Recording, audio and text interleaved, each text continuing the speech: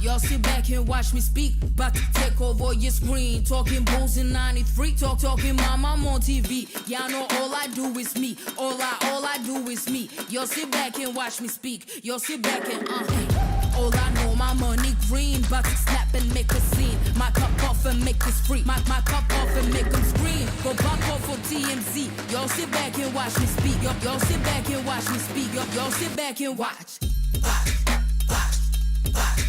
Watch me.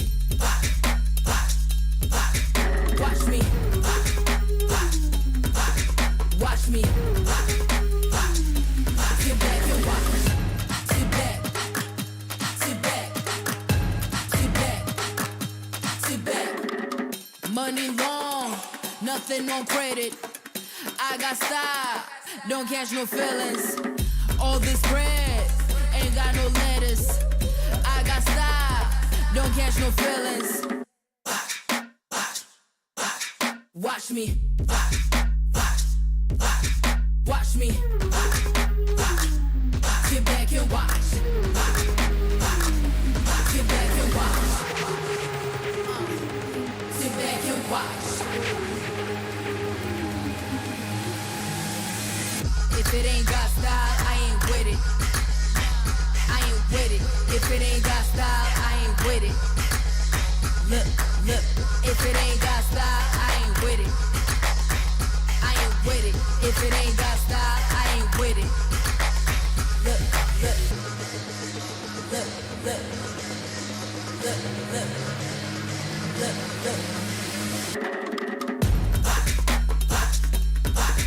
Watch me. Sit back and watch. Watch me. Sit back. Sit back. Watch me. Sit back and watch. Sit back. Sit back. Sit back. Sit back.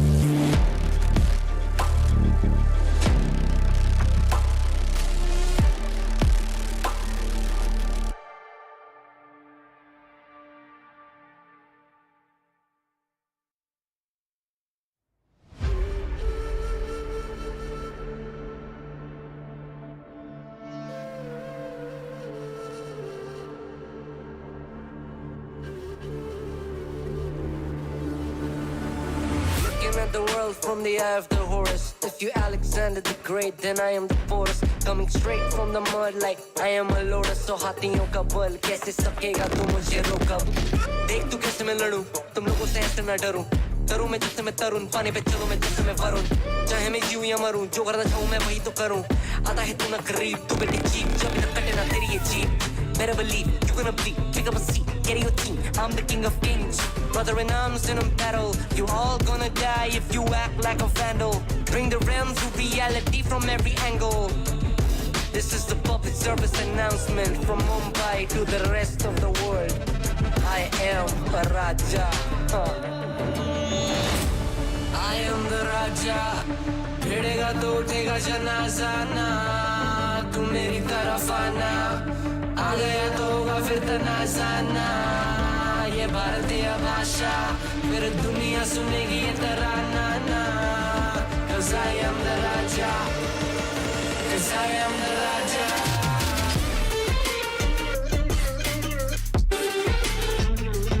I am the. 'Cause I am the Raja.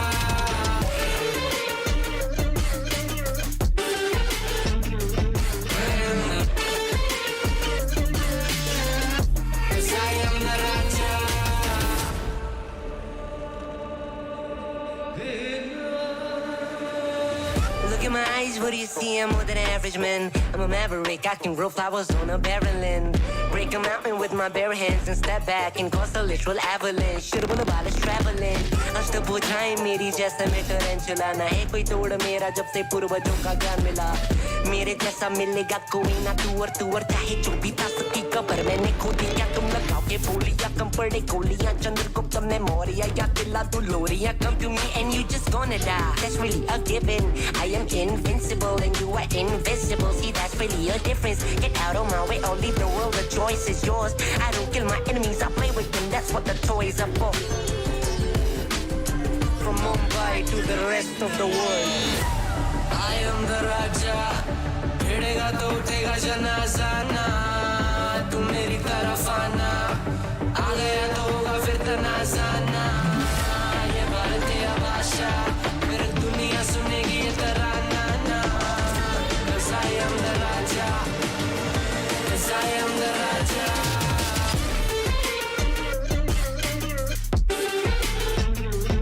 I am the. 'Cause I am the Raja. Put your back down on your knees. Would you just surrender? Put your back down on your knees. I am the.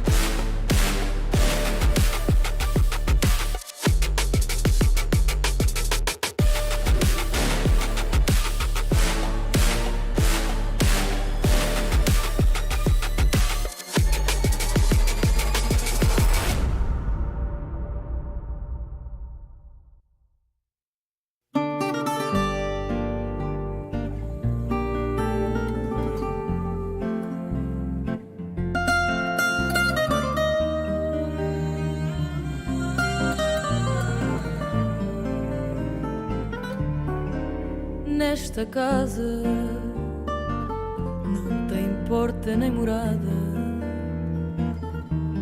as janelas são fechadas, guardam tudo o que restou. Mandei o recado à lua que agora é só tua, mas ela não chegou. Dizia que encontrei um passarinho que não queria andar sozinho neste céu que se fechou.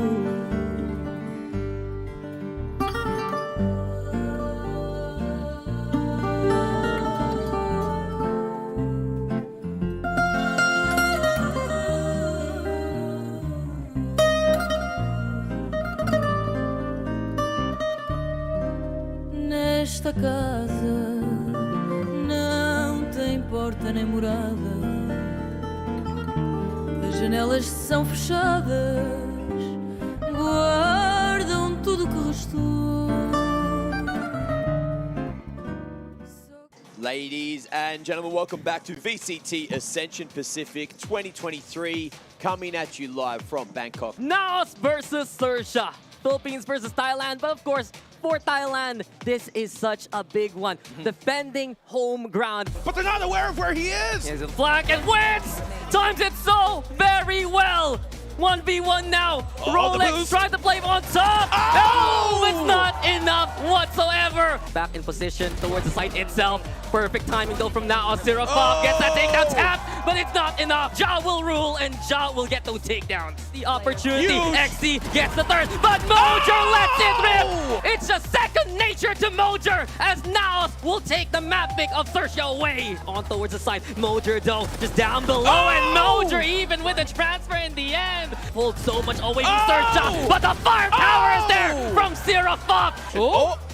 Zero Pop. Zero Pop, what is that? The discipline! And instead, it's Zexia with all the right answers. 2 ops are better than 1 here for Naos. And now yet again, unless Ja can get this danger close kill. Yes, he does! Scrap LBY, and that he does. Does reload though, an inopportune moment. Alert instead, and there you go! Alert again! The sirens ring, and Zexia. Already Mojer is gone. The flank potential, and they line up for XC even. It's now swept away by Zexia yet again. They leap into the fray, and they will take this day. Is everyone up at home? Sell us on the bleed story. You got to do it here. You got to do it now. Who's going to come out on top? Well, let's find out. And they also go for the fault line play. Scarz here going for contact, but Neff is ready for it instead. Neff with another one. Neff with a third. And Bleed Esports yet again. Keep away instead. And here comes Juicy yet again. 2 down immediately. Scarz is hurting here. And Juicy looking oh so stellar indeed. Also the lineup in position. Juicy buying time as well. The flames are there. And Scarz cannot handle them whatsoever. Bleed Esports, this is a standard being set. And they will still take the round and the map. Scary! That's terrifying timing! He gets the one, gets the second! And now it's a 2v1! And Scary, the hometown hero himself! Operator in his hands, he gets the one, can find another, he Yes, does! he does! The third coming up his way! He gets a triple, Darion! Absolutely insane! Spots out Neff though, lets it rip! Out in the open, he wants to catch Allen out! But too many bullets! Bleed will lose on Pearl this year, and we go for a third map. Can he get in position to prevent the defuse from happening? Now he's spotted here by Scarz, and Scarz wants to fight, but Scary gets 2 by himself. Scary gets a third, but the halfway marker, they ran as you mentioned. Here comes Crystal and Toranako, and some unexpected firepower. Bulldog gets 3! Toranako! Juicy's done! Toranako with the quad! What? We've seen this from Scarz though, to try and cover the cross, but Neff is just so patient. And Neff, before we get even started, 5v2, well, like 5v none.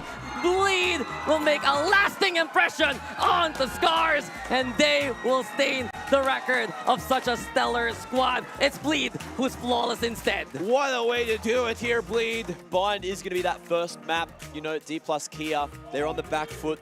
We didn't get to see too much of them, honestly, up against Bonkers yesterday, and it's their second foray into Ascension Pacific. They're supposed to be a favorite. Let's see if they look like one.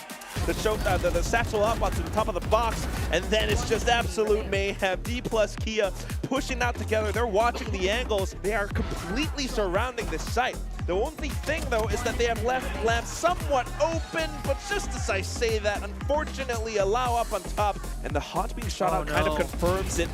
Rawfield dancing up in the air, but it's still being held. He tries to hold his ground, tries to crouch and spray, but Estrella says, no, this is my game. Things off with allow. But Rawfield, oh my God, look at how courageous this guy is. Into the fray with the shorty, finds 2 kills, Tesseract from behind. Shake up D plus Kia here, but they gotta be careful. But that is 2 head taps, and this could make it easier for RVK at least. He has the hand cannon, and he has the push. Yes! And RVK hits it, all set up, of course, by his teammate, Rawfield. Great clutch altogether. 3 kills in this round, and he sticks the defuse, gets it halfway, but turns around the wrong side.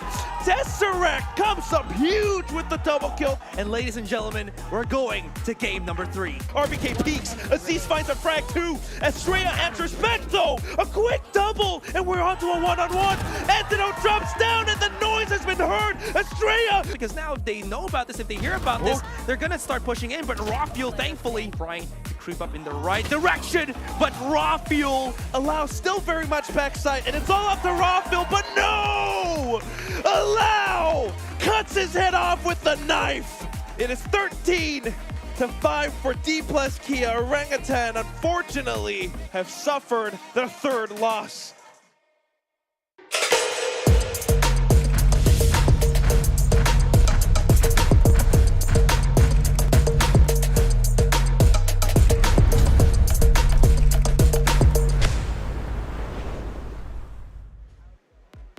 Damn, it's a good afternoon to be a fan of Valorant if you're in the Asia Pacific region. Welcome back to VCT Ascension Pacific 2023, and today we have higher stakes than ever before. The first team could be fully eliminated from making it to playoffs today, depending on how everything goes down. But of course, welcome back to the show. I'm Mac.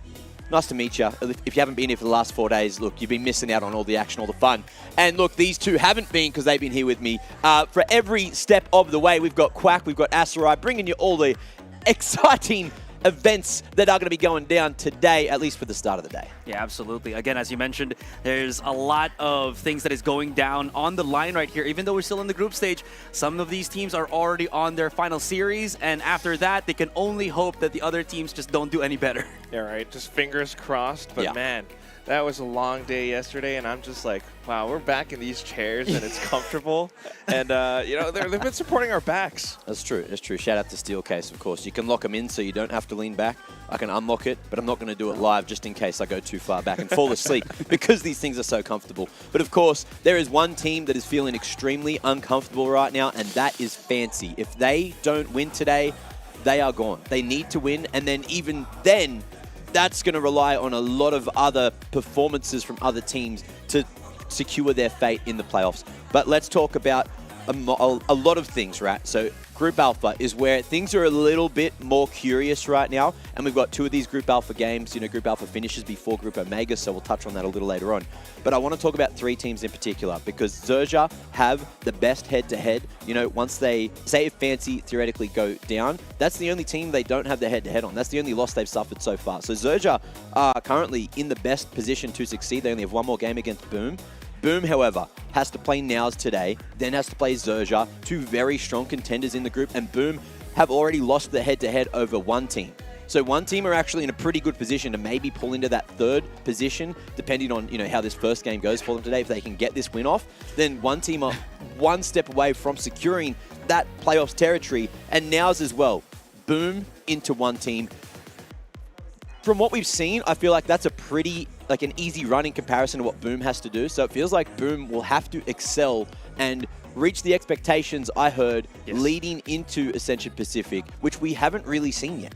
We did kind of get a glimpse of it, I think, because they did have a rocky start, but then, you know, they got their heads into the game. You saw how Severin was talking about it during his interview with Asara, mentioning that, all right, we kind of underestimated our opponents at the start, but now they're here. Now they're starting to get a little bit more warmed up, and I think they have the potential to really turn this whole group around. Yeah, but of course the stakes are they've already lost a very important game. They've lost a very important head-to-head, which on paper, leading into Ascension Pacific, they would have said, look, that's a game, we'll tick it off. But one team, you need to say, they have certainly gone above and beyond in terms of our expectations. So many people put them at the bottom of their tier list, saying they're not going to do anything here at Ascension Pacific, yet they keep on keeping on. And Xiaoyu, mate, he is right up towards the top of the statistics, and for a reason. The rest of the team around him also lifting, also doing such a spectacular job. And this is just Group Alpha. Group Omega, I don't even want to touch on that until the end of the day. Asarai, what are your thoughts on this one? For Group Alpha specifically, Yeah. I honestly felt that, again, the early woes, the first series jitters of the teams are now starting to fade. We're seeing a lot more performance from what we kind of expected from them, and you do see that from the highlights that we've seen, primarily from Sersha, primarily from Boom. I'm still unsure about Naos because they did still lose that series against Sersha yesterday, as we are seeing right now in the highlights. So there's still a lot of things with that, but the biggest factor here right now is that they still want to get into that top 3, but there's so much competition here in Group Alpha. It's going to be really difficult, but thankfully, they still have 2 more series to go for a lot of these teams. Yeah, and you guys, of course, finished yesterday. You got to sit back with me, watch this Scarz and Bleed game. I'd live through that again every single day. I hope we get both these teams going through. I hope we get to see them in the playoffs in front of the bigger, liver audience. Not that this audience wasn't alive for that one yesterday. It was loud as all hell. And then, of course, this game didn't necessarily knock Orangutan out of Group Omega, but there has to be like a 1% chance for them to make it through, and their fate is essentially completely out of their hands now. It relies on them beating the final team that they have to play, and so far, D+ Kia, it's their first win that they got on the board, and now they can start their tirade. They look like a completely different team to the first day we saw them. And it feels like that just seems to be the trend of the tournament, right? Everyone having so many jitters up on stage. But when they hit back, when they get into that second game, they just look so much better, like a completely different team. Yeah, I think watching these games and how everything has played out so far, first of all, of course, Orangutan, their next opponents are going to be Bonkers, and that team has been going crazy. So Orangutan really has to take today to prep and study up. Meanwhile, for D+, yeah, I mean, it's also a sort of difference in styles and how they were able to kind of perform better. They woke up. You see Allow getting a lot of crazy highlights, and I think Lakia giving that impact as the initiator as well. But then you got to think about the match they're about to play today. Yeah. Scarz versus Bleed. Yes, that was a crazy highlight. But taking a look at the standings, there's one clear outstander, and that's going to be Bleed Esports. They haven't lost a single game. They're the only team that has the opportunity to make it through undefeated. And I'm still thinking about not tomorrow, but the next day. They've got that game, Bonkers and Bleed going toe-to-toe, because we saw Bonkers come out with a spectacular performance a couple of days ago, and they've had a few days off to sit back and watch exactly what Bleed's going to be throwing out there into the ether. Bleed and D+ Kia, that's going to be a game that we get to see later on today, which brings me to my next point. Bleed's run to the end of this group stage is D+ Kia and Bonkers. I feel like that is kind of difficult, but then you're looking at D+ Kia's next 2 games. They've got Bleed, and then they've got Scarz. Ooh. And we know Scarz have just been this complete outlier. Look, coming into the tournament, everyone, it's almost a similar story to what one team have, right? Everyone's like, look, they're sort of in their own little region. They're not really getting that much prac. They don't really have such a strong region, right? But then coming here, they've just defied expectations again, shown everyone what they're capable of, bringing in a little bit of Russian superpower as well. Jim Keen, still at the top of the stats there with Juicy. But that's really what it is, right? It's a battle of who is going to be the star of the tournament going into the playoff stage. We have so many storylines from individuals as well as these teams. There's so many star players. What more can we say? There's so many names. You have the J's, but you also have the X's, the Xiaoyus. Yep. And there's so much to think about because all of them have different personalities, different kind of vibes that kind of inform the way that they play the game. And you can expect some of them to, be that courageous to go for peaks time and time after again. And sometimes that can also lead to them getting punished. So just thinking about the matches that we have today, wow. I'm running through the scenarios in my head, and it's going to be a fun one. Yeah, and what's kind of interesting as well here, real quick, is even though we've kind of given a bit of stereotype or maybe play style to each and every region, it's so different still what they're bringing here into this tournament. Well, you're talking about creative play styles for the regions, then Fancy United springs to mind straight away, don't they? It's going to be Fancy up against one team for the first game of the day. And if you haven't seen them yet, here they are once again. We got Jim, Physio, Yes I Can, Nizzy, and Heisey. And you're looking at Nizzy, of course, he's that duelist, he's the crazy guy that manages to pull up the Yorus, the Phoenixes, all the crazy left of outfield bloody picks. But Yes I Can is the IGL and the top performing IGL so far here.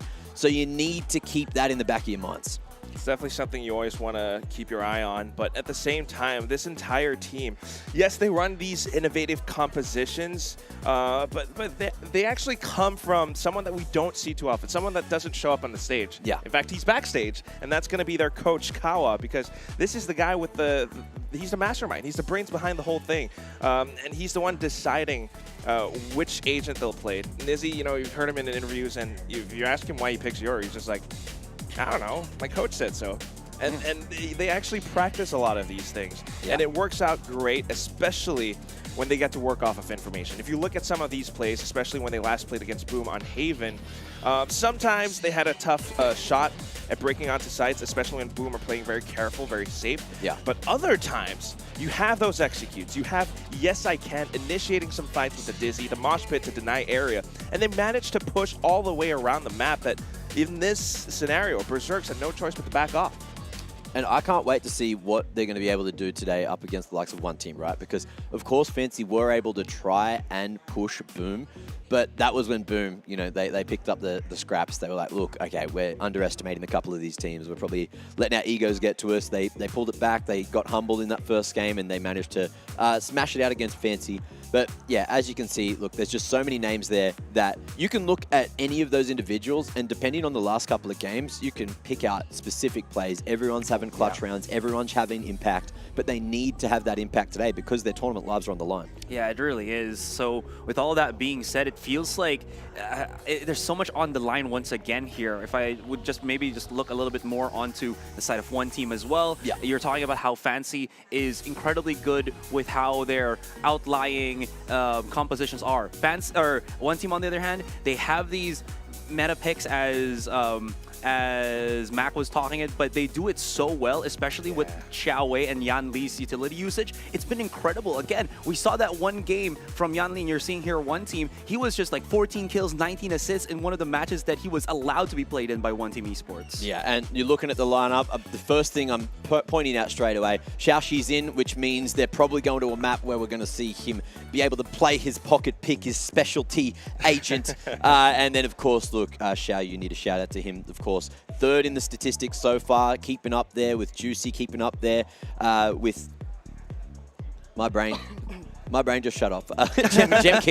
Gem Keen, of course. So look, third in the stats, and he has been the reason one team has started to turn heads and to cause these upsets, right? Jiawei has been so clutch. He's, you know, pretty high in the statistics considering he's calling from the back line and also setting up Xiaoyu, right? The amount of times we've seen Xiaoyu make his way into sites off the back of spectacular flashes, spectacular coordinated utility is just a sight to behold. And that's why I feel like one team, their structure is what's winning them these games. Absolutely. And that's a strength of one team that I don't think Fancy has up until this point. They have that structure, but the thing is, they can also make that without having a tremendous lead compared to Fancy. That feels like Fancy needs that that momentum to drive them forward in one of these rounds. But one team, they're always calm, they're always cool and collected, and even though they're losing some of these rounds, they're still going to be willing to play their own game, and it somehow works magnificently for them. And you watch it just in this highlight as well. I mean, this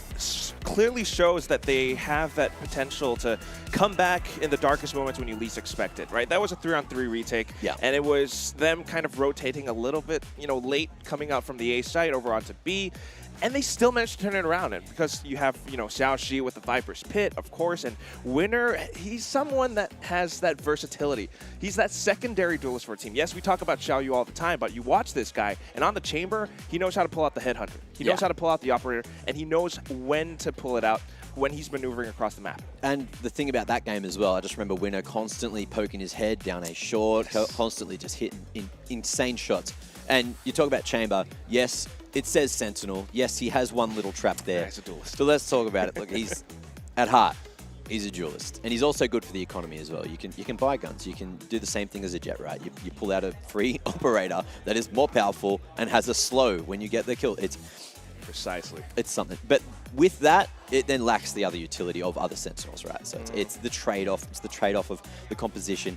But do you think we're going to be seeing that today? Do you think that we're going to be seeing Bind in the series? I think high chance. Okay. It comes down to these two players to me, honestly. I mean, yes, I can. He's the IGL, and he does a lot of calling.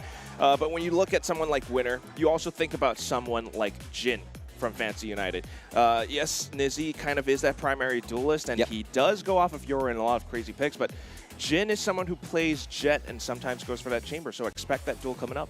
Yeah, there's a lot of head-to-heads that we aren't going to be seeing plastered right in front of your screens here, but there's also a lot of things that I think is very different from Yes I Can as well as Winner. Yes I Can, on the other hand, I feel like his clutch factor is there, but more than anything else, they definitely need his setups. You do see how much big of a struggle Nizzy and Jin get into when they don't have Yes I Can. Winner, on the other hand, he can play by himself and he creates that tempo. So it's really different gravitating plays that give different benefits for both of these teams. Yeah, I want to see exactly how one team deals with Nizzy's, crazy strats as well. And depending on where we go, do you think we're going to get some Haven? Do you think we'll see that Yoru come out? Or do you think we'll go to Pearl again? They do love to sort of flex that map. But we've seen them play a lot of maps so far. The big thing about Fancy is we talk about how one-dimensional they were before as well, and how it feels like their map pool isn't as big. Coming into Pacific Ascension, it feels like it's actually gotten a lot bigger. Again, one of the most notable ones that we've seen is the Fracture and how aggressive we've seen them play, even though Jin can play on that Killjoy. There's a bit of being able to bully out opponents in that map, so we might see them try to ban that out. One team, will try to ban it out. But aside from that, I feel like Fancy is going to be fine playing in any other map as well, because they're just willing and they have so many compositions to just, again, make use of. That's precisely something I'm thinking about. If they're that strong on that map, then their opponents are going to want to ban that out. So there's so much to think about in how they want to play and perform around this. For Fancy United, they need something that will surprise their opponents, something that one team is so uncomfortable on, and that has to be one of those maps that we haven't seen them play on yet. Well, who is the favorite for this series? That's my question. So let's see if we're going to be all on the same page or all on a different page for our predictions. Let's bring them up. Let's see what we got, huh? We are on one team. Ooh, you both went for Fancy, huh? You like what you see from Fancy? I feel like one team's just looking too strong. Mechanically, just gifted, man. I definitely do agree with that, but I feel like Fancy has a lot more to offer in terms of firepower altogether. So I feel like one team, even though they have that great front line with Xiaoyu and the great back line with Winner as well as Rainy, I don't think it's going to be enough. So Fancy all the way for me.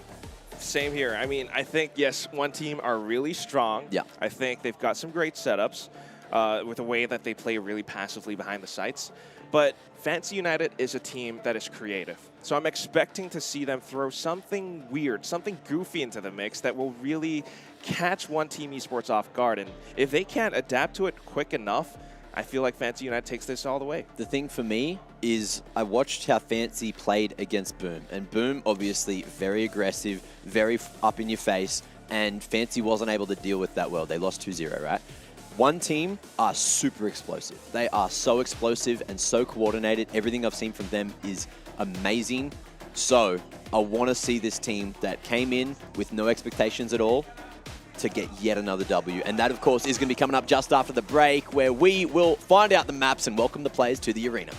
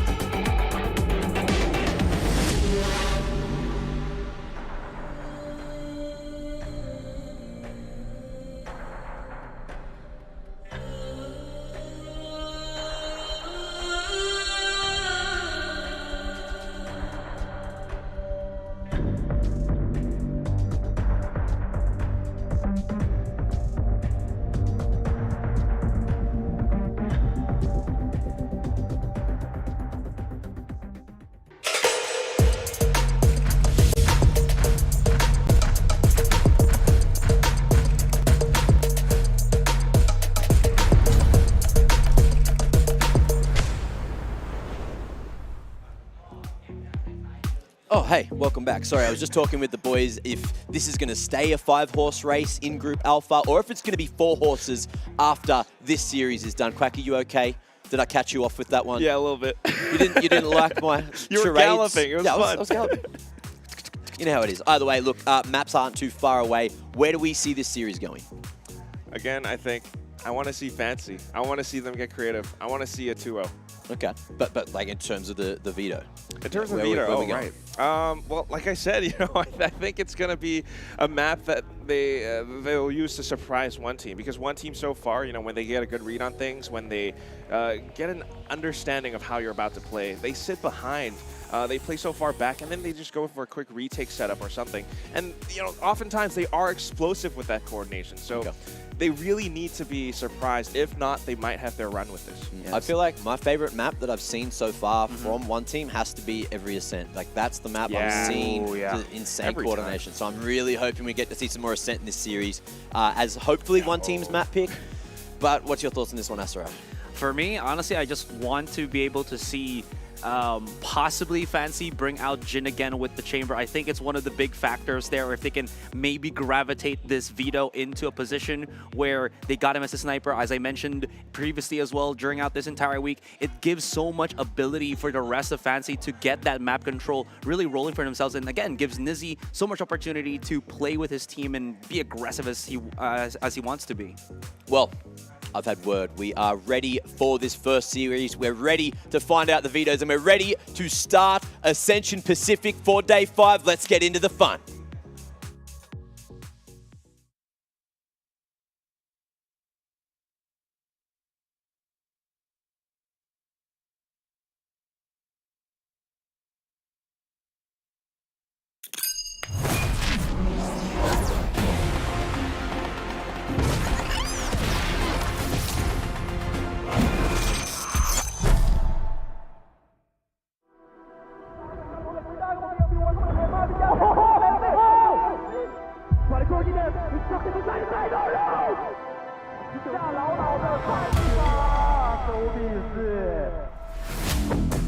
The battle in Ascension, I think it's gonna be really tough. It will be challenging, it won't be easy. It's gonna be very chaotic. I think this tournament will be very hard and a lot of pressure. Buat tim yang tanding di Ascension, we can't just play not to lose. We are here To make sure mistake won't happen again. So I think friendship is something which makes Orangutan different from all other teams. Just want to say, are you guys ready? Because we're coming. As the home team, I want to show them that, and we have lots of strategy and firepower to beat any team in the world. Mình muốn thấy những điều bất ngờ ở giải đấu này, chẳng hạn như những ứng cử viên vô địch bị loại ngay vòng bảng.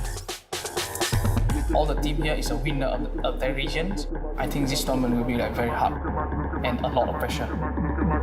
We won't scare anyone. Bleed has no fear. Do we play against Ascension teams? Yeah, we need ready for it. we feel like we didn't get the opportunities that we deserve, and we're gonna prove why we deserve to be here. 저희는 칼에 갈아고 나온 게 아니라 뽕을 들고 왔기 때문에 都已经在这里了，我们不怕，来吧。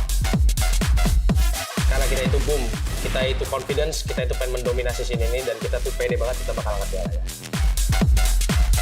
You better bring your A game, because we're not gonna mess around.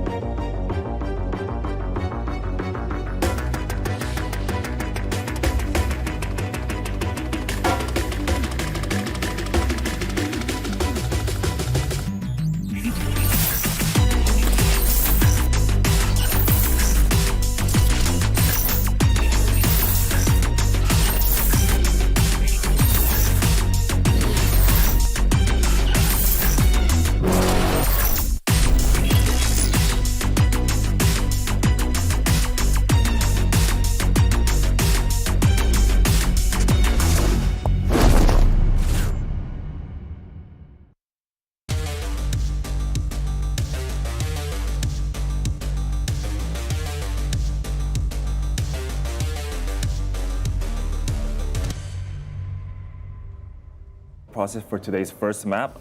Fancy is Team A and 1 is Team B, so we'll begin with Fancy banning the first map. Lotus. Fancy bans Lotus. 1, will you ban a map? Ban Fracture. 1 bans Fracture. And Fancy, will you pick the first map? Split.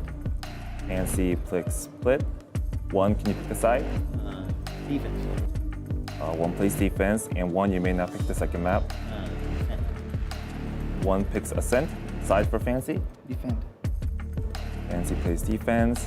And Fancy, can you now ban a map? You have Haven, Bind, and Pearl left. Pearl. Fancy bans Pearl. 1, will you now ban a map? It's either Haven or Bind. Ban Bind. 1 bans Bind. Final map will be Haven. And Fancy, will you choose the side for Haven? Attack. All right. I'll have a quick recap. So Fancy bans Lotus, 1 bans Fracture, Fancy picks Split, 1 will play defense, 1 picks Ascent, Fancy plays defense, Fancy bans Pearl, 1 bans Bind, and final map will be Fancy playing Attack on Haven. You good? Good. All right. Good luck and have fun.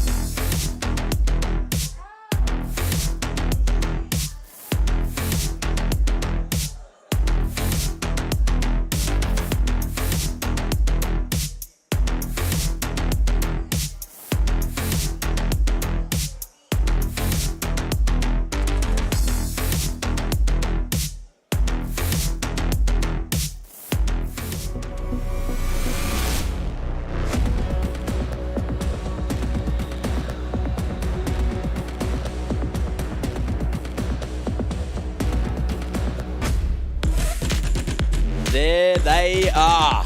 Fancy looking as funny as always. Nizzy with the bloody walkout, looking like a cowboy. Yeehaw! But of course, let's quickly touch on the Veto. Kicking things off with Splint, moving into Ascent, and then Haven to close. So I got what I wanted, and I feel like you might have got what you wanted too, Quack. A little bit. They kind of both went into their own strengths, and it also kind of worked against their own weaknesses, because Split is where we saw Fancy having a great run over Zexia. Meanwhile, Ascent, again, you know, you talked about it, that's one team's strongest map by far. Yeah, I'm keen to see map 2 more so than I am map 1, but I am extremely interested in how map 1's going to play out. Of course, Fancy, they got a W the other day on Split over Zexia, which is a pretty tough opponent, all things considered.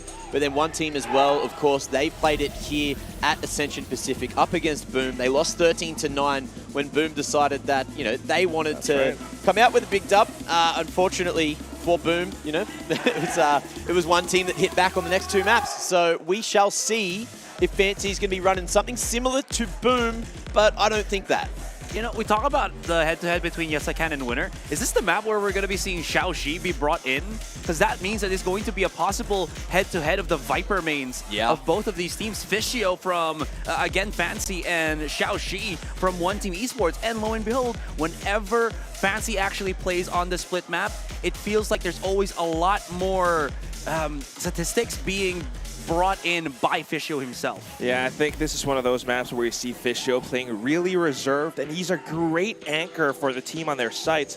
And if you think about how One Team played this before, that is where Fishio will shine, because One Team struggled on the attack against Boom Esports. They only got, you know what, like maybe 5 rounds, I think, during the first half, or 6-6 actually, maybe not too much, but the main thing is Xiaoxi's also a guy to look out for. What He is I that would sub-in. like to quickly mention too is at the end of the Veto video, I don't know if you noticed, but both the one team guys were just smiling. They were really happy with Haven coming through as that third map. So I feel like the whole Veto might have been what they've prepared for. At least that was the vibe I was getting. Now, let's talk about agent comps. Are we expecting it to be the same as what we've already seen from them this tournament? Well, you're looking at it now. It's definitely that. And there it is. My head-to-head for this split map is Xiaoxi as well as Fisho. Even though Xiaoxi didn't do too well on that last series, every other game that one team have played, Xiaoxi has performed quite well, as well as Fisho. So don't count these two out. They may have gotten just a cold start, but now they definitely heated up in these past couple of days. One team, of course, coming through. Double controller, double duelist. Jiaowei's going to have some insane impact with these flashes to allow them to play their best game, but it's on the defense, right? So you're expecting them to be looking for some mid-control, maybe going for the aggressive pushes. Of course, you've got Xiaoxi, who's been very, very solid every time we've seen him on this Viper. So he's got to play that pseudo-sentinel. Fancy United, on the other hand, they're going to be starting on the attack. They've got the double walls. The Cypher might not have as much impact in the first half as in the second. So it might be that second half Fancy United are playing for you. This is what I want to see from Yes I Can as well. I mean, he is that IGL. He is that guy playing this Astra, which requires so much coordination to pull off. But if you can do it, if you have the stars, you can control the map that much, it will bring Fancy United a strong attacking half. Absolutely, and look at this one team again having Winner on his Raze. We talk about how good he is on the chamber, not the Jin, but don't forget how strong he can be as well on that particular Raze. He does sometimes decide to go for the shotgun plays as well, which has been really strong in this split map in particular. 100%. You know, we've seen some crazy shorty plays already. I feel like Xiao Yu might be getting around a little bit of that as well. And you remember how accurate he can be with those knives. So we'll see what kind of impact they have today. In terms of ultimate impact, I'm kind of liking what I'm seeing a little more from Fancy. You know, you got the Breach there, you got that Rolling Thunder, which can fully clear out sites and just make those rounds come in droves, especially in the first half on the attack. Very useful tool. But again, you've got a double duelist. There's so much to think about. Yeah.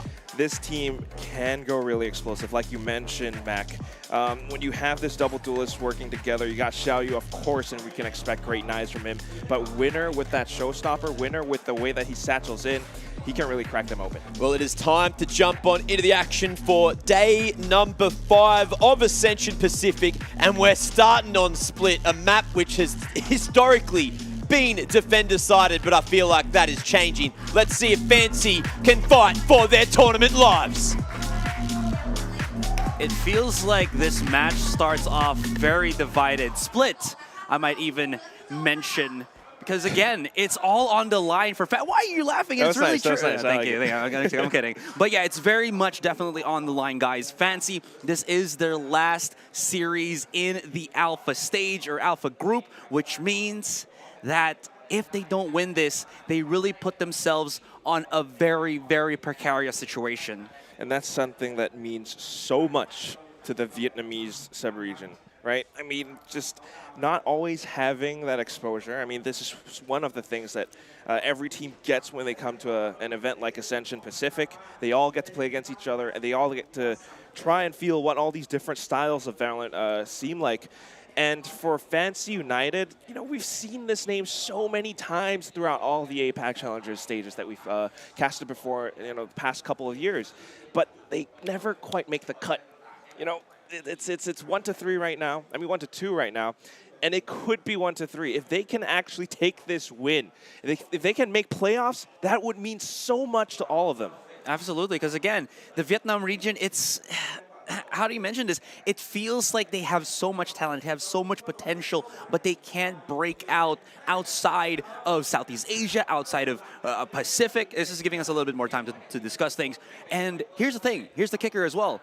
Lo and behold, who are the most known players from the Vietnam region? It's Crazy Guy, he plays on Bleed. It's the one player from Cerberus with the name with the F, but he has also played in a different region again. Again, it feels like every up-and-coming star on this particular region has been just leaving the region, joining another team, and finding success there. It's never been one from their own homegrown heroes, which has been so honestly frustrating if you're one of, you know, the fans of Vietnam and Fancy altogether.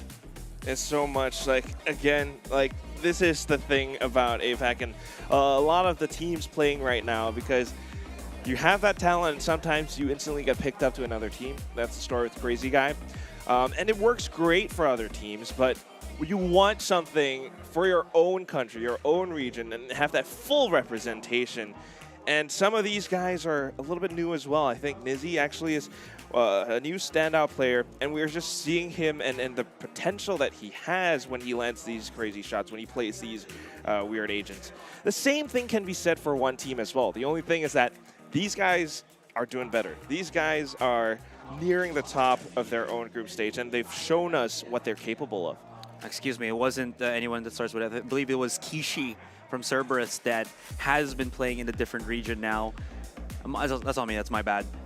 One team, on the other hand, though, it's kind of the same story, Quack, here. Not gonna lie, if you think about things as well, I think it was Dax that mentioned it when they started the groups on day one, where it feels like there's no true one representative from the Hong Kong, Taiwan region, because it feels like that region always has to go through some strife, whether it's restructuring on the tournament, a lot of the teams disbanding after the one big major tournament, and then they have to restructure over and over again. There's no success that comes out from Hong Kong and Taiwan that has really lasted on the minds of the fans, of the viewers. But now, with this breakout team that is One Team Esports, there is so much they can offer for us. Both of these teams is trying to go get that breakout. Because, again, when you hear Asia Pacific, who do you think? Paper X, maybe even Team Secret, right? MYSG, Philippines, Japan, Korea, never the other ones. So when is it their time to give their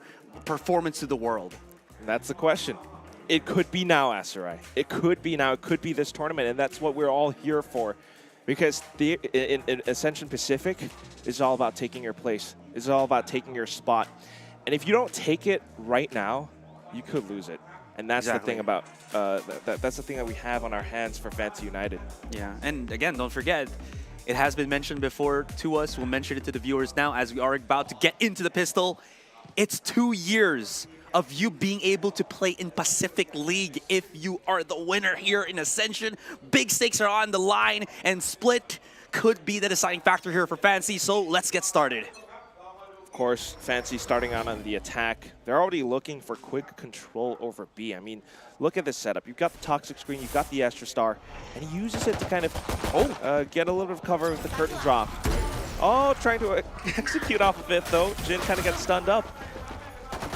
A little bit difficult for them to actually push through anything. Flashes all together, but seems like Fancy haven't really pulled the trigger to push truly onto the side because of the delay that we've seen from one team. Great flash from Xiaowei. There's the lineup with the frenzy, and they all just crumble down to the spray, to the pepper of the bullets. Only Fishu to remain. He's fighting, tries to get back into the corner, but Rainy on the quick chase gets him, and one team deny any access and any plan on B. That was not supposed to happen.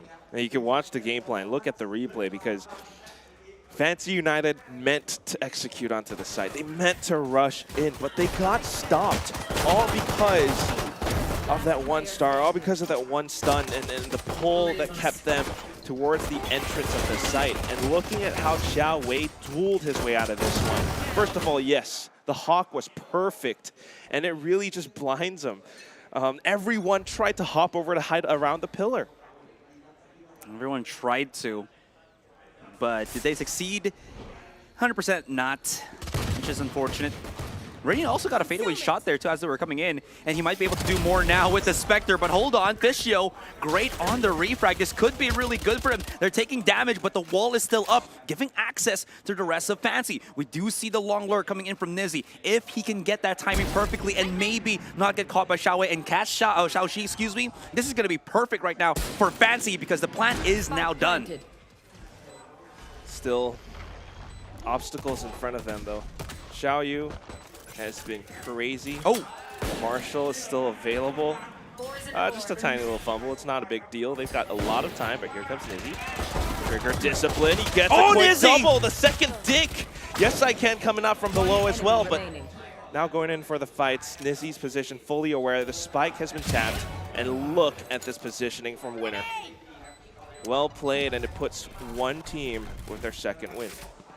Still kind of feel a little bit there for one team. That was pretty difficult for them to try to re-encompass, but of course, the duelist comes to play. Xiaoyu not wasting any time to showcase what he's got, even through the cloud burst. My goodness. Could have been something that Nizzy was able to do, but yeah, Winner just so prepared to counteract that B having control, and lots of faith on his teammate to actually deal with the players stuck on the B side. Like you mentioned, Asra, it's still a good win, right? You know, they did a lot of economical damage, and that's why we're seeing one team with a judge this round. 2 Spectres, and Sheriff. Of course, Fancy looking to break things open. They watch the angles. Xiaoxi kind of peeks into it, and that's the first problem of the equation gone. On to the next, and that's into Garage. But look at the aggression coming out from one team. Unfortunately, they do get punished, but it's a good attempt nonetheless. They wanted to pull off some damage with those 2 Spectres that they had. All of these picks, though, just means that their defenses are weakened now, and Fancy United has so many options. You got to pick the right one, though. I don't know about this one. Well, there's no star in front of Rainy, right behind him for an exit strat. So if Nizzy can just wait a little bit and not really just spam. Oh, what? Rainy went into the astral form. The timing. He heard everybody behind Nizzy, and then Nizzy was just like creeping up. Spots him. He was trying to meditate. He was trying to talk to the stars. What is my star sign right now? Where the signs all lead up to a dead stop. Bye-bye. We saw nothing. That was awkward. No.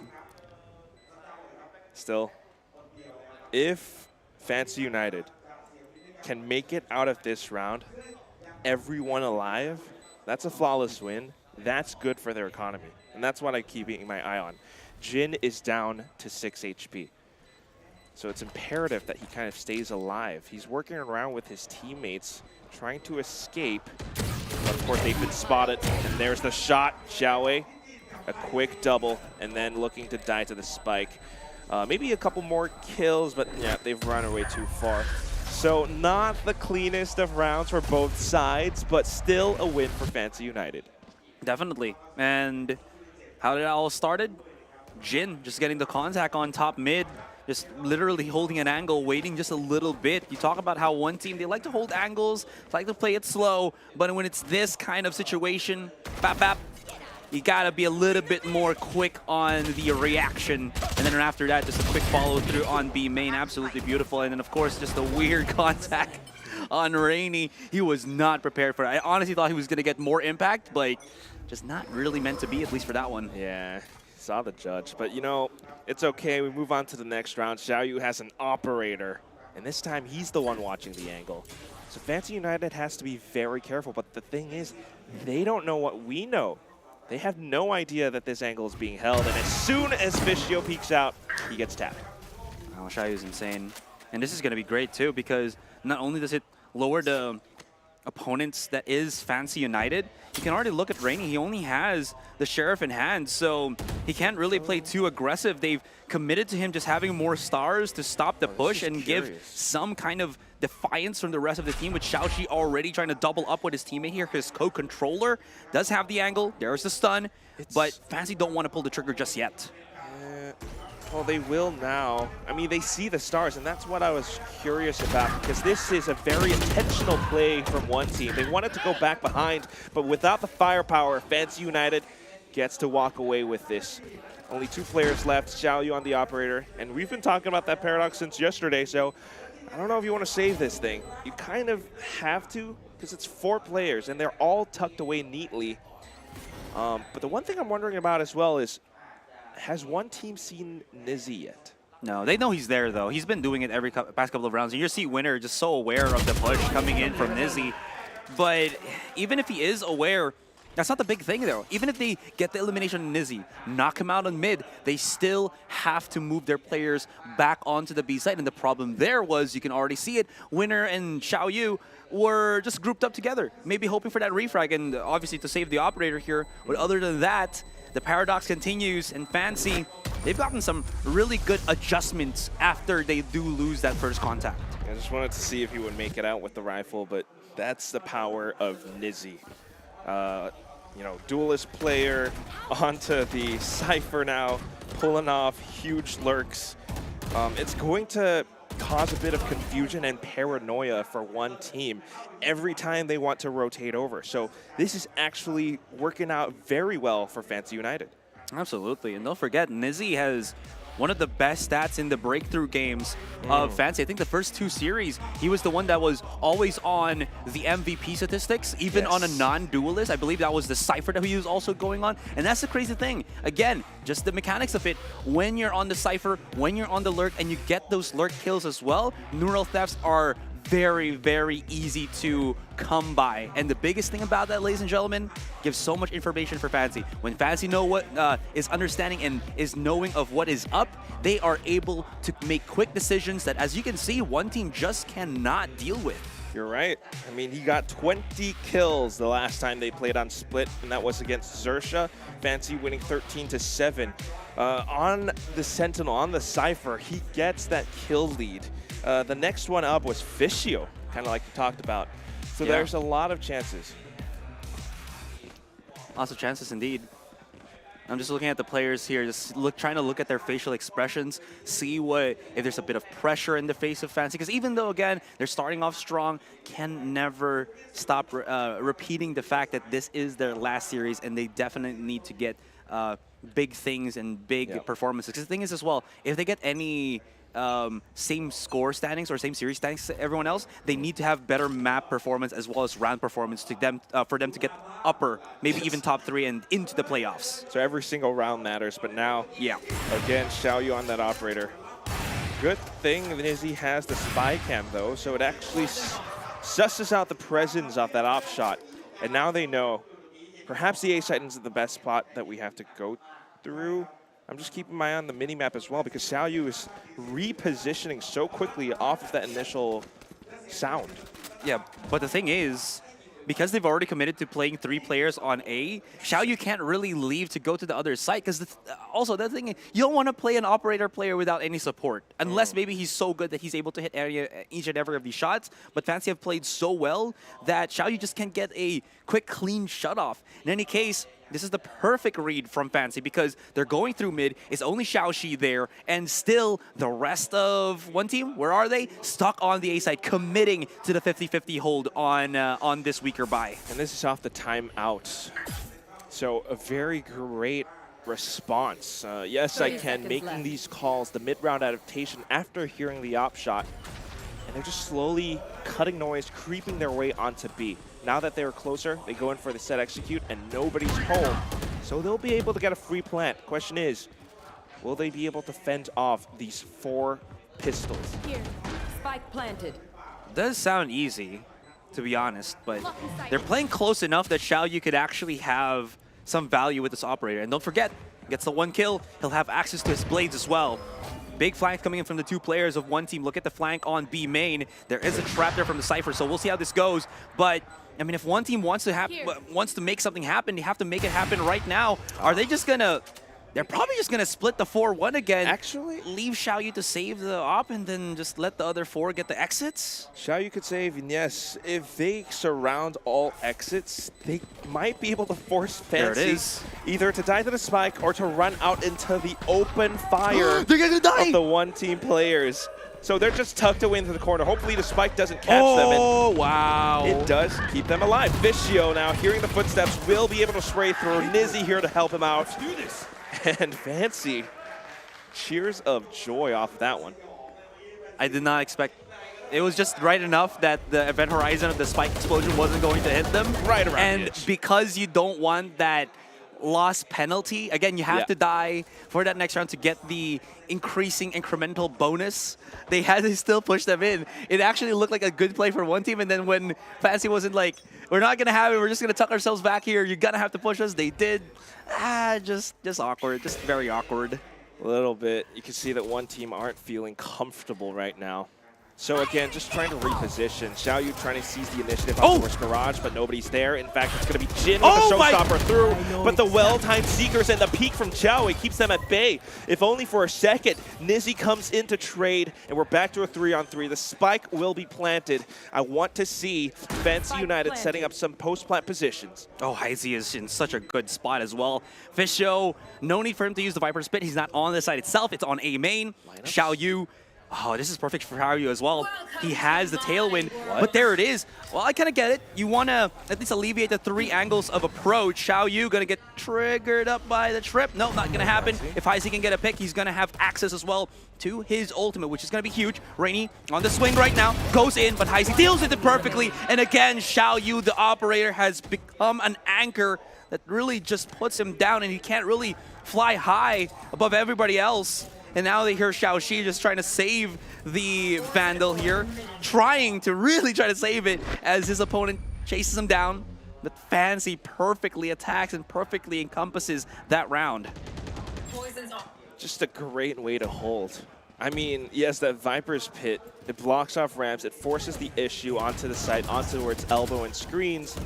But just look at how this was held by Heisey and Nizzy.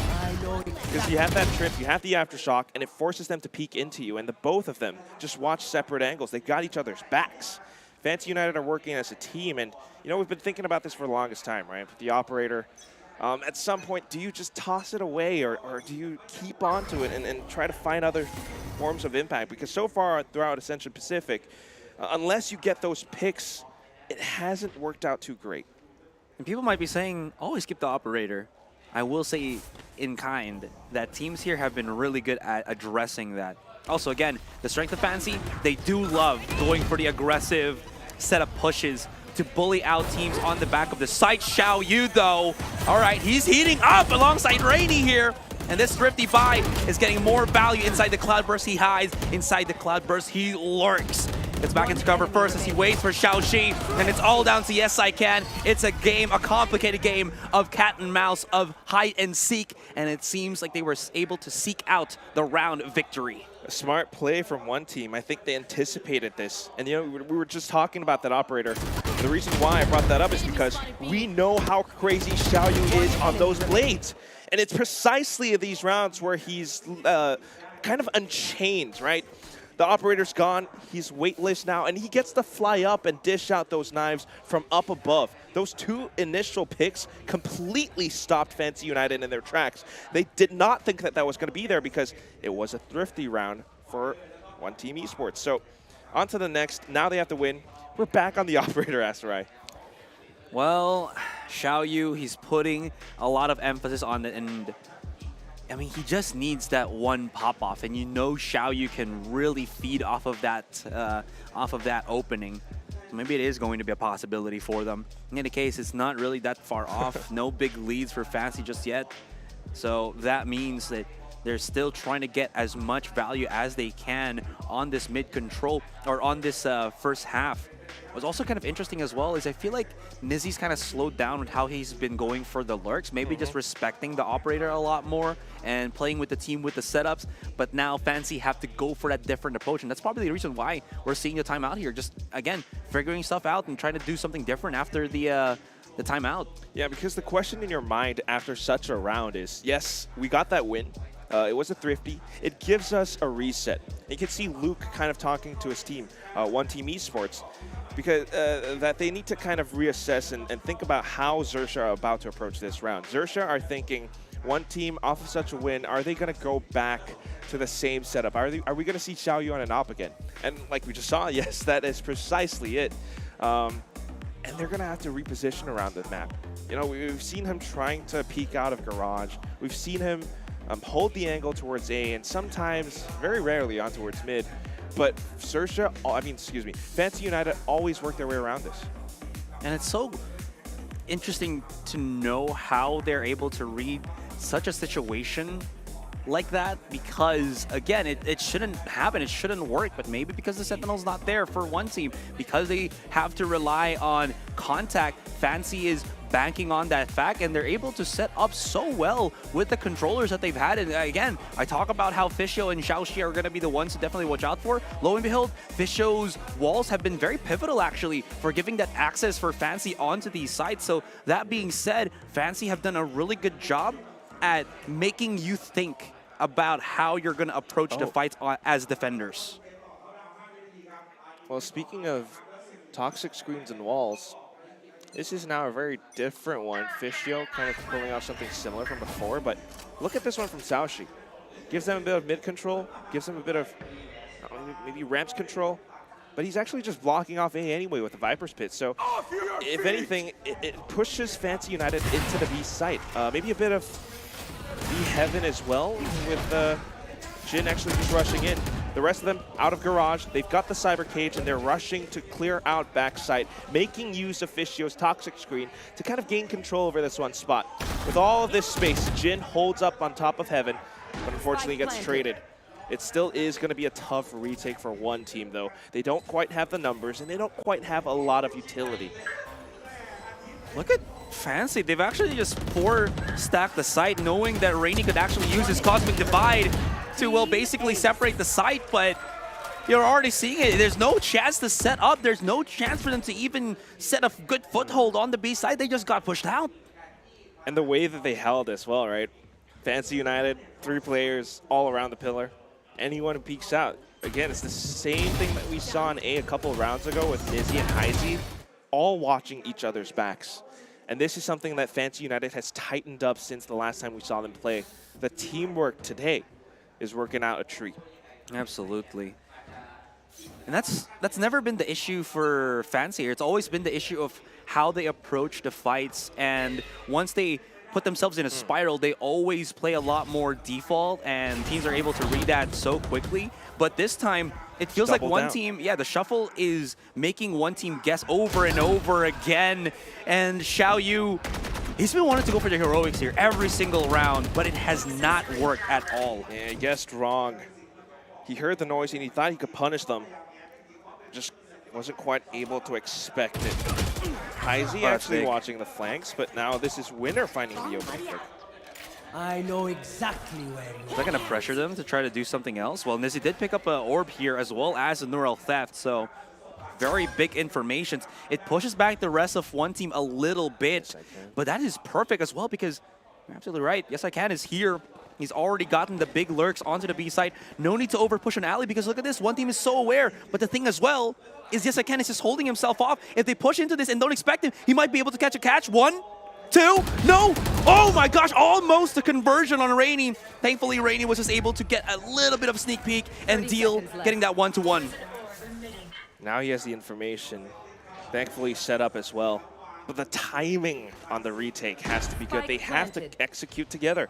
Again, utility is always spent, and that's why it comes down to the dry peaks. Xiaoxi actually able to jiggle off of it. A bit of a stutter step, and he finds one. Nizzy up from top, though, and that's going to be another frag gone. One team trying to work together. This toxic screen just gives them a bit of space, but a bit of room for Fischio to reposition as well. They turn this whole thing into a big old crossfire. Now pushing through, he finds Xiaowei, swaps to the shorty and hides inside the nebula. Oh, Rainy, what? He takes a step in and turns around on a head. He finds the shot instead. And that's going to be perfect too. I honestly thought that would have been turned over Rainy. That was his own smoke that he put up just so that he can start defusing the spike. And it was almost blasted apart by Nizzy. Look at that replay real quick. It hasn't been a good start for Xiaoyu at all. He's been trying to elevate his operator play in this start of the series, and it has not proved, or it's not bared any fruit at all. It's been so problematic, but in any case, one team, the back end, the backbone is doing so much work here, especially with Rainy and Xiaoxi just using so much of their utility to elevate these clutches. You can see in this round, he swapped back over to Vandal. I think he would have had enough for another operator, but he'd opted not to go for it. And that's kind of something that we want to see as well. I was worried if he was getting a little bit tilted, but Xiao is a little bit more reserved, and the whole team now trying to play a little bit more reserved, a little bit more default, anticipating the pushes and peeks out of Fancy. Just as they do that, though, Fancy switches up the pace as well. Now they're watching and waiting for one team to make a move. Well, one team, it's a slow starter for them. And they're going all the way around once again to the A side, but this time they've called in Nizzy to start moving around. Oh, this is perfect. Look at this. The wall from Fischio, it's being scouted by one team, so they know there's nobody pushing up onto B main, even though Fischio has been turning it on and off again. Xiao Yu's going to be on the first contact here, has to back away. No tailwind used just yet. Seeker's there, 40 seconds. They can play this as calmly as they want to, but look at the pocket given by Xiao Shi for Xiao Yu. He can have a chance here, and nobody from Fancy is even looking at it. Drop it. Show me what you got, because the plant on the spike is now happening.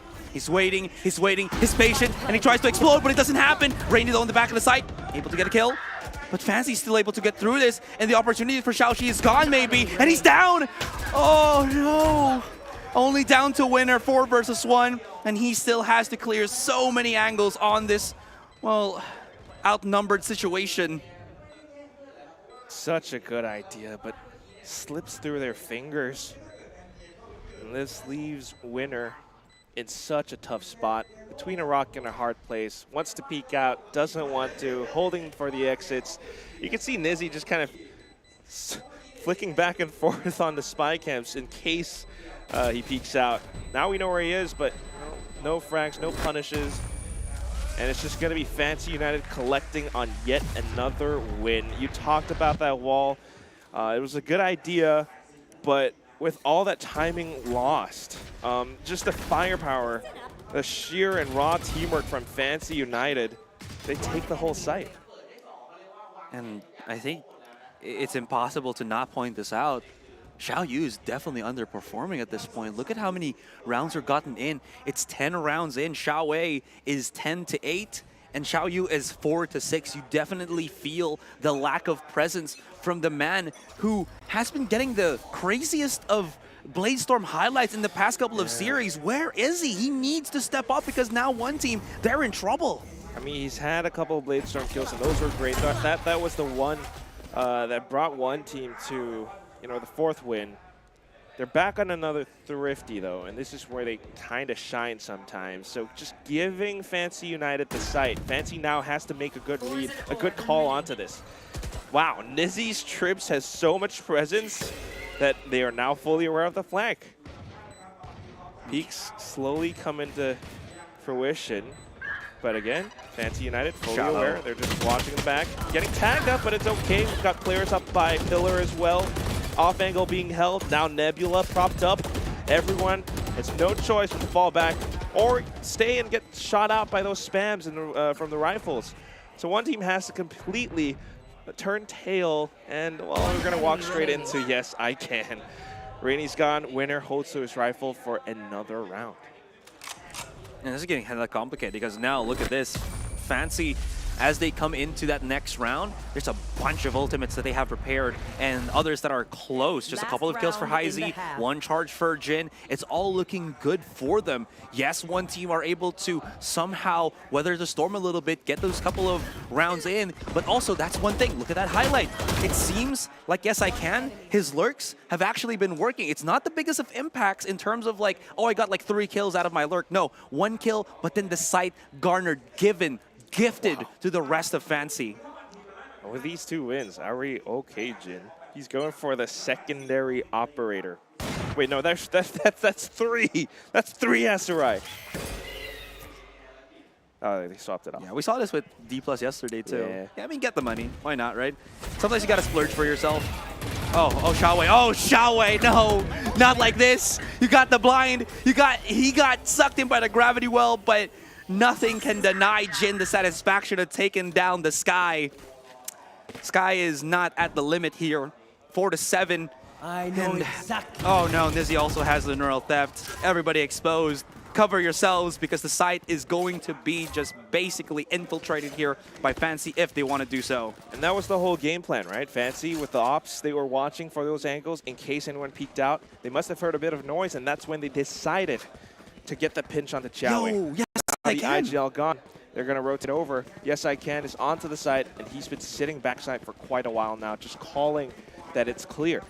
The thing is, Heaven, okay, now it's going to get smoked off, but Xiaoxi has pushed up front around Raptors, and there's a little bit of space for one team to work with. Okay, great way for Jin to explode, though. Showstopper onto Xiaoxi. Fishio and Yes, I Can just blowing up all over the site. Once more, we've seen this duelist player, Winner, as the sole survivor. How do you play against this? No choice but to peek out. Last round of the first half, and it goes to Fancy United. They thought that they could catch them in transition through the smoke or through the toxic screen, but the big problem there was Fancy is just so aware. There was, you can see the mentality there is, we're gonna put up the smoke, try to cross, but the big objective for us is actually to push through the smoke and get the catch on people that want to catch us in transition, which works so well, especially when Jin has his showstopper activated. So yeah, one team, yeah. It was a great idea, right? I mean, apart from the way that one team wanted to shoot them out, Fancy United actually peeking together outside of that smoke. There were so many targets for one team to work against, and the angles kind of favored Fancy United as well. They were just able to kind of isolate those duels as players hopped back in towards B Heaven. So you talked about the stakes before. You talked about Fancy United and what they really need out of this match. And they're kind of finding it as, right? If you were looking at map round difference as well, this is 4-8. If Fancy United can find the next pistol too, that's gonna be even more rounds for them. Absolutely. Again, Fancy look so consistent, and this is scary for a team that, again, have themselves in a desperate spot. It doesn't look like that, yes, I know, but again, if you look at the statistics, if you look at the standings, they're 1-2 at this point. They had great breakout games, but in the end, those games, those series have still resulted in them losing. So even though they've been entertaining, they've been amazing to watch individually, they still haven't gotten the dominant performance that we were kind of expecting. It's Sersha actually that have gotten that, even though I thought that Sersha wasn't as good at the start of, well, this group stage. Well, always recovering, and that's something that Fancy are looking to do as well. One team, on the other hand, now on the attacking side. This is where you expect them to do a little bit better because of their double duelist setup. But judging by how those past couple rounds have gone, again, it's Fancy United with the momentum, Fancy United with that confidence. Absolutely. One team, though. I do like how they're calling Winner to actually clear up utility first on mid. He's thrown out the grenade and somehow catches Heisey.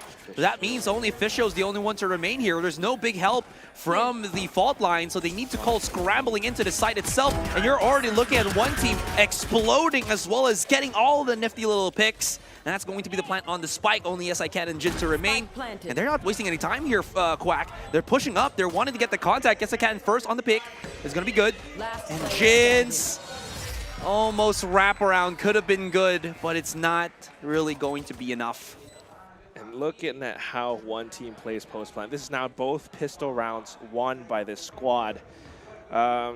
Yeah, they really wanted to press that issue and provide a little bit more pressure, right? Nizzy picking out from top of Heaven as well.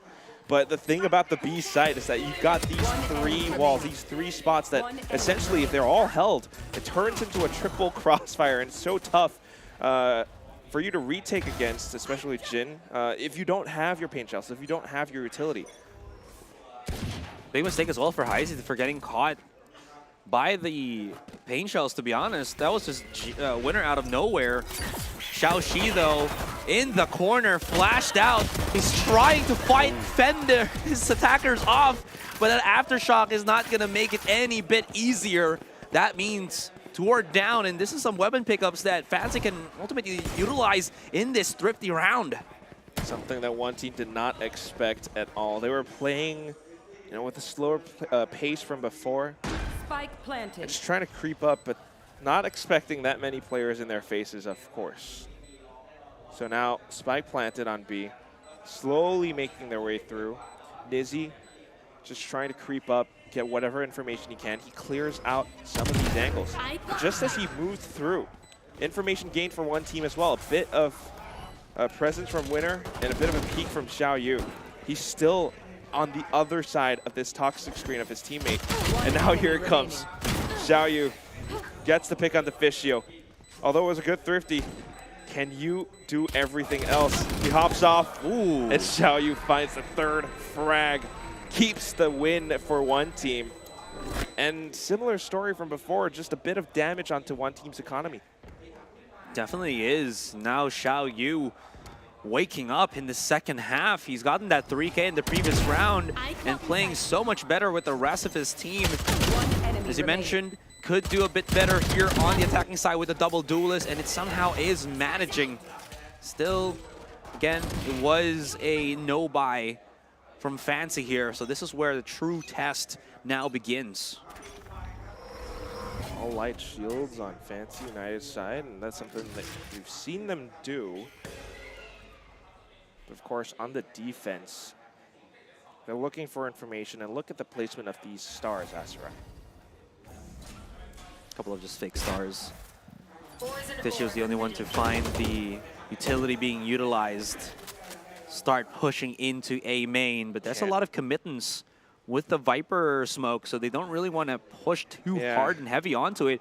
But look at this, one team, they're really knowing their strikes, pushing, or rather spreading themselves out thin, utilizing again that smoke from Xiaoxi or the toxic scheme from Xiaoxi to keep one team guessing. I also like how reserved Fancy are being with their utility. You can see that that star setup was for the gravity well and then Jin with the paint shell. So if one team decided to push through, that would have been terrible. Meanwhile, another star outside of Garage. You've got the one-way cyber cage as well. The trip just to counter Xiao Yu. Nizzy's playing this perfectly to a T. And he gets the first pick, now repositions. Teammates are already here as well. And just a bit of a pick. It's going to be Yes I Can, getting a quick triple now. Rainy, the last one left alive with a ghost, tries to go for a couple of taps, but Yes I Can gets the quadra. This earns him the Cosmic Divide.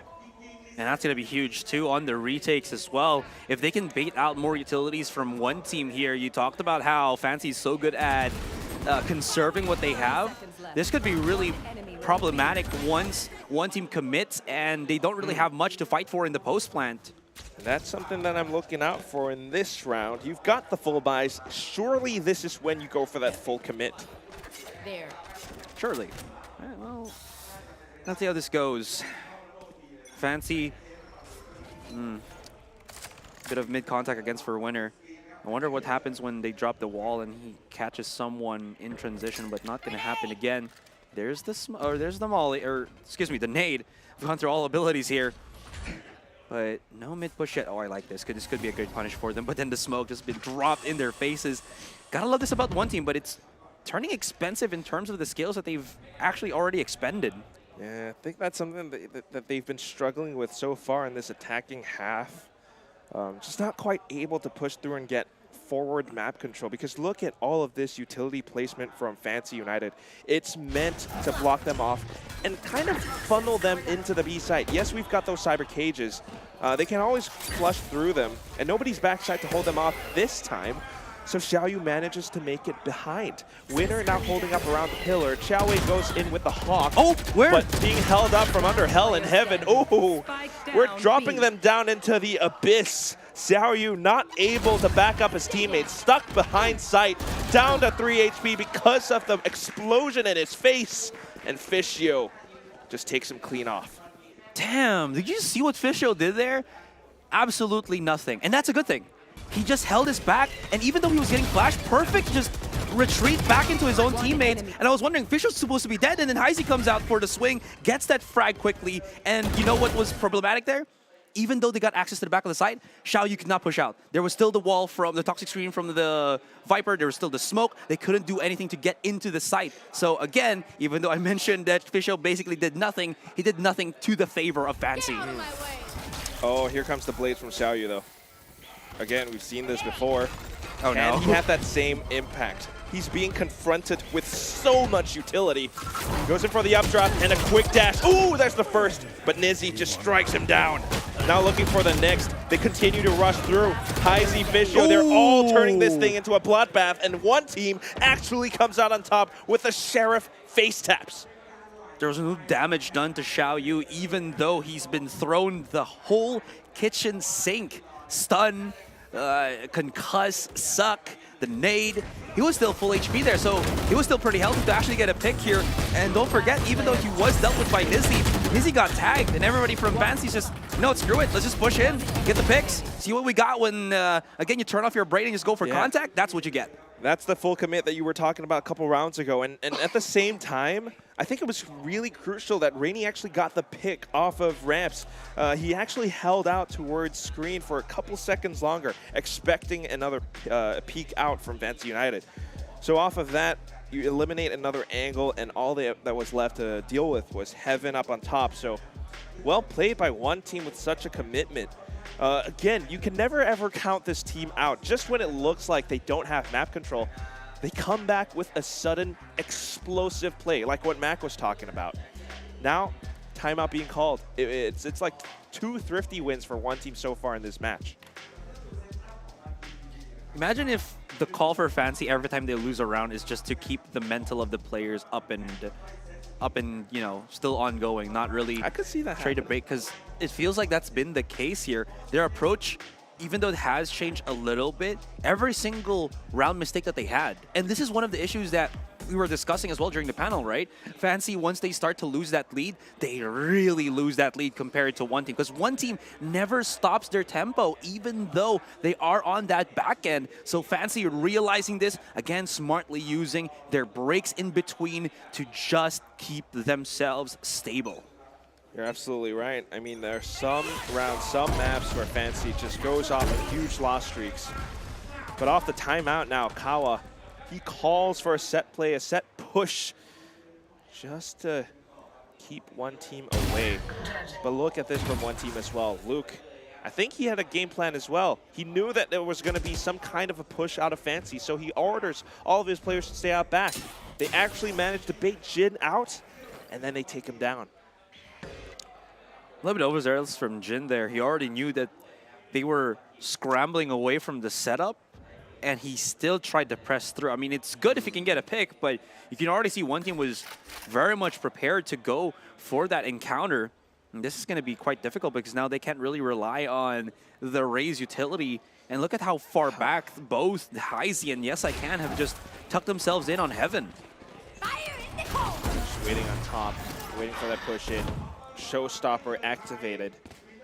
The winner doesn't find anyone, so he knows that they're all so far behind, respecting that space. It does kind of blow up in his face. He wanted to shoot it into screens instead, but that's okay. Again, all the space taken, and it's the spike planted, along with a Viper's Pit. This wouldn't be even a bad thing to just save as Fancy.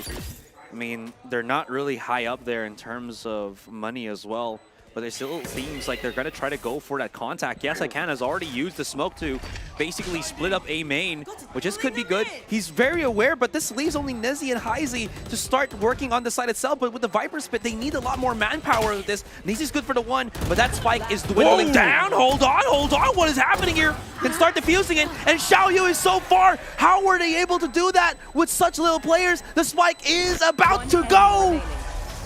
And just 0.03 seconds. One team still do it. They got ripped apart, but they were still able to make that spike explode. So close, but a win nonetheless for one team. I mean, keep your eyes on this replay. The way that Fancy United positioned themselves, the way that they pushed together as a squad, outside of ramps, outside of Heaven, it was a bit of a spray from Nizzy that actually caught Xiao Shi. So perhaps a bit of positioning error, but nonetheless time being bought out. On to the next round, and it's going to be Fischio this time with the Viper's Pit available. Yes I Can, having survived, he keeps his weapons, he has a Cosmic Divide, and you also have Fancy United back to basics, playing similar setup from before. You have that Gravity Wall, or the Star potential, up by A ramps. You have a bit of presence up by mid, you have Nizzy kind of watching it, and also a lot of utility blocking off B. Does seem like without that many players holding up around ramps, ropes, it's going to be one team using this as a tiny gap to slip through. That just means if Nizzy can't hold B Heaven, this is going to royally screw Yes I Can. They have the camera right on top. I mean, if Xiaoyu doesn't spot it out, I don't know, he's so aware. He knows the setup. Okay. There's the stun from Heizy though, which does push him back. So this is good. At least they don't get control of B Heaven, which gives a bit of safe space for Yes I Can. But they've baited the fault line, and they can keep pushing this. And look at that. This is really good for one team because they're going to force Fancy to keep guessing and maybe even get pinched. Yeah, they use this Cosmic Divine now to actually execute onto the B side. But it comes down to these frags, because if Nizzy is still alive, if Nizzy anchors, this will be a big problem. Instead, it's going to be Yes I Can from the site. Jin now trying to come up huge. Winner gets a couple of shots, but does not expect Fishio, who arrives in the nick of time from behind. Exactly that. Nizzy could not give up B because Yes I Can was going to get trapped. I thought Yes I Can was in a bad spot, but he got 2 kills. Nizzy gets a couple of kills himself, and that was his perfect anchor hold. It could have gone either way. One team was doing well in baiting out utility and clearing out these positions, but Fancy just responds even better. Absolutely better. Oof. I mean, their defense on this map so far has been perfect. Just knowing how to play off of each other. That fault line from Heizy came from A ramps. That was fun. But again, we've seen 2 Thrifties from one team today. Can they make it a third? We've got Xiaowei with the Seekers. And they're looking to execute onto B. There's nobody home. Well, that's fine for them because, again, they can just play that retake every single time. Fishio, he loves to do this. The smoke play, they have to push through it, and they're getting softened up by the snake bite. Problematic, though, is Fishio. He's not respecting the guiding light in any case. Heizy's able to get the 2 frags to connect. Heizy down, Xiaoyu coming in. Yes I Can fighting, facing, and ferocious. Ooh. Okay, Fishio's been doing that. He gets punished, but Fancy's too good at those refrags. Yes. I mean, you think about the response time, right? You dial whatever number it is in your hometown, 999-911, and instantly you see Fancy United just coming onto the site to support the rest of the team. Heizy was quick on the draw with this triple kill, despite Fishio's tiny little blunder. I mean, the stall potential coming out from that snakebite worked well, and it just keeps one team around the site, which allows Fancy to reach match point. Now this is going to be one team fighting for their lives on this map with a full buy. Again, Xiaowei still had the Seekers. He had a crazy couple of shots from before, but Fancy United are pushing into them. The showstopper, and the aftershock. It actually blows it up. Yes I Can now peeking out of Garage, and one team did not expect this. I mean, even if they expected it, they couldn't do anything. They were getting thrown every single utility that Fancy have, and they were just stuck. They couldn't really do anything. They could delay. They could maybe try to hope for a pause, but it wasn't really going to happen. Xiaowei, though, has gotten himself the A site. He can maybe plant the spike, but it's not going to find that big value. The thing is, he's trying to keep attention. Absolutely, that Xiaoxi is on the big flank. 4 players trying to separate themselves right now. This is an intense moment. Calm yourself down, Xiaoxi. You got this. But there is a lot of peekable angles here. One in the corner, and he gets 3! But no, only good for the 1. This forces Xiaowei to start planting the spike because now he has to fend off the 1 versus 3. Oh my god. Gets even stunned. He has to flash. He's got a delay. Oh, this is so bad for Xiaowei. 1 steps up to the corner, and he even cannot get that. And Fancy finishes this off 13-8. Such great teamwork. Look at how they played out that situation. Looked at the opportunity that one team esports had. They tried to go in for it. Xiaoxi knew exactly what to do. He had one mission in his mind. But as soon as he saw 3 players, that pressure. You got the first pick, but not quite the spray transfer onto all of them because the instant reaction from Fancy United comes through. 13-8. That's a great win for Fancy United. Not a bad score for one team, though. Not a bad score indeed, but dang, you gotta feel. He had like 3 players. It was time to do an aim labs, but those targets, they shoot back. Quick little highlights for you guys. And look at this. There was just some weird stuff that happened. Yeah, you know, awkward stuff that happened for one team. Yeah, we're just gonna leave them for it here in the highlights, guys. When we come back, is going to be the panel and a discussion as to what happened here in Split 1.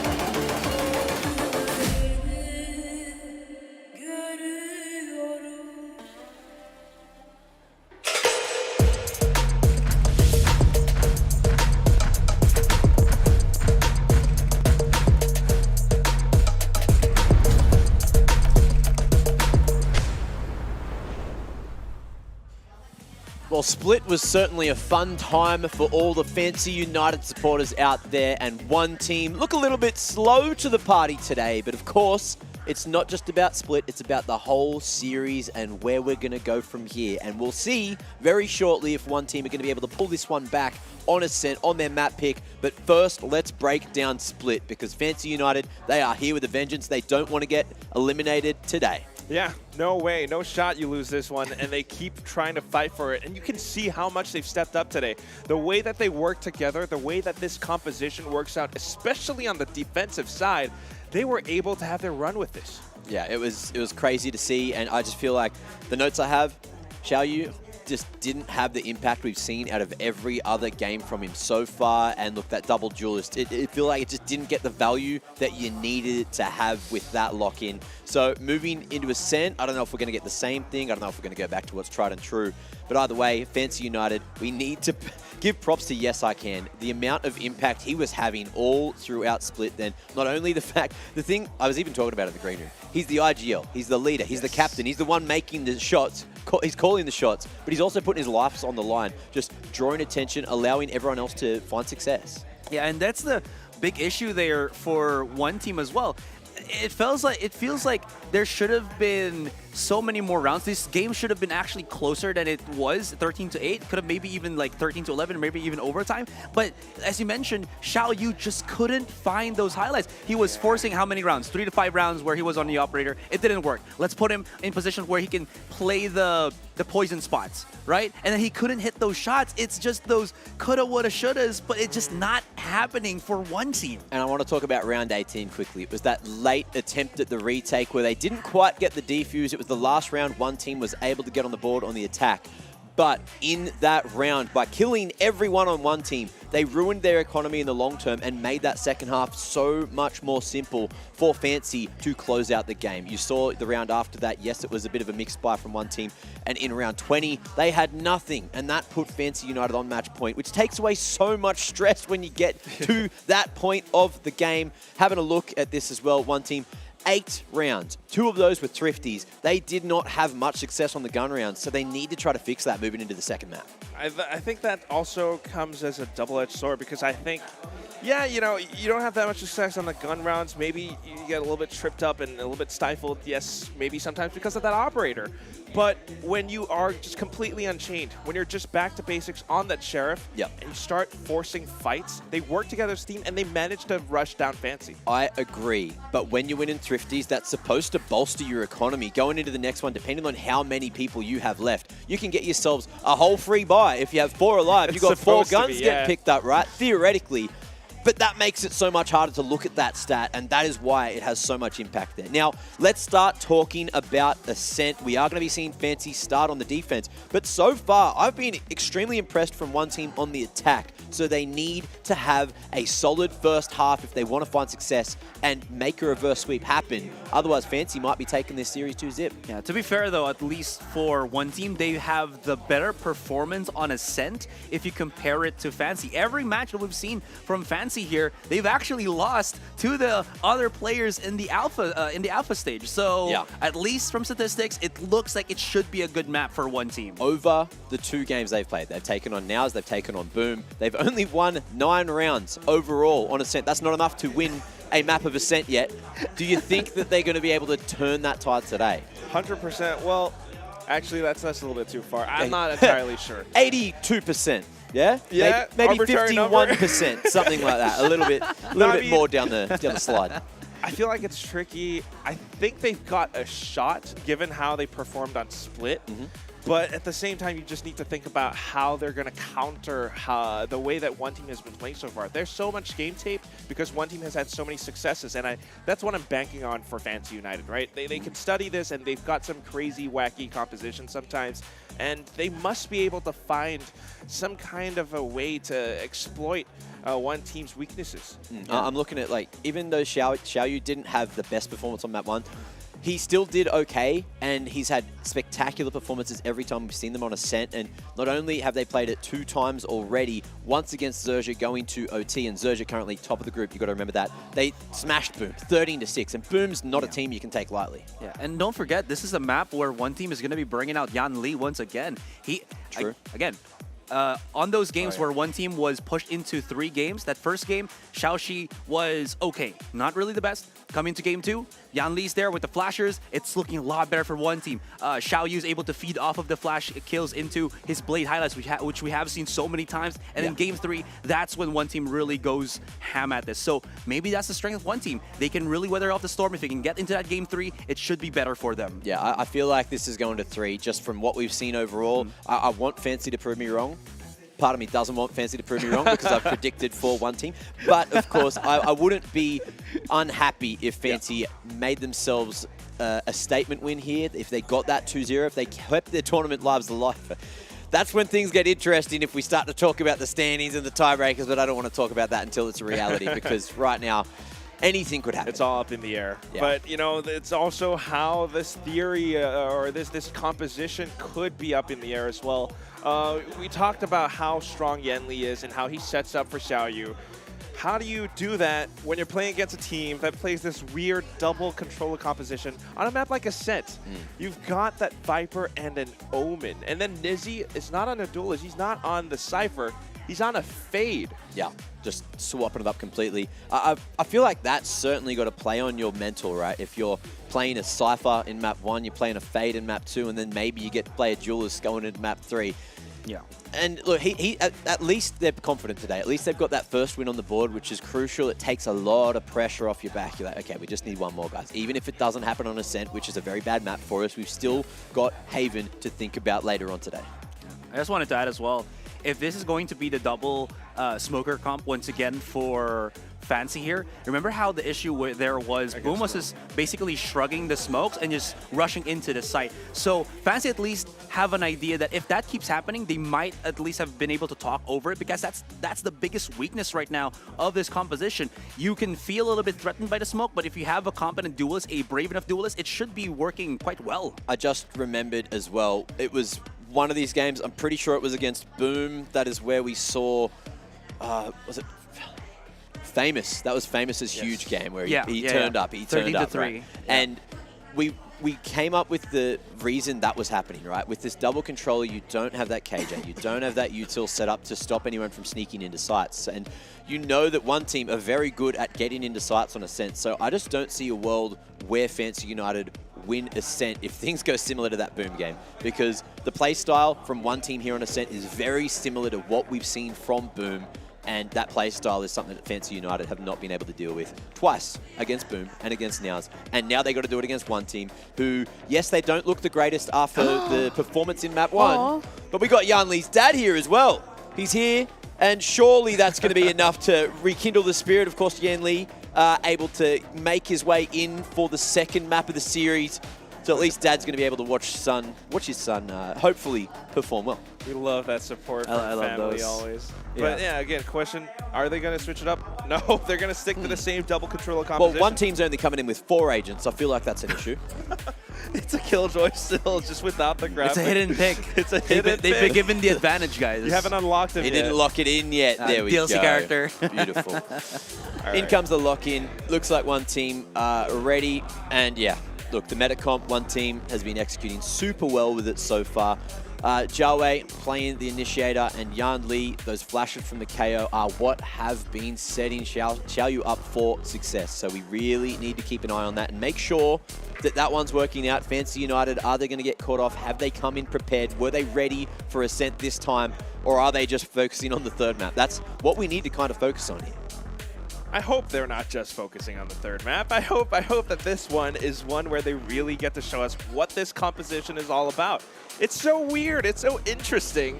And you can see some ideas around it, especially when they try to sneak on through with all of these smokes that they have. The only thing is, will we see one team disrespecting that? Well, the thing is, right, I'm talking about that third map. The reason I'm saying that is because if Fancy United, if any team, if their mental just isn't the strongest, right? We don't necessarily know how strong Fancy United's mental is, but long term, if you guys focus too hard on a second map, right? Obviously, you're still going to try to win. But if you take it too seriously, you start to bicker, you start to fight, and your mental gets crumbled going into the third map, then you've got no chance. You've got absolutely no chance. So you need to think, okay, look, that's why we're talking about, you know, no pressure on their shoulders with that first map win. And I just wanted to reiterate why I said focus on the third map. You know, a bit of elaboration for everyone at home so you don't take it at face value. Yeah, but well, I don't think you have to worry at all. Fancy feels like a very faces, fun team. And don't forget, when they were coming out of the player walk-ins, you saw Nizzy just a little bit of cowboy, walk out. Well, is it time for Fancy to save themselves? Is it time for Fancy to get their first win here at Ascension Pacific on Ascent? I'm not sure, but we are going to find out. Asarai, Quack, take us into the fun. Giddy up, guys, because this is going to be a wild ride. First of all, you got the weird compositions, and of course, one team touted to be so strong on Ascent. We've seen Xiaoyu before. Now Yen Li subbing in. Working together as a duo, they'll be strong. Yeah, I just wanted to say this could be a really good thing for one team because Fancy haven't really found the biggest success with this composition. And again, it really does show for how very difficult it is to take hold of a site with just a double controller. You really wish you had the stopping power of a Sentinel, but I mean, it's not insanity to kind of want to figure out how to optimize this play on Ascent, but as other teams know, the meta picks, it's always this one from one team. And we'll see how that goes. As again, one team is on the push. You can already see the 4 full force on mid by Fancy. As they hear this drone, they gotta know it's going to be the A site. Oh wow, that's quick too. They've already made their way in, and there wasn't all that much from Fancy to stop them as they pushed through. So that's a free site and a full retake coming out from Fancy United. Keep in mind, winner hasn't been spotted yet, but we're just going in for the push in through Garden. One team wants to buy time off the spike. They're forcing these fights. What? They've managed to get 4 kills off of that push. They work together as a team, and just without the angles, Fancy can't retake. Fischio now on the site, but no help whatsoever because he's alone. That's the big problem again. They can maybe make use of the smokes on retakes, but the post plant or the counter of the plant itself, unless they have like such great molly setups or off angles where they can spray through with weapons, it's going to be quite difficult. Even if they have the yes I can as the KO, it feels like it's just a little bit too lacking here, Quack. Yeah, just watching how they fought through Garden again. Again, this is a completely different look. A great start for one team. So far today, they've been great on the pistols. Every single one that they've played so far, they've won. Fancy United just trying to save up and scrounge up whatever they can. They're actually gambling onto the B site. It's a full setup. Anyone who walks through should be able to get shot out. But look at one team being careful as well. Well, don't forget, Fancy's going to be the team here, even though they have the double initiator, to really try to get that active information. Because the thing is, Haunt gets broken down so quickly. You don't really know where your opponents are from the trajectory compared to the goodness of the recon dart. And again, not having a Sentinel really makes it difficult for you to paint a picture. In any case, one team, they're cooking the opponents on the site, waiting a little bit, and now setting up for B once again. Just wondering what's going through one team's minds and why they kind of, I'm wondering what went through their minds and why they're deciding to go through B main. Regardless, they heard that door and now they see all of these tracer rounds from the classics. They're just going for those fights, and Fischio managing to get one. But then the trades go through as well. Yen Li pushing upstairs, getting taken out by Nizzy. Now Heisey up by Lane. Everything just went wrong. Rainy is the last one left. The spike away from his hands. He has to shoot his way out of this one because there isn't much time left. He drops down, goes for the spike pickup, and well, sticks the plant anyway. Fancy has a chance at pushing through with their weapons, and they do. Nizzy just runs and guns, and they pick up the second round win off of that. That was great delay tactics for Fancy. Look at this. Smoke onto B main as the Silver Drone comes in. Yes, there was a tag on Jin here, but he repositions, and they were still unaware as to how many players were stuck on that B site. And you're absolutely right, it was a 50-50, it was a risk, but it was a risk that paid off because obviously one team pushed B and there was more players than they really anticipated. Again, that's why I'm kind of wondering. Yeah, fist bump with the mouse. I like that. Was that a mouse or a hand warmer? Now I don't know. Might have been either or, right? But yeah, why did Xiaowei decide to push into B? Because they had a bit of information around the site. But, you know, it is what it is, and we move on, and it's going to be one team with a slightly not so healthy economy. You got Sheriffs, and now they're trying to hold. Yeah. Such a big break, too, but gotta love how quick Xiao Yu was to push in. Unfortunately, didn't have a teammate alongside him to clear out these angles on short, so he had to do it himself, and yes, I can, just a bit too quick on the response. Rest of them now pushing up onto A main. There's the wall. This is where the double controller setup actually can find some big value because one team, if they don't have that duelist to push into the site, they're slowed down. They can't. They have to respect the smoke setups. Yeah, I can't really flash through either. They've got nothing right now. It was a great start on the pistol, but everything turned around. Fancy United just waiting for a move because they have all of the advantages right now. They don't need to give anything up. 30 seconds left on the clock, Aster, right? Well,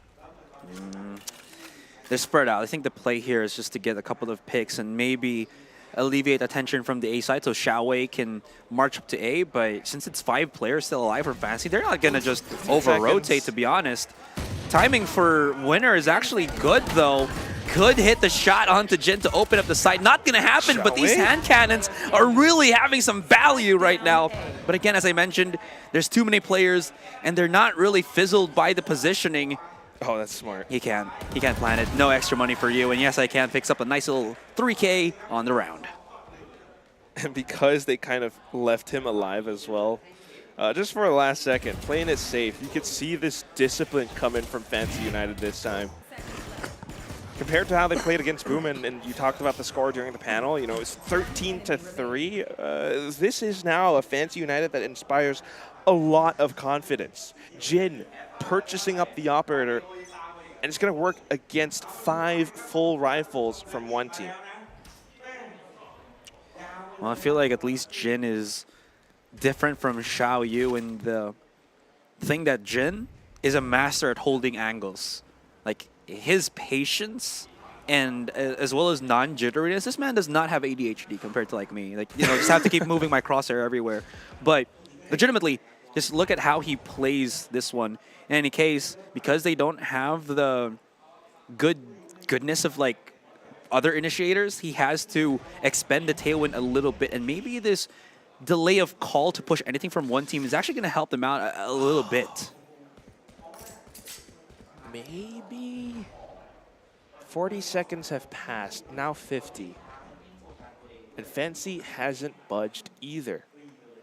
One team, they got nothing to work with, no information. And if it comes down to delay tactics, Fancy could win.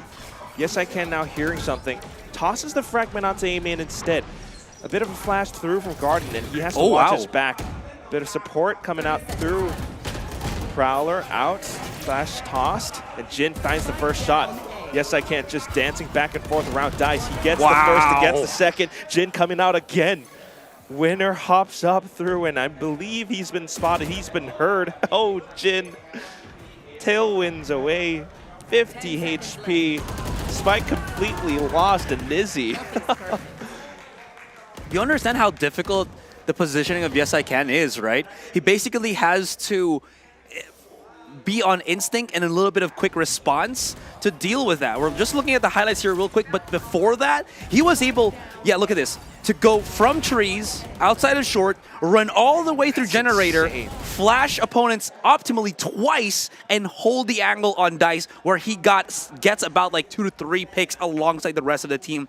Absolutely phenomenal from Yes I Can. I am just impressed. And we're back onto the next. One team with the pistols, with the sheriffs, winner on a Marshall. They've been trying to take this slow, take this careful. But with a Fancy United that is this fierce, they're looking to respect it. So just making the quick transition over onto the B site, Fancy United all the way behind. They're anticipating a potential rush, potential anything, and we're expecting that quick response time again, like what we saw in Split. They need to push right now. The thing is, they're allowing Fischio's ability to regenerate once again. Actually, maybe because of the nerfs, it could still work for one team here. He's supposedly alone, but Nizzy has joined him onto the side itself, so they're really expecting this already. I like the timing, I like the picks, but it's not working. Rainy, good one on the first Chow. Jin somehow gets the side swipe. Fischio's on the side by himself. He's tagged, he's hiding. He doesn't want to get the wall bang on. And look at this, Whoa. They're saving him. They can't really do anything. And Winner, even though he can maybe get the one pop off with the Marshall, it gets denied. And Fancy, they're reading every situation perfectly here, Quack. Just knowing how to respond to it, too. I mean, you can see for a second, Nizzy does get blinded by the paranoia from Rainy, but he instantly steps back and throws a Prowler out in case he gets rushed. Jin with a side swipe, and everyone just playing on the site, too. Fischio, he stayed alive. This is now 4 rounds in a row for Fancy United. And one team are struggling. They've gotten a couple of kills, and I love the little bit of movement when they have some sheriffs. But the shots aren't good enough. They're good, but not good enough. They got 4 ultimates this round, and surely we start to see some form of an execute, a full commit onto a site, perhaps. That might be the thing, like we saw in Split, that really breaks the mold. Yeah. I mean, even they can even get Xiaowei's ultimate up and running if they can get that charge on B main. You know what they say is better than Ben 10? Ben 10 Ultimate. So we're going to be seeing some ultimates being thrown out here by one team. But you're absolutely right? Going back to what you said, this is the one-time big time for one. And it's not really that far from the 4 to 1. I want to see them accelerate. Wow, that's really good. I like that one. Well, heat blasting onto the site. They have a lot of heat on this site itself. There it is, the push in. Nizzy's trying to pop a couple of shots through the smoke. But this is bad for Fischio because he is alone and he gets sideswiped by Xiaowei. Just for a second, they give one team the site. Nizzy still up around the corner, and we're looking to make a split push happen. The door is still up in the air, and Heisey is looking to break it down. Hunter's Fury as a delayed tactic, though, just to force Fancy to dance around for a second, and Jin pops the blades. He's actually looking for a pick now. And he updrafts upwards, gets the first tap on towards Yen Li. Prowler confirms information onto Rainy, and he swaps back to the operator looking for a flick, but it's not meant to be. Winner, outside of B main, just shuts down the retake. It's better to use all of your ultimates and have 4 to 5 players alive to build that better economy than just saving the ultimates and just, you know, playing a bad round next one without any weapons, to be honest. But that was really good spacing of utility here from one team. They really delayed a lot of things, and even though we saw Jin get that one cheeky kill, it was very much okay because they were able to tether him, and the rest of Fancy weren't able really to deal with Winner because Winner perfectly timed his hold on B main. So all good in the hood here for one team. And they worked it perfectly as a team. I mean, you saw that Hunter stream from Xiaowei as well. So off of such a win, hopefully we can expect more from them. This is their map pick after all. Rainy is the one on an operator. And maybe a bit of a tech issue. So Fancy United not quite making a move. No buys just yet. But you can see how much they've got in their bank. Still, just thinking about it, right? We talked about how this defensive setup from Fancy United has worked out before. It's similar to what we saw in Split. Again, it's that double controller, and they use it to have so much presence around the map. Just kind of blocking and controlling everything off, but it also leaves certain spots not so well reinforced, right? You only have Fischio on the site, maybe Nizzy around the corner, but that's about it. And that means that when one team comes in for these full commits, they've got those ultimates, and just like we said, They push together in full force, and no way Fancy United withstands against that. That's a great thing to point out as well, right? Because it's very risky, specifically for Fancy here, to keep playing the double controller because they have to be a lot more active with map control. Usually when you have that that standard pick setup on Ascent, when you have the KJ as well as the Sova, you're able to have a good guess of where the opponents are depending on what gets activated and what gets tagged by the recon dart. But because they don't really have the, yes, they do have the fade, yes, they do have the KO, but they have to save those utilities for the push. In any case, it just means that Fancy has to be a lot more active. And we kind of see that with Yes I Can, pushing up onto short. You see the jiggles a little bit here from Fancy. But the good thing about Fancy here is because one team has to set up a bit of their utility, they're able to use that maybe 5 to 10 seconds buffer to actually get a little bit of setup. And that one round that worked for one team worked because obviously they had 5 ultimates. So what's going to happen after that? What's the setup here for one team pushing forward when they don't have it, but at least they have that little bit of momentum from it? Yeah, think about that for a second. It gives them a bit of momentum, but can you really pull that off every single round from here on out? Granted, of course, the score is still 4-2. It's still pretty early, but you want to see one team chaining more rounds together. This is their map pick, and they're supposed to do well. And if they don't start picking up the pace, if they start to let Fancy United set up, if they start to let Fancy United control the map the way that they want to, it's going to be tough to work their way around that. So maybe a bit of a tactical timeout, actually. Yes. Wow, okay, from Fancy United. They followed the tech pause with the tack pause. Tech pause with a tech pause. Tack, yeah, tactical, tack pause. Tactical, yes. Yeah. It's interesting because Fancy United are the ones with a leading score, but they're calling the timeout off of such an execute from one team. So maybe Coach Kawa is discussing what we just talked about. Yeah, don't forget, this is the same thing that happened in in the first map that was split, not split 1. Where they lose the one map, they still have the round advantage, but again, they're trying to keep their players calm. They're trying to just have that stable flow. I think the mental that Fancy definitely does have. Maybe, of course, sprinkle in a little bit of anti-stratting there because they do understand as well that there is a danger with their compositions. So maybe they're just trying to iron things out. What's already good, got to make it even better. Why not? And just goes to show how very much respectful they are of one team. We have seen some other teams just not really get a timeout, even they start losing, even they start winning, right? So this is really something different from Fancy.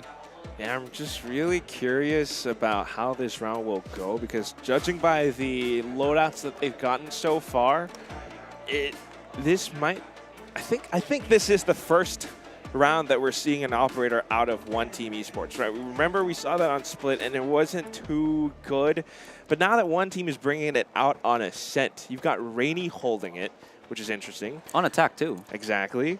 And then you have one on the side of Fancy United as well. I mean, if they cross paths, that could be a big old showdown.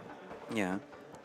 Well, that's actually a really good thing though, right? Because again, guys, don't forget, you can have an operator play on a non-duelist. It works as long as you have angles where you can approach a little bit more consistently. It's not really the worst thing. Anyways, I do believe we are experiencing a little bit of a tech pause here, so sorry about that, guys. But at least that keeps us moving with this conversation. What's good about the operator on a non-duelist is Xiaoyu, he can gravitate attention. He can make noise on another side of the map. They're not going to think Rainy's going to have the operator here, and then maybe he can get a catch. Maybe he can find someone as he is lurking. So hopefully that is what does happen for one team at least. A lot of options, and again, that's something that you can do. Something that Fancy United has to think about, something they have to discuss, but yeah, in the meantime, there are some issues going on with the equipment perhaps, and the players are just trying to solve that. And so far, again, this score is 4-2. Fancy United are in the lead. This actually could be a bit of an upset on the map side. It could be a 2-0. And that would be a great win for Fancy United because if they don't win this, they're practically out of the tournament. If they win this, there's a chance where we actually get a full, like, 4-way tie in this group.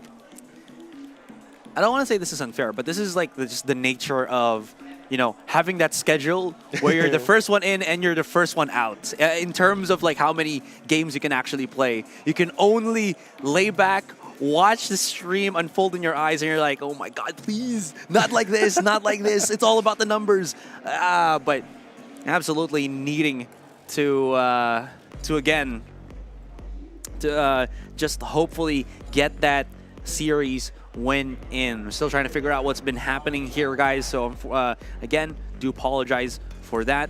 And at least now we do give a little bit more breathing space for one team, because one team, they're not out of the woodwork just yet. I feel like one team's journey is still definitely difficult here, because I'm looking at it, and the match after this, after Fancy United, their last one is going to be against Naos Esports, who can be incredibly volatile too. So they still have so much to go through, as we are just, you know, we've been talking about Fancy, you know, giving a little bit of color to one team as well.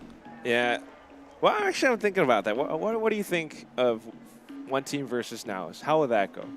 You know, I know, yes. I'm supposed to, no, I'm not impartial. I am biased in a way, but I will be honest. Naos does look like they are struggling.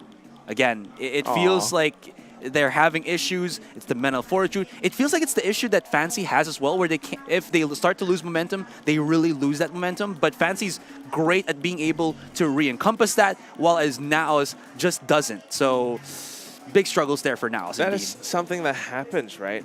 I mean, you think about this entire tournament and the theme that we have.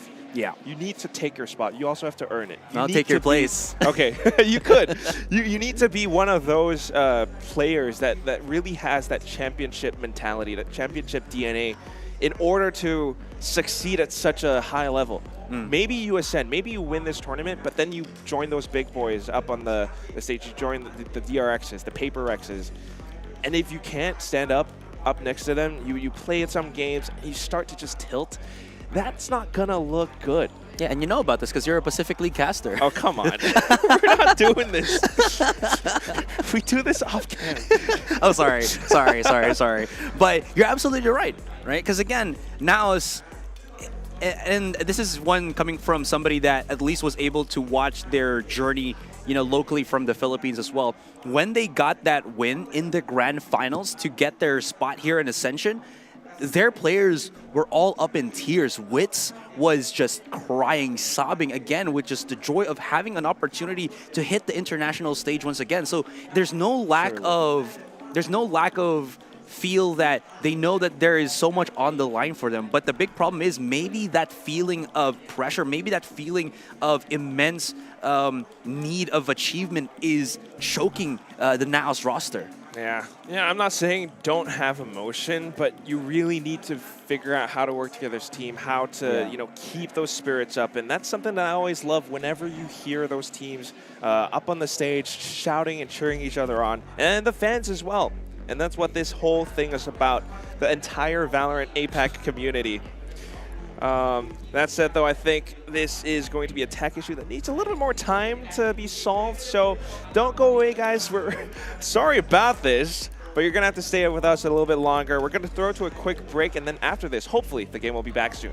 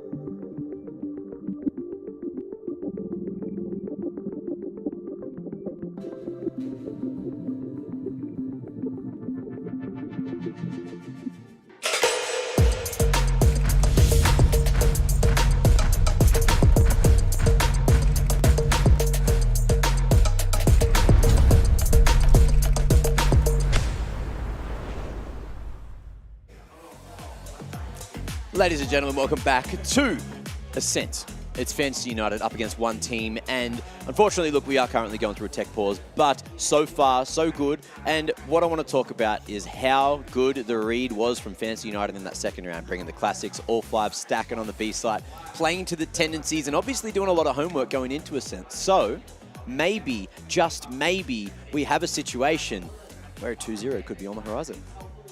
I have my fingers crossed for it. I don't know about you, SR. I mean, we have the same pick on the predictions. Know, obviously, maybe you want a third map. I do, always do, because I want to see how far one team can go. I did mention again before we got this technical pause, before we got into this break, that one team, they have a tendency to really step up as the longer the series progresses. So 2-0, losing in game 2, definitely not what they want to happen, because obviously they lose and obviously they can't really get that heat up. So I don't know what's going to be the adjustment here, because it feels like Fancy have got all of their their bases covered, even though they have this unusual comp on Ascent.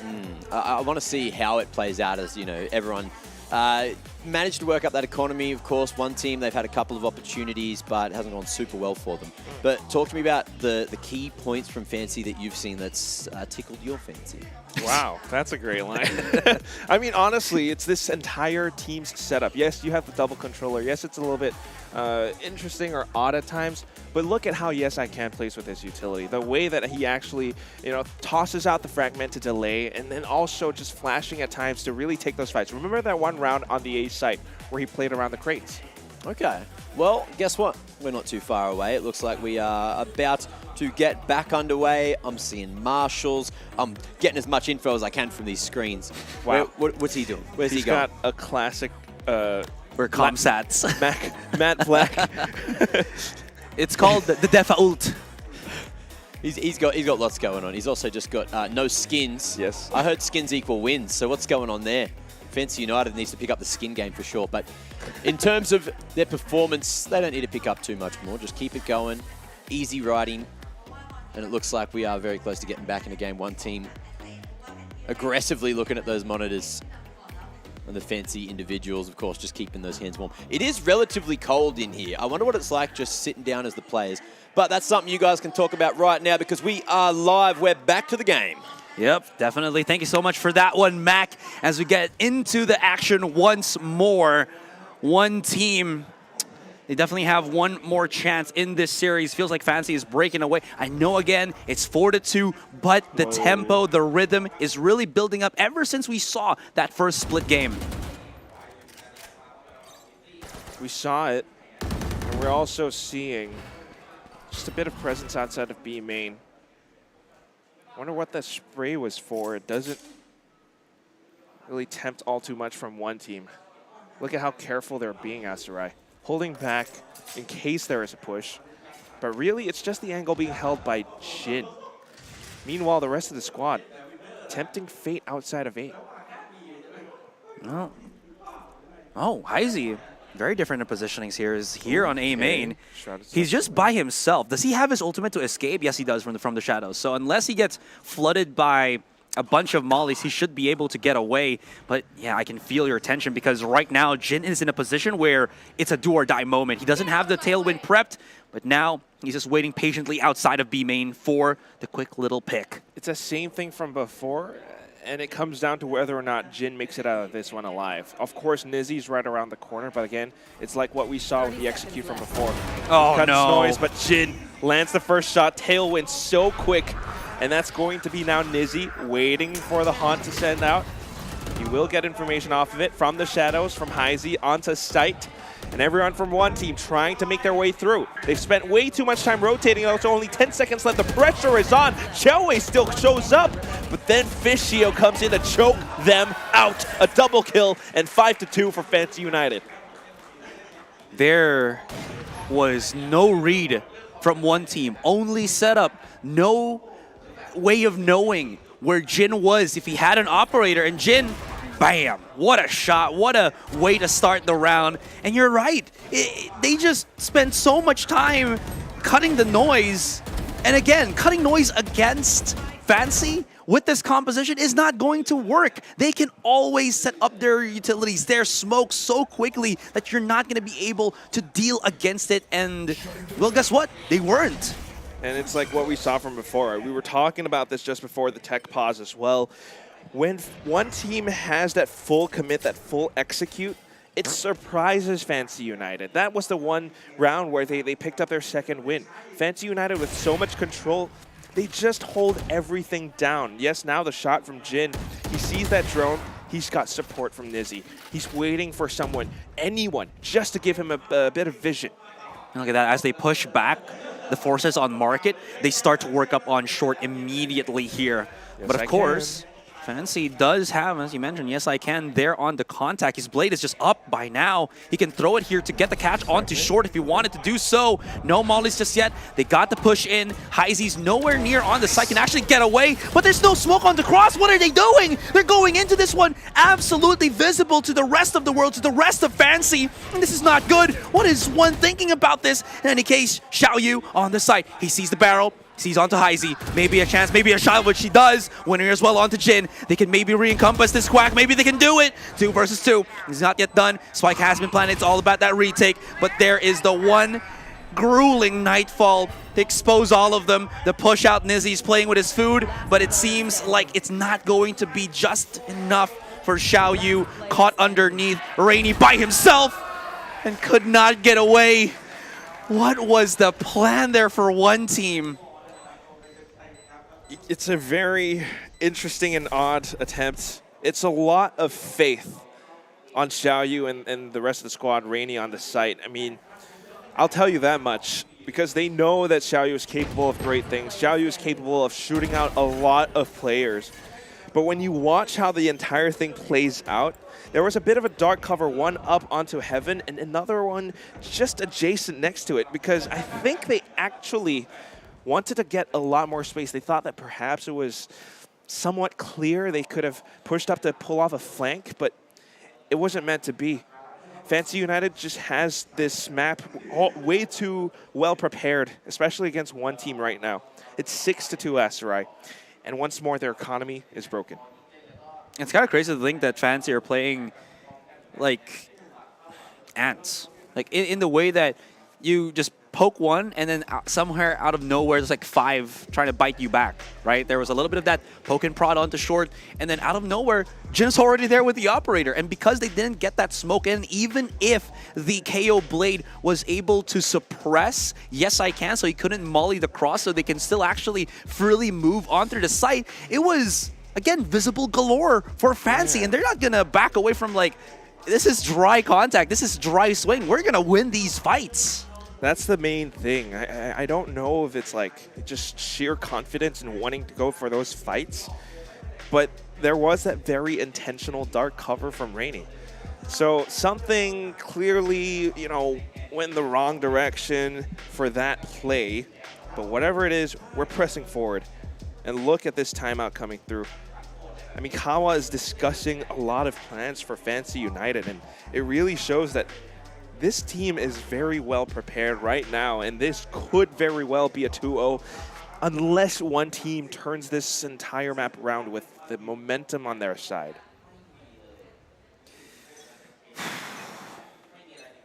But there's no momentum that they can build at this point. Yeah. You just mentioned there was no momentum they can bring at this point, and then the contact on A main, it's all gone downhill. They've seen the spike, and one team, it looks like they're a headless chicken at this point. They're running in wildly into contact, and they're getting plucked bit by bit. Xiaoyu, he's got a good position above because, I mean, they can't see him. It's like a shark on the water. Yeah, my boy, Xiaoyu, trying to get the contact. What was that, Jin? He actually just went for the updraft, and this is a game of hide and seek. Peekaboo, I see you. Is he like playing whack-a-mole? Anyone Probably. who pops up, he smacks them down.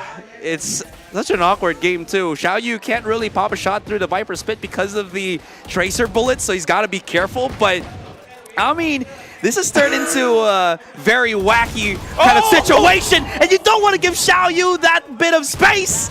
Oh my God! And it's turned into the 1 versus 1. Winner has a legitimate shot at this. Why did they let the Viper Pit actually dissipate? Xiaoyu got a 2K off of that. What? My eyes! He dropped that fire spin and you're talking about it. And Xiao Yu, what an amazing play. Yes, the knife first. He picked up the Vandal off of it. And then that spray transfer. The final shot from Winner. And it now brings them to, you know, a 6-3. I was talking about momentum. This is a bit of a reset. Come and on, it's Fancy. good. It's nice. Come on, Fancy. Those were not... They were playing so seriously, and then the one time they went and horsed around is the one time that they actually lose that round. To be fair, though, one team still pretty darn cracked. So you do know that when you get them, give them the opportunity to pop off, Xiao Yu, well, he hits those shots. So that being said, Fancy, they got to be careful because 3 rounds isn't really that big of a lead against one team. Right? They can come back at any second. You've got Winner now on an operator, a lockdown in his hands, and of course Rainy with the From the Shadows. A couple of options now, but we're also slowing down the pace. One team, they're looking for a pick, and Fancy refuses to give it to them. So nothing garnered, nothing gained. It's going to be one team back to this zero noise, sudden execute on B. The question is, are Fishio and Nizzy ready for this? They might be. There's the hunt already. Fishio's by himself, and he was tagged as well with the KO blade, so that suppressed all of the smokes that was being set up, or if not prepped up, inside the B site. And unfortunately for Nizzy, well, he couldn't get any picks as the door was closing down. Jin gets obliterated, and one team, they found their second wind. Spike planted. Yeah, Spike planted as well. They're finding quite a bit. All these tiny clues all around, the bits of utility just informs them about Fancy United's position. Only 3 players to work against. Heisey trying to displace them, trying to flush them out. Paranoia connects fully, but look at the counter utility coming through as well. One team just holds it down, every single angle positioned perfectly from Winner and Rainy. They close it off, and that's going to be 6-4. Fancy got shook. There's nothing else that I'm going to say, because they've been in that situation a couple of times already in this first half, and that was the first time that I saw them really shatter a little bit. And it was all actually through the help of the tags of the Sova. The recon darts were absolutely gorgeous from Xiao Wei. Not only on the entry to the site, but also on the retake that Fancy was trying to do. Because there was a perfect, like, I think 3-man Paranoia out of somewhere. Well, it kind of worked out for a second, but you need so much more. And so much more. That's what one team has. So many ultimates, but sudden push out of B main, and Winner was not ready to react in time. Although that many players pushing out also means that A is completely clear. Fishio, yes, he's up towards heaven, but his team not around. That means he's going to have to wait for a second. And in that second, Xiao Yu finds the first pick. Heisey trades. Door shut now. And Fancy United are setting up this retake. Oh, information spotter with such a tiny jiggle. And that's all Fancy United needs. Now they get to push through together. Yenli fires a shot through the smoke, and he actually finds a couple more. Oh my goodness, Nizzy. How are you going to play your way out of this one? It's not impossible. He finds the first pick, but pulls out utility and gets punished for it. Rainy rains on his parade, and that's going to be 5-6 for one team. That's a great smoke play around for Rainy there. That smoke actually still, I believe, was giving away a little bit of the outline of the body of Nizzy, so he wasn't guessing too much as to where to shoot down. Fancy, though, they've had enough of the shenanigans. They wanted to push out themselves. It was looking a little bit better, but somehow Yan Li, he's been hitting a lot of these crazy shots. Let's look at the replay here on the last bit, because this is going to be very important. There it is. Just saw a little bit of the legs, a little bit of the elbows, and that's enough for Rainy to clutch the round. Yeah, same pivotal position. So Fancy United, you know, they do have that bank. They get to keep buying up, but you talked about that momentum. It's kind of dissipating, and it's starting to build up a bit of a loss streak, and that's something that really, really hurts Fancy United. So they need a round right now. Last round of the first half. Oh, and the shoulder's been spotted. Jin lands the first shot, tailwinds away. Xiao Yu goes for the chase. Right click, and it connects in full onto Jin. All 5 blades. through his player model. Nizzy now on the other side of Market, just playing around the lockdown. One team are expecting him to peek out. He will be able to find one pick for his troubles, but then gets instantly traded. Two players now on the retake, but the positioning from Xiaoyu is great. Wow. Xiaowei coming up through the door as well. We've tied up the score, Asteroid, 6-6. Man, Xiaoyu not disappointing this time on the second map. He chased. He basically ran over Jin there and still got away. That forced Nizzy to fend off by himself. He really couldn't go back on the back of, or on back to the B site because there was already two players of one team pushed up. So it was either a do or die moment. He got the one pick, which was kind of good, but his teammates couldn't really find any follow through in the end. And ultimately, solid stuff for one team. I don't know how to talk about this. That one weird, awkward round turned into the igniter for them to get to this 6-6. Oh my God, I don't want to remember that round. I want to keep remembering it. It was kind of, it was good, it was funny. It's so wacky. It's like a Marvel movie. This stage, I don't want to, I want a DC. Well, no, not not so even much. DC. But, But yeah. I want something as serious, you know, because if Fancy keeps this up, if they don't start getting serious again, we're going to go in map 3, and who knows what happens then. Absolutely. They could be eliminated off of this series. So, halftime, big discussions, and a lot to think about. Because if you watch those last few rounds, yes, after the whimsical one, you see one team coming in with a lot more coordination, and not just that, they're starting to figure out how to catch Fancy United on some of these retakes, on some of these rotations. The response time has actually slowed down a lot now from Fancy United. Remember just a couple of rounds ago, yeah, you get a little bit of information and suddenly Jin shows up just to assist. This time, that's not quite there. Yeah. So something's weird, but you know what? Second half, we swap sides. And I got to add to it as well. We're talking about how it was very important for Xiaowei and Yan Li to create environments where our boy Xiaoyu can thrive here for one team. And it absolutely has. You saw a couple of those rounds already, the brilliance of him. And of course, this second, oh no, wow. Xiaoyu can't get away. That's a read. No fadeaway kill. Xiaowei, though, through the smoke, actually gets a pick onto Nizzy, so not too bad, 1-for-1. Dinks onto Xiaowei as well as the door gets shut. This I can got dinked too. So now it comes down to the retake. Of course, Heizi watching the angle up from behind, but you have to watch out through door as well as Heaven. One team are setting this up, slowly making their way through. Poison Cloud, not much gas left in the tank. And Vicio is just trying to stay alive inside of it. Oh, he springs out at the right time, and there is that spray from the Frenzy. Fancy United, first pistol win of the day. At one point, we got to show our viewers what the stats are for success rate when you have a Frenzy, a lot of Frenzies on your team, because that was hella strong for Fancy. Basically holding crossfire angles with the automatic pistol was so good for them. And here's one thing as well. Winner, he couldn't deal with Heizi. He was a solid 10 to 15 seconds trying to get the flank, but he can't get that press. So one team were just forced to, you know what, screw it. We have to go in and force ourselves up. And that's something as well. I mean, Winner as the top fragger, you expect him to do better, but whatever it is, unfortunately, goes into Fancy's side. And fortunately for Fancy, off of that win, they buy up full rifles, Asteroid. That's not very common. It's a little bit risky. High risk, high reward. If you get tapped with a Sheriff or maybe a couple of taps from these classics, depending on what range, you could lose those rifles very quickly. Fancy United, it's imperative that they play together as tight as possible for this round.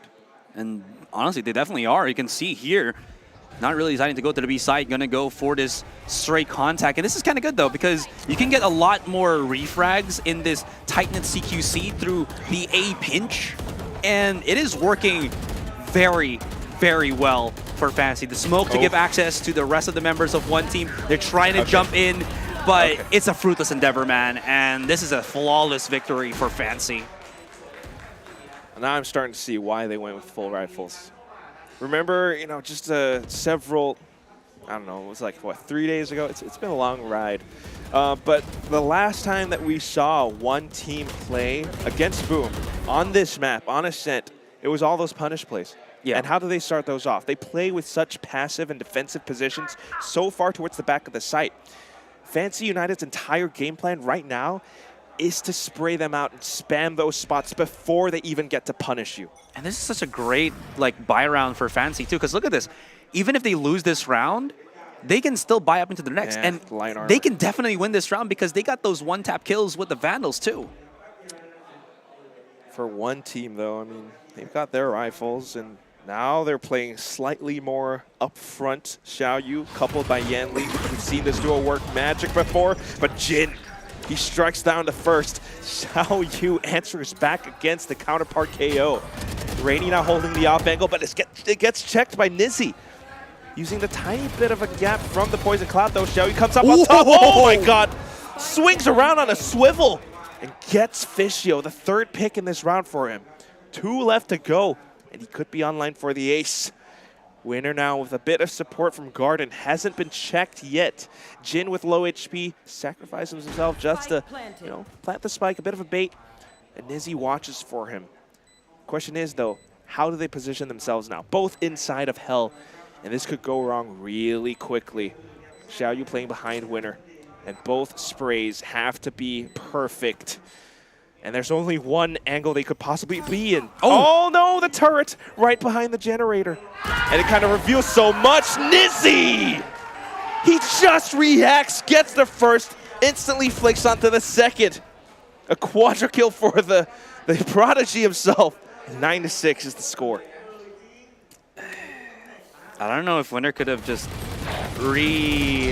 picked up the turret once again. Because like you mentioned, there would have been a bit of a cooldown. Yeah, because again, there's a collision with the turret, guys. If you push through that, you're going to bump into it. It's an awkward thing. So you saw because of that, Winner has to go all the way around. And Nizzy's just there, prepared. One thing, though, Nizzy does have a tendency to throw out his utility before contact, but he held his angle a whole lot better in that round because Nizzy was the real big winner, or if ever, because Jin was just so low HP. And this now forces one team off to another round with not great eco. They've pulled out the Thrifties, but like Max said, right, this should give them, you know, a bit of a reset, and hasn't worked out that well. So now a bit of contact towards B main. Fancy United are looking to basically overrun Winner. And speaking of Winner, he was the guy who kind of fumbled that turret. He was the guy who kind of fumbled that one-on-one against Heisey in the pistol. There's definitely something going on his mental side, and you can see it's a bit of nerves, because if you stayed still and just placed down the turret without jiggling too much, it would have been okay. It would have definitely been. It's the first time we're actually seeing one team kind of shake a little bit. Yeah, that's a very bad thing. Winner's in a one-and-done spot. Ooh. Oh, he's in a great one-and-done spot. Only good for the one, though. Unfortunately, no one else is on the site. As you can see, the rest of one team stacked up hard on a site itself. Full-blown retake. But you know what? If Yes I Can is down, that means that there's less flashers for one team to deal with. And that means there's a lot more they can really do when they're not full blinded into things. Can they be fast enough? But, well, Fancy, okay, they're going to play the safe game and just going to try to use the Nightfall to get the push in. He's trying to delay them, too. Their hearing has completely been robbed, so it allows for Heisey to sneak up from the sides. He gets a double, and then gets stolen back by Xiaoyu. Still alive, but now the angle held by Fishio. Blades out, though, maybe a potential right-click, and there it is! Punches Fishio in the face! And one team answers back. Very big Thrifty for one team there. Third Thrifty of the day. Again, all of these Thrifties that they have been winning, all given. Yes, Xiaoyu got the double kill, but it was Sha Wei with those recon darts. Even through the Nightfall, they were able to get the value because of his timings. And we weren't able to see it in that replay, but you saw the tags. He was hiding when he got tagged as the Fade there and couldn't really do anything, and they got pushed back. Everything just working so well for one team in these off rounds. And it starts with Winner just playing around that dark cover from Heisey as well. So as far as I'm concerned, he's redeemed himself, but Fancy, I think they need to be a little bit more careful around these, going a little bit faster perhaps, because in all that time that they slowly crept up around B main, that was when Winner got into that position. On the win of the Thrifty though, this is where I think Luke, their coach, starts to see that, yeah, maybe this is where my team kind of falters a little bit. They get the Thrifty, but then not the consequent round, so I need to step in and I need to tell him, give them a game plan perhaps to work against Fancy United. Absolutely, because they can count as many times as they want on how good they are on the Thrifty rounds, but if they kept getting pushed back on the Thrifty rounds, that means that there's just more rounds being taken away by Fancy too. And that being said, one team's not out of the dangerous waters just yet. They have to find that round win when they have a gun round. Yeah, subsequent round. Yeah, I don't know. Like, sometimes you just go off and suddenly play a little bit slower than before. But, well, thing is, now they're on the defensive side, so they don't have to do too much. They just kind of need to anticipate what Fancy are about to do, and Fancy are back with those light shield buys. Another thing, though, is Xiaoyu definitely stepping up to the plate. Whenever he has those blades, I never see him not find impact with them. He always at least gets a kill. Imagine if you can just like trade your Vandal every round for jet blades. Trade your operator for it too. Oh yeah. But well, next round, Fancy going for the execute. It's quick onto B. Jin already towards the door, and they shut it right outside of Xiaowei. Xiaoyu, he's well kind of alone, but has support coming through, and once more, that's where he finds his impact. Just playing around this one position, pivots back and forth, gets another, gets teched out by Nizzy. Counter duelist, but 1-on-3 situation. Spike can't really be planted at this point. He has to chew his way through this tough cookie. So many angles being watched too, and look at the discipline from one team. They want him to step out. There's the utility tossed. And now he knows there's one up by stairs, but as soon as he switches to that angle, another player comes through. Xiaowei, oh my god, that recon. Take your time with this one, Nizzy. That's a good start. He knows Xiaowei's on the off angle too. Wasn't aware about Rainey's position, but the sudden swing out. Gotta give it to Nizzy though. He wasn't really panicking in that situation. He had 40 seconds. He was trapped. Yes, he couldn't plant the spike, but he had 40 seconds to try to do something, which was kind of good, but you're absolutely right. It feels like he didn't have an inkling as to where Rainey was. He was trying to bait out the shots to at least get the information, but definitely not there. But man, a whole different face for one team here, as you can see at the replays. Look at Nizzy's POV at this point. Yeah, he gets Yen Li. He saw a shot from Xiaowei on the off angle too. And maybe he was anticipating that Rainey was playing right next to Xiaowei, and that's why he kept jiggling back and forth. But that said, good attempt. On to the next round. And a bit of a half buy coming out from Fancy. You've got the blades on Jin as well. Yen Li instantly tosses the fragment just to delay. But of course, Jin dashes right over it. Oh, but the Hunter's Fury from Xiaowei just shuts that down. Tip of the spear gone. Now you're blunt. Sight still under their control, though, so Spike will be able to be put down. Meanwhile, the other side, one team, they're looking to press this issue. They're looking to go a little bit faster, and they want to force them towards the back of the site. They're stuck inside hell. And you got Xiaoyu up on top of heaven. Heizi is all the way on the other side of A main, and unless he can play through and find his shots with that Sheriff, it's going to be tough. The rest of the Fancy squad just trying to buy that time, hiding inside of this Viper's pit. All the drops coming through, though. Now they're pushing together. A bit of a spray from Yes I Can, but Heizi, no! He's still alive. He's managed to pick up Vandal. He hears the sounds, and he looks upwards.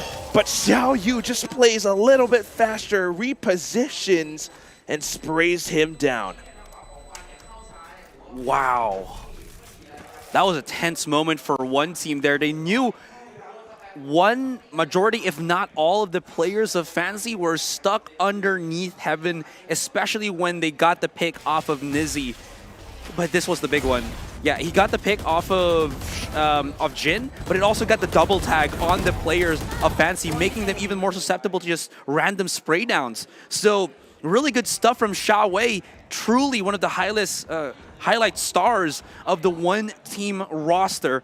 And that said, Fancy, they're looking a little bit dry on the economy here. And one team, the obvious fact, they've gotten that equalizer. That is 9-9. Yeah, we talked about these loss streaks from Fancy United, man. And I don't know. I don't think they've got any more timeouts, do they? I'm not sure. But they need some kind of a reset because pretty soon this river of their economy is going to run dry. So they're looking for picks yet again, but what they don't know is Xiaoyu holding this incredibly off-angle position with the operator. If they stepped 1 foot forward, that might have been a head taken clean off. So back towards the A site, but look at this positioning from Rainy.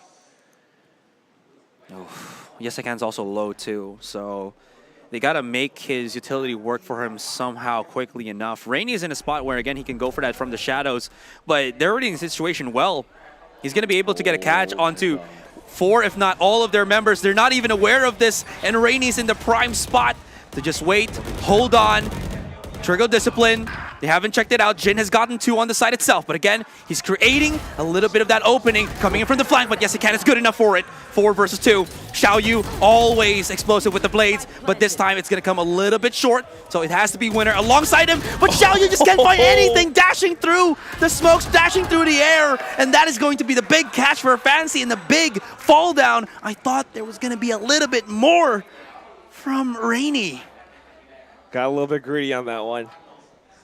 Wanted to bite off more than he could chew, and that many players on the other side, as soon as he got the first pick, that's that quick response from Fancy. They turned around just to watch around the back and kind of adapting to how Xiaoyu plays with the blades as well.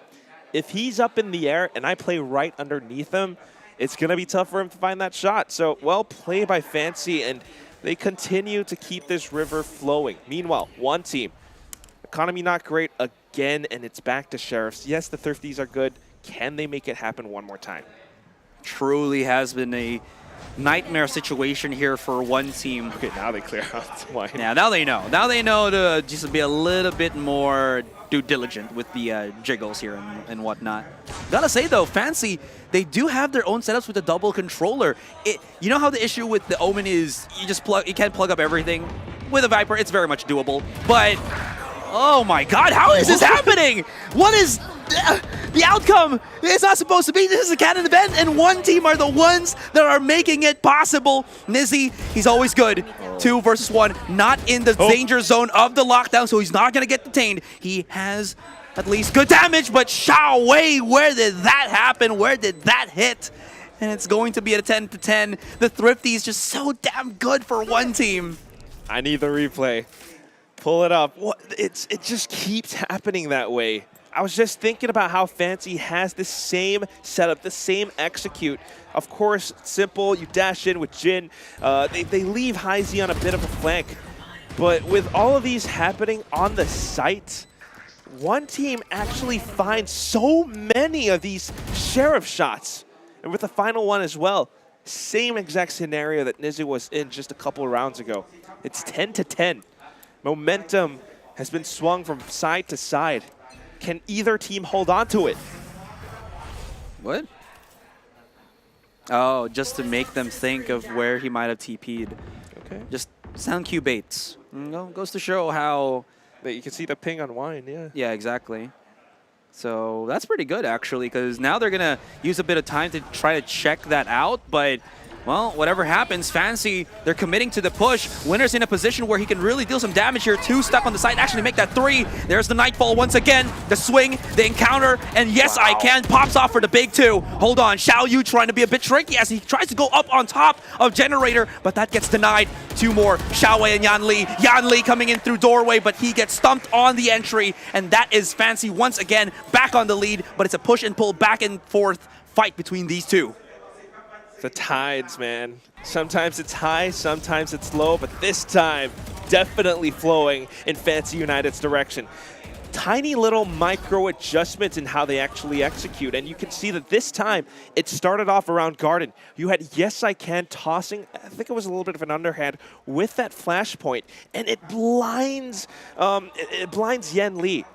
And with that, he wasn't quite able to hold the other position, allowed for Heisey along with Vicio to push out from A main. So off to the next, and now this time one team wants to contest for A main control. But they can't. How much did they throw for that? That was Rainey's paranoia, Xiao Wei's recon dart, the dash, the blade. They really expended just to push them back, and they can't really do anything against the wall of smoke that the Toxic Screen provides here for Fancy United. It is so difficult to be in one team spot, but they have the weapons. They still have a little bit of Molly to utilize right now. Well, jump peek in it. Bit of a slightly shallower dark cover in case anyone peeks onto the other side. But of course, with that Toxic Screen up, the site cut in half, Jin has so much space. Yenli tagged up by the snake bite. And it's a simple nibble just to pull Yenli away. Oh, look at the recon from Xiaowei though, but unfortunately the angle not favorable. So it's going to be Fancy United to site under their control. Nizzy with a slight fadeaway shot. It's up to the two remaining players from one team to make this happen, but can you do it? So many angles held. Two from Generator, one from Dice. Nizzy, another shot. And then the flash up front, Nizzy! The triple kill and the flawless win for Fancy United.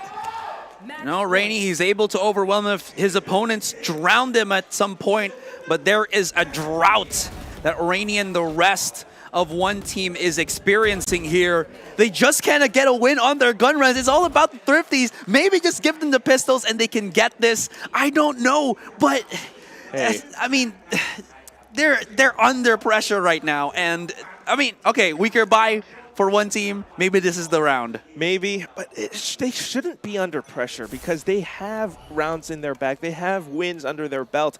Fancy United needs this so much more. And they've earned this spot now. 1 point away from closing out the series.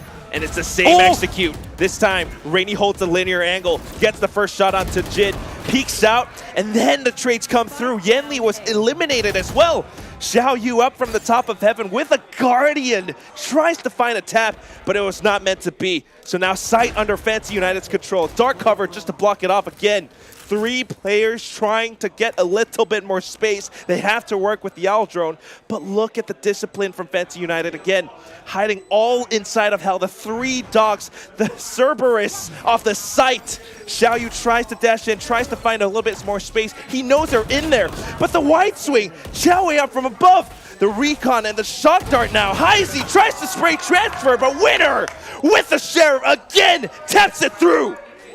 Don't forget, the weapons of one team before they got into the site and picked any weapon up to upgrade was a Sheriff, a Stinger, and in the hands of Xiao Yu, a Guardian. So they were still able to make it happen, and what was that? A weaker bye. What was that? A thrifty-ish round for one team. They really get these once they have those particular weaker weapons. I don't know why, but one team is making it work. Maybe it's the underdog story, underdog debuff. It just doesn't make sense, but one team is making it happen. There is one more round. Overtime or no more time, we will find out. It all comes to this one round.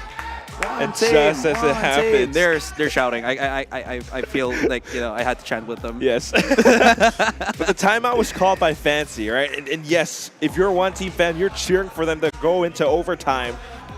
I feel like it's a bit of that pressure that gets taken off of them sometimes because they start to hold different positions. You saw how that round started off with Rainey actually chipping the head off as Fancy United tried to go for that sudden burst, that sudden rush. Yeah. And also just the retake coming out from Heaven, all them landing their shots. And the interesting fact about this is they triple stack under Hell once again. And we saw how that didn't work in a couple of rounds ago. It doesn't work now. And another thing, there was so much utility still left from the players of Fancy there. They had a Molly, they had a Flash, they had a Prowler. Nothing was well utilized. They were willing to go for the dry contact, and it blew up in their face. So I don't know, maybe they could have well utilized that, but it's already done. We're now at this one pivotal, crucial round between these two. You said it before, Asarai. Overtime or no time. You've got Jin on an operator. He's got the blades too. And if we know him, maybe a shorty in that secondary weapon slot as well. One team judging by their performances, knowing their personalities, these guys can make insane plays happen when they are unhinged. So going off of a bit of a default defense position, just 3 stacked up on A. There were so many executes onto this one site from before, but now, off the timeout from Kawa, they're heading towards B Aserai. Alt Orb. Yeah, just securing a bit of those abilities. Was that 2 Alt Orbs taken by Nizzy? Oh wait, no, sorry, this isn't overtime yet. I thought it was already overtime. But it is that Nightfall being taken out. So going off of the execute now, they actually connect it on towards Winner, but Xiaoyi tries to halt them in their tracks with the Hunter's Fury. And just as we say that, yes, from the shadows now onto A site, Jin's already in. He's looking for Rainy though, and he's just dancing back and forth around the toxic screen. Fishio takes him out now, angle held up towards the top of heaven. They're blocked off door as well. Setting up for the retake, one team, they need to make this happen. Xiaoyu, he's looking for those heads to click onto, but Jin, he shuts him down. Peeking out one by one. Only one flash available for Yen Li. He tries to go through for it, but yes, I can't shoot Sutton down instead. Winner now slowly peeking off of it. Xiaoyi unable to play off of contact. It's down to a 1-on-3. Nizzy! He is the one to enter it all. And he wins the match 2-0 for Fancy United. Wow, they got baited hard for that. They thought it was going to be in B execute, and then out of nowhere, zoop, fake faux plant or faux push on the B site. It's actually a, it was me, it was a, it just, what? That was chef's kiss. That was genius for Kawa. That was absolutely genius call from Kawa. They never did that in the entirety of that second game, and they got conditioned that it's always going to be a connected, if not committed push from Fancy here. And now look at this, the walkout from one team. It's not over for them just yet. They have another match against Naos Esports, but at least for Fancy, they got the outcome that they wanted. And such a good outcome, too. It's a 2-0, first of all. And second of all, I mean, looking at how they're smart and how they're adaptive, how their coach calls for some of these great plays. This team has so much potential. I want to see them in playoffs. Well, absolutely. We would all love to see them in the playoffs. If you could just like scrounge up all these 5 teams, every one of them to get into the playoffs, I would love to do so.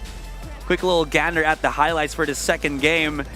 And we had a discussion where one team kept winning through the Thrifty rounds. I don't know what was the spell that was casted to make that thing happen here, but it was a thing. And unfortunately, when they got the full buy on the last round, it felt like they were wanting to get more value off of it. I don't know. They didn't play as aggressive as they did on the Thrifties. Maybe. Whatever, it still ended at 13-11. I think it's cool that one team got 4 Thrifty rounds, but I feel like Mac will have something to say about that too because of what it should mean. But on the other side, I mean, I just want to break down that last round again because it was so incredibly smart. The Alt Orb as a bit of a fake for information, the Nightfall to sell the fake in full, and then from the shadows and how quick and coordinated Jin was into making it onto the A site. They managed to find Rainy, the first pillar to fall. Well, that just sucks for Rainy, to be honest, because he got a couple of shots off. Yeah, from before. He whiffed, and obviously he gave away his position that, guys, I'm here, so you have to deal with me first, and he dealt with nothing, so, hey, yeah. We're back. I didn't know it would come back. But look, yes, I do have something to say, as you mentioned before. Now, what went down in the last round, there was multiple things. There was the great play by Fancy, the great calls. You're talking about that Nightfall being used, of course, the lack of sound that everyone's going to hear by getting hit from that, and then they go for that rotation. But on the retake, they were already a man down, and all we saw one team doing was peeking individually. There was a flash on the KO, on Yan Li. He had a flash there, and all 3 of them were sitting at heaven when the first person peeked and the second person peeked, and they just weren't going together. It felt like all the chemistry was just gone. They crumbled under pressure, and one team, it's unfortunate, but it's not the end of their road. And it's also not the end of the road for Fancy, as you mentioned, as we all mentioned in the pre-match. This was their chance. This could have been their last game, their last opportunity, but now they still have a chance to make playoffs. But it will depend on how the rest of Group Alpha plays out. But This series delivered, and it only took 2 maps as well, didn't it? Fancy looking in, Nizzy had a spectacular game on this fade, 26 and 15, doing big work, but also topping the stats overall for the series, 43 and 26. That's a great performance. It's incredibly sharp with how he played around that last round as well, but also just for one team, right? I mean, valiant effort. They actually almost made this comeback possible, and it starts, of course, with Xiaoyu and his Blades. Yeah, Xiaoyu and his Blades, of course. He tried his little heart out. He certainly had a much better map here on map 2 than he did in map 1. Fancy, though, you can tell how much homework they did, right? Including in map 1, they were ready. They knew that that was going to go their way. Map 2 here, Ascent, they've only had 9 rounds successful over the last 2 times they played Ascent. But here we are, 13 to 11. They made it happen. And it was all off the back of, as we mentioned during the tech pause, that second round, full 5-man stack with the classics. And from there, it was just, look, absolute pain for one team. No matter what they were doing, it felt like Fancy had counter-stratted the absolute hell out of them in the first half, and they came in with a vengeance. And it grows even better. Like you're looking at Nizzy right now with the MVP. Absolutely phenomenal performance on the fade, by the way. Another thing, the composition that Fancy keeps using on Ascent, not the most optimal, but they still somehow make it work. So if you think about that, plus the counter-stratting that they've done against one team, it makes them an even scarier team to kind of, you know, face up against. It's just like a little bit odd. It's not the most optimal, but it's kind of versatile because if they know how their opponents play, they can toss this toxic screen around, whether it's on, you know, the B side or the A side, and it can cause a lot of confusion. I think that's what happened for one team today. You could see in round 13, round 14, when we swapped over the second half, Fancy United had a very specific game plan into punishing some of these very defensive spots that one team often holds. Well, let me tell you that we now have a potential 3-way tie. If Boom, if their game doesn't go super well later on, I like this. If they get into a 2-2 scenario, Boom has lost the head-to-head to one team. One team's now lost the head-to-head to Fancy. And Fancy has lost the head-to-head to Boom. So there's a potential for a 3-way tie, the little triangle to start to happen. But that's something else we can get a bit deeper into because Boom could completely write that off by winning later on. But it is time, of course, to talk to our winners. It's time to have a quick chat with Fancy.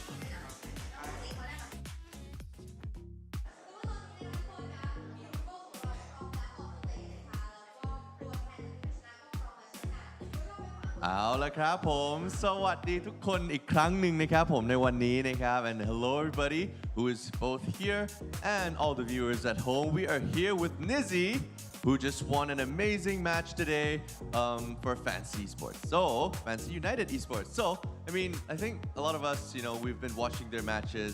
Their journey has been quite amazing. ทุกคนนะครับเคยได้ดูเกมต่างๆของทาง Fancy United แล้วเนาะแล้วก็รู้สึกว่าเฮ้ยก็มีผลงานที่ดีบ้างและอาจจะเป็นบางผลงานที่เราก็ตั้งคำถามไว้บ้างนะแต่ว่าวันนี้ก็อยากถามแล้วกันเพราะว่าเป็นแมตช์ที่ค่อนข้างสำคัญเลยเพราะถ้าเกิดว่าเขาแพ้เนี่ยนะจะไม่3-5แล้วนะครับแทบจะดับฝันเลยนะครับผมในการไปต่อเพลย์ออฟแต่เพราะว่าเขาสามารถคว้าชัยชนะมาได้เนี่ยจึงทำให้ความหวังของเขานะครับยังมีอยู่เพราะฉะนั้นครับคำถามแรกครับง่ายๆsimple มากๆนะครับรู้สึกยังไงนะครับกับการชนะ So first of all how do you feel to be able to get this win I'm feeling very normal. Very normal? Yeah. อ้าวครับก็รู้สึกปกติครับธรรมดา And yeah, I mean, great to know that you're feeling normal, right? You know, you have a couple matches ahead and good luck with that. But first of all, because you got this win, right? You're keeping your playoffs hopes alive. You can now be able to, you know, like just, you know, hope for your team to be at the playoffs and play against the other teams there. Just overall, how do you feel to keep the playoffs hopes alive? I don't know.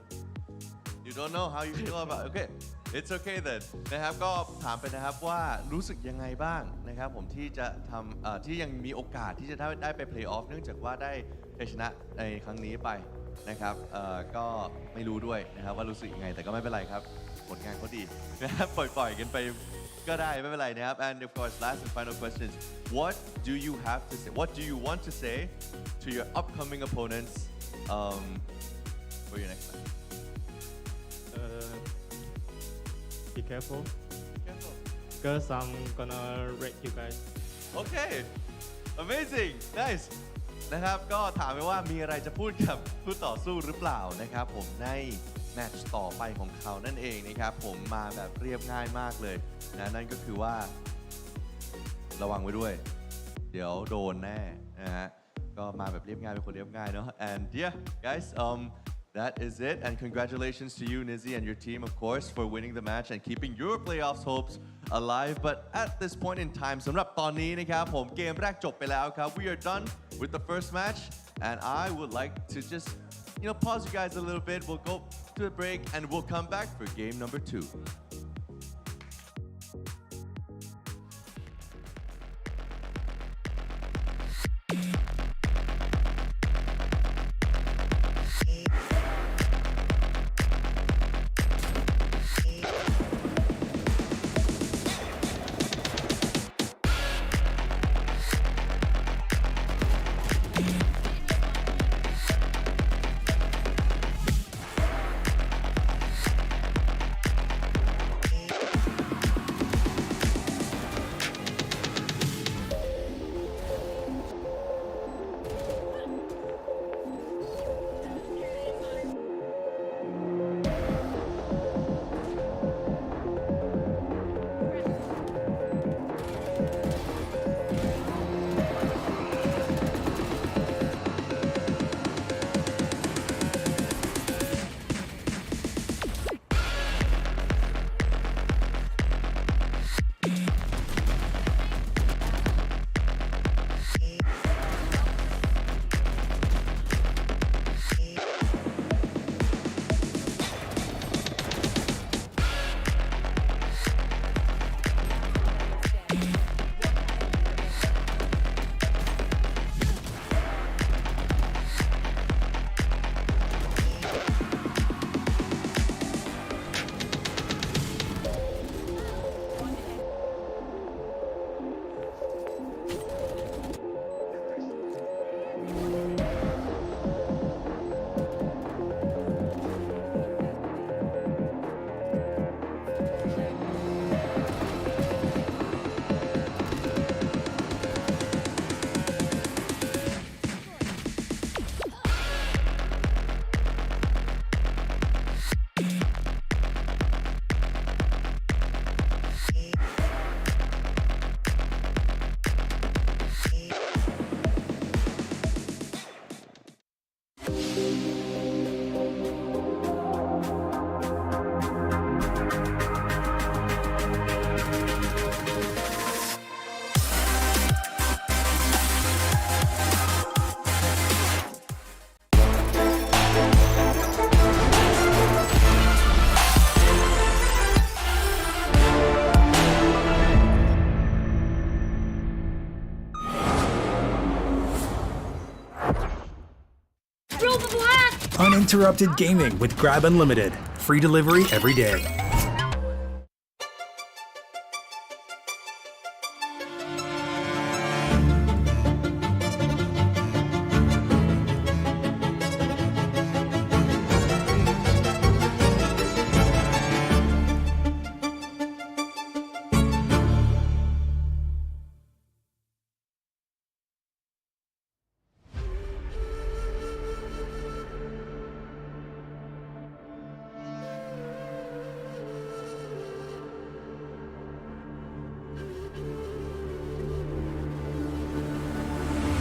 At the world from the eye of the Horus. If you Alexander the Great, then I am the Porus. Coming straight from the mud like I am a lotus. So हाथियों का बल कैसे सकेगा तू मुझे रोका देख तू कैसे मैं लड़ूं तुम लोगों से ऐसे मैं डरूं तरूं मैं जिससे मैं तरुण पानी पे चलूं मैं जिससे मैं वरुण चाहे मैं जीऊं या मरूं जो करना चाहूं मैं वही तो करूं आता है तू ना करीब तू बेटी चीप जब तक कटे ना तेरी ये jeep Better believe you're gonna bleed. Pick up a seat, get your team. I'm the king of kings. Brother in arms in a battle. You all gonna die if you act like a vandal. Bring the realms to reality from every angle. This is the public service announcement from Mumbai to the rest of the world. I am a Raja. I am the Raja. भिड़ेगा तो उठेगा जनाजा ना तू मेरी तरफ आना आ गया तो होगा फिर तनाजाना ये भारतीय भाषा फिर दुनिया सुनेगी ये तराना ना I am the Raja. 'Cause I am the Raja.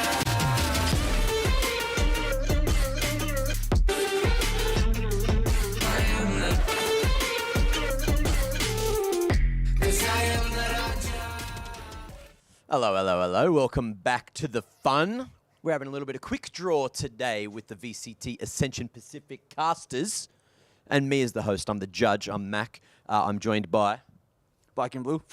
Quack. That's right. What did you just say? No, it's because he did the thing. Dax. And we're going to be playing quick draw. Quick draw is essentially they got 45 seconds to draw something that I want because I'm in charge here. And what I want for the first drawing is... Give me some Brimmy. You can just go for the face. I'll make it a bit easier. Yep. Does anyone need an easel? An easel? Yeah, you want an easel? I got you, Quack. Let's go. You want an easel? No, I don't want you sure? Okay. I was just trying to help him out. I've wasted your time. You haven't even started. You got to hurry up. Come on. Yeah, remember, he's got like a forehead. He's got 2 eyes, a nose. He got a little beret, right? Remember what a beret? What's a beret, black and blue? One of those French-looking hats, right? Yeah, something like that. Yeah, I think so. I don't know. I'm from the Asia Pacific. I don't go to France that often. What's his mouth look like? Yeah, it's artistic. Great response. Great response. Look, this is looking pretty good. This is looking pretty good. He's got some kind of moustache that connects with the rest of the stuff on the face. Does that make sense? To me, that made sense. I don't know if that really made sense. He also has shoulders, and it's 3, 2, 1, time. Stop drawing. Put your pens down. All right, we're going to reveal these together. No lie. Oh, actually, anyway. All right, ready? Hold them up. 3, 2, 1, reveal. And I'm just gonna get a bit of vantage point. Not gonna lie. Oh, Quack's is like the closest, but yours is the best. But Quack wins because he did more. I didn't finish. You didn't finish. Look, that's unfortunate. So Quack gets 1 point. Congratulations. Now someone can either draw with Quack because we're only doing 1 more, or Quack can win with 2 with artistic brilliance. And we are, of course, going to be doing a map, but not any map. All right, we're doing B-site on Pearl, top-down view. All right? Ready? 3, 2, 1, begin. Now, what's the B-side of Pearl? Is that the left or the right side? Left? Wait, what? Yeah, it's the left, I think. That's all right. You don't have to draw moustaches this time, or mouths, so how you feeling? I'm feeling much better because now I can remember the actual outline of it. Of course, of course. Now, are you sure that's the B-site? Yes, on Pearl. Yeah. You're lucky. You're lucky. I'm having a look. I was looking at Dax's and I was like, I don't know if that's the B-site. Is that the A-site? Is that even Pearl? Did you forget the map, black and blue? No, I think I'm good on this one. Yeah, I think you're pretty good as well. Quacks? Where? All right. Yep. I see where you're going. Wait, do I see where you're going? No. And sounds like that's time. Beautiful. All right, well, we're going to reveal. Ready? I got some bad news for you, Quack. I'm pretty sure that's A. So you've instantly failed. But this is going to be better for the reveal. Ready? Reveal in 3, 2, 1, show. So as you can see, it's yeah, unfortunately the wrong site. I like this because it looks like an F, but I wouldn't give you an F. Oh, overall for accuracy. Ooh. Wait, you haven't like connected the dots though. So because of that, black and blue wins. Congratulations. So this side of me wins with 2 points. I don't think they were supposed to be a team, but I just made them a team. Everyone wins because we had fun, and that is it for Quick Draw. Thanks for coming.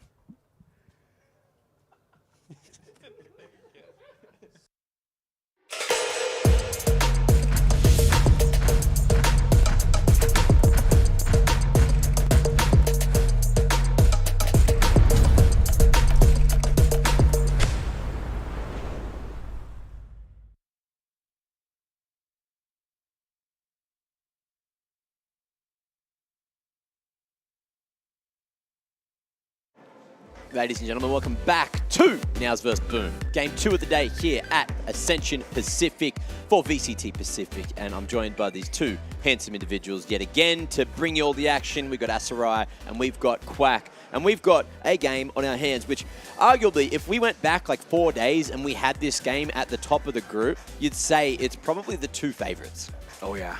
Absolutely. It just felt like, again, it's their ability. It's not only just the one team now that is able to grow so quickly in this group stage. It's basically everybody. All the issues that they've had, it's gone. They're fixing it, they're repairing it, and they're even making it better. And we're looking at like multiple teams here as well that need this head-to-head. You've got Boom, who are currently 1-1. Naos currently 1-1 after a game yesterday, which might not have gone as they planned. It didn't go as they planned.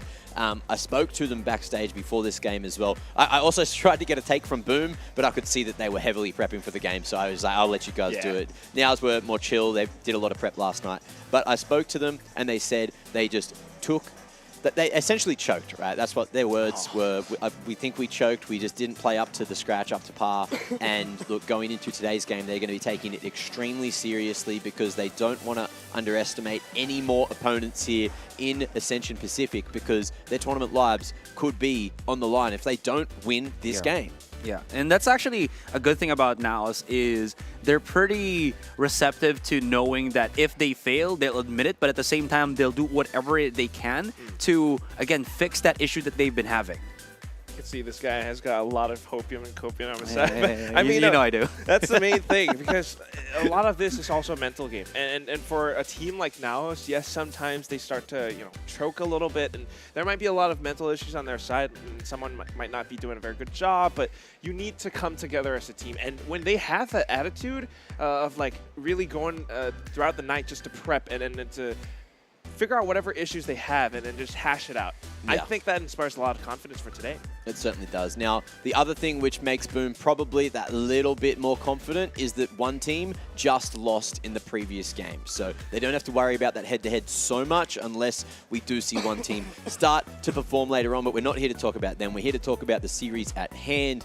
And hailing straight out of the Philippines, we've got Naos Esports, Papi Chulo, Moja, Wits, Senor Carl, and Jar. And these 5 handsome lads are ready to pick up the pace, moving towards the playoffs. I'm not going to sugarcoat it. There's a lot of issues right now that Naos is still undergoing. It's themselves that are their biggest issues, and you add that to Famous, who has just awoken from Boom. There's really a lot for them to handle. But if they can figure out how to just stay confident, you can really see them pop off. So I still have that hopium, that copium, but I do know that Boom is a definite big struggle for them to deal with. Now, moving forward, of course, we do have a little clip that one of you has prepared.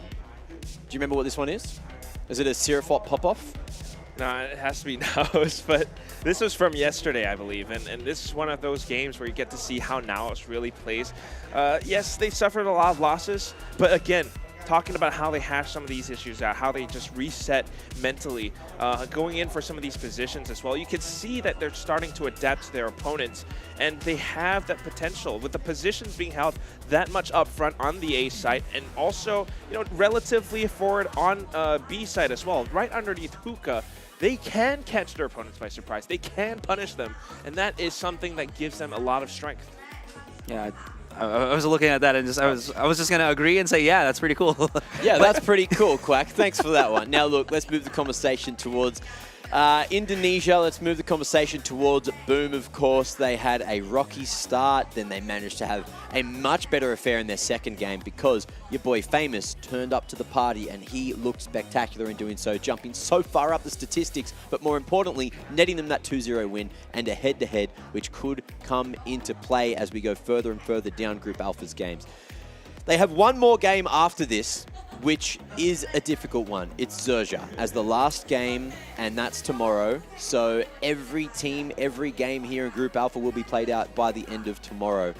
And we will know who the 3 playoff teams are, but nothing is set in stone just yet. Nothing. I mean, this can go haywire so quickly. There could be a 5-way tie, apparently. I mean, that's what Opal tweeted out. So you could go really, really crazy on this group stage just because the competition is that fierce. And looking at how some of these teams perform, one of those teams, like you mentioned, Mac, is definitely going to be Boom. Yes, they had a rocky start. Yes, Famous stepped up, but so has everyone else. Berserk's on the KO was crazy. Severinus, the IGL, started to switch around his positions to find some of these counters against Jet or whatever you might have thrown at him.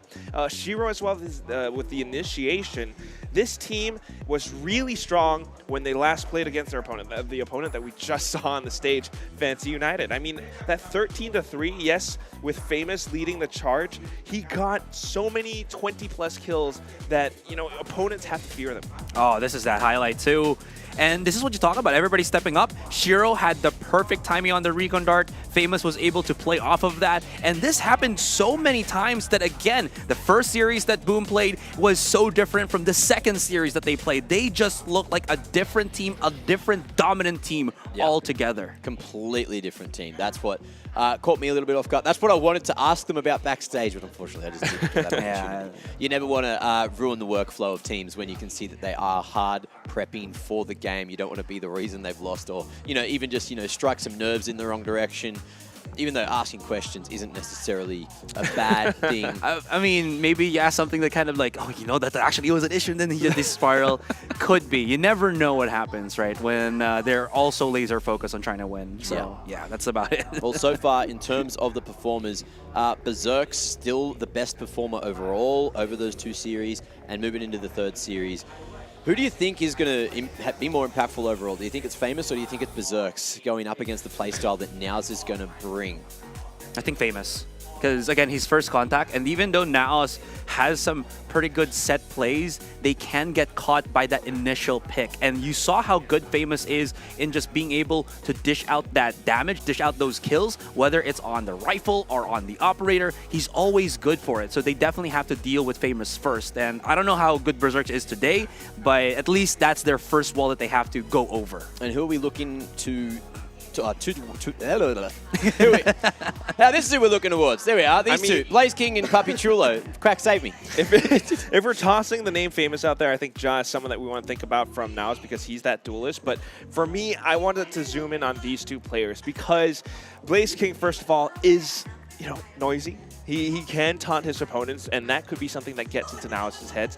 But also, he's a very ratty player. Playing as that Viper, he has some of these punishable plays where he hides inside of the Poison Cloud with a Judge. And again, with that tiny bit of movement sometimes, he finds a lot of great plays against his opponents. Meanwhile, for Papi Chulo, we've seen a lot of crazy moments where he played against Fancy United in that first day. He had a lot of big clutches as that sole controller who sometimes is the last one left alive.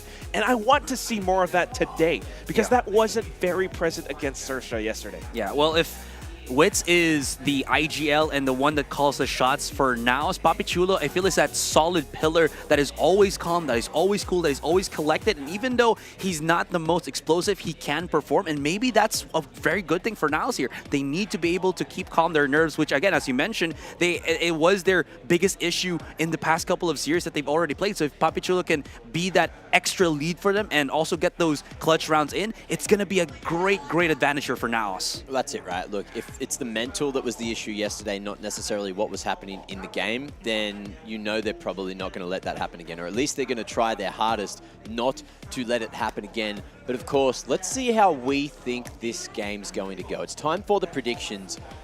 What have you gone for, Quack? Tell me. Definitely Boom. Definitely Boom. Nice. Look at these two. All right. I mean, stuck in between us today, mate. Nothing you can do about it. Yeah, feels bad. No, but I do think Boom has a really good chance because they've woken up. And, you know, seeing as how Severin talked about it, you can sense that seriousness, that tension today. And they are prepared. They are ready. Naos has to watch out because this team, when they start flowing together, you saw that highlight. You saw how everything worked together for them. Famous, Shiro, and of course, I think Blaze King as well.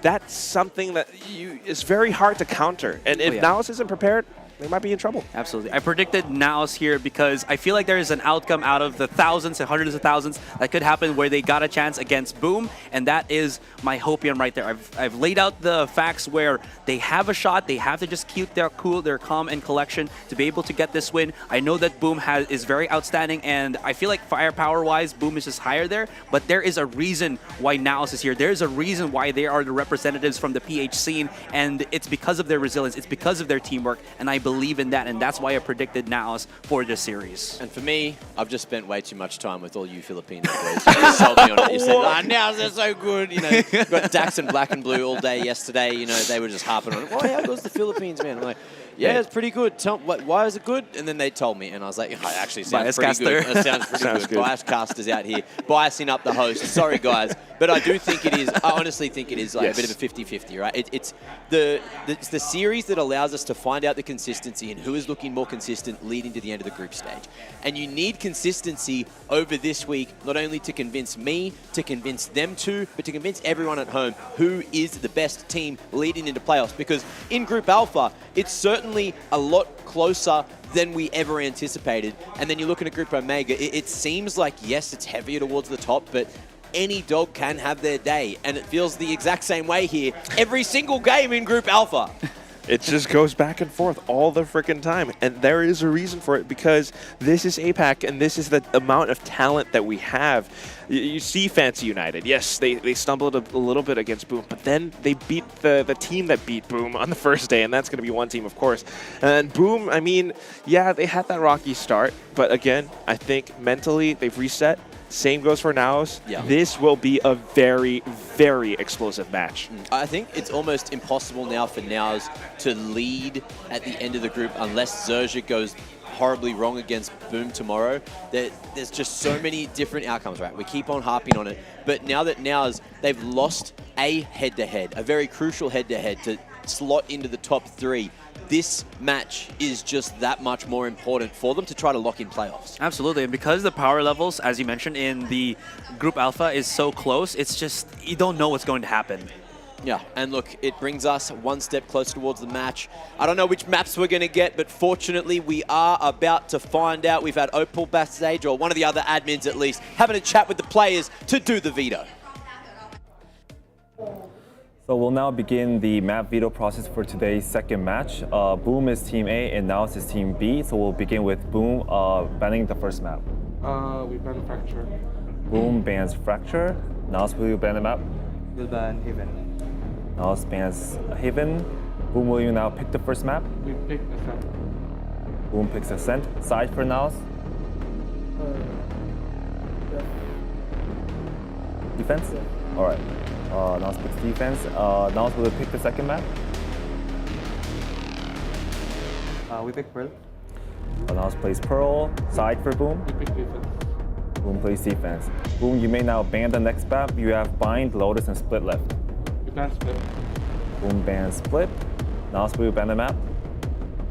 You have Bind and Lotus.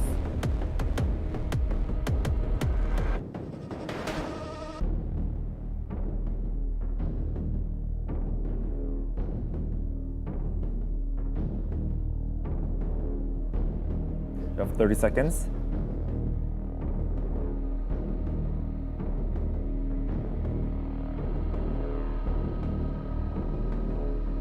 We ban Lotus. Naos bans Lotus. Final map will be Bind. And side for Boom. Boom plays defense. All right, I'll quick recap. So Boom bans Fracture, Naos bans Haven, Boom picks Ascent, Naos plays defense, Naos picks Pearl, Boom plays defense, Boom bans Split, Naos bans Lotus, and the final map will be Boom playing defense on Bind. You good? Yeah, perfect. Good luck and have fun, guys. Good luck.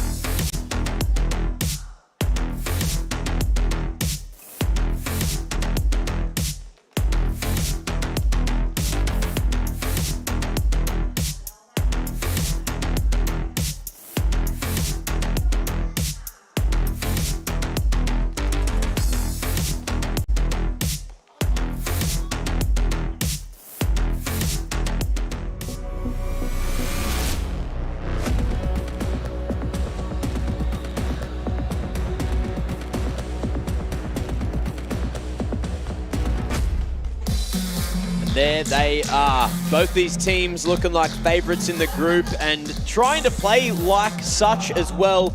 Let's talk about the Veto though. Ascent as that boom pick. Naos coming through with Pearl, and then Naos getting that decider into Bind. And each team starting on the defense. I kind of feel like both teams just went for their own favorites. I mean, we saw how strong Boom was against Fancy United. Meanwhile, Naos, yeah, they were pretty good on Pearl as well. Yeah, absolutely. Bind, a little bit interesting as well, because that's the one where Naos got the win and then Boom lost to one team in that one, so it's going to be quite interesting. I will say that, at least from my experience, first map, Ascent, not the worst for Naos either. They've gotten a lot of their highlights and Papi Chulo's clutches on that particular map too, so I'm still unsure of who gets the bigger advantage from the two. I feel like that was one of those where, you know, with Bind as the floater, you saw how Amix kind of took a second to think like, okay, which one do I want to ban? Which one do I really want to play? They didn't have a very good game on Fracture, you know, in the past couple of days. So, I mean, excuse me, it was Lotus, especially against Zexia. So that's why it lands onto Bind. And I think, you know, we're just going for whatever is comfortable. And that's what you want to have going into a match like this. Yeah, I'm hoping that we get the series that we deserve. Both these teams want to be taking it to 3. And as a spectator, I just expect this to be one of the most entertaining games we could get from Group Alpha. So you really need to keep your eyes on this one. And it's going to certainly give us some expectations leading towards playoffs if this ends up being a 2-0. Who's underperforming, who's overperforming, and who is going to be looking like one of the favorites and one of the contenders to make it to playoffs. Because if you are struggling in front of a smaller crowd here, when we jump into the big stadium, how much pressure are you going to be feeling? Oh yeah, absolutely. It's not just them trying to get into playoffs, it's also themselves trying to prepare themselves for that playoffs intensity as well here. So I don't really know what's going to happen. I've tried to just research as much as I could. I know that Boom has the one up here, but the Filipino in me hopes that Naos can get that fight in, but here we go. The thing for me, look, Boom's already had their bounce-back game after a bit of an upset. Now as they had their loss yesterday, so now is when they need to strike. Now is when they need to hold true and think through exactly what they need to do here. And let's jump over to Agent Select for Ascent. Boom, they're bringing Severine in on that KJ, but on both sides, it's almost the exact same. Senor Carl going to be rocking the Fade instead. What are your thoughts on that, Quack? You're still a Fade fan, you're a bit of a Sova main, what's going on? I like the Fade. I mean, we saw how strong Dizzy can be on that, using the Prowler at times to get a lot of information. But the thing is, when you're playing against Boom, and you watch how Berserks play that KO, you know how useful that Fragment utility can be, especially with your Flashpoint to initiate a lot of fights. I don't know if Fade has that same impact. Yeah, your flash is certainly crucial. And Fragment definitely an underutilized ability overall. So keen to see how they operate with that today and how Naos are expecting this game to play out. You're looking at Famous on the Jet. You already saw what he had yesterday when Boom just absolutely tore a new one. But Jar as well. Honestly, I feel like he's been underperforming from what I've been hearing from the rest of the Filipino casters, right? They've been telling me, they've been hyping him up so much. And we were talking about comfortability on stage. We were talking about, you know, when you're at home, when you're in, you know, your normal seats, when you're in your normal position and your screen's in the best position for you. Jar's got a very odd setup. So you can only think maybe he is just extremely uncomfortable in land situations. And that all boils down to preparation, not only in terms of strategy, but in terms of your setup, right? And that is something that can play a huge factor at a LAN. Yeah, in a game that everything has to be to the attunement of the player, one hair out of place can really put you out there, especially, as you mentioned, it's high-level Valor. It's the top tier of what every single person playing this game would like to achieve, and one thing out of place, it just puts you on a spiral. Yeah, and you don't want to get down in the spiral. You know, yesterday things didn't go right for Naos, and now we get to see their opportunity to try and pull it back. If they suffer mentally again, if they do choke, like they said one more time, then that is when you start to lose faith, lose hope in the Philippines as a region here in Group Alpha, and there is still an opportunity for them to go 1-3. You have to remember that at the end of the day. This is dangerous for both of them. This is super important for the grand scheme of things. Boom and Naos, let's get into the action. Thank you very much, Mac. And that is exactly what's at stake. So much could go wrong. Every little thing counts, especially in your setup as well. And, you know, Asra, you know the Naos guys, right? It's a team of veterans and young guns, and sometimes it's also how they kind of adapt around each other, how they kind of get that mental game prepared for today. Imagine this, Naos is a team that has restructured, I think, close to a year already. The players that we're seeing right now are not the players that were with Naos about a year plus ago. Definitely, again, hoping that Wits, Papichulo, and Ja, the big three from the old Bren roster, can bring this team to victory. And then you bring in Mojer, you bring in everyone else. We'll just see how this goes. Oh! But it already is the execute coming in from Boom. Oh, fragment right under hell. He expected someone to be there. And now just blocking off Heaven as well as Door. They already have the site under their control. Well, this is just problematic for Naos already. Ja plays himself in a one and done, no support whatsoever. That utility gonna give a little bit of information away, but Naos is nowhere near to feed off of it. Now they start pushing in, they open the doorway, but there's a lot of tricky spots that they have to deal with against Boom. Great opening for Mojo as he jumps in through Generator. The follow-up, the catch-off, Senior Call's good. Severine under the corner, but that hand cannon he picked up from the corpse of Ja is proving to be too much for Papi to handle. 2 versus 1. He's down to 70. Thankfully enough, he does have the smoke. Can maybe defuse the spike, but Blaze King already blazing through in-game as well as out of it, shouting in front of the Naos saying, "We are here." And that's exactly the head-to-head that I wanted to highlight. It's down to these two guys, and yes, sometimes you will see Papichulo as the last guy alive. He has to pull off those clutches, but in that scenario, you're not quite sure where your opponents are gonna be. And yes, you mentioned that hand cannon, and it's Severine who anchors it down, especially when he's holding up by Hell. It's so tricky for Naos to retake off of Heaven that way. So, Boom, again, it's a great execute. How are they going to play the next round? They have so many guns to work with. Now, as you can expect them to try to play a little bit closer. They're looking for some of these close CQB duels, especially up around A short. Oh, you're absolutely right. The problem is there's no long-range weapons for them to fall back on. Sayer Carl does have the Sheriff in hand, so maybe that's why they're triple stacking as well. They're kind of hoping that this somewhat expensive buy of the pistol is gonna net some value, but well, Boom aren't having any of it. They're playing very slow. What is kind of good though is they haven't scanned the short side, but on Naos' mistake or possible misread here, A main, there's no one there. Yeah, and there's so much distance between this one spot as well. I was thinking maybe Senior Carl will be able to get a couple of shots with that Sheriff, but not quite so with the classic on John. Look at how Berserks and Severine just sprayed down this one spot. Well, they risked it. They decided to try to utilize it. It wasn't gonna be effective whatsoever. It wasn't gonna work whatsoever, not at all. Thankfully enough for Naos, you know, we do have what you call economy, and they're going to be able to buy up a couple of these rifles already. Boom, though, they got great flawless rounds, so this bonus of them doesn't have the best of weaponry, but you can't really count any of them out to explode with the SMGs as well as even that Marshall. Yeah, it's a little bit tricky to play with. But still, those Bulldogs against the full rifles from Naos, it comes down to how Naos adapts, because the past 2 rounds, it's a full-on A execute through A main. Boom are switching up their game plan as well. Yeah, they're wanting to get play a lot more closer, utilize those weapons to the fullest of extents. Bulldogs better at a mid to close range distance, and that's going to be a bit of a bummer as Famous, great pick onto short. This leaves Ja by himself alongside Papichulo on the side. He's trying to give Papichulo some breathing space here, but look at that Nanoswarm. Wow. Puts him outside into the open, and Ja, he's just not hitting any shots. He's maybe good for the one against Shiro, but I mean, there were still players of Boom Esports on the side. The refrag was inevitable, and Famous is just a star, shining bright, able to deal, and now just can't cope with the pain, can't cope with these rounds.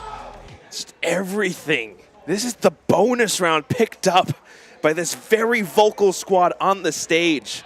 In the crowd, too, you can see some of the biggest Boom fans, one of those guys wearing a Hawaiian t-shirt. But at the same time, look at how some of these rounds play out. Yes, Famous is landing shots, but I want to pay attention to how the utility is being used. Severine with that Nanostorm, yes, you mentioned it, Asarai. It forces Papichulo out of position. It's so difficult for Naos to be static onto the side. They're preparing to embrace the swing, but it's not working. Ja, he's keeping his position on mid here. He could get even wall banged if he's not careful. They're just not touching it at all. And boom. I mean, they're not getting a lot of information per se, but Naos can't really push out either, especially with Severine holding so many good controls outside of B main and somewhat into mid as well. And there's just so much space. Boom are really trying to force some question marks into Naos' minds, right? The first few seconds, the first 40 seconds of the round are being spent just to watch in case now it tries to pull off a bit of a tricky thrifty. Nobody there though. So now they're cutting noise and heading on to the B site for a full execute. The only one here is going to be Wits, and he gets pushed back. Nanostorm in.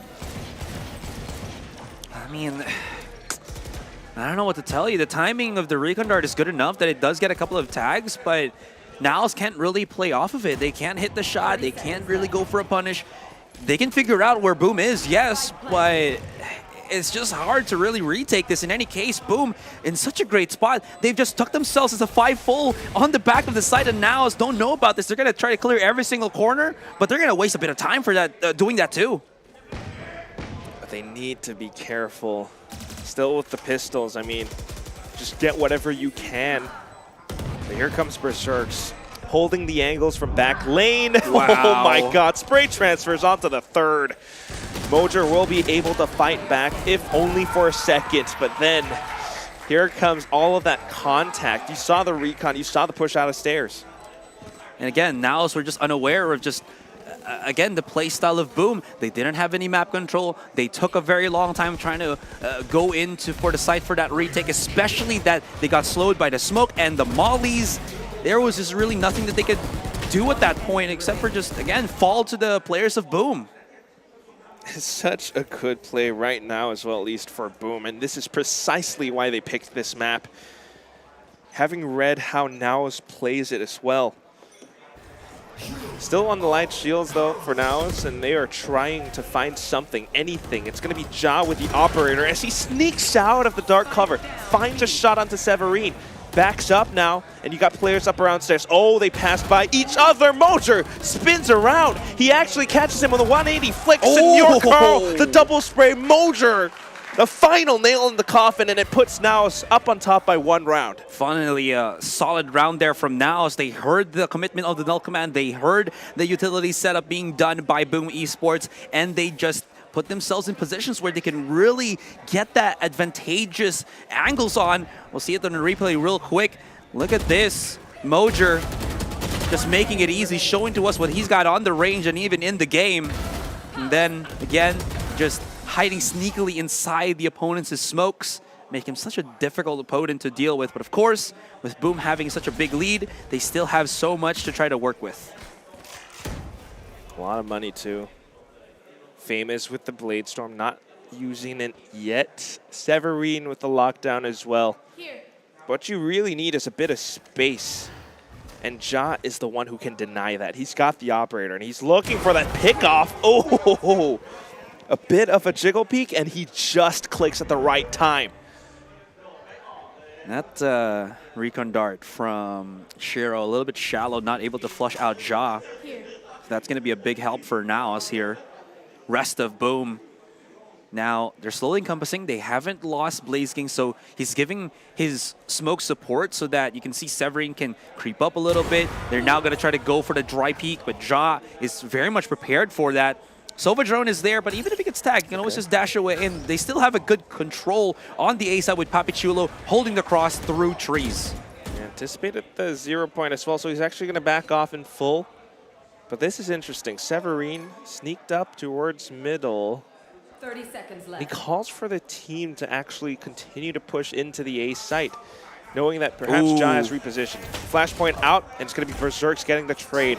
Good shot from Papichulo to start things off, and Ja, of course, eliminating players out of the equation. One-on-one from Papichulo, and he wins. Yeah, Papichulo's just super confident in those fights, and Ja heating up with the operator. This is not what we saw a couple of days ago. I mean, yeah, they were able to get these operators, but a better start from Naos, even though Boom started better themselves. And this is what one issue that we were talking about Naos. Once they don't have that lead, they really start to slow down the pace and struggle. But this time, it's looking a little bit better. Still not the best, especially with Boom having so much utility and ultimate to, again, just bank on coming into this round. Well, gonna have to bank in on a lot of it. Again, those ultimates are online, but so are Naos' ultimates this time. Just watching on with the off angle, though. Now he saw the flashpoint out, so he hops away.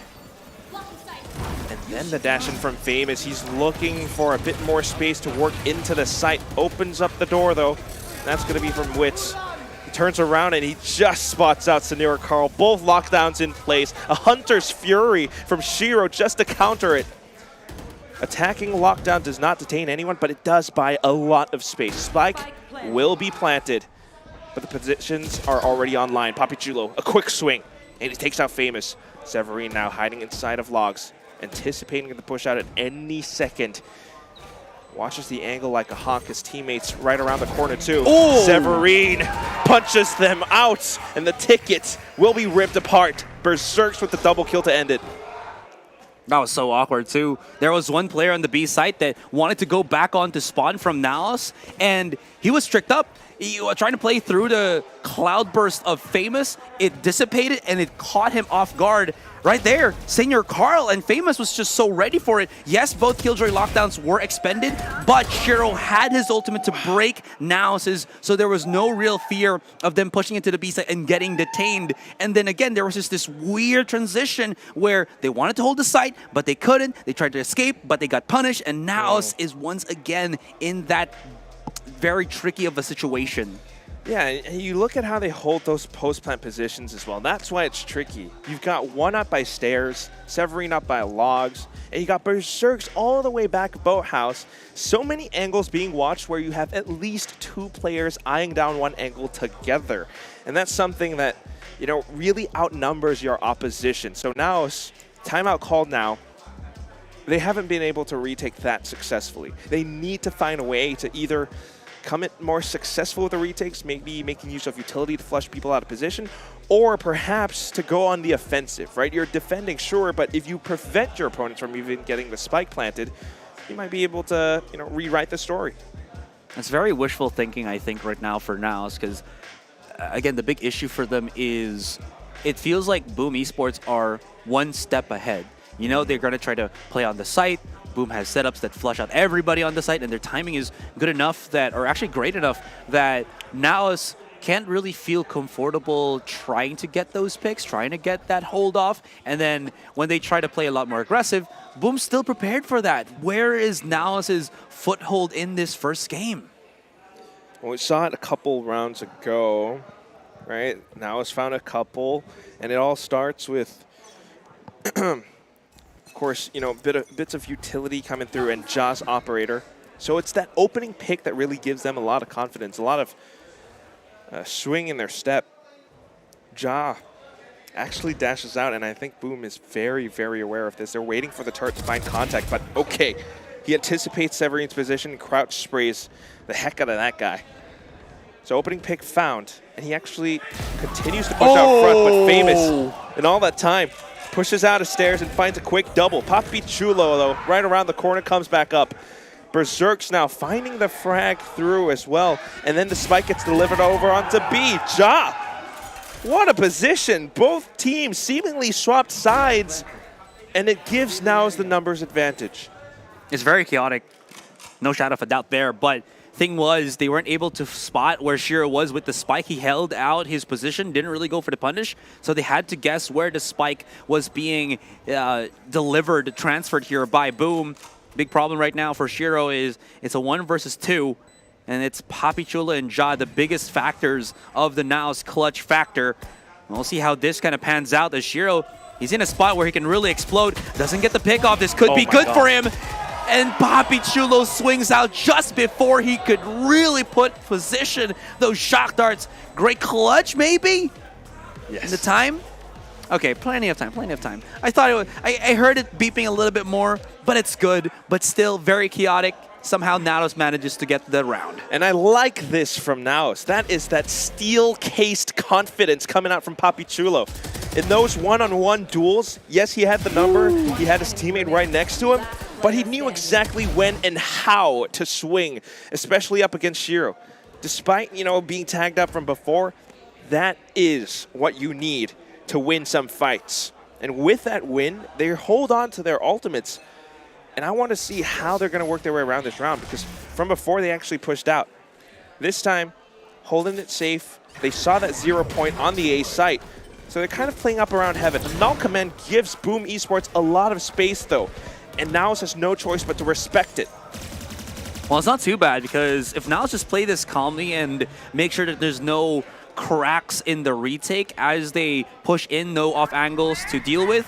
Yep, exactly this. They have so much utility that they can utilize. They isolate a couple of the angles, use the smokes. There's the Nightfall as well. Mojer and Wit starting to heat up. There's Famous onto the corner, but Wit is not going to stop. He's unstoppable, and only Shiro to remain. 4 versus 1. If he can get a pick off, maybe he can get a charge on that Hunter's Fury, but they're not giving him that satisfaction. And lo and behold, Spike wasn't even planted. I thought it was, but that retake was just purely from them stopping the plant on the Spike and actually just taking the side and denying the Spike plant altogether. Yeah, I couldn't hear anything. Thanks to that Nightfall from Senior Carl. And everyone just pushed in at the same time. So tough for Boom Esports to actually hold out against that. So Shiro looking to save this Hero Vandal and bring it forward onto the next round. Maybe some exit frags along with it too. 20 seconds remaining, and Naos are just doing a great job. Again, you read that situation. You saw Berserks with the Null Command, and you just have everyone corral around the site go in together at the right time. And here's a big thing as well. I do remember before when I was just talking with Ja casually that sometimes the communication for Naos would be, dude, I can't handle this site. I'm going to play somewhere else that I can actually do, you know, better positioning at. Even if it's not the best for my agent, I'll do it. Yeah. And he's been struggling on the A side. We're just looking at the highlights here real quick. He's been struggling at the A side. They pull him on B. They actually use a lot more of their utility agents on A, and it somehow works a little bit better here for Naos. That being said, if they still play Ja on mid or B, he still has to prove that he can defend that site much better now that Boom might actually consider pushing there once again. Sometimes if it just doesn't work, then you swap it around, and that's where you get to find a little bit more success. We're seeing Ja back towards middle. Boom are slowing things down as well, though. Famous getting to pull out his blades. But that said, the thing that he's looking for is a Naos head. And what he doesn't know is that Ja is inside of this dark cover on the other side. Nobody right around the door position, the door lever. And meanwhile, all this time, it's a bit of a lurk position that he can hold. He knows that this might draw some people towards him, so Boom actually pushes up towards short instead. Naos reads this though, but without the space, Wits unfortunately cannot find that duel, and Famous now pushes out and strikes at the right time. So much confusion, and Naos unable to respond, unable to react. It's only 2 players left, and they don't have all that much. Senior Carl with some Prowlers perhaps, but look at the positioning from Boom. Oh my god, Mojer gets away with Daylight Robbery, finds a double, and then Shiro trades. This is not impossible for Senior Carl. He's got about maybe 20 seconds left, but Shiro is banking on a lot of utility as well. And then, of course, Famous with that mobility, a wide swing and a simple click, and it gives Boom the 6th. He's been in that situation tens of thousands of times. He knows the timing, when to peek just before you get that half on the defuse. Mojer was doing so well there, too. I thought he was going to get caught. How did he get the second kill? There it is. But this is awkward because, again, the ideology is there. the timing might be a little bit off, but the contact was definitely lacking for Naos. Boom was so much better at getting those picks because it feels like that initial contact would have decided the round, and the round was decided when they got those initial kills. Yeah, and that's Boom's plan too. Just throwing a lot of question marks at Naos. Naos, of course, though, trying to get a little bit proactive with this, and I like that look because Ja is on the operator and he's going for a couple of peeks. Doesn't find anything, but that's okay because now the presence has been made on B, and that is why Boom are heading all the way over to the A site. Ja is here as well, though, and Wits holds it up by Garden. Oh my god! Just the collateral and then the re-peek! Blaze King is suddenly left alone, deserted! Ja again with a peek, and then the quadra kill. We have a saying in the Philippines, Quack. When Ja gets those hits, we call it a Ja collat. Ja collateral. Exactly that. And bit of a mix-up, pushing it in. The timings, absolutely beautiful from Naos. And I don't know how they're adjusting to this, but it's somehow working. They're just waiting a little bit more for the setups and trying to catch Boom in transition. Easier said than done, but it's somehow being managed by Naos. Again, right, you just don't want to get discouraged too much by whatever Boom throws at you. And that is why, with this operator, Ja finds confidence. He goes for those peeks out by B, makes his presence known, and then rotates so quickly over onto the A side because he reads and anticipates that they will be pushing out of A main. And that collateral, yeah, just perfect timing. I mean, this is something that Boom has no choice but to respect. In this timeout, you can bet that Meow's talking about the operator. Absolutely. So how are they gonna try to deal with Ja once he is feeling a little bit more confident, once he's starting to hit those shots, once he's starting to be a credible threat against Boom here? They gotta find a bit of leeway to face against him. And now that Naos is starting to also get the rhythm of Boom, feels like there's a chance here to equalize. And it's not really the worst outcome for them. It's 5-6 at this point. And before we hit that last round in the first half, there's an opportunity to get a 6-6 here too. And that's something that both teams kind of, well, I think Naos definitely wants it more so than Boom. 6-6, and that's an even footing as we head into the next half. This might have been Boom's pick, but we never quite know where the score will go. The buys aren't too great on Boom's side, and they've been kind of pushed back by whatever Naos is throwing at them this time. Again, Ja still has that operator, but of course, this is off a technical timeout from Meow. Make waves, take your place, try to maneuver, navigate through the weathery storm that is the Pacific region. Who's gonna carry the boats and who's gonna carry Naos? It's Ja. And that sinks the ship of Boom. Now off of that, sure, they get a bit of information up by where Ja is, but how do you break your way through the B side truly? Maybe with Berserks, but Wits answers back. And look at Papi Chulo, so quick on that from the shadows. He comes in to reinforce the site. Boom has a little bit of space, but they need to press in. Shiro with the Hunter's Fury does get the tag, but look at how Papi Chulo just dodges it. Ja right around behind them on towards Market. And he pulls out the blades. Will be able to find the first, but not before getting traded off. So back to a 2-on-2. 30 seconds, but suddenly Wits just pushes out. Shiro only has a Stinger and the Sheriff. Maybe it's not even reloaded. He's so low.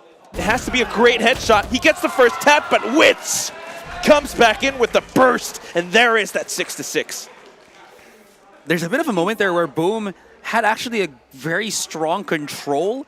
If they were able to figure out where the other players, specifically Ja was from Naos, they still had the TP from Blaze King. They could have actually used it from the shadows to maybe get control on the A side and plant the spike there, but Naos played it so well, able to just isolate. And again, because Ja got that pick onto Blaze King, that option from Boom, kaput. So they had to commit to the site, and thankfully enough, Naos was ready to hit those shots. Just playing together as a team as well. Great plays, great reactions, and Again, it's that operator that makes so much noise. Ja has been instrumental for Naos' wins. And of course, sometimes seeing how Wits comes in handy with the information gathering, and of course the whole team, Papi Chulo there to back him up as well. Boom. You know, they've been doing great in the first few rounds, but now they have to rethink this this problem. You're moving on to the second half. You're swapping sides. How do you play against Naos' attack? Well, we have seen Boom be very multifaceted when they try to go for that defending side. They have a lot of options as well. We've seen that if they're on their better days, they can really hurt you with those setups. So I feel like they have a lot of opportunities here when they're on the defending side now. It's just more of a thing if they can time it well once Naos is unaware of what's to come. Well, unaware or fully aware. Naos, again, I mean, you talk about how multifaceted Boom can be, but Naos also has a very fluid situation, if I'm not wrong, right? It's not a very clear IGLing sort of situation, and sometimes they can go for quick adaptations, and that's something that I like about how they could attack. This time, just a bit of presence outside of B main, which commits the shock dart to clear out some of the Killjoy utility from the other side. Dashes in now, Ja, and they're looking to create all of that space on the site. Prowler sent through, and this is precisely what it's used for. And they're staying a bit too long on B main, and they're getting pop-shotted through the smoke too. They got to be careful because the smokes are about to dissipate, and there's a huge flag coming in from Boom. Oh, this Wits is going to be out in the open. He has to find a position to tuck himself in or push in through the spawn, which they're doing right now. But Severine is a menace! Severine with the hat trick! Not good, not good! As Papi Chulo and Senor Carl are the only ones to remain. This happened yesterday, and it's happening again. This is not good. Naos has got to face them fierce. Papi Chulo! Papi Chulo, Senor Carl! The tandem, it's working. And I thought Severine has already won the round for Boom, but no, never count out Naos. And is now's the time as Senor Carl, he's not looking the right direction. And, oh my God, how is he able to win this? He cannot. Blaze King does it again. The pistol secured by Boom. And it's another one of those clutch rounds. Just picked up off the ground. He looks for his opponent. He finds his shot. This is now the second pistol round that Boom has won. Completely different again from that first day. It starts off with Severine. Now you thought they might have had it. Papi Chulo had a great shot. He had a great angle. But just as it turns around, here comes Boom. That was a good call to push the spawn, but Severine is just severing ties between the Naos players. Dude, it's like, just the frustration, you have to feel it. That was massive from Severine. What a superstar. Again, you talk about how he can underperform, but this time he's overperforming for Boom. And you love to see it.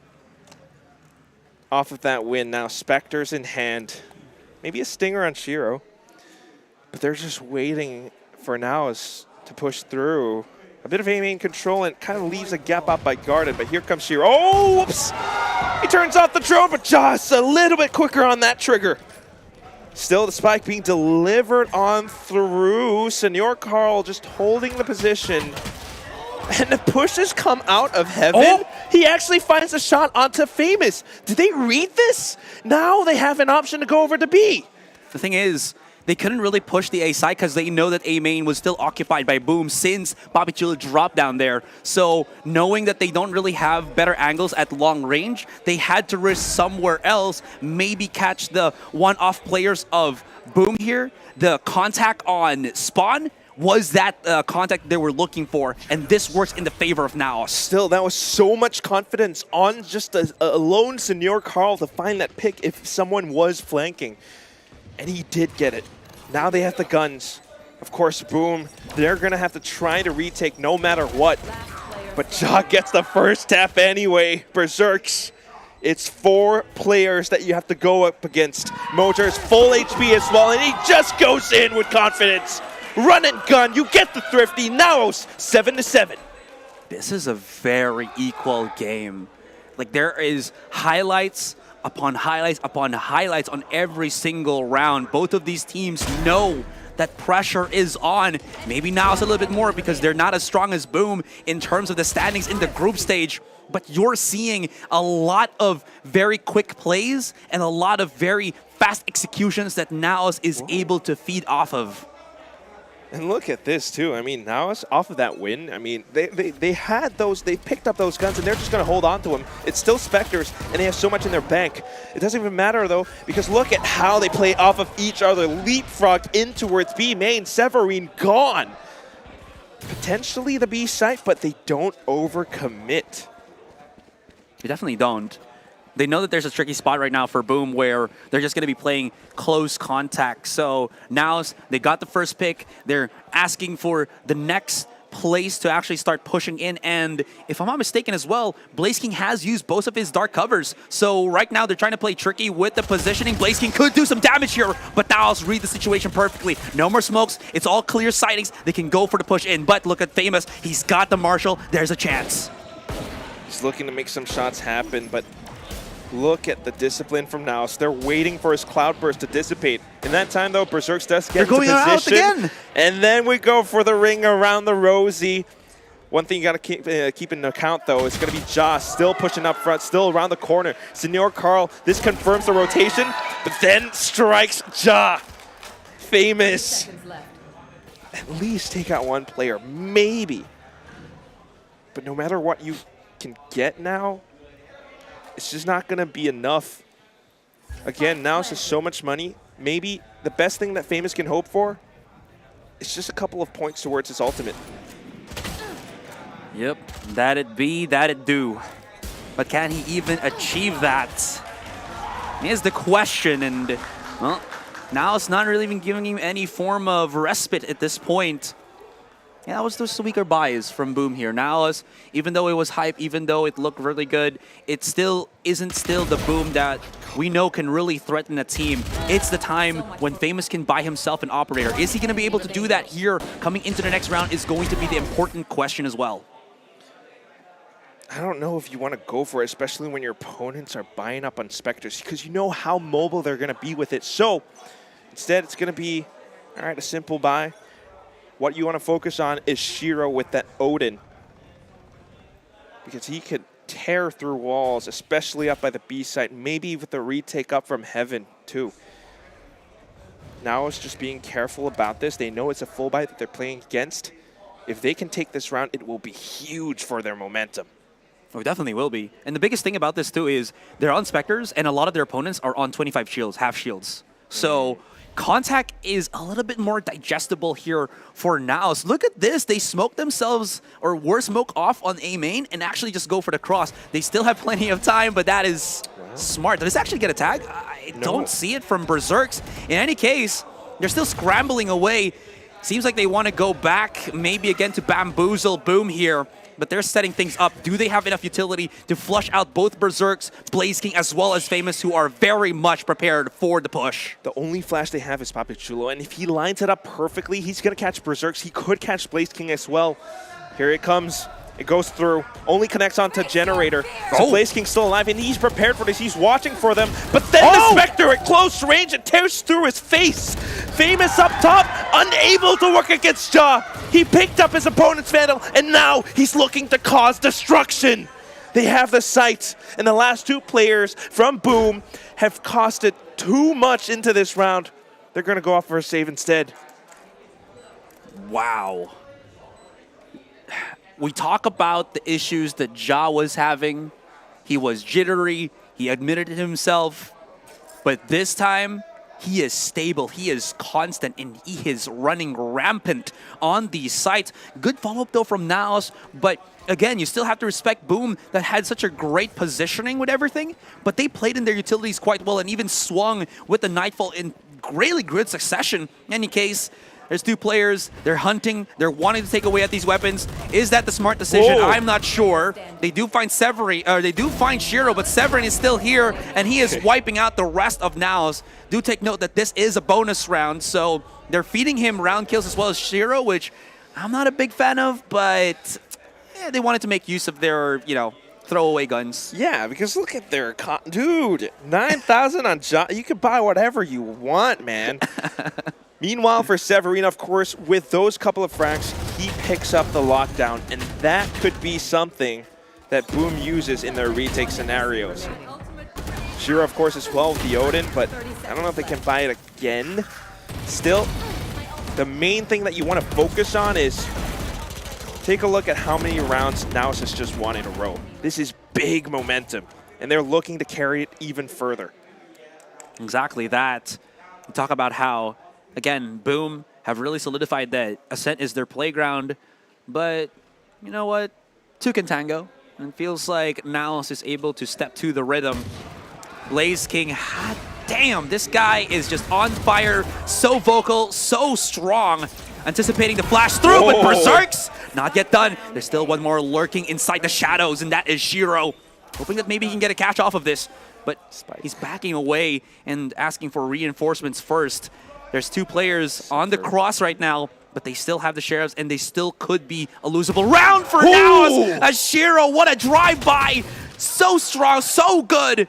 And Naos now outnumbered, but they still somewhat have a margin of control on the A site. They're looking for the plant. Now they managed to stick it. But right around the corner, 3 players. Severine with that Vandal. I think he wants to use the lockdown, but Naos reads this, and so they will push in. Ooh, Mojer, Papi Chulo. They go in together as a tandem, and they take out the Boom factor. Feels like the communication is much better there. As you mentioned, they were really anticipating the Killjoy lockdown to be used. The flash from Papi Chulo might not have hit them, but he was hearing all of the footsteps outside of that smoke. You're going to be seeing the highlights here. Those are some nasty shots. They literally just did it one and done. Pop out of the smoke, bam, done. Pop out of the smoke again, bam, done once more. Could have actually been very good for for Boom, excuse me. But Naos stayed their cool, and it worked for them. Oh my god. Now it's Wits with the Odin. He just spams. Severine's like, okay, I gotta get out. Moves over to Boathouse. We have an operator on Famous, but he's just watching tiles in case anyone rotates back. Naos does not rotate back. They are forcing B site. Shiro with the Hunter's Fury actually catches one. Severine now with the anchor. He's got support from Blaze King too because of the teleport from Omen. And then everyone starts to fall apart. Individual fights coming through. Senior Carl able to only get one, but as soon as they try to pass out of lane, they're not going to be able to make it through. Naos looked hella confused in that situation. Blaze King TPing in back of the site.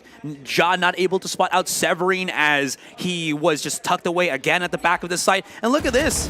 Ja was just like, I need to help my teammates, but I still haven't cleared out the positioning of Severine, and he gets punished for that. And look at this. The rest of Naos, as they try to get into the site itself, just do not have that foothold, and Boom not shying away to rip apart the opposition. And what's good about this is they save every single weapon and even upgrade and then some, as you can see with the pickup of that Odin for Shiro. Oh! Blaze King, the double kill through the smoke. Berserk out of nowhere as well. He's not falling behind. Famous right here, and this is just flawless again.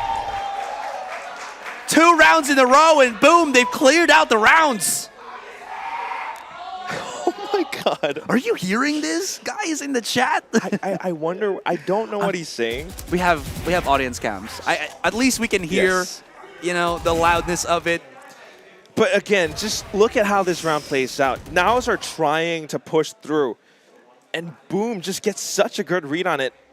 Not just in terms of positioning and how their strategy will play out, but exactly when to peek, exactly when to spray. And with 2 players on the A side, Blaze King supported by his teammate, so much going right. Of course, off that win, Naos wants to keep their momentum, so calling out the pause, it's going to be Aimer. You definitely do. Have to call that breather a little bit because Naos feels like the tempo is definitely shattering here, and Boom, a team that you cannot slow your pace down. You cannot underestimate in every nook and cranny. They are just so tricky, so difficult to, well, beat when they're in this kind of position. And that lead that Naos got at this second half, it's all but vanished here right now, Quack. Won't count them out just yet. There is this timeout. Okay, there we go. It's focused. Almost missed the fist bump. But yeah, you know, you're talking about that lead. Just one round. Anything could still happen. And so far, Ja has been performing like mad. You saw that operator round from before. Now Famous has the operator. On the defensive side, can he find that same impact? He's looking to make a bit of presence known up by B, but Naos are looking to execute on A. There's big utility for Naos too. That's a quick use on the Paranoia as well. But all stopped dead center because of the fragment. Ja's closing in onto short here, but there's a smoke on doorway. And who put up the smoke? It's actually Naos themselves. And Berserks, he's not looking right behind him. He's unaware of this. The flank coming in from short could be perfectly timed for Naos here. And there's Ja coming in from the corner. Gets the one on the doorway, on Dice. And now they roll it. Oh my goodness. Perfect swing from Naos here, but they cannot rest on their laurels just yet. Famous has the Blaze as well as the operator in hand. They're looking for the contact. Naos plays it safe. They do have the lockdown. They'll push them all out. They can't break it. Shiro, no, he does. Now they're pushing in. There's a chance right now. There's the Paranoia. There is basically the hunt just to make sure that they can get these informations as slowly Boom comes in through the A heavens. But they are doing everything just to delay. How is Boom not taking even more damage from this? And Famous finds Ja. Time not in the favor of Boom, though. It was a little bit tricky. It was good at the start, but Boom, they gotta be forced back. Such a good play from both sides. I mean, Boom, knowing that, all right, it's an insurmountable task to actually go in for the retake. So let's just do what we can, find a bit of damage. If we get a pick, yes, maybe we go in, and then wits with the Hunter's Fury. It keeps them at bay. So, of course, Naos walks away with the win.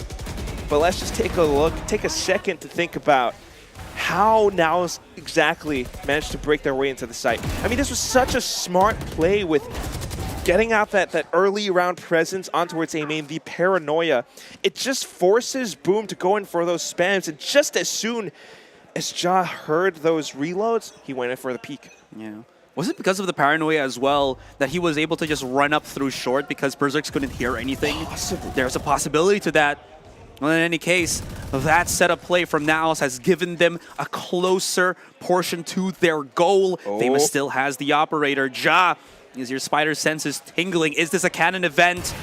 Well, it's not going to happen, at least because of the checking with that Sova drone. But Ja's not backing away from this. He's actually pushing through onto short here. Not through short ways, but at least through mid. But they got to back away, and they got to respect the mid-push, mid-control that Naos is taking. But without a smoke on mid, Famous has a clear shot if they try to cross. Nothing found. Just being a little bit careful on this approach. I don't know if they have the information on how Boom are actually working around this. Famous, he's been sneaking on through, completely shift walk, not a peep made. 30 seconds, though. Naos has to commit. If they go in with enough speed, Famous might whiff his shot. In fact, it's going to be the dark cover that just discourages him from holding the angle. Severine hiding inside a boathouse. Oh, what? A bit of a point-blank shot. And it's going to be Wits finding the trade, and then they go through. Papi Chulo now dropping in. Mojer, they know he's in here.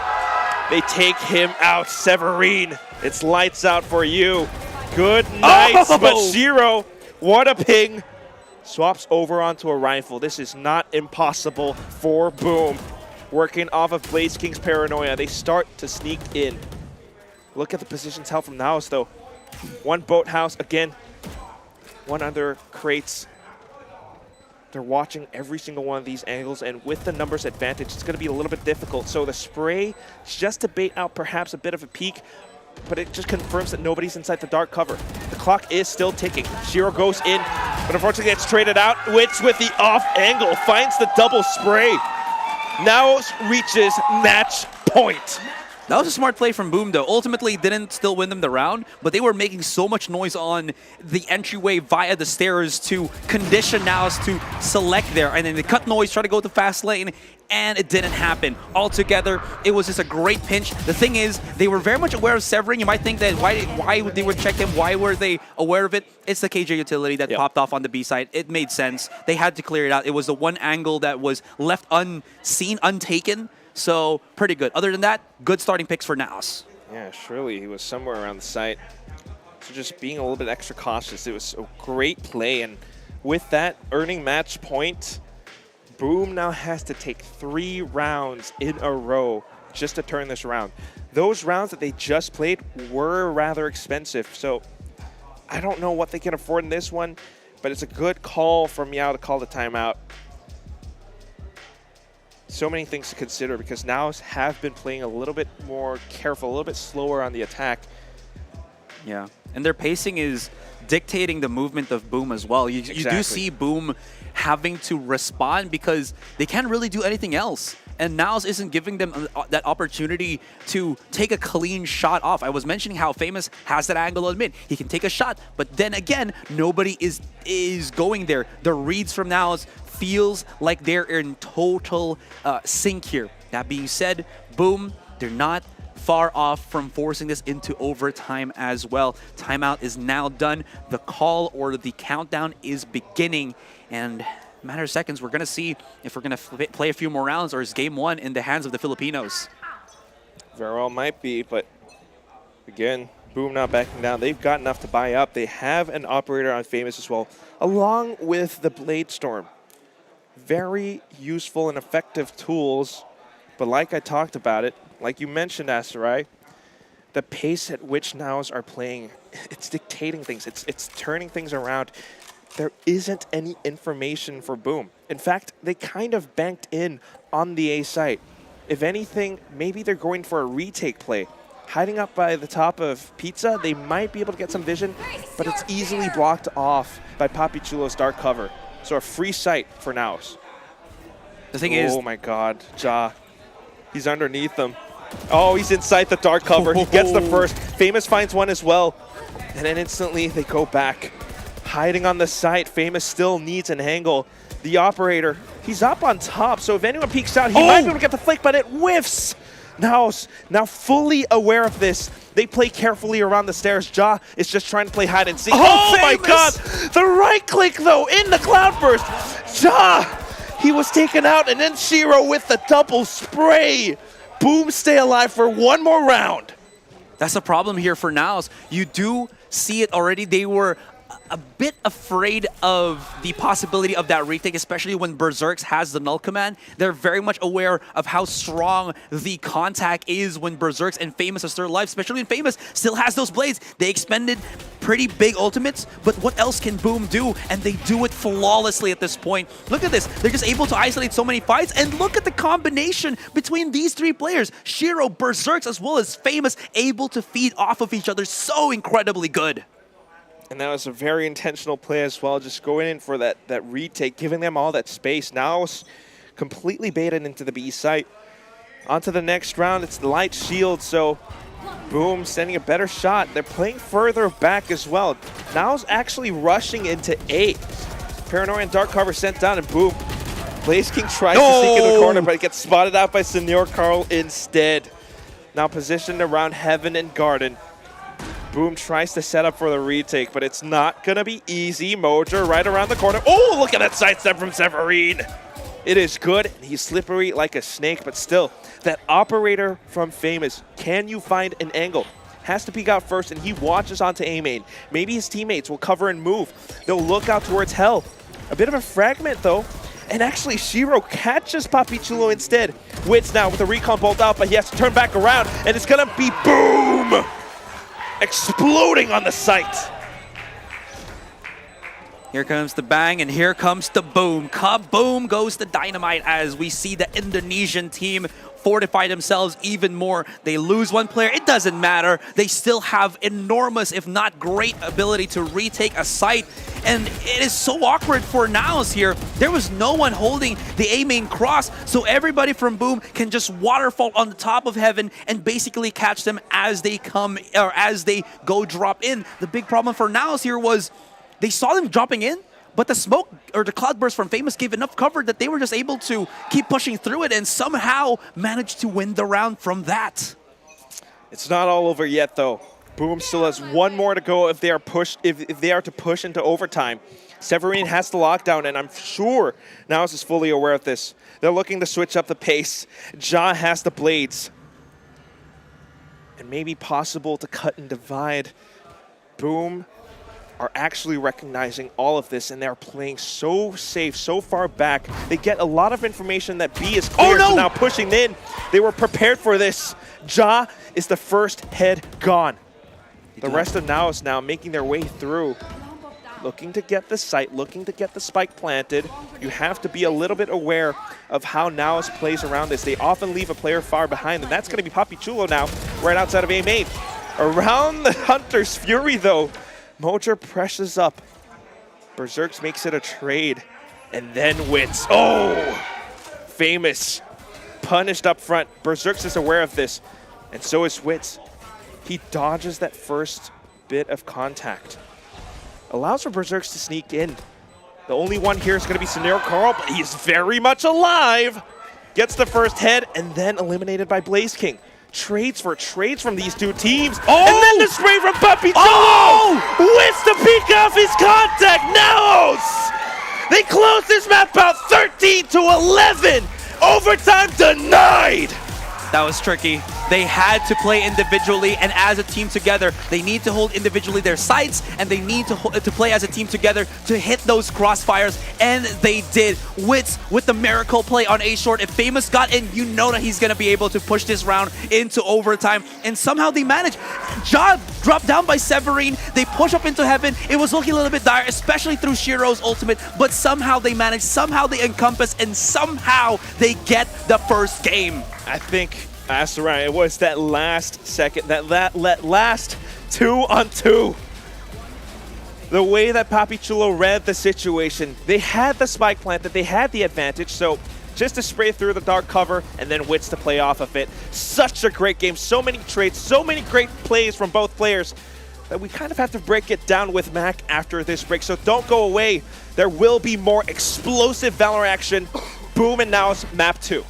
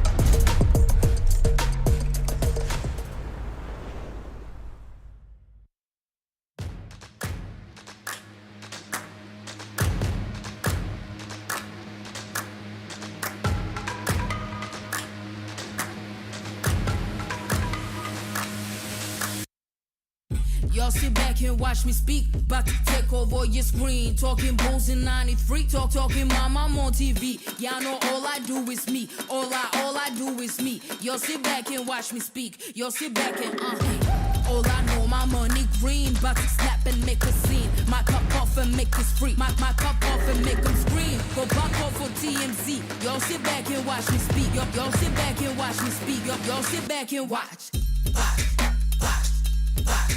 Watch me. Watch me. Watch me. Sit back and watch. Sit back. Sit back. Sit back. Sit back. Money long, nothing on credit. I got style, don't catch no feelings. All this bread ain't got no lettuce. I got style, don't catch no feelings. Watch me. Watch me. Sit back and watch. Sit back and watch. Sit back and watch. If it ain't got style, I ain't with it. I ain't with it. If it ain't got style, I ain't with it. Look, look. If it ain't got style, I ain't with it. I ain't with it. If it ain't got style, I ain't with it. Look, look. Look, look. Look, look. Look, look. Watch me. Sit back and watch. Watch me. Sit back. Sit back. Watch me. Sit back and watch. Sit back. Sit back. Sit back. Sit back.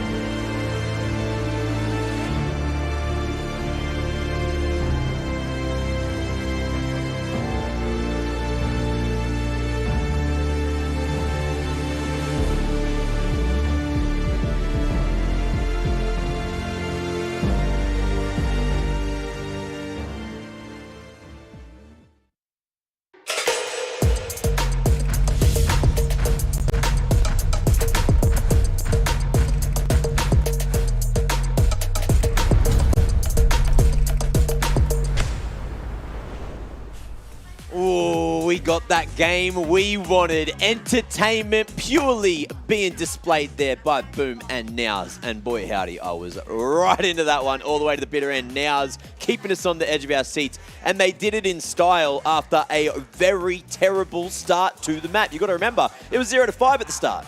It really was.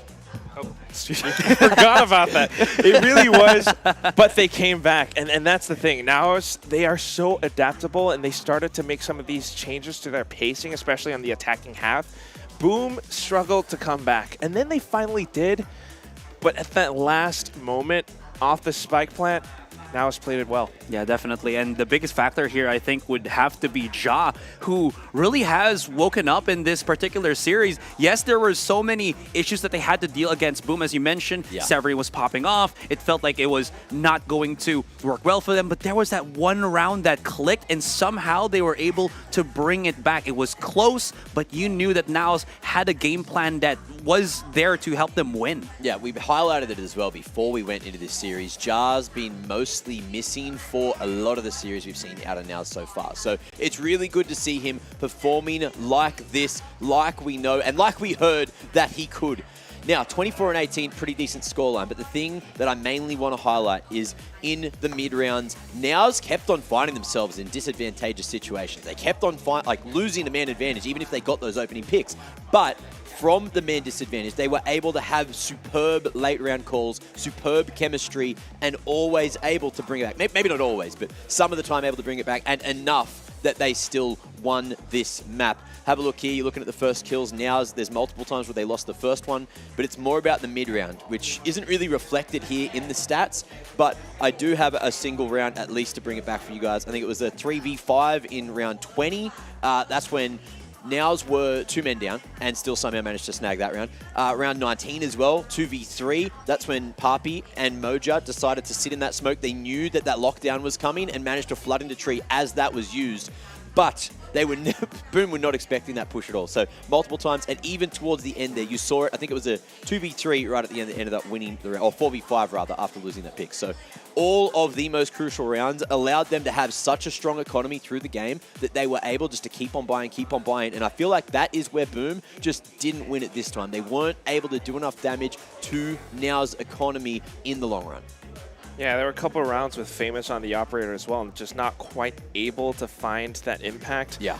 Sometimes in the retakes or in trying to hold and push off Naos' attack on the B site, sometimes it works out, but it's a little bit tricky, especially with the way that Naos really played on that attack.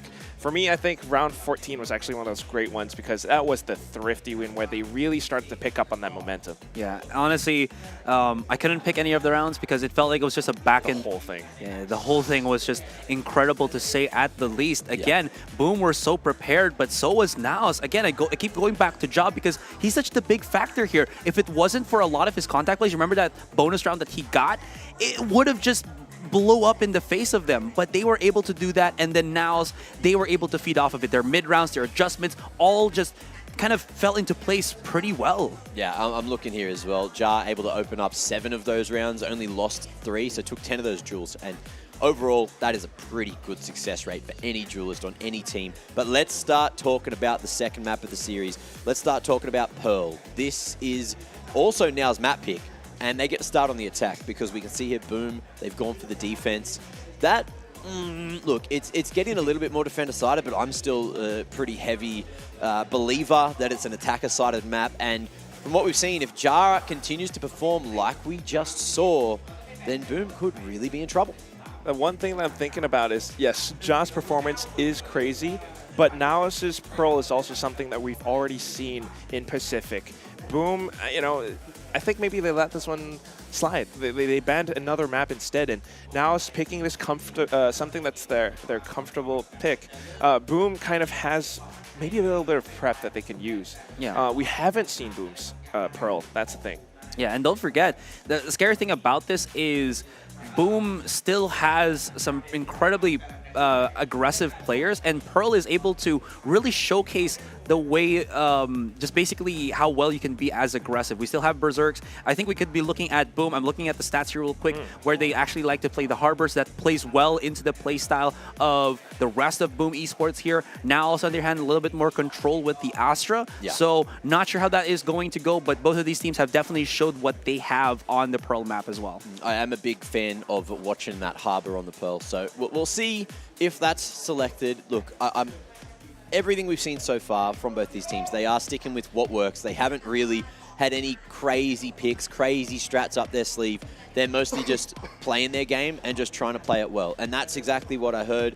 I refer back to when I was talking to Naos earlier. They said yesterday they choked. Today it looked like they almost came out and choked, but they managed to hold themselves together and perform such a nasty comeback. Or at least, you know, it was even at the half. It was a comeback in the first half and then managed to close it out and hold them off in that second half. But here we go. Anything new coming through here you want to highlight? No, not at all. Looks like exact same composition they always pick. There you go.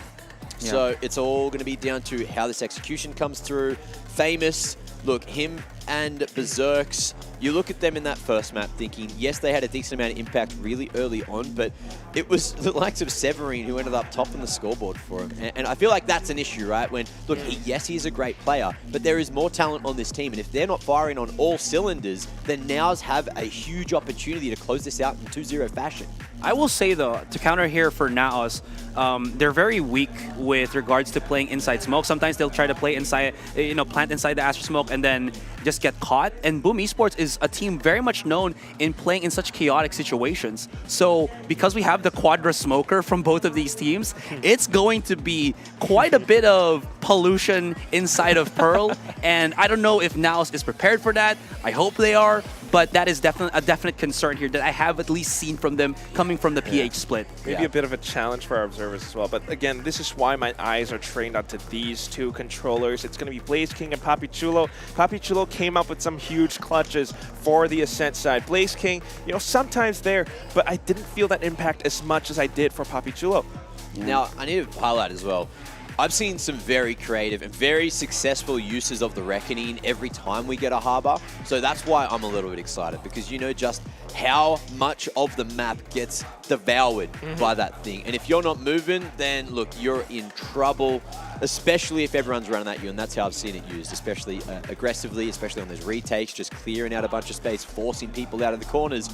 But if they do take the risk to, you know, tank up that stun, get stunned up, and try to hide, try to hope that they're safe for those 2 seconds, it's a huge risk. It's an insane risk.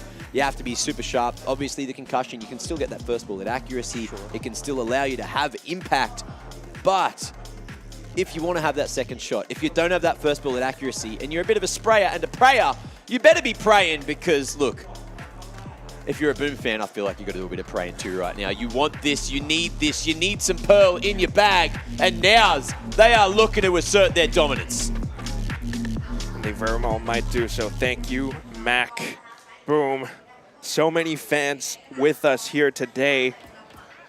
If you're not praying, well, you better be. I don't know. I thought you were going to say you better be spraying. Better be spraying. That would have been better. Now, but the thing is, again, this is now 1-0. This is now Naos' map pick. Yes, maybe Boom has some counter plans in play, but they also had that on Ascent, and Naos countered it perfectly. They adapted to it perfectly. If Boom loses this series, their next opponents are going to be Zexia, the current leaders in this group. No, I don't want to take it away from any of the teams here. Again, as I mentioned, it's an incredibly close alpha stage. As Naos, out of the woodwork, now working their way onto the A site. Severin does have a couple of traps right there. There's the flash, there's the dash already, but Joss got to be careful. He could be devoured here by the Nano Swarm, but that is going to... No, never mind. He actually gets the tag, and they can't really follow up on Severin. They're too far. They have to plant the spike, but again, they have to re-encompass this map control. They have to at least find that balance between playing in the site, getting the plant secured, and allowing Senor Carl to get back into cover so they can play that post plant here on A main. Yeah, Papi Chulo has one Snakebite to work with. Boom, though, you know, we talked about the Harbor. This is the double controller. They use it to block them off. I'm sure the lineup will be coming through at any second now. It's a little bit late, though. Wow! Oh, wait. Just at the last second, before the spike actually got defused, along with the Nanoswarm, Blaze King unfortunately gets eliminated. But look at this wall again. High tied up, and it just pushes them back a little bit further. Nanoswarm is buying more time, but again, remember, this is halved, and Severin plus Famous with the Sheriff and the Classic. They get the pistol win. Yeah, that was a difficult thing there. They allowed the half defuse to go, so whatever may happen, they only need like less than 4 seconds to fully defuse that spike, so that's difficult. Also, one thing, this Harbor High Tide lasted the whole duration of that encounter. They couldn't push through that, Quack. If they did, they would have died. And that is the strength of this this Harbor pick on this map. Yeah, I remember there was this one like clip I saw of some NA casters talking about how when you push through a Harbor wall, you're like this, yeah, because of the slow. I think that was like Bren or something. In any case, Blaze King good on the contact. It's a weaker buy for Naos. So nothing that they could really do, and great pocket positions here for Boom. Spike down mid. Well, at least look for some picks, right? But Boom are just celebrating. This is how they keep their spirits up again. Blaze King finding a lot of impact with some of these plays. Now positioned outside of mid because they know that this is where the Naos players are. Spike picked up. maybe a bit of sound heard too. So one-way set up, and Shiro just lets it rip. The Stinger magazine completely dumped in, and they pump Naos full of lead. That's going to hurt for Naos, not even able to get any kind of value off of their pistols. But again, Boom plays the situation, the position perfectly. Again, just tucking themselves in these corners, these spots. And, well, it turns into things that, well, Naos can't really overcome. That being said, we still have ourselves the gun round for Naos, and this is where it really takes a toll. I did say this again on game 1, and we know how Boom was able to address this. The question is, are they going to default for B where Famous is? It looks like that's going to be a no, and the A side is where it's going to happen once again. But Joss got to be careful because Severine, he always has this tricky position, and if they push up, you can already see Shiro waiting to push up with the Cascade as well. That's what we saw in pistol round after all. Cascade will just keep them at bay for a second though. Joss looking to push through with that Trailblazer. But look at Shiro inside the cove. Uses this as a bit of cover, and then Naos continues to spray. Mojer, yet another. Papi Chulo with the second as well. Famous is the only one left, and it's the long and slow rotation all the way from mid. His first point of contact will be Papi Chulo. I thought that was a mistake for Naos there, but they have to use Ja as that living entry fragger. Live or die, they have to follow up, and at least they were able to follow up quickly. Famous now on to Art, but he's going to be one done into a disastrous painting. Painted all over the floors, but that's the one round for Naos, and Boom, looking at it, they have a chance. They can actually buy for an operator if they want to. It almost feels as if Naos are playing this like a chess game. Just that initial pawn that you sacrifice, and then the team comes in to trade through. And Boom, you know, can't play it like checkers, man, because if you do, you're just going to get countered. Naos are thinking about this steps ahead, and with this win now, they might be able to turn things around. Everyone's got buys. Yes, Naos are on half shields, but this is not a big deal because, you know, it's rifles on Boom's side too. No operator, though. I was kind of hoping to see that from Famous, but knowing that Naos is very much heavy on the contact, it's better for them to just, again, have those rifles steady and reliable in hand.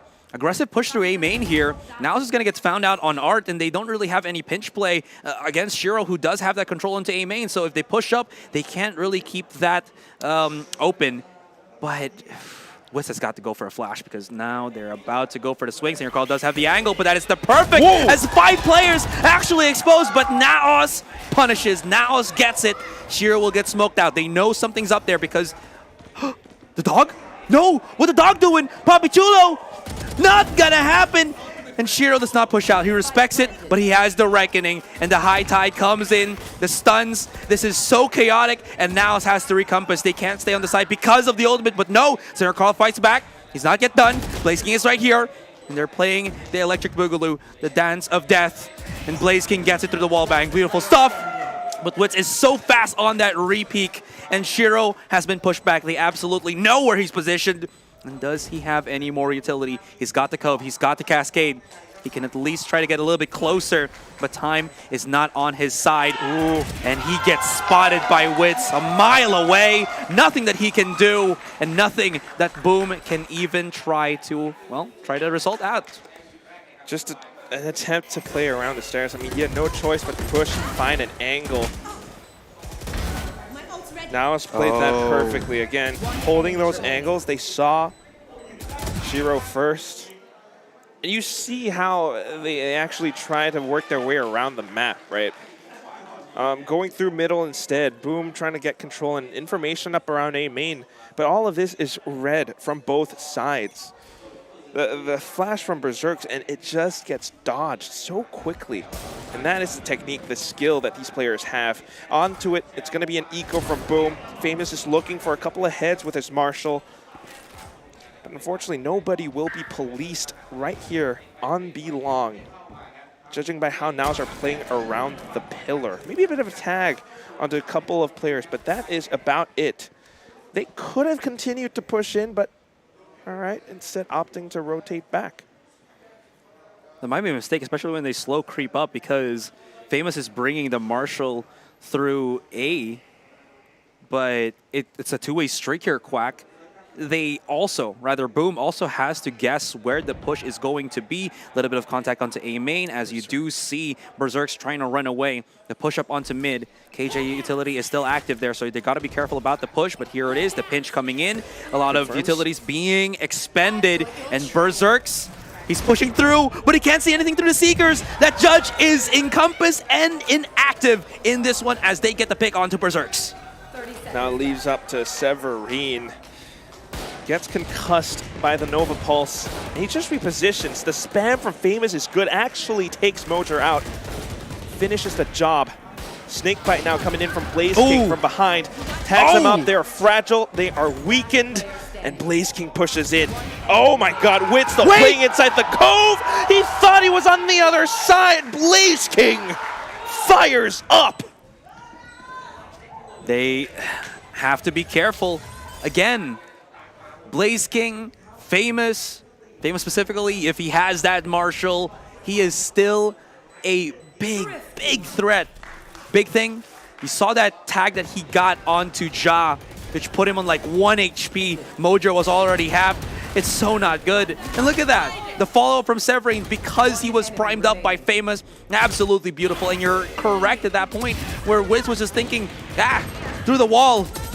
It was a mistake for me to push through this. I should have just backed away. He got the first pick thinking that it was only the one. Thought it was going to be tricky, but currently, or completely outplayed by Boom. And that is one of the first few thrifties that we're seeing from Boom today. They can keep this up. That could spell trouble for Naos. Like you mentioned, Asterai, playing inside the smokes is something that can confuse a little bit of the minds of some of these Naos players. So maybe a bit more reserved, a bit more control. They slow things down. They head back towards the A side. Trailblazer will reveal one of the locations, though. Nobody's close, so Ja gets a bit of time to peek out. Well, I thought he had a chance to actually catch the rotation of Berserks there. Mojer, okay, that's gonna hurt a little bit. That's gonna hurt a lot, actually. Thankfully enough, they do have Wits for the heal. The decay could have been a bit of a tricky endeavor to fight against. Berserk still holding on to Art. Severine's here with the utilities, can't really break through any of the KJ traps that are on the site. They are pinging it, they are tagging it. If Ja pushes through this, Shiro's already waiting for the swing. 30 seconds onto the clock, they still have a decision. Maybe they can even wait things out, but they're really running this clock thin. Oh no. Wow. What a play from Boom, just to try and delay. And Naos is forced to push up front. Their cards all revealed. Severine knows exactly how to play around this. Berserk's outside of the Nebula as well.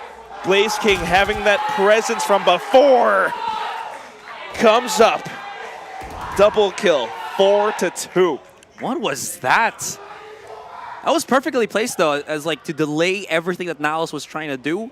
They were trying to get control to Art. It wasn't happening. And then there was this weird segmented push outside of A main where they knew the Killjoy ultimate was there, but because they didn't have time, they still had to push through. They weren't able to clear out Shiro. Actually, they were, but since Severine's abilities were there, it's a whole mess for Naos here. And Boom played that absolutely perfectly. Yeah, again, it's this defense that we're seeing. Boom as a team has evolved so much. Yes, in the past, we've known them to be incredibly aggressive and explosive. They push out a lot. But now there's this whole new dimension to them ever since the Indonesian Challengers Split 1. Of course, helmed by Severine, and this is the guy with that Killjoy utility that is such an annoyance for Naos on the A site. And they keep pushing A. I don't think we've ever seen Naos actually try to go for a B push and plant there, right? They did explore it once, but then Famous with the Marshall, but right? never really pushed through it. They're probably a little bit cautious, afraid maybe of the long-range capabilities that is Boom and Famous. But well, this could be the round. Amix called the timeout for a very specific reason, so good point. I mean, maybe they're also win or lose the rounds, they're conditioning Boom to anticipate the A push every single time. I think you're right at that point, Quack, because look at this. Boom Esports now a lot more, if not all of them, gravitating outside of B long. Yeah, but you're talking about those long-range capabilities, and a long-range marksman is precisely on the B site. That's going to be famous. He's got some blades to play with, and the Phantom as well. Very quick and easy, and he's holding the angle up front now. Senses the utility, preps the tailwind. Sees the Trailblazer, and he sprays through. Confirms the hit coming up. Of course, it's a lot of ultimates on the side of Naos as well, and Ja is looking for anything to cut off. Threw out a knife, and I think he saw Blaze King. Can't quite find any further angles, though. What? So playing off of the Hawk now. Blaze King peeks right off of it. That's the first one. Spike Carrier killed. And he knows there are a couple more players on the other side, especially behind a pillar. Ja goes in for a second look. But unfortunately, he cannot double dip here. Boom are being so careful, and they are fired up. They want even more. Jumps right out around the corner. Might be able to find Blaze, but look at this. Instant response. Famous and Berserks. 5-2 now for Boom. And here's the bad thing for Naos there. The longer they waited to stay outside of B long, the more time it gave Berserks to actually start rotating into the B site. And what does this do is the flash is just there to assist them even more. Whether Blaze King was in a position to get that crossfire or not, it doesn't matter because they held off so long. The flash punish was definite possibility to be well used by Boom in that scenario. And that is why B is not a site that Naos loves to explore. Again, that marksmanship. Famous is such an incredible player, but right now, we've got some incredible players on the side of Naos too, and they are switching things up. This time a bit more mid-presence. Maybe this is how they'll be able to counter Severine's setup on A. Ja has managed to make his way through. He's looking for a little bit more though, but outside of B-Link, Blaze King holds it down, the snake bite. Even with the Nebula up, he just sprays, and that is why a Phantom is so strong. Ja spotted out by the Seekers. Wits and Papi Chulo, they're trying to watch each other's backs, but they are surrounded, Aserai. I did mention how difficult it is for Naos to play against smokes. They either respect it or they try to push through it and they get punished for that.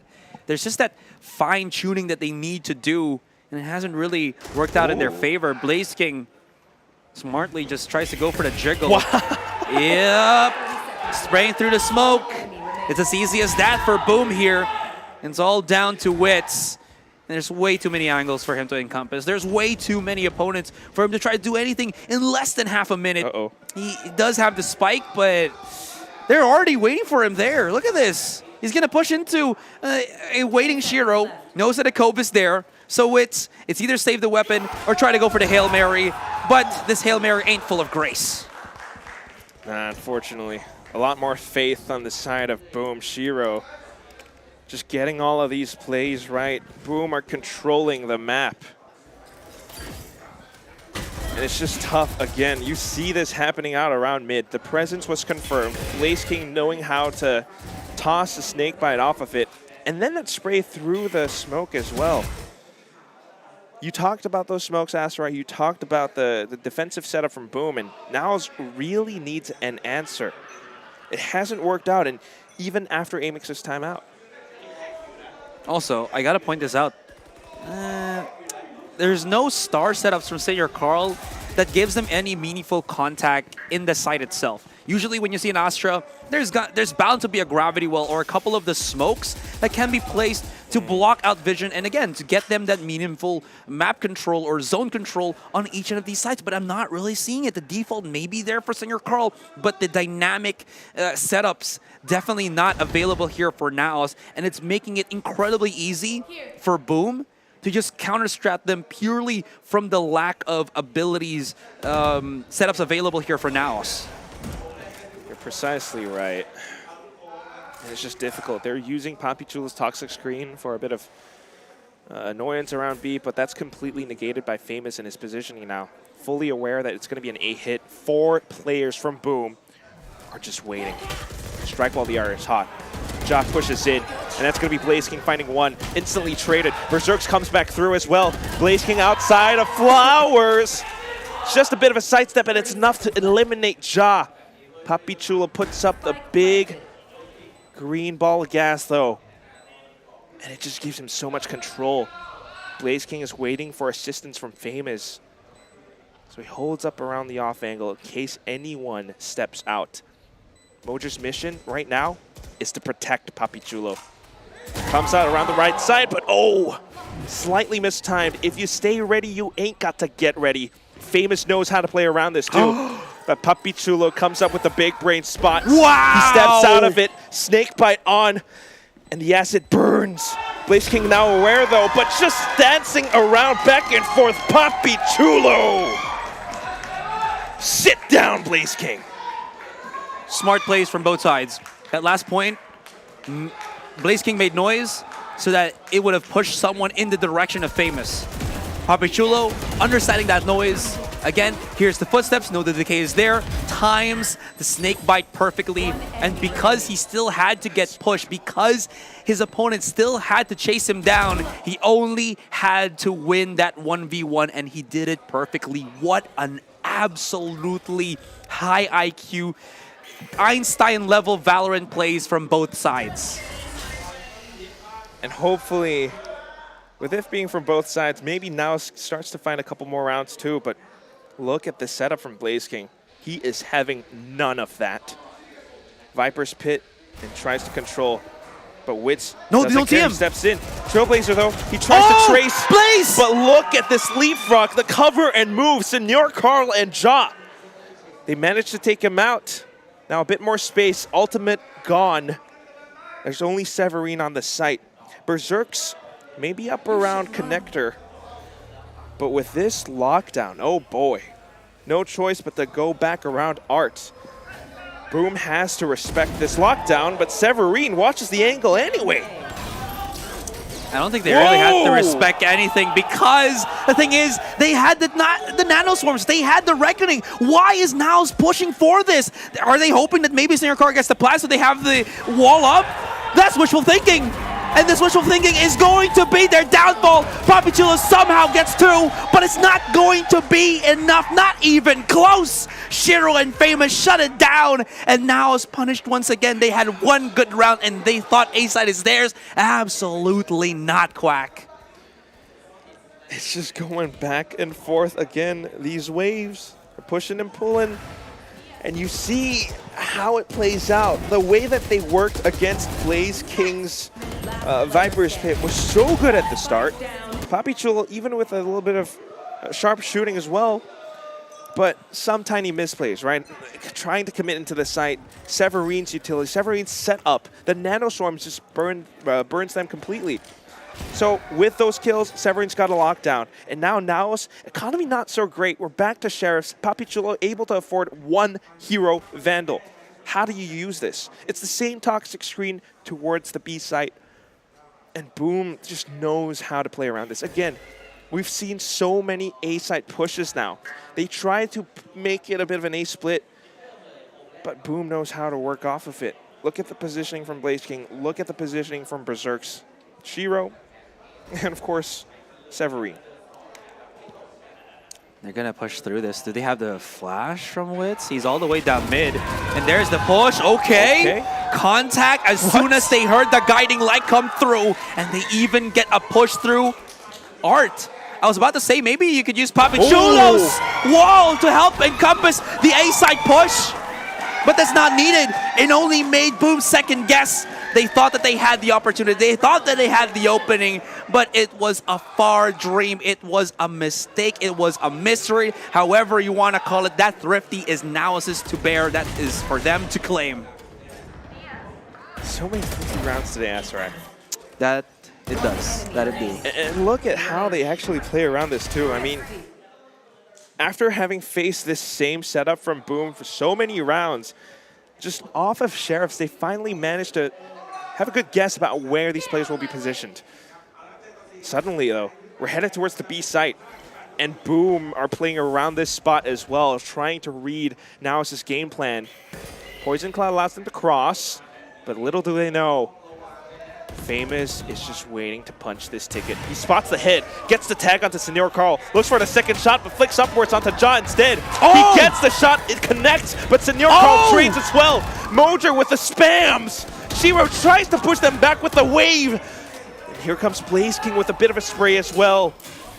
Support comes through with the regrowth. It tops him off, heals him back up, and Severine arrives on the site.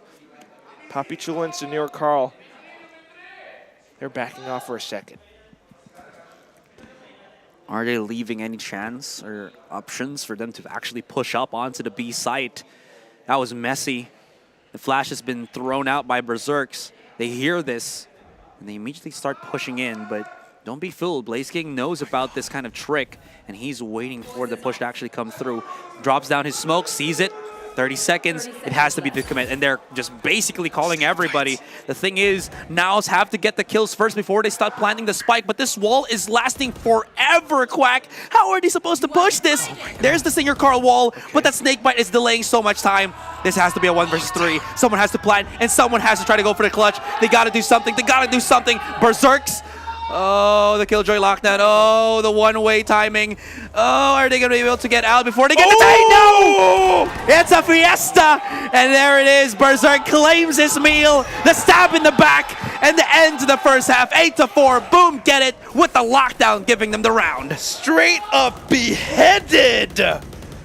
8-4 at the end of the first half. Off such a round. Now it's got completely read like a book. And Blaze King, he just says, taste my venom. You can hear him shouting all the way from across the room. He's telling him, come out. Stop hiding. We knew exactly where you were. Ooh.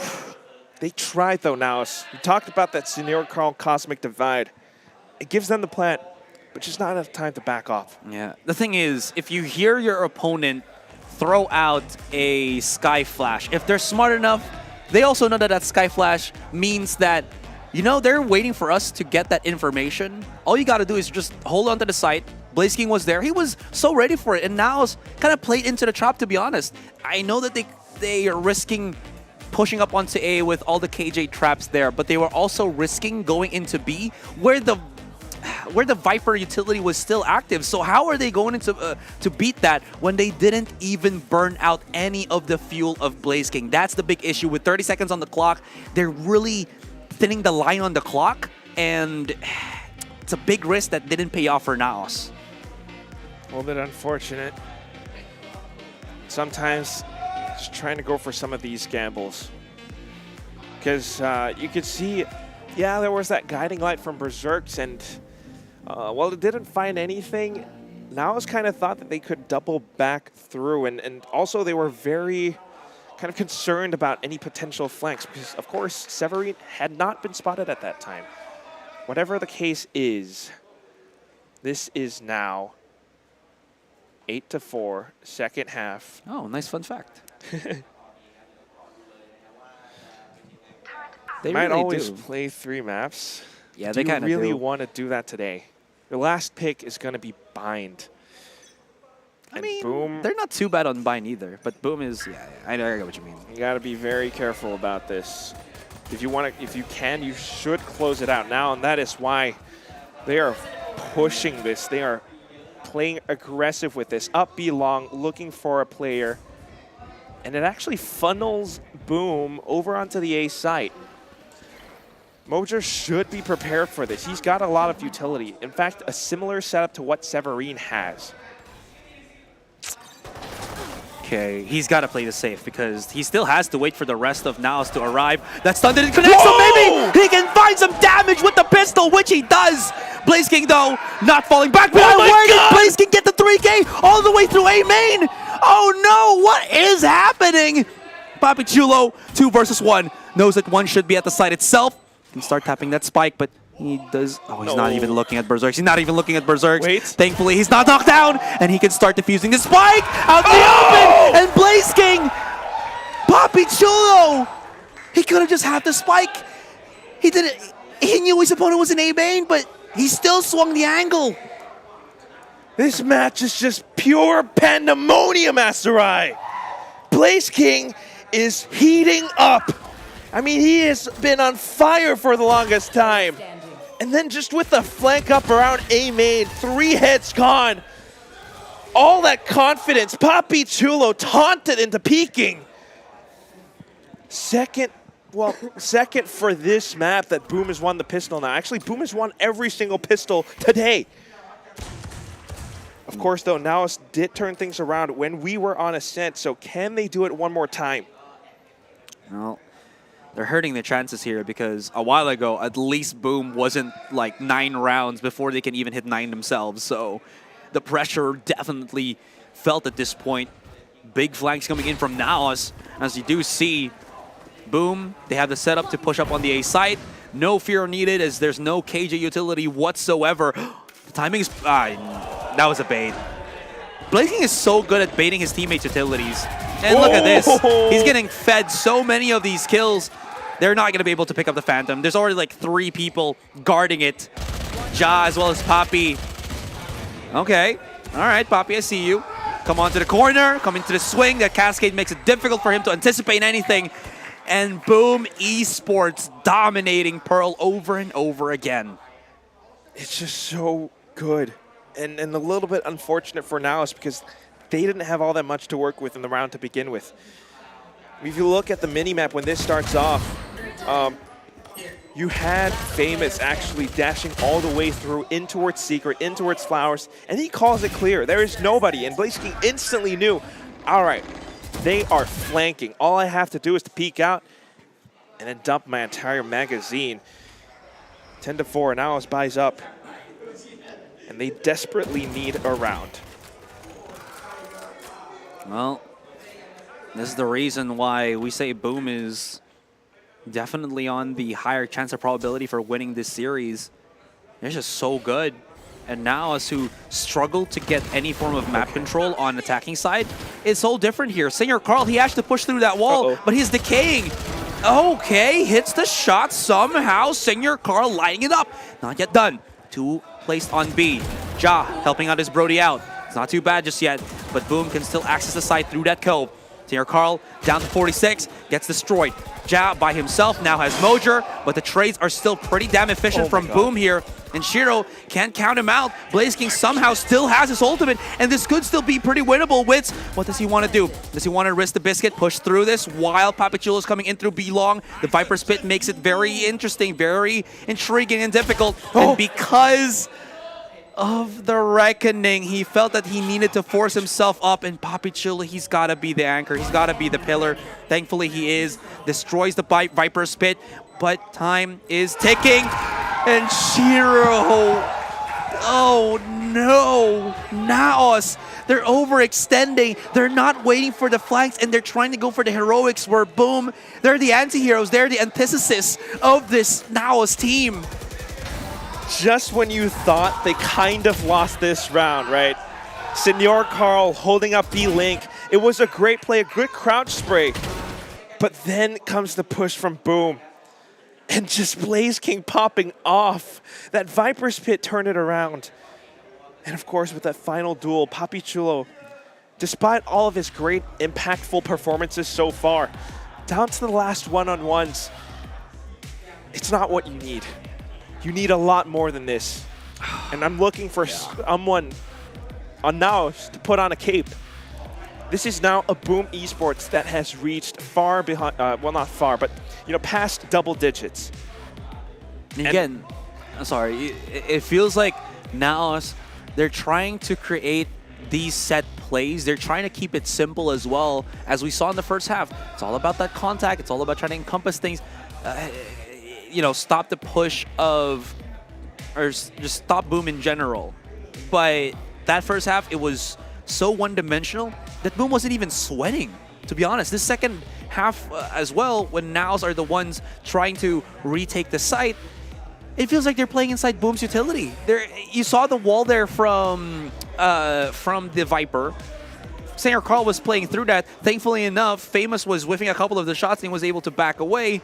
But then, again, they were holding these really weird, isolated angles from their own teammates that no good crossfires could be set up by Naos.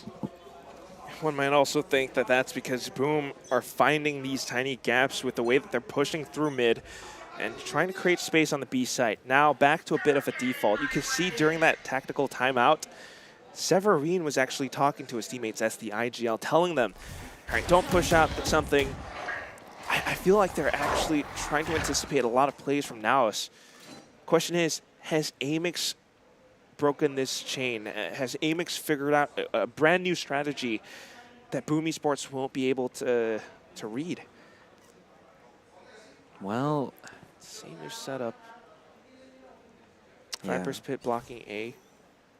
There's nothing else that Naos can really do rather than just to get their utilities popped, forced out to activate first, and boom. Okay, this is all going to go down to Sanger Carl. He's in a position where he can get that big impact, but Famous is already prepared for it. They found out Ja. There's the push in. Sanger Carl still here on the swing. It could be good. He has the Bulldog. He has a chance. Wow. Good on the second one. Has to reposition, reload as well. Here comes Famous, but the damage overwhelms, and he still had full HP to absorb a couple of those pop shots. And even though that was a nice try from Naos, again, Boom systematically breaking down the defenses, crumbling the castle walls. And this has been besieged quite well by Boom. How do you lower this drawbridge? He's only got a judge. It doesn't bring anyone out. Swaps over to a sheriff from his fallen teammate, but the positioning from Boom. You can hear him taunting him again. Calling for his name, Papi Chulo. Peek into me. He holds the angles, and there's no more time, but he finds a couple of frags for his trouble. Severine ends it, and he brings his team to a 12. Look at how they pushed up B-Long. It was silent. Silent, but the big difference here for Boom is they knew exactly where to check the angles, exactly what setup is needed, so they had freer access onto the site. And now they're forced to try to go for these solo hold that it's finding a bit of control. It's finding a little bit of success, but Boom are so good at just following up that it's really all going for naught. Now, they've somehow managed to scrounge up a little bit of cash here. They bought up the operator on Ja. They left him on the A site. And through all of this, Boom still feels like the dominant hand, especially when Blaze King is just, again, as you mentioned, taunting and shouting in the background. Of course, it's all in good fun, but still, you have to think what this means for Naos' mental. And we've talked about this before, right? This squad, you got a couple of veterans, but majority of them are the young guns. Will they get shaken up by this?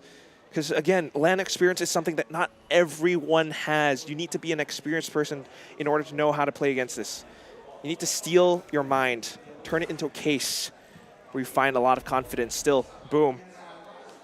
Confidence is something that they're brimming full of. They are one round away from closing out this map.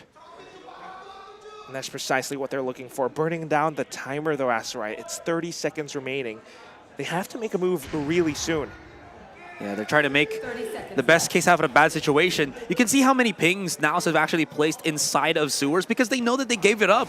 They're going to have to just try to live with the situation that they put themselves in. Wits is in a good position to actually pop off. Pushes through the goal, and Wits! Triple kill hat trick! Has the Seekers 10 seconds, just making sure that they know where the rest of Boom are. Not taking any chances, wants to save all of the weapons. He's already gotten the 4K. Can he reach that ace? Blaze King, there's no real need for him to save this weapon. They have so much money, to be honest. But no, Wits will do it. And Wits saves Naos from defeat. Just for one more round, though, but all of that vigor just hiding up around the corner. Unfortunately, Famous left him unchecked. And as soon as that Cove came through, boom, of course, burning down that timer, the pressure was onto them to get that spike planted. They had no time to consider if the site was clear or not. And then Wits comes up, spraying down everyone. On to the next round. Again, just another buy. You got Ja up close with the operator. He wants to go in for a peek. Just kind of steps through, doesn't find anything, and backs up. You can hear Boom. They're saying that we don't want to challenge this. Yeah, don't want to touch that hot potato for the moment. But look at the reposition from Ja. Yeah.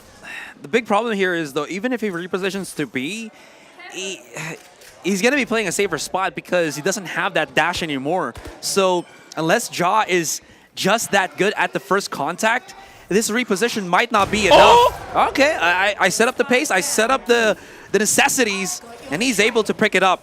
It's not yet done. Here's the setup here for Boom. They've thrown out the Seekers, and it is Seekin. Ja through the wall, trying to play it safe. Gets another, can dash away, but gets caught up. One at the back of the side? No. We've seen already Mojer actually wait for the rest of the team. Do they have any ultimates to retake? Senator Carl has the wall. They can play this. Oh, they even actually get Famous on the plant.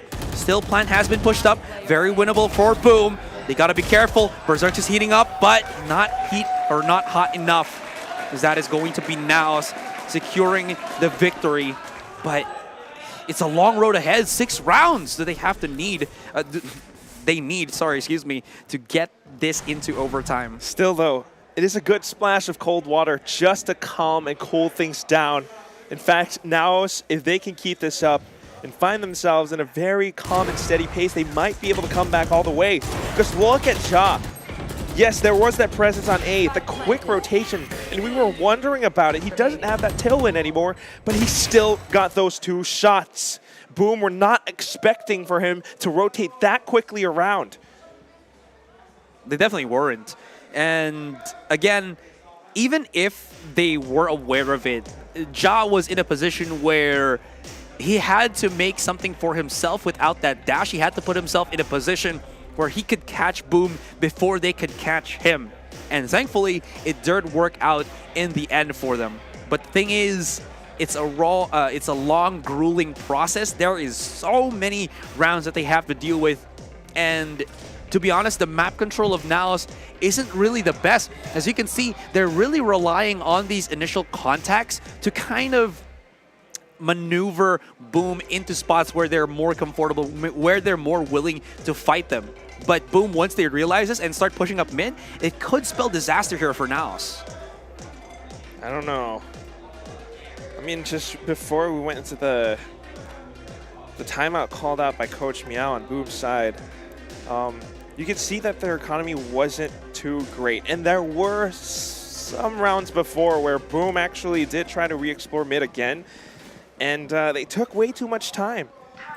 So same thing could happen again, but of course, after the timeout, you're never quite sure what Boom has up their sleeve. So Naos might be looking to play a little bit more safe. Of course, Ja, with the operator still, needs to find some form of impact with it. So back into the middle, and he's looking to get a couple of picks. Instead, it's going to be Boom actually going for a slightly quick play in towards A main, but instantly blocked off by Papi Chulo. Ooh.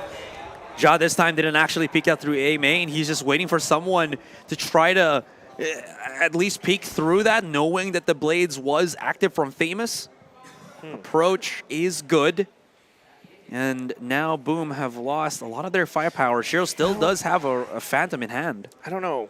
Naos aren't out of the woods yet. Ja rotated way too quickly over to B site. Of course, he doesn't know that Boom is here, but that means it's up to Papi Chulo as well as Wits to hold this site down. They're waiting for that push to come through. Papi Chulo just blocking it off again. They are anticipating this. The Hawk will be spent to confirm the information. It doesn't find all that much. Boom, they stayed hidden. And it comes down to the timing of this execute.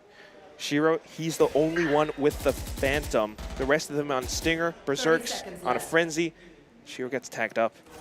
Of course, they're looking for a plant, so the Cove will give Severine a bit of cover. Papi Chulo will not be able to find any wall bangs. But here he comes. Retake. Players up close. Boom are actually falling so far back, and, well, that's the only rifle gone already. Look at the mini-map, though. Blaze King coming up from behind. It's going to take a little bit of time, and in that time, Naos will stick Defuse to halfway, and with a Stinger, unfortunately, not enough space. He's only able to take out one, and Papi Chulo finds revenge. We've definitely slowed down the pace of this game first. Boom. Again, as you mentioned, it's a little bit short on the buy for the past couple of rounds, but now that they have encompassed a lot of rifles here already, plus the Reckoning again and the lockdown, it's going to look a lot more difficult here. And you're absolutely right. Jaw rotating a little bit too quickly. He's trying to catch off Boom here. Well, he had a lot of faith in his teammates, and they did not disappoint, but this is where it truly does all fall or boil down to. There it is. They've actually activated it so quickly, and it's a full commit from the A main. No traps with the KJ here. Pushes up aggressive. Famous in the back of the side. Could actually die to the snake bite. He's healing. He's chasing, but Papi Chulo is just too quick. Papi Chulo has been the stone pillar, and he is not budging as this Coliseum of Naos is being played to an absolute T. Shiro, Blaze King, and Severin to remain, but they cannot deal with Ja. Here comes the rest. He needs to step up, and Severin is stuck on the site itself. They know where he is, but Singer Carl's just too quick on the refrag, and Naos still not out of it just yet. Getting closer, though. 4 rounds in a row now. And again, Boom's economy starting to wobble, starting to shake a little bit. They didn't use the lockdown, though. Yes, well, they used their Reckoning.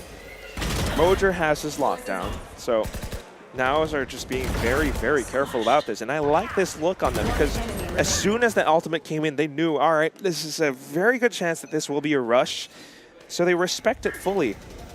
Question is, next couple rounds, of course, Boom has some guns of their own, and they are definitely changing things up. Back towards mid, and then the Trailblazer on through outside of Art. It holds Naos back, allows for Jot, well, Famous, excuse me, to kind of sneak through, and he's using this very specific little gap in the high tide, but as soon as he steps out, Sneer Carl watching the angle will be able to eliminate him.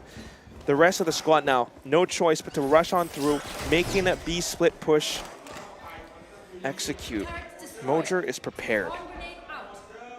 Well, he's prepared, but he's not activating the lockdown just yet. They know that they have to play this a little bit slower. They know that they can take their sweet time to go for that retake because they do have the capability to do so. The SMGs can be overpowered by Naos here, but you know how Naos can definitely trip up in these situations. The wall is there. They have to click, or rather to peek every single bit. Nook and cranny here. Wiz is doing it so well, though. There it is. KG utility activated. Oh, the whiffs. But there still is the hope for Naos. 4 versus 2. Blaze King at the back of the site, but Ja impales him to the floor with the operator, and the defuse needs to start happening. He only has a Stinger, so unless there's like a miracle spray that I don't know about with this SMG. Oh, okay, that doesn't stop the defuse. Yeah, you're fine. No miracle spray from the SMG. It's good. Naos are coming in, creeping up closer, 9-12. You know what, Asray? Maybe there's no miracle spray. Is this the miracle comeback from Naos? We've got like half the room, maybe more, filled up with Naos fans here. And they are certainly believing. Will you start believing as well? Now's the time is their motto, as well as Naos flying high. I don't know if flying high is actually it, but you know what? They can dream, they can flap their wings, and they can try to soar above and beyond. It's not falling, or rather it's not flying, it's falling with style. Let's see how that goes. It's a second full buy now from Boom. After that recent timeout now. Looking to make something happen.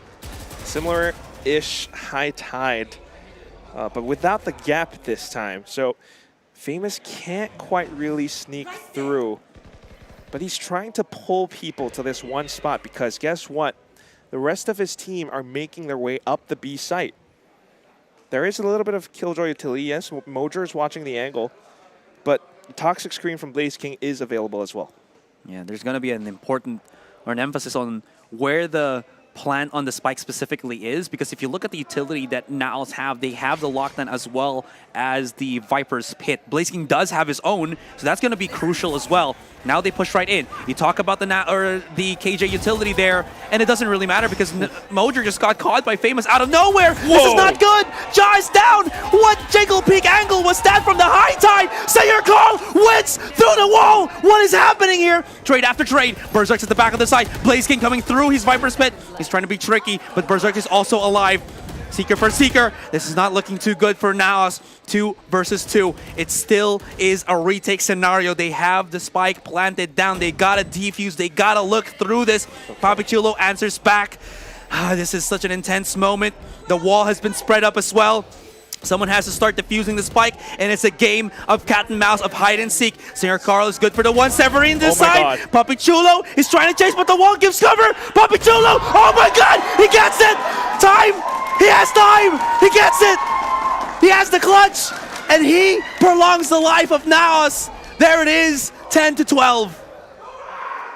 We started off really, really close. It was about 12-5. And now it's 12-10. Papichulo has been such a pivotal player for Naos.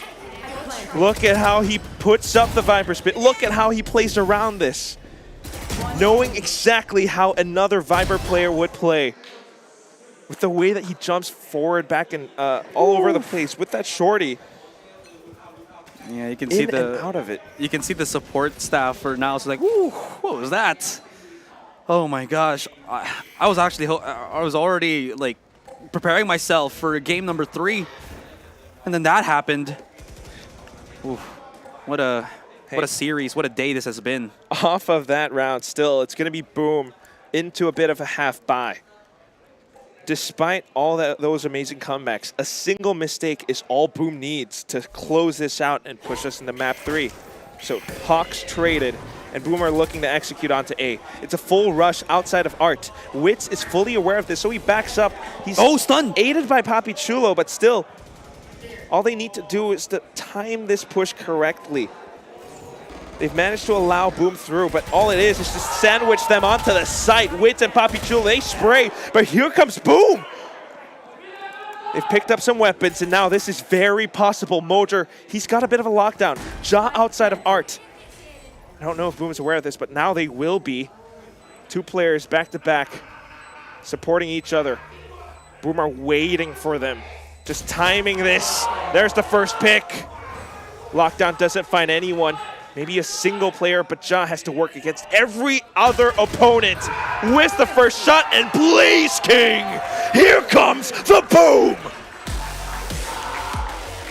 Oh man, it's the same thing that we saw from that first series as well. They waited a little bit too much for the wall to dissipate before they started getting the contact in. And I was expecting Witz to maybe help out the site, but he was so afraid there could have been players of Boom pushing up, maybe lurking through A main, that he held his angle too long. Papichulo as well wasn't able to help the players at the back of things. And by the end of that push from Boom, you're already seeing them clean up house on the A site. And then what's even worse is as Mojer was coming in, he didn't wait for the full duration of the lockdown. The thing is, his lockdown placement was perfect to flush out everybody so that they can't re-peek while he tries to actually defuse the spike. So if they just waited, they might have actually gotten more value than pushing in and try to get in 1 second of the pick through the lockdown detain.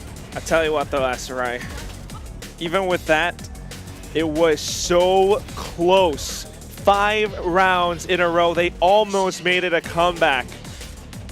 And Boom, being such an explosive and multi-dimensional team that they are, they reached match point, and then they found a way to close it off. I mean, this entire series has gone back and forth. There's so much to break down. We're going to go through a quick break, and then Mac will come back with us to analyze this. Don't go away.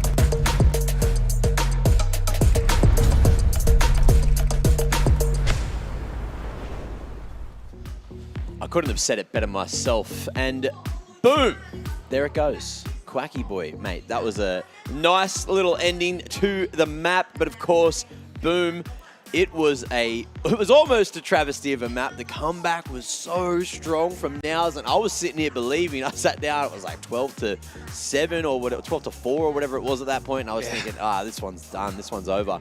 But Wits rallying the troops with that 3K hold, turning into the 4K over on the A site. That was spectacular, and it got me going. I'm sure it got the rest of the boys going. It got them almost enough rounds to get back in and win the game, or at least take us to OT. But it didn't happen, and boom, look, Famous. We ask a lot of him, right, because he is one of the star players in the roster. And he had an okay game in the first half. Second half sort of disappeared for a little while. Tried some intuitive strats. You saw him walking into link with the wall. I was really enjoying the creativity there.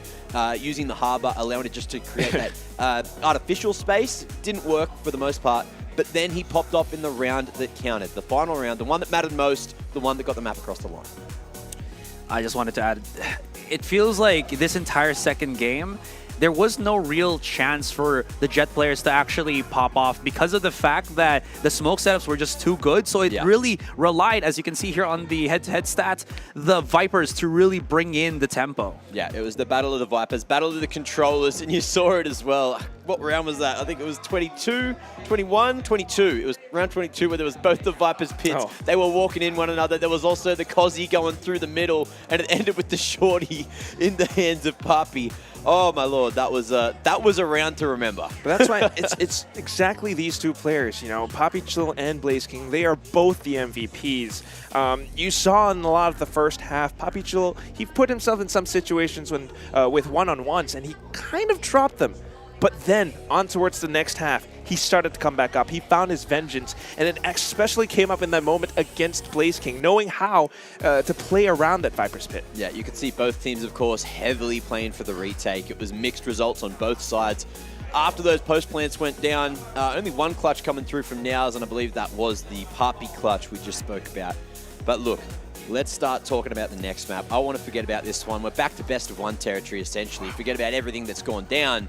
We're running it back on Bind. And as you can see here, it looks like Boom are going to be on the defense first. I don't know if that's going to work out for them.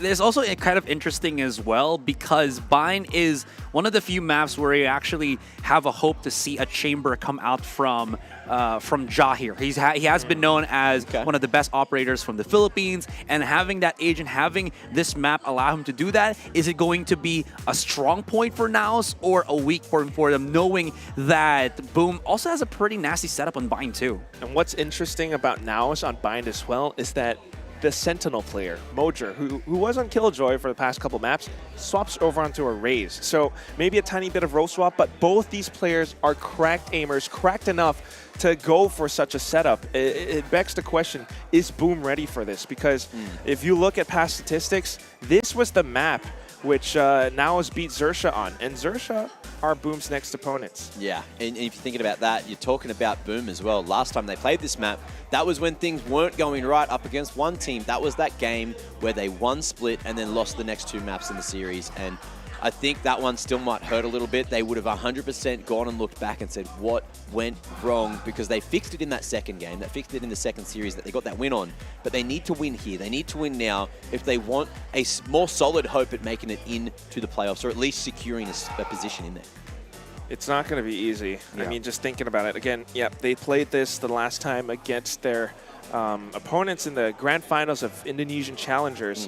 And this was a team called Dominators. There was a Raze player on this team who is very famous or popular on TikTok. He does a lot of Raze Judge, J4C? double satchel, Ray4C, yeah. Ray4C, a lot of these plays. And if you think about how Boom can defeat such a team, they certainly have a chance, but you need to pull out all the stops. And this is the thing, because if you don't win this, your next opponents are going to be Zexia. It's not going to be easy, and their composition is one that, at least in the past, is very common. It's a meta pick, and you see Blaze King with a lot of these plays. You need to see him have that same impact, same performance as he just did on Pearl. Well, we need to talk about consistency, right? And over the series so far, Papi, Chulo, and Wits have been the ones to really hold it down for Naos. But that means, look, Ja, yes, he was there in the first map, second map, didn't have as much impact as you need, but Moja, he was in the single digits in terms of the kills in that second map. He got a lot of assists, which means, yes, he was trying to do that job. But he also had a hard job to do, especially in that second half. He was usually on-site soloed, playing so far back. You could see they were very interested in playing retake over towards B.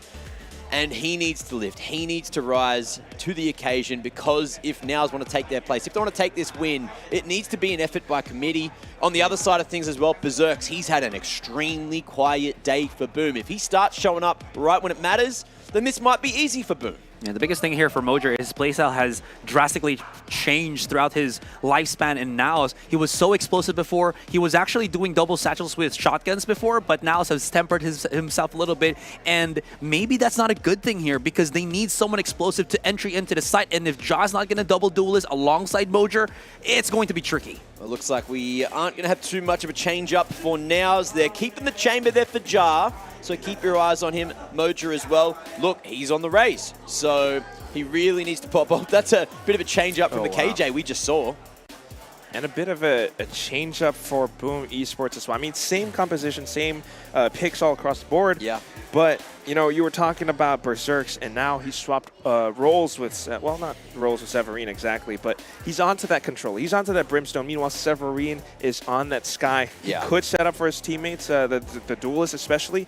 But how will this affect Berserks and his performance now? Yeah, Maybe absolutely. the thing for me is, like, I'm being harsh on Mojer, right? Because we know what he's capable of, and maybe he wasn't really feeling it on the KJ. Maybe raise a little bit of aggression, a little bit of more up in your grills, up in your face gameplay is what he'll thrive in. And Bind is the perfect map for that, right? You're starting here on the attack. You're able to lead the charge. You're able to believe in Wits, who's been so solid so far this series. And if he's hitting the right guiding lights, then that can create so much space for you to just satchel in, create the mayhem. He needs his blood to boil, honestly, as the Raze here. He needs to be able to step up. If Ja, Wits, and Papi Chulo are here, Senor Carl is assisting, Mojer just has to get that next level up and running for him, because if not, that means that there's no ability, no pierce power for Naos here to utilize on the attack on Bind. I don't know how this one's going down. Quack, level with me. All right. Pretend there's no team names on either side here. You're looking straight at those agent compositions. Which one tickles your fancy more? Which one do you think operates better on Bind from your experience? Just based off of pure, you know, picks and stability, I think the composition on Boom side is a lot more stable, a lot more sound, a lot more balanced, because it's conditional on Naos for them to be able to land their shots, for them to be able to find their picks. You talk about Mojer and his past tendencies to go for double satchels with shotguns. Can he do it now after so many months or weeks of not maybe playing that? Meanwhile, for Ja in the chamber. Well, both these teams find themselves in a bind, figuratively and literally, but who is going to take the final map of the series? Who is going to take the head-to-head, which could matter, which could change the results and maybe secure a playoffs position here? It's time for the final map of the series. Let's get into the fun. Thank you, Mac. Let's find out, right? And there's so much that's at stake. There's pressure in their nerves. You saw in that final clutch moment from before, Mojer started to get a little bit antsy. I'm just curious, Asarai, you know this team. He's one of those younger players, or what's his background? His background is he was one of the top 1 players that have actually gotten, I think, like top 1 Radiant in the APAC for a couple of times. Naos picked him up, and then Naos tempered him, tried to make him into pro player material. The biggest problem right now for Mojer is maybe he's forgotten his roots. Maybe he's not that explosive entry anymore, and this is turning into a big problem for Naos here because they can't rely on him. Yes, he's a little bit more controlled. Yes, he can set up those setups, but the big problem is the firefight, the firepower is severely lacking from Mojer. Don't know that yet, though. There is a chance, and this is now his opportunity. He has to take his place. And it starts with Wits finding an opening pick onto Severine. Sky versus Sky, and he just holds the angle. Severine, unfortunately with the jiggle, gets spotted out first. Now Blaze King with the contact onto Ortuka. It's getting a little bit curious.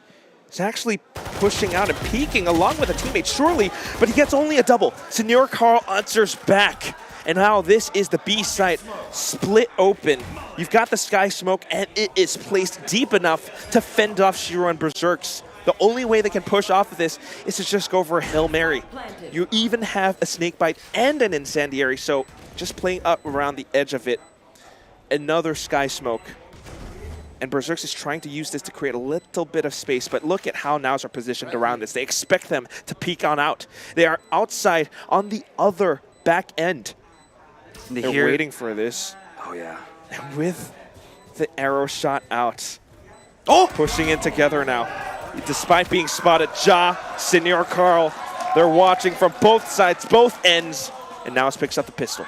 That's a huge one from Senior Carl as well to follow up, using the Incendiary to make sure that no one else will pop out through the spawn. And I like that little bit of adjustment to put the smoke actually to the side of the entryway so you can see if they're crossing through. Very smart from him. It was looking a little bit dire, especially when Blaziken got that 2K, but thankfully enough, the triple push for Naos was just efficient, was just sufficient enough that it allowed them to still take the side and force the retake for Boom altogether. And again, oh my god, Boom. We're not backing down. We've got so many big guns on Naos' side, and Boom, they're just playing around this spot. A bit of a snakebite though, and they've managed to bait out a bit of utility, but nobody's home.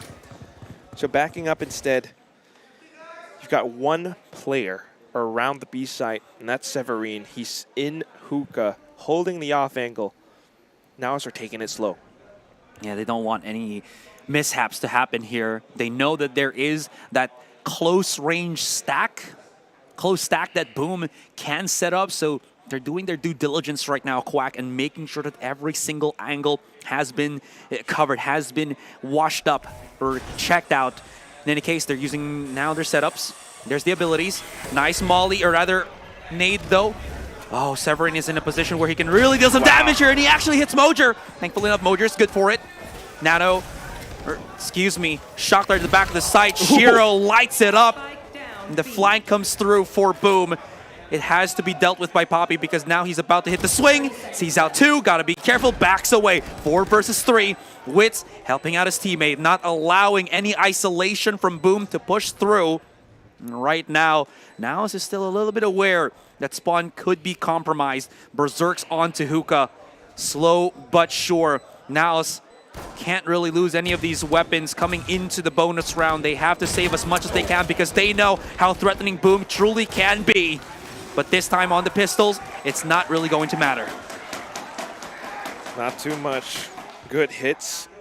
And safe and secure. Only losing Senior Carl. It's okay. They've managed to keep on to their Bulldogs and to bring them forward into the next round where they will find their impact against the full rifles of Boom Esports. Keep in mind, off of this performance, just starting out on Bind, this is the first pistol round that Naos has won all day.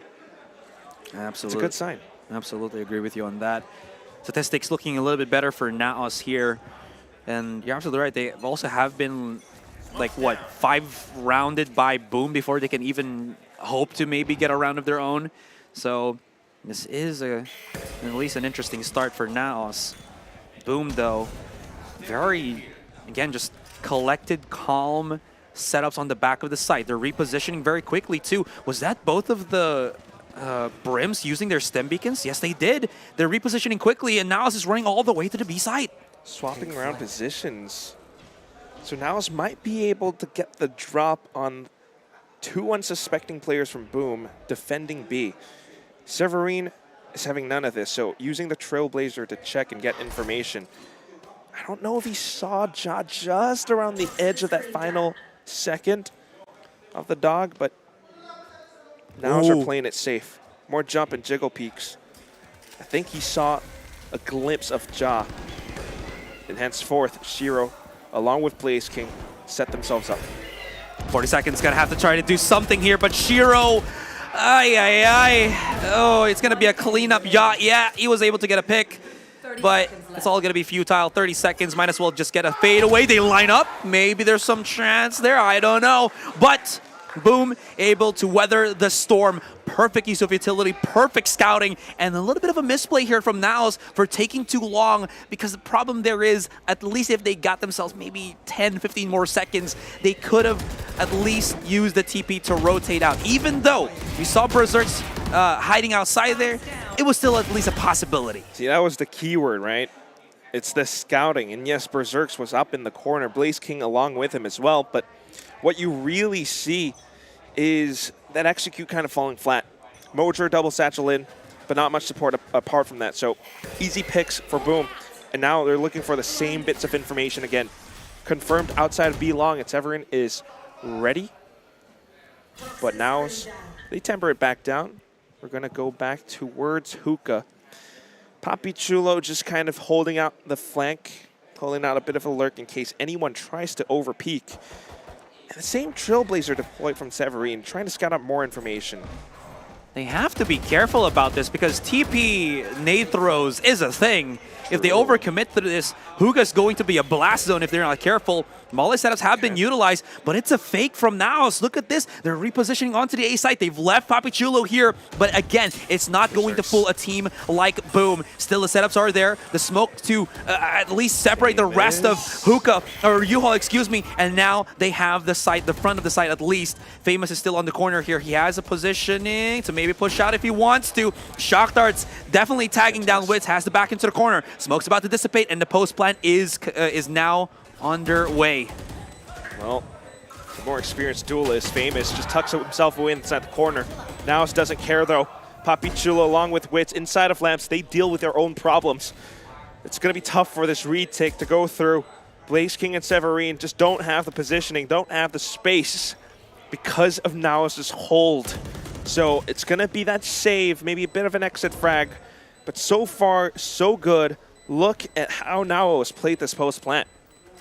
And if they can't utilize Mojer on going for this push, for being that entry as the Raze, they're going to go the opposite way. They're going to go the other option, which is to burn out utility very quickly, be aggressive. There's a risk, of course, for the contact. Doesn't matter. They're still going to try to utilize and get as much scouting in. They utilize their double smokers, their double controllers, and it works out. Again, it's just a one-round difference, or a one-round difference of how they did those plays. But at least you do see that Naos is willing to do other things to try to break down the defenses of Boom. Lots of considerations, and they know how to adapt. Again, something that we've seen from the past two maps is that Naos never gives up, and Naos always tries to find adjustments. Of course, sometimes you have Amix whispering in their ears, but now it's just going to be Senor Carl with the orbital strike at the ready. Boom. They've managed to scrounge out a bit of a buy, and of course the weapons that they've carried over from the past round. But the main thing is still utility, the reads. Naos are playing so careful, so safe, that I don't think Boom are seeing all that much. Papi Chulo and Berserks kind of staring at each other. Now they're pushing in. Joss going to be clearing the left, while Mojer on the right. Teleporter. There is the teleporter. Wits is going to run away before he gets caught right then and there. And they're trying to save their teammates, but they're taking some passive damage through a couple of the tags, a couple of the mollies. This might not be too good. They could go for the TP if they wanted to. The smokes are still active. They still have a little bit of cover, but this is now looking a little bit dire for Naos. Do they understand? But Ja, you're absolutely right. He actually found some access to the back of the site. Berserks does have some value off of the Stingers.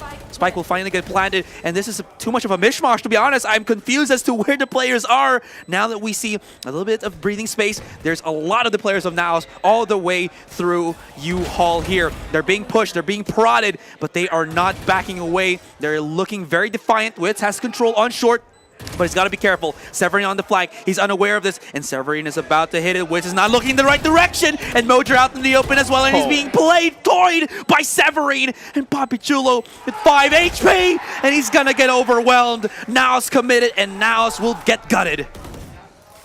Just gut-wrenching.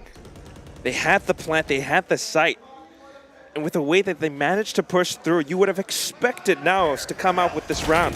The orbital strike committed. Ja actually able to go all the way through and end up on Heaven, excuse me. But that is where things also start to fall apart.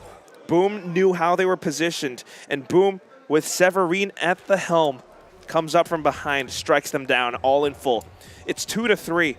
Still they have the guns, still Naos is fighting, and they've got the couple of ultimates online. Ja on that tour de force. Yeah, absolutely right. Well, what could have they done, right? They had to commit to the fight, but Boom just played that even better than what Naos could have hoped for. Ja, no more TPs, trying to get in closer. They're popping a couple of shots, but they know he's that one. I mean, if he's going to be using his pistol, right? That's definitely got to be Ja. In any case, Boom just making sure that they do have a bit of understanding, a bit of a, you know, a faded picture as to where Naos are outside of hookah. It's outside of hookah, and that is the issue. Severine is trying to play inside that corner, but look at this swift play from Shiro. Holding the angle now, Severine swaps up. Ja thankfully pulls out his headhunter in time, but still, all of this presence, all of this damage done, and Papi Chulo is still trying to have that positioning up over by A. Famous is just waiting for him. He has his scent. And pretty soon, as the push goes through, Famous peeks at the right time, dodges the shot. Papi Chulo stays alive, if only but for a second. 30 seconds remaining. And he has a couple of options, but still not all too great. He goes for the duel instead and takes out Berserks. This is a great start, but Shiro just bullseye. Papi Chulo's too good, but he can't do everything himself. Gotta love the exchange of encouraging words. We call it trust talk. Trust talk? Yeah, gotta trust that you can't beat this team. That's what Boom is trying to say. Well, looking like that, their composure as well as their adjustment. Talk about how Naos is quick on the adjustment. Of course, Boom is on the same wavelength, if not even more. And Naos would have to call the timeout pretty early as well. Their coach, Amix, giving them a little bit of understanding. And again, you know how Naos tend to spiral by themselves, so they need the helping hand of their shadow six-man, their coach, to give them that words of encouragement and, again, to stabilize his team. Yeah, because you talked about it before, right? And we hear Dax in Black and Blue mention it all the time as well. Naos as a team, you know, if they start to lose some rounds, sometimes they start to lose their heads. They start to lose their cool. So this timeout will be necessary to bring them back. They had a bit of a lead, and they need to hold on to it. Meanwhile, for Boom, I mean, these guys, again, still fired up, and they are starting to find ways to work against Naos' slow and methodical play. Severine and how he uses his utility to scout out information, and also just that presence on the A side. Nobody is over-rotating too much, and that is a good thing for Boom Esports. Yeah, there's so much on the line on the flip side for Naos too. Imagine, again, being compared to Team Secret that is on the franchise league already. Imagine always called to be the #1 supposedly right now in the Philippines, but they can't prove it because they can't get out of the international scene. And Boom is another obstacle on the line right in front of them. And if they lose the series, the group stage is looking pretty grim for Naos. I mean, again, the tiebreakers for them also looking not too bad pretty bad right now, so they definitely need this series win. Both sides too. Ja finds a pick. Blaze King trades. Of course, that is a bit of presence outside of B, but the main thing is we've got the Alt Orb inside of Baths. That is an ultimate that they can use, and very well. A bit of a party brought over onto the A site. Seeker spent along with it too, and Shiro wants to stop them in their tracks. Doesn't connect onto anyone though, and then the push. Hawk out, vision robbed. Senor Carl is now looking for hits to rip off. Shiro's looking for the bullseye again though, but this time just a little bit shy. The spike has been planted and the site now belongs to Naos. Definitely do have control of the site here. Blaze King and Shiro. Whoa. Blaze King has an angle here. Yep, there it is. He got the first. Naos are a little bit too over anxious. That's a great starting pick from Blaze King. Good info. Good info indeed.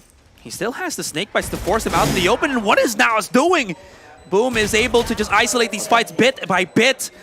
A very expensive endeavor. Blaze King around the corner. Now has to start to tap the spike, but he doesn't really know where the other one was tucked in. And that's going to be a good one for Naos. But Again, Boom have abilities. They are so good at just, how do you say this, tempering the players of Naos that they have to be extremely careful even when it looks like they have the advantage. Precisely. I mean, you look at how this retake almost went through with Shiro and his shock dart, and the way that they're just trying to find a bit more space to push up. And of course, Blaze King with the angle that he had, he anticipated it. He knew to check it. And that is kind of the contrast that you have between these two teams. Boom is so experienced. They've got LAN experience. Severine has 11 years of FPS experience. Naos, on the other hand, it's the younger guns, and sometimes they get overzealous. Still, they're not out. They're still alive, and they're slowly making their way up towards B once more. This time you've got angles being held with an operator from Shiro, though. He dodges the first blind. Now sees the Trailblazer and takes it out. Meanwhile, Famous just lost his head on the site. There was a bit of noise out from Hookah, and this kind of says to Boom that maybe it's another push towards B, but you never quite know. And that's why Blaze King and Berserks are still on A. Absolutely. They have to keep guessing. They have to find that information. Seems like Naos have actually started using Jaw as an entry fragger / lurker, whatever happens, and then Moja's going to be the one to, if they actually push on the side, he's going to be the one to really get that contact onto the side. Nice nade though to flush out Blaze King. And they do get front control of the site, but not the back. So there's still a great foothold for Boom. And Singer Carl had to give away his life to just plant the spike. This is outrageous. And there's going to be the orbital for the double kill onto Mojer and Ja. And Mojer, oh! No, it's Bobby Chulo. And he trips up, and Severin catches him as he tries to push through on triple. And that is just how things go. You talked about the utility from Boom, and Berserks waited for the opportune moment to send in that satellite laser. I mean, just knowing that it was going to be a site hit pretty soon, either on B or A, Boom had alternative plans and solutions. The incendiary first, just in case, and then the orbital strike to cover the adjacent positions. And of course, pushing in along with it as well. The entire squad, Severine, still with the Hawks. They managed to turn this around. He managed to bring it back as well. And now is committing to losing one player to plant the spike. Not a worthy or not a worth it thing to try to honestly do. The judge on Mojer. Famous got the operator. He's on the contact, waiting for it patiently. And you know Famous can always hit those. So it's going to be a really crucial and very interesting 1v1 outside of Baths. You can see Ja patiently waiting, but he's afraid and he's aware, and he's about to swing right now. And his teammates trying to help him out. Famous, no! He throws out the boom bot and gets caught by Ja. The timing is too pristine, is too good. And this leaves two at the back of the site. Both controllers are here. Shiro also comes in. If Naos realizes this, they can go for the TP, but Boom have committed to helping this thing out. They're popping shots. They're hoping that maybe they can catch the plant, but there's so much time for Naos. They don't really need to take things too intensely. They have options. They can go back. They can back away, and that is what they do. Papichulo still hides somewhere else. Where's the snake coming through? Severine gets the catch up, but that was too much out in the open, and he can't really do too much as Shiro gets caught. That's Senior Carl, and this is blow by blow, push and pull, and Naos and Boom are duking it out here on Bind. Just knowing exactly how to play around it too. You watch Naos control the site. Yes, the opening picks were there. Yes, Ja heard that boombot and instantly peeked off of it, but at the same time, you see a lot of these plays coming through from Boom. They spent so much utility in the early parts of the round that they didn't have too much on the retake. Now the paint shells, Mojer inside of Lamps. It was so strong that they're going for it again. Oh my God! A sudden double! He blasts back straight into them! Severine only gets a trade! And it doesn't quite favor Boom. Their economy is bad. And Naos are now flushing out into the B site, even dodging it. Witz saves his teammate. Famous tries to go for a Hail Mary spray, but it doesn't find anything. All of those bullets are just flying through thin air and then falling down. It's gone. This retake, how do you make it happen? Ooh. Berserks, they're still going to try anyway. Using the Sky Smoke for a bit of cover. but then the incendiary to flush him out of position. Naos are in the lead. Ja was pretty far forward, actually. He pushed all the way through elbow and then spawn, so he has all the information that nobody's going to come through on the main entrance. It's probably both on the flank, but the biggest thing, the biggest play there was Mojer bringing out the shotgun play. We talk about how he's been somewhat tempered by Naos here, but he does have his moments. He does have those entry capabilities, and we see that coming in now. Still, it was the weaker buy for Boom here. Now they're back at it once again with the upgrade, or with their rifles. They have Blaze King who has the Viper's Pit, but this time Boom is on the back burner. They're on the back end of things, and Naos is in the driver's seat. I mean, 2 rounds away just from tying it up, and you want as many as possible on your halves. Of course, Boom are defending, but so far, again, with the way that things started, they got a lot of information with the utility spent, but now Naos are trying to work against that, getting them to bait that out, and then the execute goes through. Naos, they've got a lot more conviction this time. They definitely do. It feels like they're a lot more focused after those past couple of rounds again. This is like the thing that keeps happening every single game, that they have to get that timeout first. Yeah. They need those words of encouragement from Amix, and then that's when they start to, you know, mellow out a little bit more and look a lot more convincing here. But I will say as well, those are some lucky pickoffs that Naos did get. I did not expect Famous to get that, or Ja to get that catch onto Famous when he was just about to throw out the boom bot out of nowhere. And then Mojer, of course, into, you know, 3 players from Boom as well. Yeah. I mean, sometimes you could call it fate or luck or destiny. There are lots of different names for this, but whatever it is, you have to seize it. Carpe diem. This is your moment, and you have to take your place, because if you don't, you let that slip, and you never quite know how this tiebreaker could go. Boom loses this, they might not make playoffs. And there are lots of conditions, lots of big ifs. This group is way too close, way too tight, that everyone needs all of their wins. Naos are now setting up for a B hit. You got 4 players all positioned around this spot, actually, because of that Viper's Pit that flushed Naos over.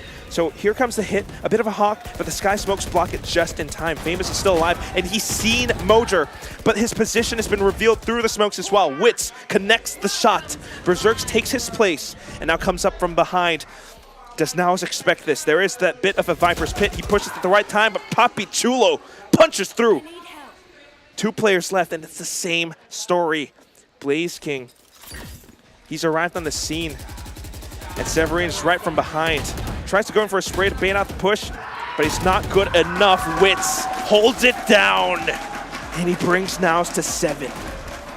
Naos played that beautifully. Yes, there were some trades from Boom, but the thing is, there was no need to plant the spike. They had 40 seconds. They knew that the Viper's Pit could be a liability for them, so they used it as much as they can for their advantage. And what's kind of good about this, if you're looking at the minimap real quick, as Whisk gets the refrag there, Mojer didn't actually push to the back of the site. He played inside the smoke of one of the brimstones and held there because he only had the judge, and he really didn't have to go that far because, again, he had to play in position where his teammates could refrag him right after he gets the pick. As I mentioned, Wits was able to get a shot through the smoke. Still a round win, though, and this brings Naos to so many ultimates that they can use to close out this first half. An 8-4 will be so strong and incredibly tough for Boom to come back from. So Boom, how do you take this? They've got a judge on Blaze King. We've seen him get ratty before, but Naos aren't on his position. In fact, it's all up towards the A site. You've got Severine with a judge of his own, but is he going to get checked? The main thing for Naos is to get the spike planted up around Truck, and so far they've been good on it. In fact, you've got Ja on that toward the Force. Nobody's holding up Heaven, and that is a bit of information for Naos. By process of elimination, they can kind of guess how Boom are positioned around this, and they are guessing right. They know that there are a couple players up inside of Showers, and there's where Mojer executes. Here comes the party. He brings it, and Ja and Papi Chulo are finding the shots. Famous, just as soon as he tried to peek out, he gets taken.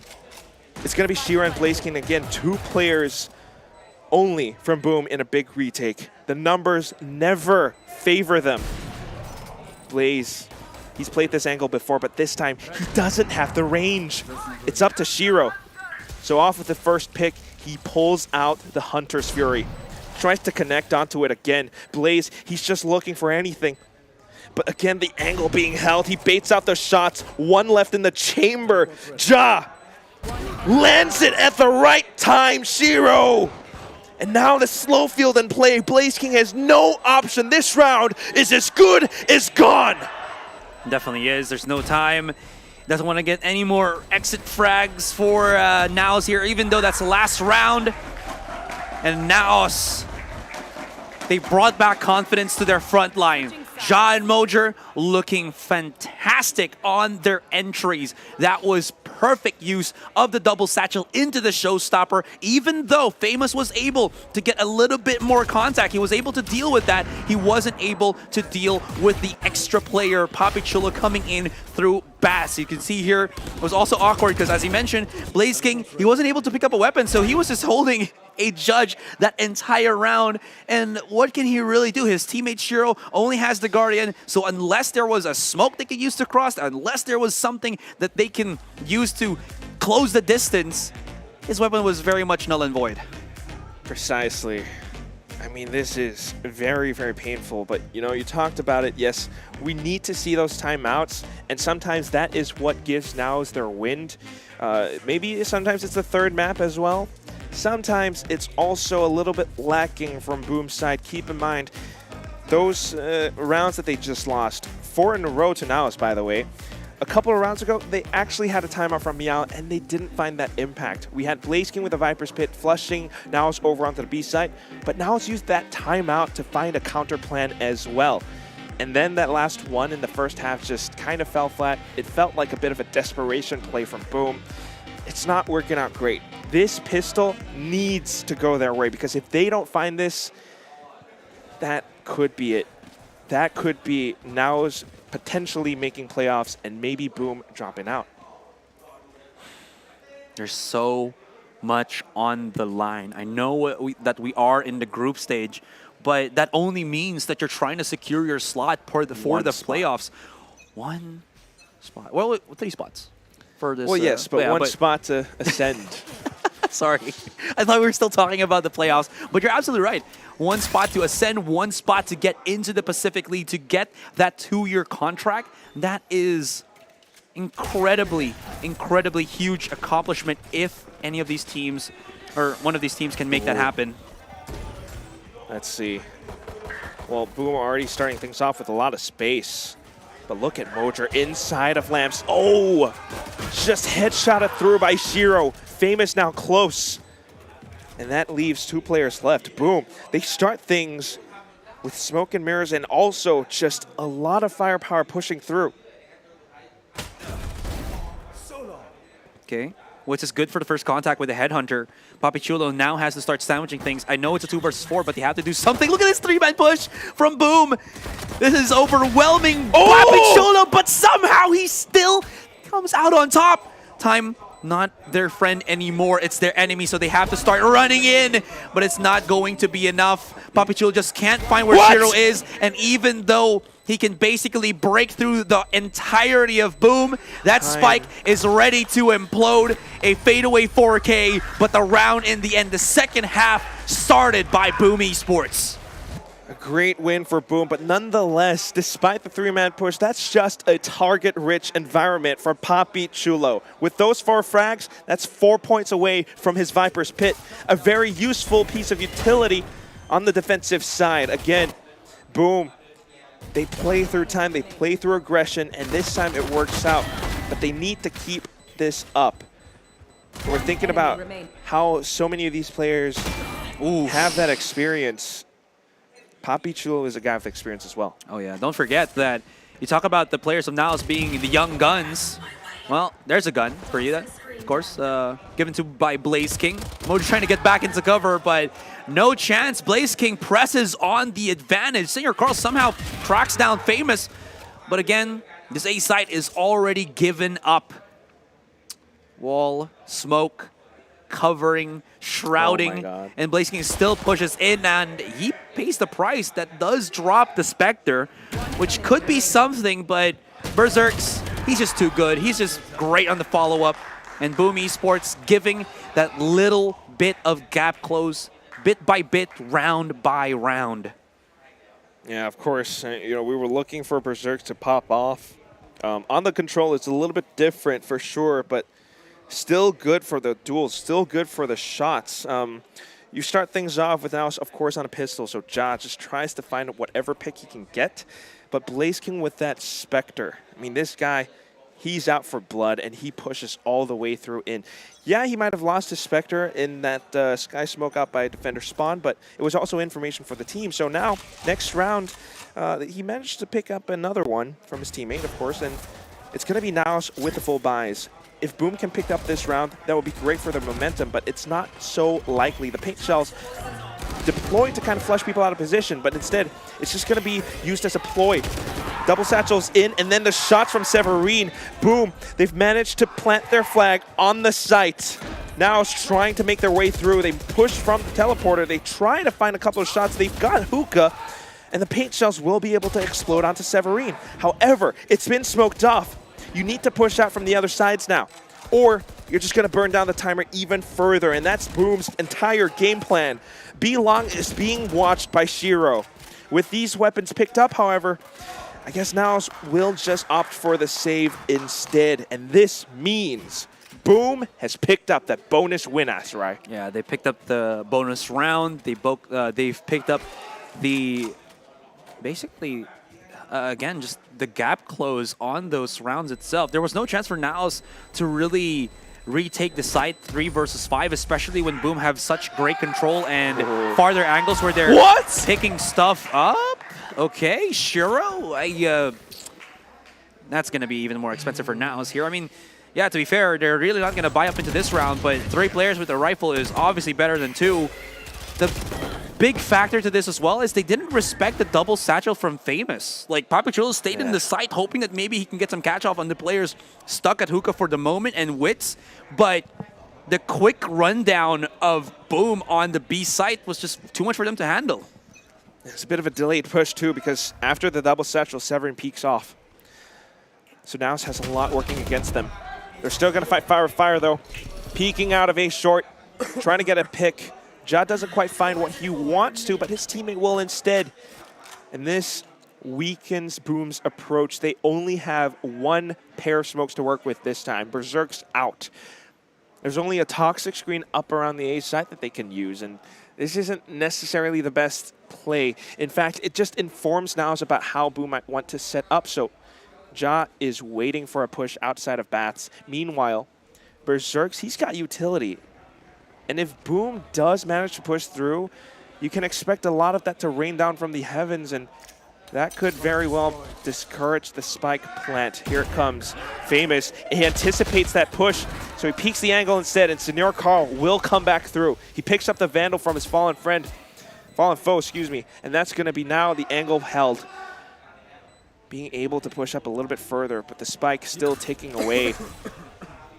Naos needs to go in, and they need to go in quick. The entire pistol squad now fanning out across the site, but Shiro prepared for this. Blaze King looking out for this too. They've managed to spray it down, and Ja finds the trades, and we're back to a one-on-one. If Ja lands the perfect shot, this could be it. Severine just gets further information. He's buying out for time. The discipline on this man. Look at the wide swing, but Ja, while he lands the shot, the spike still goes off, and this is now Boom closing in the gap. Oh, wow. Severin actually wide swung. Pop-in swung. I see it. He was trying to see if Ja has the capability to track a target. Well, the answer there was a resounding yes, but the problem here for Boom, or the problem here for Naos, is Boom was able to obviously buy enough time for that spike to explode. Very expensive, to say at the least. Especially when that wasn't supposed to be around where it was made expensive by Naos, when Naos do have the weaker weapons. And this actually might help Naos in the end because, again, Boom's economy in tatters, as well as, again, them giving so much charges for Naos. God. And then now they slow down the pace. Ja, though, good on the shots. He finds a double. And then that Famous finds the trades. Papi Chulo as well, going for another swing. He commits to the fight and unfortunately gets defeated. Now his teammates come in on time. Oh my God. Oh, the utility timed out perfectly from Boom. They knew that these guys would have rotated over. Spike planted and Mojer is left cold and alone. Can this ranked demon become a land demon, Asarai? That's a very big question. Mojer, I mean, Señor Carl tried to absorb everything because he thought he could squeeze through and catch the players of Boom off guard. What? Oh. Mojer. Mojer definitely felt that one. He had a chance to maybe get the 2-pick, but big problem there was they were too well placed for the off angles and too close enough that the refrag was very quick to come. And this is such a big issue too. Look at this. Just they committed too hard on pushing up mid, and they paid the price for that. Really unfortunate. And again, a game like Valorant is a game of confidence, and sometimes you need to go for those plays. You need to peek out together with your team, and sometimes it's just a little bit unfortunate, a little bit tough, especially when you see that many targets in front of you. It's a bit of a gamble, and unfortunately for Naos, it doesn't pay off. So this is now the next timeout, the last timeout being called out by Amix, Naos' coach. If this does not find its impact, that could be the momentum lost, and that could be Boom now just taking the lead on this entire map. Remember, Boom came back from an 8-4 deficit. They definitely scrounged themselves back up. Oh, just off topic, I just noticed that Papi Chulo's monitor way higher than any player of Naos, so they can't really see like the members of Boom shouting them. Maybe that's why he's not getting tilted, because he can't really see the players of Boom. You can't do this, you can't do that. I'm not even joking, it's real. It could be a possibility. That's why he's so calm, right? Because he made sure that they can't see, or he can't see their faces. But now, go back to the serious matter at hand. Naos, they are so starved for a round here. You mentioned the 4-8. Look at the number of rounds that Boom have gotten ever since the second half started. All of them. God, very close to it all, but still. Thinking about how Boom is going to play this. Again, this team has evolved since way back when in their Indonesian Challengers League. Oh my God, but the Hunter Fury from Shiro. What? Even the last beam, it tags up onto Papi Chulo.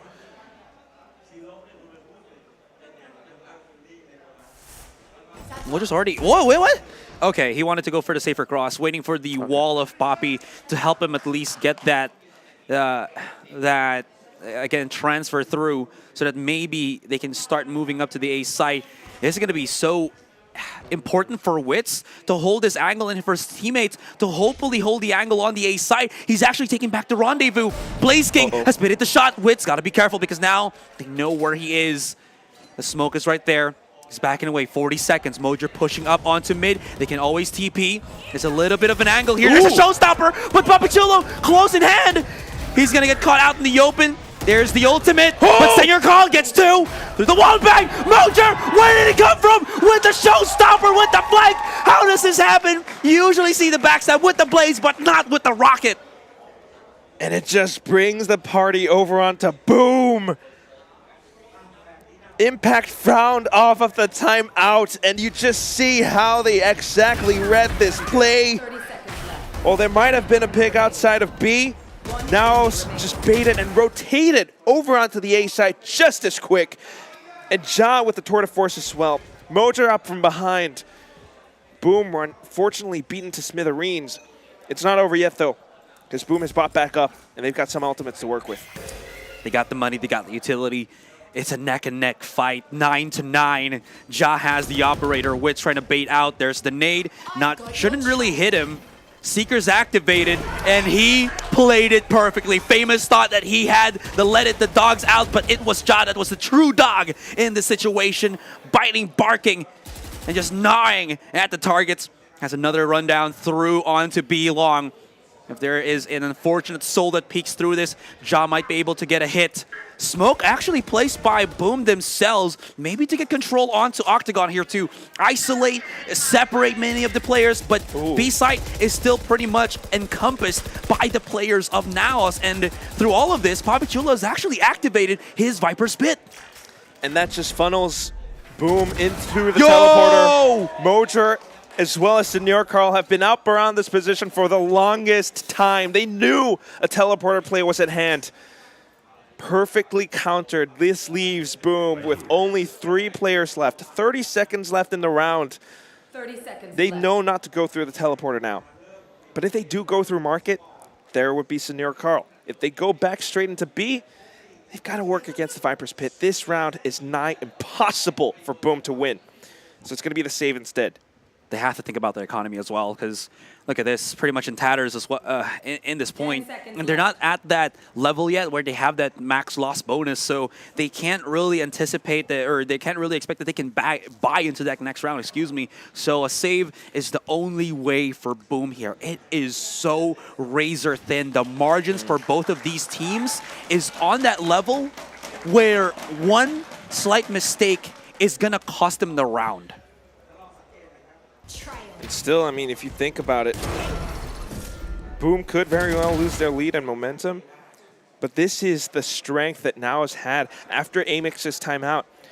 They saved up all those ultimates from the previous rounds, and it came out for this moment. It paid dividends. The Viper's Pit. Senior Carl still sitting on his orbital strike. I'm wondering when would be the best time for Meow to call the next timeout, because Boom look like they need it. Blaze King buys up on a Bucky. Wow, and with the peek from Senior Carl too. The tip of the spear has been blunted, and Berserks now tries to answer back. He will be able to find Ja. Orbital strike spent a little bit early for my liking though. Yeah, but at least it does push them back out, because that pick on Ja might have made the players of Boom feisty enough to actually keep pushing on to a short. So a little bit of pushback, a little bit of reposition here for Naos might not be the worst thing as of the moment. And what's good about that too is Senior Carl initially has heard both of the flashes as well as the Trailblazer used by Severing. So there's not really much utilities unless they peek him to check out that positioning on Cubby, which he has so much control over right now. And then you also have Mojer, the young gun, sitting around the site watching Bats because he knows they might double down onto this site. He's just waiting for it. Spots the right time, but unfortunately a little bit of movement error. The shot will not connect. This gives Blaze King a bit more room, a bit more space with the Viper's Pit to get the spike planted and then to play around it. You would have thought that Senior Carl had such a great position, but with this Viper's Pit now, that is completely eliminated. Witz has to make a play in together with the entire team. Sends out the Hawk, maybe to bait out a couple of sprays, but nobody makes a sound. Senior Carl now coming up from behind of Bats. Boom is now aware of this. They're sandwiched in. They have to make their shots count, and Shiro will save them for just a second. Tries to dance back and forth around it too, but you still have Papichulo, the counter Viper. Senior Carl from behind, a lot of footsteps made, and Berserks knows exactly when to spray. Papichulo, he knows the time is up. And with that, the save over onto the other half of the map. It's gonna be Boom tying the score up once again. This match is so close. Feeling the pressure here, and Naos is definitely feeling too. The call to push first before waiting for Senior Carl to get a little bit closer on the flank might have costed them that round, because Boom didn't really need to fear anything, to be honest. And look at this. It was all Senior Carl actually getting these initial peaks, and then maybe the antsiness, the impatience of Naos thinking that they can bully them out, especially inside the Viper's Pit, was wishful thinking from the Filipino team. Yeah, I was just thinking if Meow should call a timeout, Boom's coach, and maybe he doesn't need to. Naos, they need to pull themselves together. Use the pre-round timer to kind of just calm yourselves down. Meanwhile, Boom, they're using all of this to set up plans and plays. Same toxic screen up towards the A site, and they could very well use that to creep up in towards Lamps. That's precisely what Famous will do. A bit of a tripwire there, and he does sound it off. He triggers it. So Ja rears his sights over to the back. Fires off a shot, but it doesn't connect because of those smokes engulfing the site. Spike will go down, but in all that time, the double flank indeed. It's going to be now surrounding the site, and Papi Chulo! He connects onto a third! Severine now comes back up from behind, but does not expect Wits. It's going to be down to Famous. He goes up for the white swing, and Ja just shoots him through his heart. Oh, no. This is not looking too good for Boom. They prolonged the setup a little bit too much on A short. Yes, there was a slight longer hold on Naos on B long, but once they saw the setups, once they saw, again, that the utilities were already there on A short, there's no Sentinel for Boom here. They can start going in for that long con of a flank, and if they get that value, it will pay off tenfold for Naos here. 2 more rounds for Boom 3. And that is big numbers that Boom has in front of them. Economy not great in this round. Meanwhile, for Naos, they're looking to exploit this firepower advantage that they have. Look at how BlazKing plays around this, though. It's, again, a good idea. But with Senior Carl watching on the other side, it doesn't work. Sky Smokes now blocking off Baths, and the off angle will be held. Boom, they could maybe flash out of this, but again, will that work against Senior Carl? All the teammates on the other side. It's going to be Sky Smokes instead. Berserks with a delayed push, a delayed flank out from short. Manages to find one, but Senior Carl swaps over the Classic. No spike plants to be had today. Severine, though, aimed down the sights with a bit of a burst. He manages to find a little bit of success, but Papi Chulo still, everyone from Naos watching the spike. A bit of a jiggle, but it's not going to be enough. Wits ends his life and brings Naos to match point. Cannot count Boom Esports just yet. Although I'm counting what they have in the bank. Surely now you call a timeout? It's not too bad. I mean, they have been doing not too bad though, as well. Like, even without the timeout, Boom have been incredibly stable.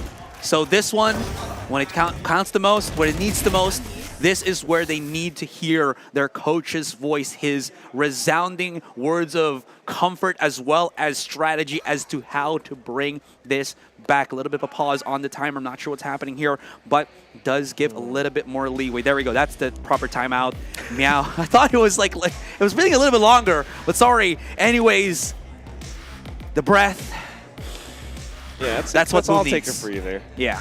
Even everyone in this this room, this arena. All the supporters of both teams are here.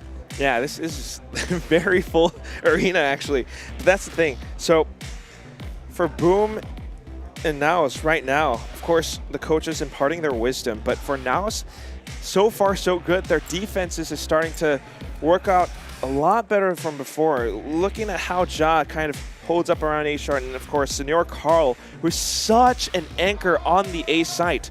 How does Boom play around this? Can they even do that? Sure, they've got the full buys on this round, but how much do you really have left in the tank? Yeah, this is precisely what Boom and Naos look like right now. True. 2 fighters of the same somewhat region, duking it out, you know, fidgeting, showing their footworks, trying to move their bodies, keeping themselves loose. And this is it. Look at the 3-man push coming in from Naos onto B long. Okay. Oh, they are pushing through this. God. Shiro, you don't know what's coming. Shiro gets back into the corner. He turns away to nick of time. No, he doesn't. Wits gets it. First kill. 4 versus 5. Wits, or rather Ja, loses the shot. This is still good for Boom because they can punish the over-aggression outside of Octa. You can see the nade thrown out by Famous. He at least distracts the rest of Naos for the moment. BlazKing is getting a little bit of position onto A short. They still know about this because the wall is active and there are still players of Naos holding the A side at the back of things. And then here comes the Sky Smokes from Berserks. 1 from Senior Carl, 2. None left in the tank, but still a lot of utility from Modra. And if he times this right, he might be able to stop the spike plant, but of course Famous wants to put an end to it as well. Gets the first shot at Senior Carl, and then the paint shells through. Orbital strike being deployed out from Berserks just to keep them at bay. Severine needs to stick the plant right now. And yes, you're right, Esserai. Papi Chulo is on a big flank from behind. Famous seems to be aware of this though. And then the Seeker's out. Mojo gets a shot. The young gun now coming up alive in this final moment. But here comes Famous as well. Wits, he fires right back. 2-on-2 from Bats as well as Lamps. On towards Truck though, and Berserks just needs the right peak, the right timing onto this. He sees the barrel, but no! Wits! He ends it all with a double spray! Naos! Now is the time! That was a huge mistake. He was scanning. He didn't even see Wits. He was hitting on bot. He was supposed to be the first one, and then he saw the long barrel of Ja Law, and he thought he could get him, but Wits got the third, he got the fourth, he got the game, and he got the series. Oh my God! Everything in that final moment. And those cheers from Naos sounding out throughout this entire room. Boom, unfortunately, such a hard-fought round, such a hard-fought series. And we invite them to take their bow. I mean, they were close. It came out from an 8-4 at the end of the first half. Boom won 5 rounds in a row. It was back and forth. But despite all of that, unfortunately, it's going to be Naos instead who takes their spot. Man, that definitely silenced Boom there. They were shouting, they were taunting. But in the end, these are still sportsman competitors. Very much have seen each other time and time again in Southeast Asia and now here in APAC. There's a lot of questions. There's a lot of questions about Naos and how they're going to perform.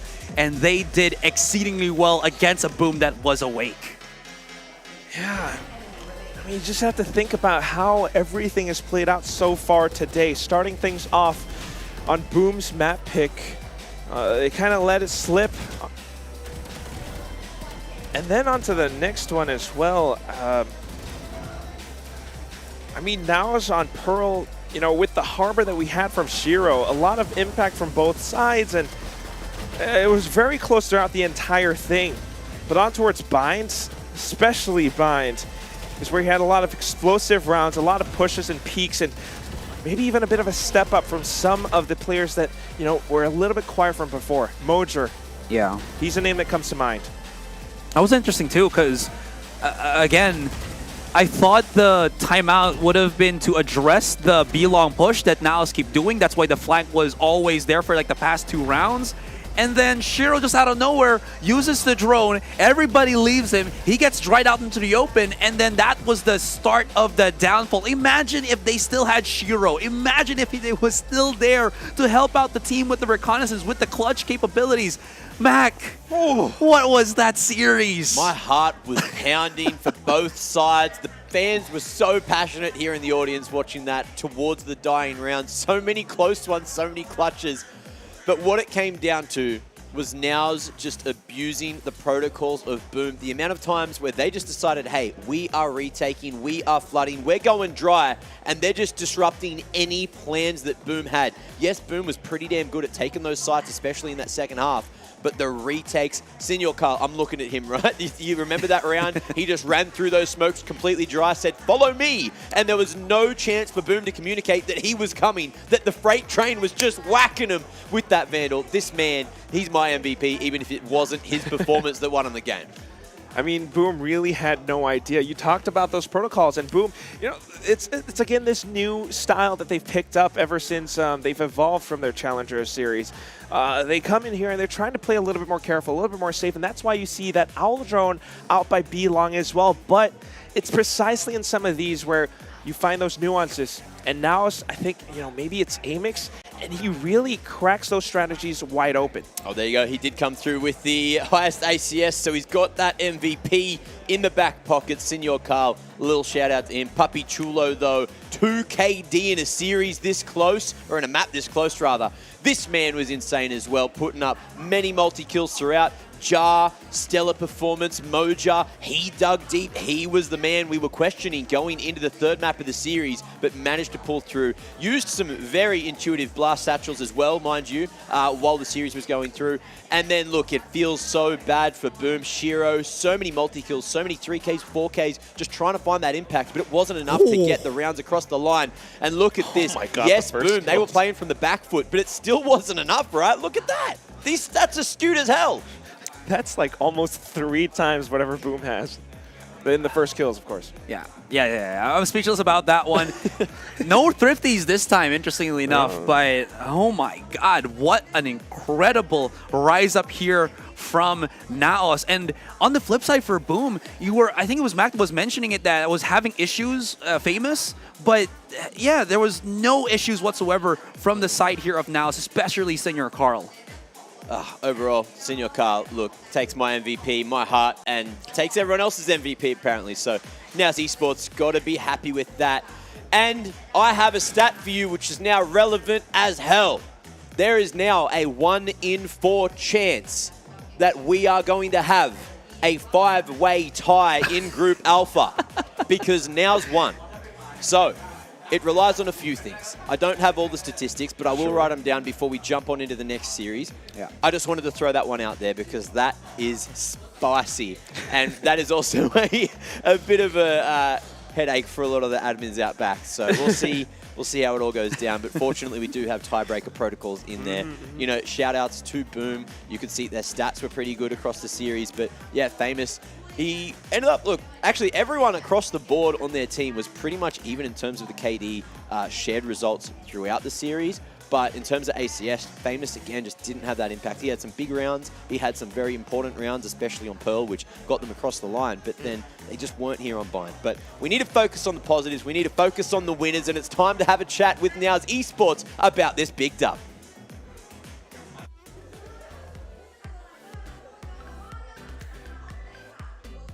เอาละครับผมก็สวัสดีทุกท่านอีกครั้งหนึ่งนะครับผมและวันนี้นะครับเราก็มาอยู่กับNaos Ja นั่นเองนะครับ and everybody we are here with Naos Ja please give a round of applause awesome I love the energy here again congratulations for the win there are a couple of questions both the Thai fans and of course your Filipino fans want to know about soสำหรับคำถามแรกสุดเนาะผมเชื่อว่าหลายๆคนอยากจะรู้เลยเพราะเกม2เนี่ยเกือบไปแล้วนะครับอีกนิดเดียวเท่านั้นเองนะที่เขาจะทำคัมแบ็กมาได้แต่โอ้โหก็น่าเสียดายเหมือนกันผมเชื่อว่าทางทีมก็น่าจะเสียดายไม่แพ้กันเลยอยากรู้ว่าเกม3เนี่ยเขาเตรียมตัวมาอย่างไรนะครับซึ่งทำให้เกม3เนี่ย performance หรือว่าตัวเกมเนี่ยที่ออกผลลัพธ์ของตัวเกมนั้นน่ะมันออกมาได้ดีขนาดนี้นะครับ so as we all know you guys almost made a comeback in game 2 from 12 to 4 but unfortunately you guys can achieve that win so I really wanted to know in game number 3 how you guys recalibrated and prepared yourselves once again reset everything and just get be super focused on game number 3 actually pinag-usapan namin yung mga mistake namin na nangyari nung sa Pearl and siguro parang sabi namin laruin na lang namin kung ano yung laro namin sa practice. Yun. We just talked about all of the mistakes that happened on Pearl and we really just wanted to play our game and we just decided to just go to what we know and make it like how we play in practice. สำหรับคำตอบนะครับนั่นคือสิ่งที่ดีมากก็คือว่าเราก็โฟกัสกับปัญหานะครับมุ่งเน้นไปที่เฮ้ยเราทำอะไรผิดพลาดแต่ที่สำคัญคือเราอยากที่จะทำให้มันดีขึ้นปรับปรุงและที่สำคัญคือเล่นให้เต็มที่เหมือนกับที่เราเล่นแรงกันนะฮะแล้วเล่นเป็นเกมในรูปแบบที่เราถนัดที่สุดนั่นเองนะครับผมแต่ตอนนี้ผมเชื่อว่าหลายๆคนนะครับก็น่าจะอยากรู้เหมือนกันความคิดของเขานะครับสำหรับตัวของกลุ่มของเขาเนี่ยที่ทุกคนเนี่ยเริ่มตีตื้นขึ้นมาแต่ละทีมคือดุดันมากจริงๆนะครับก็อยากจะรู้เหมือนกันว่าเขาคิดยังไงกับกลุ่มนี้ Alright so as we all know your group all the teams are doing a great job great performance do you feel any pressure by any of the results Actually hindi naman ako nape-pressure sa mga gantong LAN event kasi sanay na kasi ako and wala akong kinakatakutan kahit sino kalaban namin. he says that he doesn't really feel any pressure because he's quite used to this kind of competitive atmosphere. So he says that no matter who wins, it's going to be a good match. โอ้โหนะครับก็บอกว่าไม่ได้กดดันขนาดนั้นนะครับเพราะว่าใครชนะก็ตามเนี่ยถ้าเราได้เล่นแล้วถือว่าเป็นแมตช์ที่ดีแน่นอนแต่คำถามสุดท้ายผมอยากให้เขาฝากถึงแฟนๆหรืออยากขอบคุณใครบางคนเพราะผมไปแอบได้ยินมาว่าวันนี้มีคนพิเศษมาด้วยนะครับก็ alright like I mean I heard there's a lot of fans cheering for you back at home but I heard there's someone very special for you here today with us I would really love for you to thank your fans and especially anybody that you want to thank thank you sa number one supporter ko, my fiancé. Nanonood siya ngayon. And sa lahat ng Naos na sumusuporta, thank you. And kala boss na nandito ngayon nanonood. Thank you so much sa inyo. Thank you so much to his number one supporter. His fiance is seated right over there. And of course to all the supporters of Naos and their bosses who are also here. อยากจะขอบคุณนะครับภรรยาว่าที่ภรรยาละกันนะครับที่มาเชียร์ถึงประเทศไทยเลยพร้อมกับทีม Naos และผู้สนับสนุนทุกท่านนั่นเองครับแต่อย่างไรก็ตามครับ congratulations again for the win it was an amazing match แต่อย่างไรก็ตามครับวันนี้นะครับเกมของเรายังไม่จบนะครับยังเหลืออีก1เกมครับ and of course guys we still have one game left so stay tuned don't go anywhere you can go grab your drinks grab your popcorn but there is still one game left but for now I'm gonna send you guys over to the break and we'll see you in game number 3.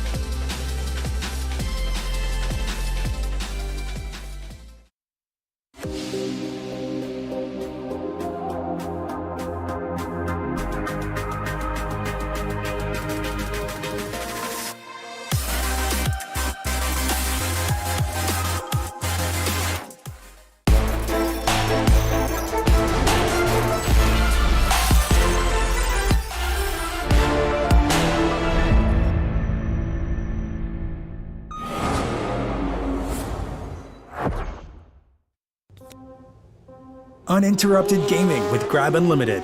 Free delivery every day.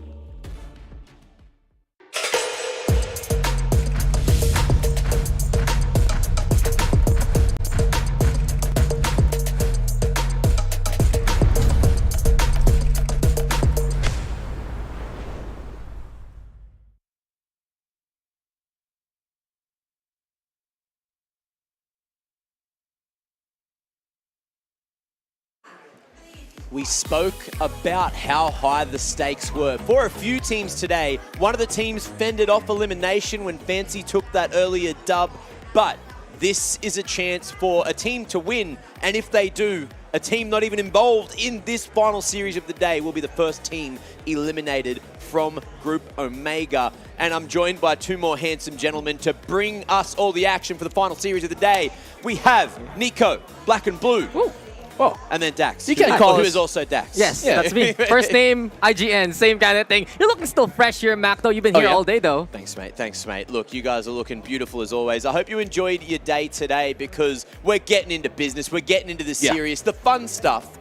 But I also promised everyone at home I was going to tell them what had to happen if we were going to have this 5-way tie. That is a possibility in Group Alpha. And you guys are going to hate this because what it relies on is one team beating Naos tomorrow, and Boom beating Zexia. And you guys don't want Naos to... I heard you guys cheering downstairs. The bias casters, when you're off stream, you're allowed to be biased. That's fine. You're darn right. And it was just for you guys' context as well. You know, we have a couple of Indonesian fans downstairs as well, so there was a lot of screaming back and forward in that last game of Vine. It was, the legendary PH Indo Derby finally happened there downstairs. I mean, it's a classic and one that certainly delivered for that game. Yeah, delivered for sure. But let's start talking about what we're here for. Bleed up against D plus Kia. And D plus Kia, if they win today, Orangutan will be the first team eliminated from Group Omega. And the first team eliminated from Ascension Pacific. We're getting so deep, and still, we haven't actually eliminated anyone out of playoffs contention yet. That's crazy. It's that point of the tournament, truly, where these matches do absolutely matter. And it sucks for Orangutan that their fate is out of their hands. Instead, though, we're looking at D+,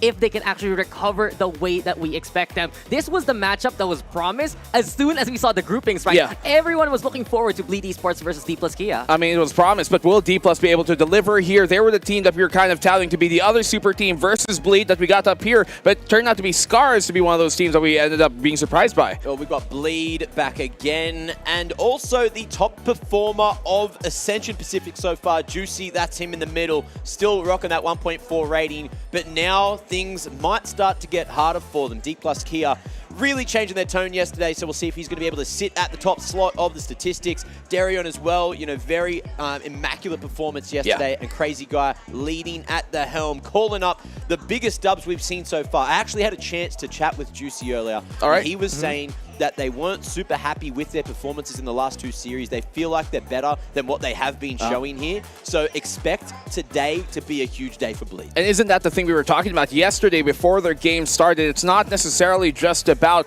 what people, the fans, the audience expected of them, but what they expect of themselves as an organization, as a team. For this squad, it is championship or bust. We saw them beat Scarz yesterday, which is what the team that we, after the earlier stages of group stage, kind of touted as now their possibly biggest rival. But then we look on over versus this D+ squad, and I'm looking at Bleed to give us an actual performance that makes us consider them to be the definite number ones. Because yesterday, there were some shaky moments from this great roster. And I wouldn't be surprised that they have been targeting D+ Kia all throughout their preparation here for VCT Ascension Pacific. The interesting part, though, is I understand why Juicy feels that way. You look back at their two series. Map number 2 twice went to overtime versus Orangutan versus Scarz, and they lost in it. Map number 3, the highest gap that they had was 3 rounds over Orangutan. It still went overtime versus Scarz. And for Bleed Esports, there's always such a solid plan in action. You have Crazy Guy with those shots, but we've seen from Scary as well. So strong on the post plant, the hometown hero reliable in a pinch. Yeah, it's just been so great watching everything Bleed's been able to bring to the table because mechanically they feel like they're on a different level. It's just sometimes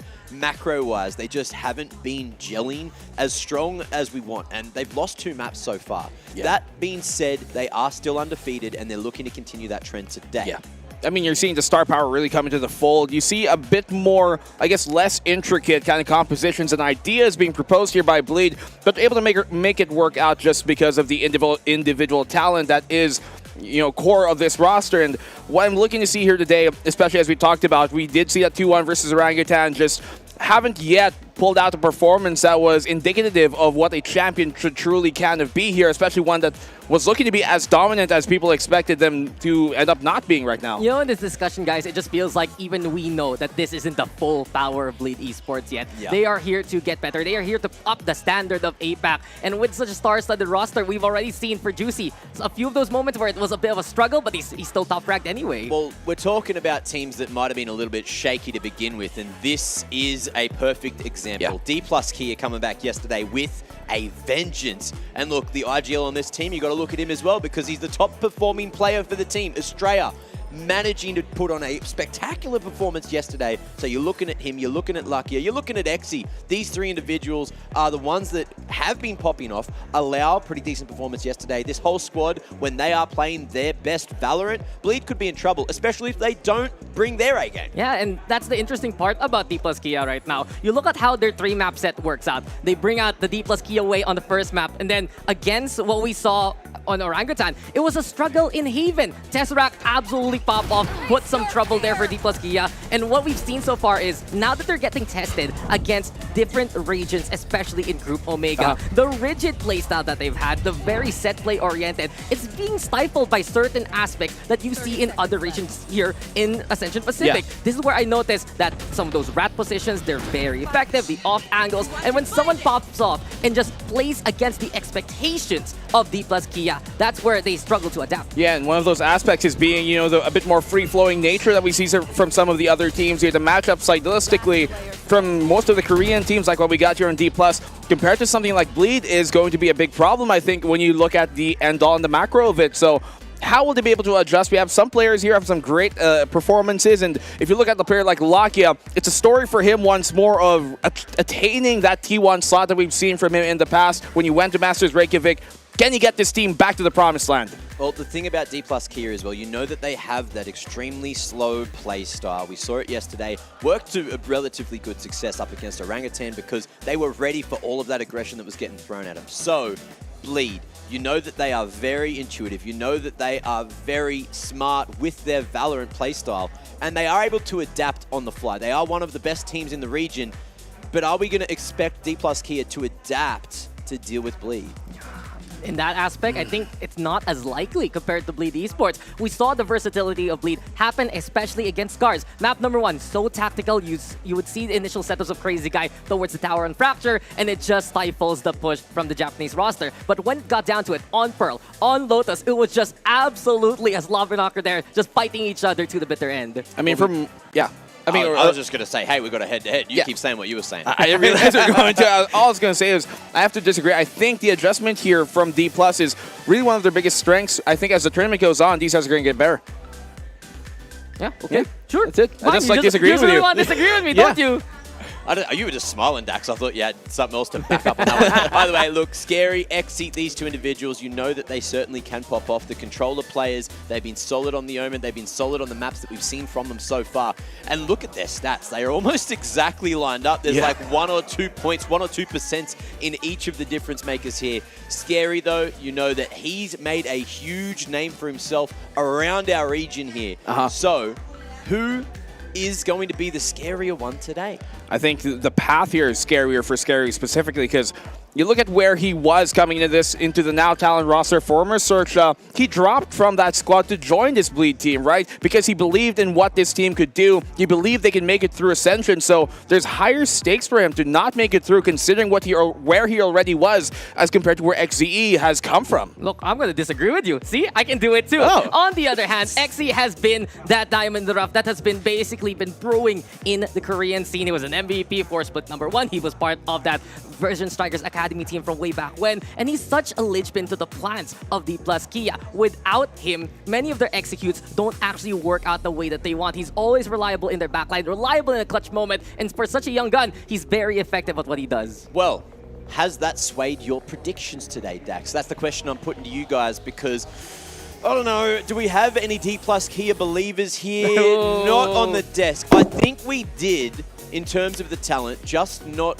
Oh, we've brought some extra... Here you go. Is that for me? I was looking for the second one. Is that there you for go. me? Are you bleeding? Look, it was given to us while we were on the way here, actually. Of course. It's not... See, like... I can draw a D on this just to try to spin it up a little bit. But bleed, there were some, bleed and blue. Yeah. There were some predictors from the talent that did go for D+ Kia, just not the 3 that managed to be on the desk here. So we're all aligned. We do feel like Bleed have more to show. We do feel like Bleed are still the favorite for this group, and I just want to see them be the dominant team. I want to see them be the team to beat once we get the playoffs. Well, I think in terms of performance, they're not the ones on a bigger question here, not the ones on the microscope, because it's been D+ who, they might have been the team that was promised, but so far in their group, it's looking like it's Scarz who's delivering, and it should be D+ in that slot. They come from one of the best regions in the entirety of the world when it comes to Valorant, and yet where are they? They lose against a team like Orangutan, and you have to wonder, why so? Yeah, that defeat against Bonkers, right, was such a stunning situation. When everyone watched that, even, of course, Mac was super hyped about that, the Concluded Tour was super hyped about that, but truth be told, it's all that practice and all that renown of that Korean scene where there's those expectations towards D+ Kia. And then you look at the game, it does feel like they're still trying to adjust on the fly. We saw these kind of issues happen last year in the East Asia LCQ when they started forming on up, when they got Lakia and they were eliminated very quickly. On the other hand, Bleed has shown they have so many stratagems, whether to be aggressive or more on the execute side. Yeah, well, let's start the conversation on map vetoes. Do you guys have an idea of where this one's going to go? Do you think that there's a favorite map? There's some shared maps in the pool, of course, but what we've seen from D+ Kia, are we going to see something similar to what they've already been picking, or are they going to go deeper into the map pool? I think the most interesting conversation about this is, are we going to get the first respect ban, really, of the tournament? Because everyone has been discussing, don't let Bleed play Pearl. And Scarz did, and they still somehow won. They figured out how to solve that conundrum. So there is a bit of that weakness right now for Bleed, but maybe D+, they're thinking, will Bleed actually ban out our permaban instead? I'm expecting Ascent and Split to be gone early on, but if D+ does change things up just a little bit, it's Bleed who'll be in trouble. Yeah, I wouldn't be surprised if they take out Pearl, because seeing as how, even though Scarz were able to beat them overtime, let's not forget and how close that one came, so it's definitely a possibility. If they leave that open, where do the tendencies lie here? Because I do think that for Damwon, they're one of the great teams in terms of counter-stratting their opposition. We just haven't seen that come to the fold today. I think the key word here for D+ in this tournament has been uncomfortability, has been their biggest problem. So if they can get the vetoes going their way, that's where we can see them actually get an upper leg in this match. What I've been trying to spin with these third matches for all the teams is it's really the tell of their consistency, right? It's the third match for D+ Kia, it's the third match for Bleed, and so far, Bleed definitely have that stronger consistency, even though they're not happy with their performance. D+ Kia, of course, moving from inconsistent looking state. If they can manage to at least look good, even if they lose today, that will instill a lot of confidence. But then their futures might rely on a head-to-head, depending on how that Bleed and Bonkers games go. So you really have to think about the future as well. Have that extra pressure. Try to harness it as much as you can and play your best today, because today's games truly matter. Yeah, it would suck if someone else was in charge of your own destiny, right? And Bleed is in the best position to move to, what, a 3-0 standing if they actually get things done. But on the other hand, we mentioned so early on that for Damwon, this is their perfect chance too to actually get in a more secure spot. If they lose this, there's a chance for a tiebreaker to happen later on, that even Orangutan has that chance, Bonkers will have that chance. And since ever that first match loss, it's been so shaky for our Korean representatives. They need that structure, whether it's in or out of the game, and they need to find it fast. Yeah, who's our players to watch? That's what I want to know. I think there's quite a few. Allow has to be one for me. I think when you look at D+ and where he's come from, just the history of what he's been able to achieve, obviously he has been in a position before to actually deliver, to go to the grandest stages. Actually, a bunch of these players out. You look at Esperanza, Australia, all these guys have that experience that you would think on paper it would work out, but we've seen in this tournament what happens on paper might not necessarily translate into, in theory, on the server. I mean, come on. D+ Kia, they have veterans from F4Q, but of course, the one everyone looks for is Lakia. Ever since he made his grand stage entrance on that Reykjavik 2021 tournament, his stock has been slowly dipping. He was on the bench for Vision Strikers, he joined the Japanese VCT, and he didn't even qualify to the main event. And as soon as he joined D+ Kia, it still wasn't the best success early on. Now that they have some championships under their belt, now that he is there to really perform with a unit that he can trust, perhaps this is his own redemption arc. Well, talk to me about Juicy. So far, just making expectations, exceeding expectations from everyone here at the tournament. But if this continues for him, then he's about to be a superstar. And he's certainly staying towards that upper echelon of the stats. Let's see if that trend continues, because I've got word that map selection is ready. It's time to look at the vetoes. It's time to welcome the players for the final game of today.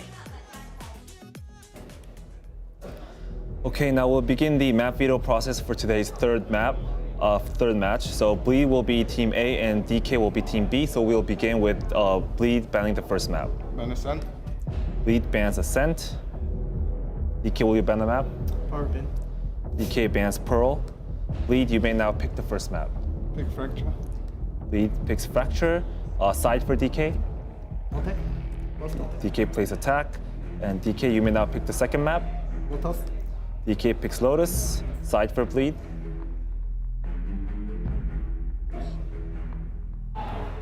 Give me a second. Okay.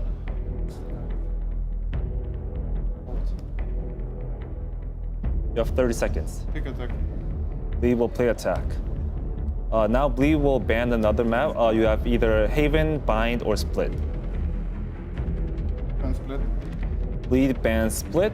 DK, you may now ban either Haven or Bind. Okay.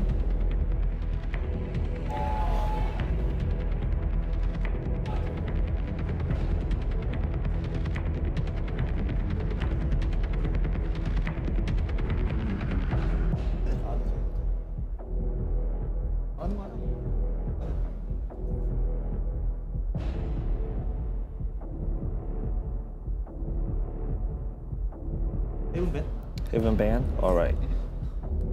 Okay, the final map will be Bind. And Bleed, will you pick the side? Sorry? Attack first, defense first? All right. 1 second. All right, then I'll have a quick recap. So Bleed bans Ascent, DK bans Pearl, Bleed picks Fracture, DK plays Attack, DK picks Lotus, Bleed plays Attack, Bleed bans Split, DK bans Haven, and the final map will be Bleed playing defense on Bind. We good? All right, then good luck and have fun, guys. Okay. Good luck.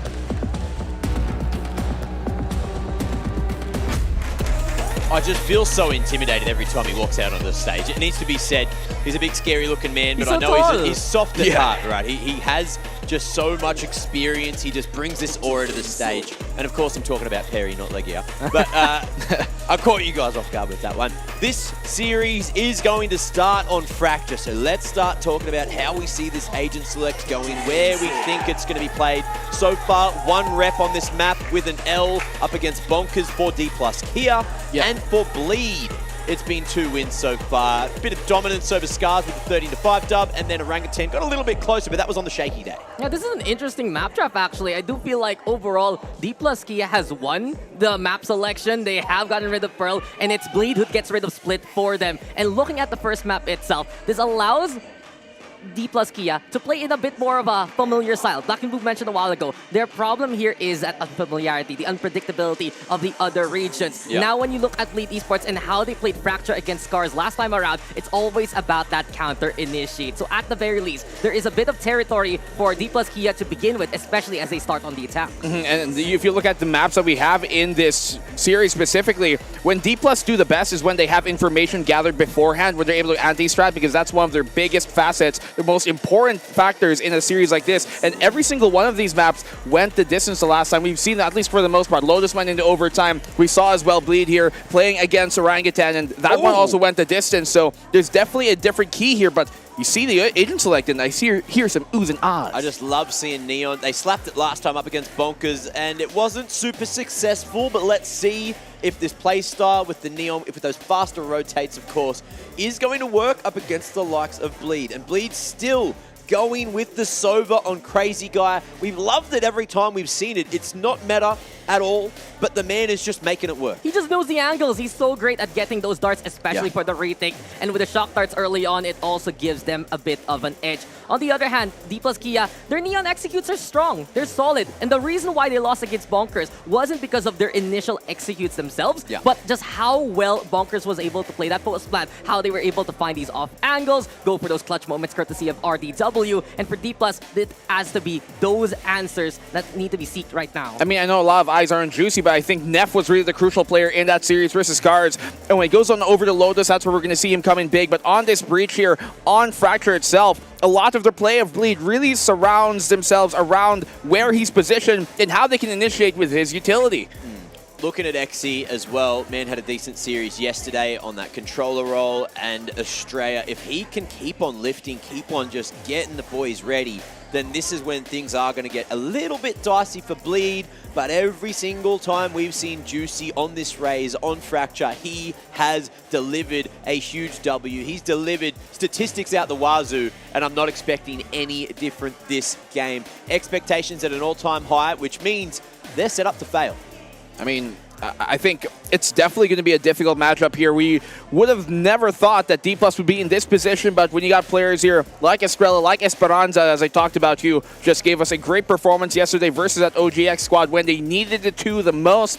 You have that clutch factor. I think that's going to come in big here today. It has to. Otherwise, it's going to be a bust. I mean, it's the 3 E's that enable D+ Kia to survive these rounds. We've seen Australia just be so clutch at setting things up and knocking things down himself. Esperanza as well in that back line. Just always here for D+.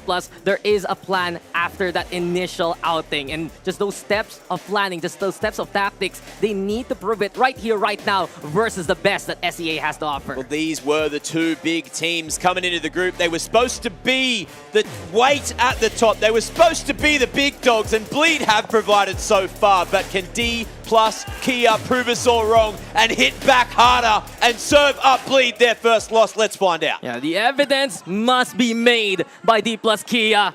And we go into Fracture to begin our final series of the day. So much though on the line. Bleed looking very likely to make it to the playoffs if they take this. D+ Kia on the other hand, their chances do dwindle if they take the L. So this is a must-win situation for them too. Yes, these were the 2 top teams projected to make it far, to make it possibly to the grand finals and win it all. Could be a preview, right? Yes, it could be. The question is though, do D+ stand up to that expectation as Bleed have so far? We go into round number 1 of the final series of the day. You can hear it hype already. It's nighttime here in Bangkok, but we are just waking on up for another incredible series. Seems like Bleed Esports games, though, they're looking pretty likely to be matches of the group stage to watch out for. Yeah. We'll see now as D+ Kia, they do begin their exodus towards that B side. I mean, to be fair, their entire group is crazy. We know that the only SEA team even in their group is themselves here, Bleed on the Omega group. So you can see here, DK moving on forward. projecting for that towards B main execute, which they will commit to here. Allow takes all the space. Will they catch the flank? They don't have utility watching it. What a find of a crazy guy. Xe falls first and foremost, and D plus Kia do get the site, yes, but they're down by 2 already. Neff with a takedown, and he has a fault line as well. Bleed, just keep them contained. And D plus Kia running at Neon, you need to make a bit more of that place. Allow, though, not allowed at all to get the hell out of here. And this is Bleed wiping out D plus bit by bit. There you go. Flawless start for them. You see Dax here. You said the key word of that round, contained. They kept and to make sure that they could squeeze every bit of control away here from the DK side. You can see that D+, they wanted to go for more. They wanted to maybe take arcade control, but because of the way that Bleed are able to stifle that, stop that from that attempt even happening, and especially with Crazy Guy just finding fortune falling his way and then taking arcade back, it just took away so much potential here from DK's post plant. Yeah, they just know the path that D plus Kia can actually take because they're limiting those options as soon as possible. Bleed though now on the anti-eco. 3 Bulldogs also, and yet again, Crazy Guy. I love that position that he takes there towards the ropes by Sand. It just gives him such a good angle to watch over drop especially. And he has many ways to manipulate those doors, right? He's got the darts, the owls, and everything in between. And it makes it a lot more difficult for this attacking D plus Kia side to actually get themselves into position there and set themselves for A main, set themselves up for an execute. So arcade it shall be, playing no games just yet, as it is an eco here for D plus Kia. Yeah, Juicy's waiting, and as of right now, Bleed just holding down the usual angles that they expect D plus to come from. That's why they still hold towards that tower anyway. You have here Juicy though, using that blast back to get on top of Jenny, an aggressive angle for him to disengage out of at the moment. Notice. Look at how far back they're playing though here towards the generator. They want to give the sight. They know they do not want to fall in prey to their hands. Scan gives away his position, but Esperanza still gets a kill. Yeah, good sync here from D+. Allow also on the board. Now there's firepower. Sure. Okay. And it's 3v2. D+ Kia fighting on back. Boombot though bids Xe adieu. And now with a 2v2 situation, Lakia 2 HP as well. Smoke dissipates but couldn't get the timing on the Crazy Guy. Bleed though, taking Canteen control. Wants an extra angle to work with. Estrella in the meantime is playing away towards Arcade. Wants to get the catch perhaps onto Juicy. But 2-on-1 action. Estrella no firepower whatsoever. And Juicy with a 3K. It's Bleed with another one. They actually had utility there to make that fight a bit more optimal. 2 flashes, a Prowler is still available there on Lakia, but all said is done. And let bygones be bygones. It is an eco for them. So Plant, I'm sure they'll be happy with that for the most part. And the damage you're able to do here just shows that D plus Kia, you can't sleep on these guys. No matter an eco, they can certainly dwindle down the economy here coming into this bonus. Come on, what is the Korean region best at? These executes, these plans, and no matter what, it's gonna be as optimized as possible. The problem is, what happens when the chaos is there? What happens when the firepower is there? Well, at least now D+ have the rifles to work with. Well, D+, let's see if they can get there first on the board. Everybody here pretty anticipating the push here coming from Bleed. You can see them fall on back. They realize that Brim Sky Smoke is in their face. Don't have to wrestle control for it. It's not a position they initially intended so anyways, and the A main is rightfully and freely theirs. Yeah, quick execute there from Bleed, and usually we've seen from the past few games here at Pacific Ascension, you want to pre-fire that box. Juicy got on top of things, but Lakia instead moving past Crazy Guy. Opening now made here by D+. Nefto waiting for any kind of chance, but he needs to back off to CT instead. Nice spray from Malau, finding Nef along the way. 5v3 now, and this is a plant here for D+. Yeah, kind of running it down here, Alau. Will not let that happen. Juicy, make sure the flank is checked as well. Here, at least trying to get a kill. He could have found another one there as well, too, on Xe, but they keep him in check. 3v1 as Scary stands alone and tall. He thought it was enough to get that takedown. 9 HP. It's actually still doable here for Scary at least. A single tap to both Allow and Xe. Lakia might be the prime target instead. The stun, the relay bolt comes on out. Allow's just waiting for Scary to peek. Rifle at the ready. D+ has the angle, and there you go, the round is theirs. Yeah, Allow, he won't let that go to the waist side. They close it out with 3 of them still standing. Not a bad bonus for sure. They take the round, of course, but this is a big one. DK, as the game progresses, we've seen him adjust, and what I'm looking for here on their attacking side in the first half, is how they condition this defense into adjusting. They know that one of the biggest problems, or they should know one of the biggest problems about facing Bleed is the way that Neff and Crazy Guy are able to use that utility and pepper them before the fight even starts. So will they be able to burn that early on in the round? Well, the easiest thing they can do is overrun Crazy Guy, overrun Neff, and find where they stand just to get less utility on the board against, well, totally opposite end. In the end, though, and again, DK, they are just going to be sticking around towards main here. They do have allow one away from the overdrive. And they can actually use that in a pinch if ever they want to make more space. You see here Bleed giving up, for the most part, any arcade nor draw presence. What's so great about Bleed is they understand the idea of push and pull. If one side of the defense is forward, the other has to be back. You simply do not have enough resources, manpower, and utility to make a double aggressive push on both sides of the map happen and possible. So DK here, D+, ready for the execute, and here they come. Yeah, D+ Kia, that's one thing they do so well. Find the weaker side here of Bleed Esports and execute as soon as possible. Crazy Guy, though, Odin in hand. Bleed Esports already reinforcing towards Generator. They want to at least suppress that tower as soon as possible. Time, though, running out. D+ taking their time to get on that site. There we have Esperanza going for the plant, but he actually gets the kill onto Darion first and foremost. A good find here for D+ to start things off. Oh, that's a good seize as well. They know it's a 4v5. Don't have to take big risks. Locky at low HP, but you can see the forward position here by Allow. Esperanza taken down by Crazy Guy. The recon should clear the site for the most part. It's a tower position here that would be a problem for Bleed's retake. Yeah, and Xe has the molly for the stall if ever. Allow the waiting now. He lets him Timing pass. everything! And the stellar haunt, but he can't get that kill instead.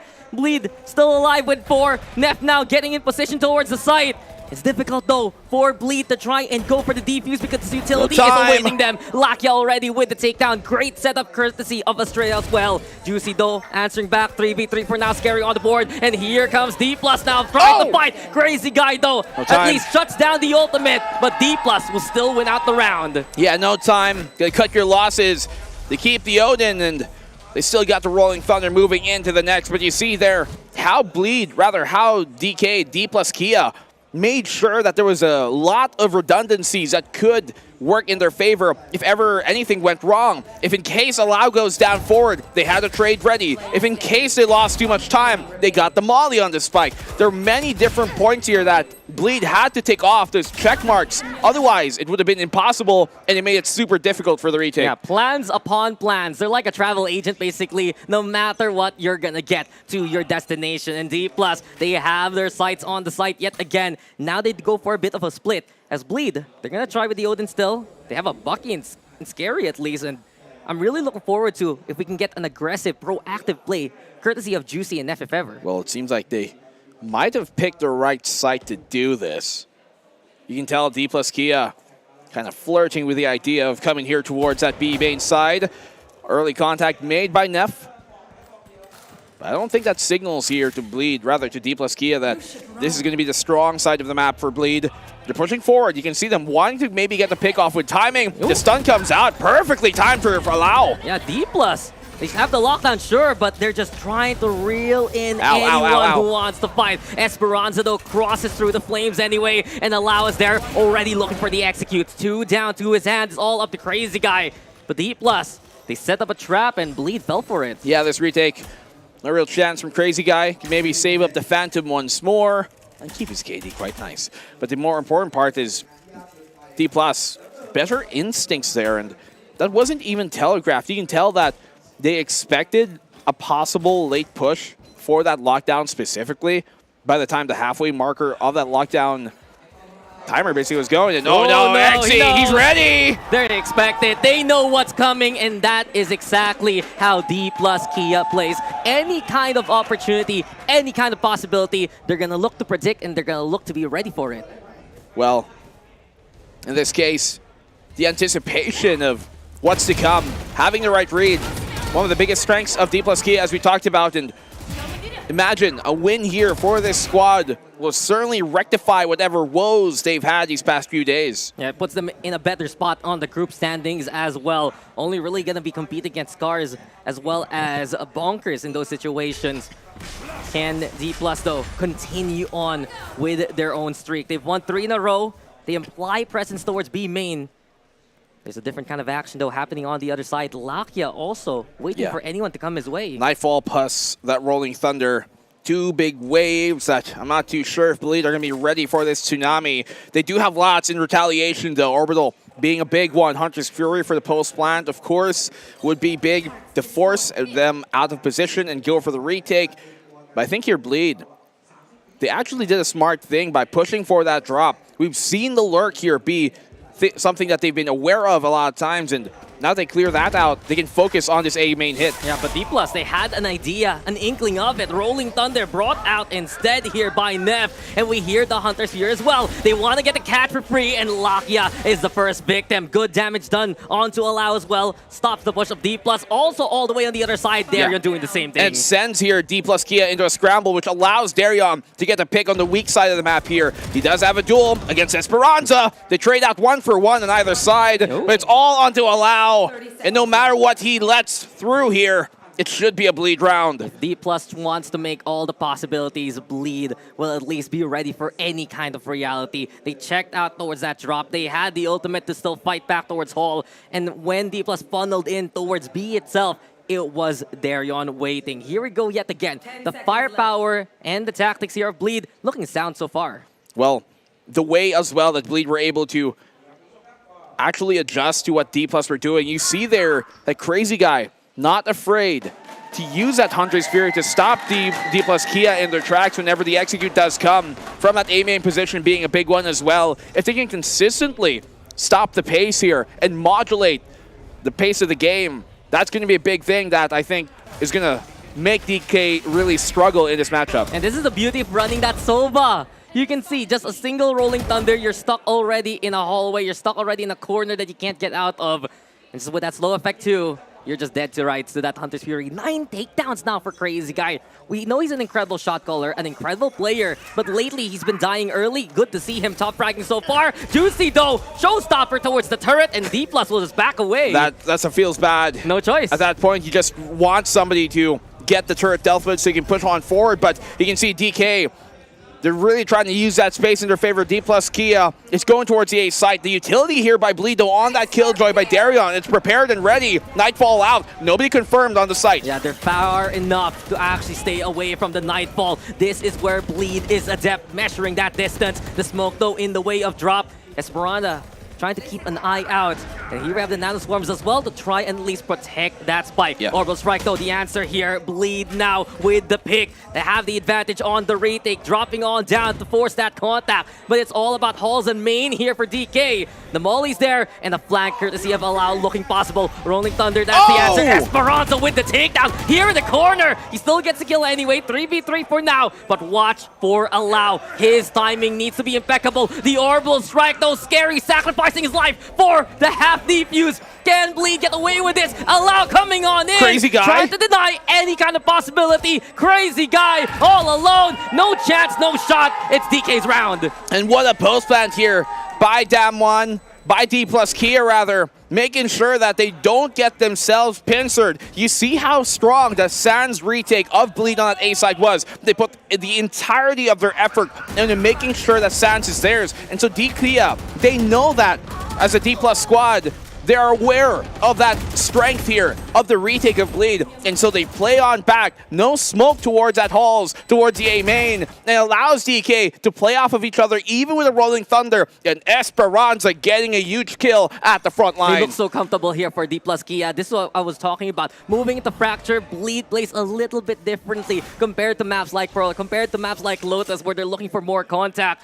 And this time around, it's D+ looking to punish. Lakia, though, falls to the triple peak there of Bleed. Good forces from Bleed to at least get that action going, but now it's D+ moving towards B. Yeah, it sends D+ Kia running towards that B site, packing their tail, and looking to see what they can find. Allow getting aggressive here. Crazy Guy gets a spam on Exi. Great timing from Allow to get the punish. 3v4. Will they find even more? Darion playing this close. Yeah. He's aware of Australia. He does get the kill. It's suffocating here for D+, and they're trying to fight out of it.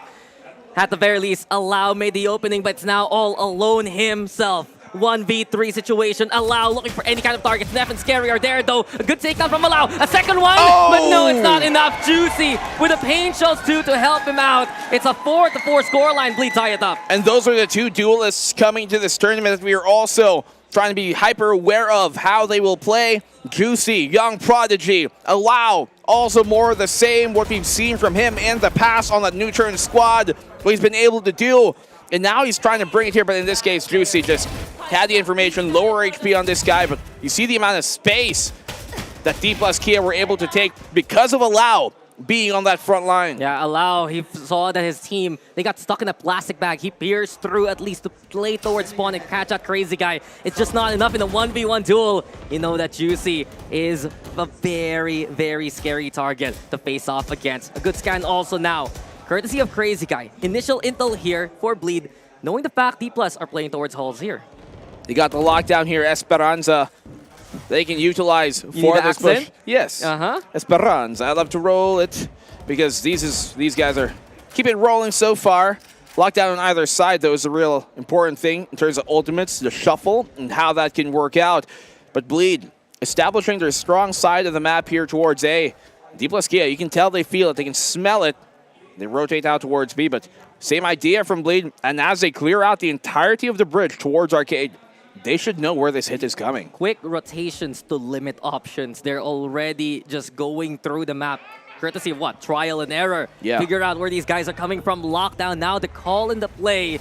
Does D+ though force their hand and force the issue? They cross now, trying to get towards the tower. There's a bit of space to work with, but Darion with the takedown. The turret being a bother as well. And Lakia caught now, detained with his hands up. Chance here for Juicy though. A great rotation courtesy of Bleed. Yet again setting up the net. The catch is there. And Bleed looking to feast on the opposition. Aftershock also flushing out Allow. No chance to hide. It's Lakia now versus the world. And it's too much pressure to handle.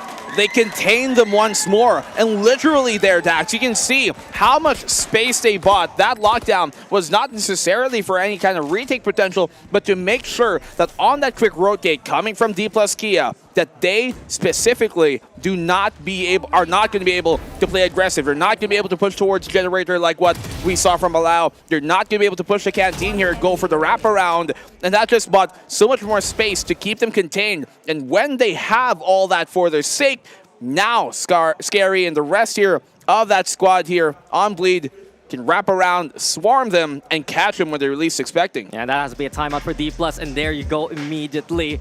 I have to say, though, it was a bit akin to that first round. Remember the pistol that they kept them contained towards the tower side? It was the same case. It was even easier with the catch towards Underpass, the catch onto Lakia with the detain, and Bleed right now proving that they can stand toe-to-toe against D+ Kia towards tactics, right? I mean, we know that they can. The question always was how that matchup will work, right? And, you know, for a team like this, it's easy to kind of put it down to just them overpowering, using firepower, star power, whatever power it might be. Because that's the usual SCA Because style. that's the usual SCA style, but this team is a lot more nuanced, and I'm talking about Bleed here. They're a lot more nuanced than might meet the eye initially, and you see those small macro moments that have big effects in the end. That lockdown was absolutely calculated to allow them to be able to push that underpass and make it for the catch. Yeah, Fracture is a map that rewards you for active rotation, for making sure that the angles your opponents can take are taken by you instead. And Bleed right now, that's how they've gotten these past few rounds. They're being a bit more proactive, not scared of what D+ is waiting for. Especially since they know there's no Cypher this time around like what there was in Scarz, right? You can see them be a bit more proactive in pushing those. As a Cypher, you can cut down both flanking lanes. You have to give up information to cross otherwise if you don't have mobility. But with a Killjoy, that leaves it more open to chance. And Bleed, they've been taking those chances, and it's been working out in their favor. Yeah, it pans out anyway. Might as well keep on doing so. Something you can also notice, Bleed, they love to rotate towards the spawn if ever they need to, just after that immediate bit of intel. They cross immediately towards that A site. You have Link being held already by Neff.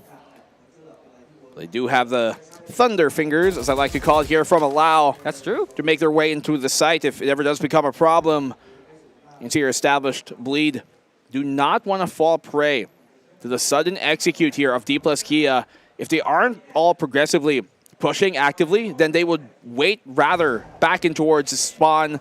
Let the site be given on up because they know the retakes have been tactically sound. Information though, now they know it's going to be a B-side hit, and Arcade is where the pressure will come from. Pawn's broken, Juicy, he hasn't been seen as of yet! And there you go, Bleed with the initial takedown. Some great patience as well.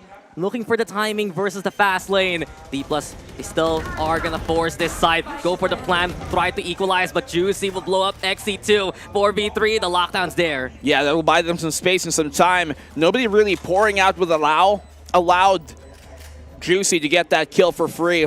You like the pun, but Lakia, he's got a gun He's up ready. close here. He's He gets a fighting. one, the double for Lakia! That's a triple now! Scary on the trade, it's a 2v2. Are they aware of Esperanza? Just held it down to get those takedowns. And you mentioned it, numbers equalize. Oh, the flank. As Bleed do make their way towards the site. Activity though here from Scary. He wants to check out Oh. main, but Scary gets a takedown on Australia first and foremost. Esperanza needs to get the right timing, the Nightwing, but it's Darion who gets the half defuse. This is gonna be close, but Bleed, they will get away with it. They have time to stick the defuse for sure. And Bleed on the defensive half, looking pretty clean. And what a mean mug you see there at the end, off the clutch, coming from Scary. It's D plus Kia. Good ideas. It's about converting it in the end that didn't work. And that flank had to absolutely work. Look at this. Should have been the kill. Should have been a 1v2 in D plus Kia's favor. But it's always about what should have been instead of what did happen. Yeah, I initially wondered why didn't we get the immediate swing there from Esperanza, but you could see that it was already Australia with the first shot. That has to hurt for D+. The execute was already strong, the plan was sound, but in the end, it was just those final few bullets that didn't pan out, and it's even worse now for Allow. Neff with an immediate takedown. Nightfall though gonna be the answer. Rolling Thunder is there too, and D+, they're trying to throw everything they have versus Bleed. Crazy guy, it's too difficult. Hit that shot. Estrella, he gets 2, but 3 for Neff instead. This breach will hold down the line, and Bleed Esports just stop D plus Kia dead in their tracks. Yeah, D plus Kia sent into a scramble there. Not really ready for that fast-paced style SCA has made known true and well. And Bleed are certainly bringing the heat in a different way that D plus are ready to. Stun, seemingly, at the pace modulation that Bleed can bring to the game. They can retake fast. They know where Esperanza is right now. And what an incredible clutch this would be if he can pull it off, but they're just too aware and too good to let these moments slip up. Yeah, strong round from Neff already. Yep. Usually we speak about all of the other players. He was that latest signing for Bleed. He joined pretty much halfway into the year, and he has been solid, especially here in Ascension Pacific. But Esperanza, there's the fight back. There's still a sign here from D+. A breath of life, but there's 2 looking to just reap his soul. And Neff will still be there at the very end. Bleed, that got way too close for comfort. Way too close. But Neff, you talked about him. We mentioned him as well during the pre-show, rather the pre-panel for this game. And he's one that will really come on in the biggest of moments when you least expect it. Off camera, you'll just see this guy get a double, a triple that keeps him in the round. You saw there the spam, keeping the push in check, finding Allow, finding Lakia, then the follow-ups as well. Huge moments for a player who most people don't have their eye on such a star-studded roster. Yeah, he sets up Juicy. But sometimes if Juicy doesn't get the kill, he's just like, I'll do it me? I'll do it Okay, then. that's mine. And hey, he didn't need the showstopper, the turret this time. At least they were able to do it for him, but you can see D plus Kia, they can tell, okay, showstopper towards a B, we're going to go towards that A. They can see where Bleed are putting importance of denying the plant. They know that because the post plant a while ago was difficult, he got the pick too. They know because the post plant was difficult on A main long, they're going to plant for close. Yeah, good lurk though from Esperanza to make it 4v4 at the very least. But Bleed, they can throw whatever they have now towards D+. Last round of the first half, and Neff is is there to go huge for the ult. Aftershock too. Orbital Strike though keeping him at bay. He's ready to for Esperanza, but Esperanza is a better shot. It's now the Orbital Strike, courtesy of Scary as well. Bleed here with the takedowns. Juicy catches out Allow. It's 2v3 though, Bleed at the disadvantage. D+ staying towards the halls. They just want to play the angle. And Xe executes. What a shot and what a takedown. Here comes Estrella yet again. Scary though, fighting on back for the home crowd, sure, but it's going to be difficult. Alarm bot's there, and Esperanza has made his way towards the side. The longest road, but it's effective. Yeah, huge comeback round here for D+ Kia to get some momentum coming into the second half, and I can't believe we're already at the second half. These rounds have some been going fast, but you can see that Bleed. They adjusted towards where they think D+ Kia would go for. They put those nano swarms directly on the plant for A main, for the A long plant, right? Because they saw a while ago that when D+ Kia were able to hunker down and bunker themselves within that hole for the post plant, it became super difficult for Bleed to win that retake. And even though they prepared for that contingency, they didn't expect the new plans DK Plus hadn't had. Dude, that was a huge round though from Esperanza. He just went his way towards spawn and went around. But look at this, we have fun facts now. Wow, that's so fun. I said that one time. Read it loud. I said that yesterday, I guess. Juicy recorded the highest kills number in one map, 33 kills in Pacific. You're a fun fact. Wait, I'm trying to remember when it was. I think it was in Orangutan on Bind, but they lost. Wow, that's the historian here. You know, I don't even know. I don't even need to open my notes nor my stats because Dax is right with me. He's amazing. He's incredible. And so are these teams. Halftime almost up. And now that we switch on over to the defensive side, this is where I feel it could be even more difficult for D+ Kia. Yeah, I'm thinking about how their executes have been so far. They're really good at finding these partitions to work with, but Bleed all across the map, it is just getting more and more claustrophobic as these rounds continue. It's been big efforts on the off angles instead here from D+. Besides the execute, that last round, finally the lurk coming into play. Finally, we get a bit more of dimensions here from D+ Kia. But can Bleed continue on this kind of momentum, or will D+ at least get this pistol to try and tie things up? Well, here's a stat that might give you an idea. The defensive side here, compared to the attacking side, 20%, practically less win percentage on the defense for D+ Kia on Fracture. And that's not a great statistic to be coming into this half with. So Bleed, they let this map on through because they know that if they're able to close out here in the second half on attack, it'd be even better. Execute, though, towards that B site. Look, he's already made it past. Juicy, he gets taken down. Oh, sip there from Lakia and a great takedown. This forces Bleed to actually evacuate and abandon their initial plans. Now they're moving towards that A site. Esperanza's awaiting them. Yeah, quick rotate.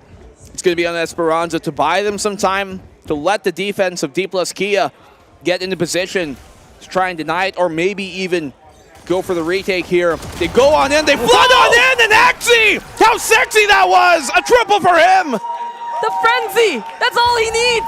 He just gets those takedowns and it's done immediately. They funnel into him, and D+ awaiting any kind of contact. This is a powerhouse in the making here for D+, especially Xe himself.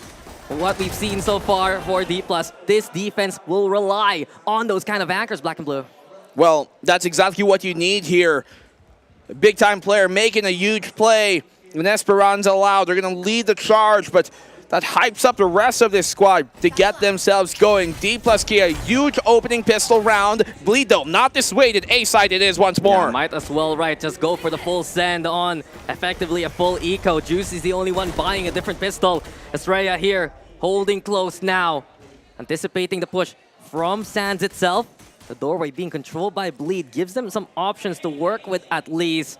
But it does seem like in this round, they're going to wait out the smokes before anything else. Well, at the moment here, let's try and anticipate where this could come.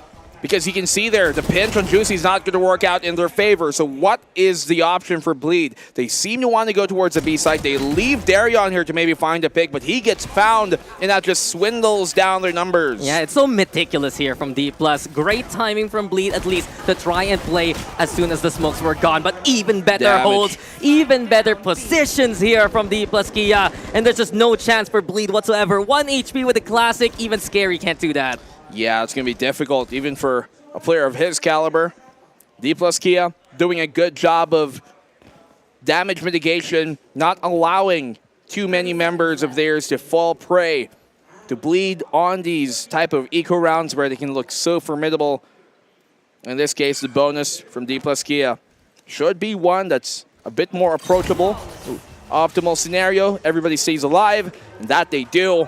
So D plus Kia, they've tied up the game. Yeah, such a clean round, and not only that, I'm looking at their economy.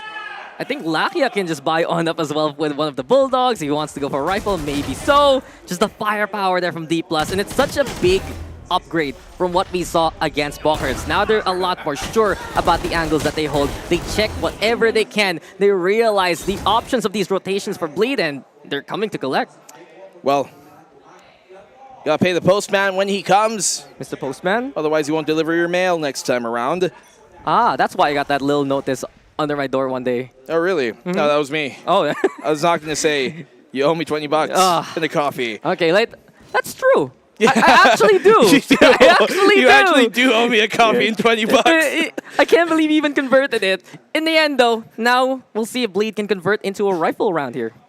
Well, we're going to find out, right? I think in the conversion, if that's the conversation here, Dax, is more about can D plus Kia convert their bonus? They need that momentum considering how Bleed were playing on a while ago. B-side Execute coming on in. Esperanza trapped in the middle, in the center. Estrella, that's a good trade for him. He can see where the retake's coming from B main. Yeah, and Exy's just waiting now for the rest of the team. He wants to go towards Generator instead. Oh, watch out for any kind of push too. But Juicy's not actually going to go there as of yet. The Haunt now gives the intel. Exy playing against the opposition right beside him on the other side of the wall. Alaudo making his own wall, crossing on through, but Crazy Guy's on the other side. And he's the one keeping watch of this angle. Australia, though, at least answers back 3v3 now as Bleed try to get a bit of an angle to work with. There's a molly into play. Exy with the takedown, but Scary will burn him in the trade. Crazy Guy, though, he's the man of the high tower. He's the one holding here, and this is his absolute territory. Like an absolute turret, keeping that tower in control. Crazy Guy coming in big, especially against the bonus. You can see here, D plus Kia, they had a good moment there where he could have struck. When the fault line came on in and connected towards Jenny, that should be when you kind of execute. You have to make sure you don't throw that out before the time is right. And Crazy Guy especially, just spray through, pre-firing the angle because he knows that Alau's going to come in hot. Well, he sends it back even warm. Look, Crazy Guy, he can make these stellar calls, but if he's alive, the longer the round goes, the better the decisions Bleed does make. D plus now, they have rifles to work with. At that dart, Lakia was just watching, trying to see where it lands first. They'll use that later on. They'll keep an eye out of that angle, especially we get more presence from Bleed towards drop.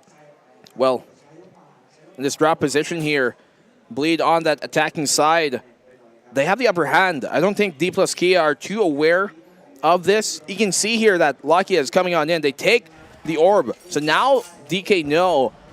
It gives him away, but I don't think the idea here was to execute anyways. You can see them starting to move, transition for a B-site hit, as now they've burned enough utility on the defense.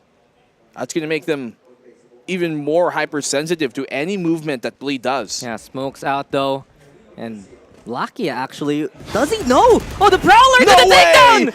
All by himself, basically! Sets himself up for perfection! Lakia, what a play! That's the Lakia we know. That's the Lakia that showed up all the way back in Iceland, in Reykjavik.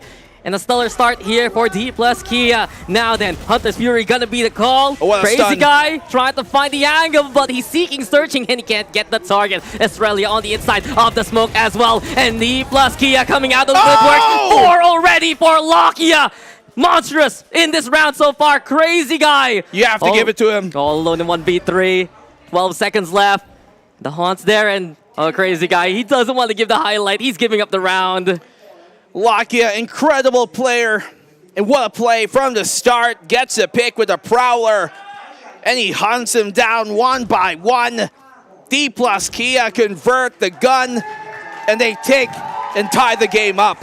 Hey, new turn called. They want this guy back. Yeah. He's amazing. He's incredible. And maybe DRX too. Yeah, maybe bring him there already. But look at this from D plus Kia. That initial contact from Lakia had an inkling that there's still someone there lurking by the smoke towards drop. A single Prowler, and then the repositions of D+, playing with the smokes that were set up in the first place. Yeah, the crowd favorite delivering here. sends Bleed into a timeout. Talk things over. Let's reset and recalibrate.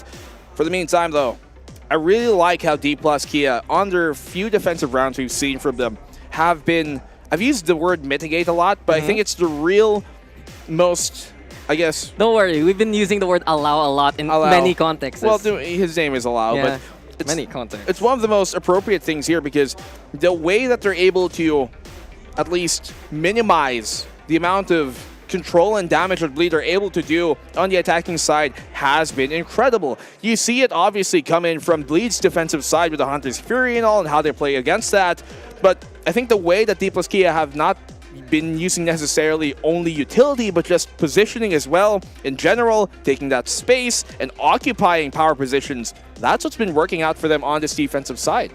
You sure? Yes. Okay. Yeah. I'll take that point. And like there. And as of right now, D+, when they're prepared, when they're ready towards the site, it is just very effective. Usually you see Bleed make more space than this, courtesy of Juicy. But they've shut him down very effectively. He's just 1-to-1 on the KD right now. You're 1-to-1. Yes? You're 1-to-1. Are you okay today? Yes. You seem very aggressive. Not just yet, but Bleed, they're the ones who have to get aggressive here on this attacking side. Let's see how they split. They actually don't go for the split. If anything, they're really wanting to bunch on up. And look at how much D plus clear. They have to know at this point that it's got to be something like a B main push, or rather a B arcade push. Yeah, they're very confident in that push. Perhaps just with that initial recon dart that Lakia was watching a while ago. And they kept tabs. They took note of it. Yeah. And now they're just going to be watching towards drop and with that fade. They used minimal utility for that. They themselves were the clear. Yeah, so still allows much more to fight with. And now they can anticipate it's going to be B arcade or going to be the drop here. They do have the alarm button drop, so they're going to be aware of this before it hits, but obviously they're not in position just yet. The retake is going to be the question. How do they make it work? Yeah, Orbital Strike, though, coming closer and closer for Scary. That's one to watch for on the post plant. Juicy opens things up on the side. Lakia waiting, but Darion gets up close and personal. Esperanza, the first to fall. A triple stack here, though, from DK, trying to play towards main. There's the lasers now from the heavens. Lockdown into play 2. And it's Bleed, just at the very least, trying to keep their opponents at bay. Yeah, decision making here. Do D plus K go for it or do they let it expire? They're going to go for the latter. They didn't have the timing for it. They could have maybe made something happen, but here comes Allow. He's going on the angle. Juicy, even with a high ground, taking on down. You see where Bleed position to try and go for that CT position. Allow doesn't let it happen. Scary on the orbital strike, denies the defuse. He knows. Australia knows! It's all on the Scary in the 1v3. Yeah, 1v3, and it's looking unlikely. Allow with the 4, and we saw a while ago, Exy, he got halfway on the defuse. There should be time for D+ to get this going. Well, around by D plus Kia. And they've successfully taken the lead here with, what is it, 5 rounds? 1 in the 6 they've played as a previous. D plus Kia, the way that they're able to synergize, the way that they retake here as a team, as a unit, has been their biggest strength. It's about the numbers instead of the members. It's such a team effort for D+, but you cannot disregard Allow also stepping up in these situations. Not only has he made so much space with that Neon, force that initial contact, but he can just be everywhere D+ needs reinforcements in. And the fact that he's winning those first contacts too is huge here for D plus Kia. Allows them to get themselves at least a foot in the door before the fight even starts. That's huge. Rolling Thunder, though, here available for Bleed. D plus Kia have to be careful about playing within the site in its range. Oh, the Boombot, though, gets the spot in Esperanza, rushing his way towards tower. Same case for Exy. They want that close contact desperately, and the Rolling Thunder might punish them. Esperanza, though, with a takedown. Exy's there, too, and D+, they were ready, but Darion, the hand cannon, giving him the power of the gods. 3 takedowns already. Here comes Lakia, though, courtesy of the Nightfall. A good angle to stay on. The spike is there. Allow with that takedown too, and it's 2v1. Neff, he clutches it though for Bleed. In that created chaos, it's Bleed who stands. The newest addition to this squad, and Bleed lets the fluid flow on Damwon Kia in the eco. What a way to do it too. Showstopper available for Juicy in a single point. And the Rolling Thunder here buying them the space, but Darion, the Dragon Rider, making things happen with a hand cannon. Just incredible ways for Bleed to force the issue, for them to still win it out on that contact play. It's a squad of superstars. There's always that backup option just to frag out. The way they're able to do it too. Cohesion here by Bleed, making sure every piece of the symbiote making their job happen. Yo, I love Spider-Man. Yeah. Every cell, there every you go! peak, every Esperanza in the way. He makes it and saves the day. Yeah, this is some life here for Kia. What an instinct there from Esperanza. Just peeking on out, gets that takedown, and Bleed ill-prepared for it. Great timing on him, for sure. Puts Bleed in a difficult spot. It wouldn't even be a bad decision to save at this point. Obviously, with a minute left on a map like Fracture, it's easy to find you out, so you can tell they just want to put up a better front line so they don't just get pincered when they do go for the save. But ultimately enough, it will be a save because they don't have economy to continue supporting another force. And here it is, Bleed.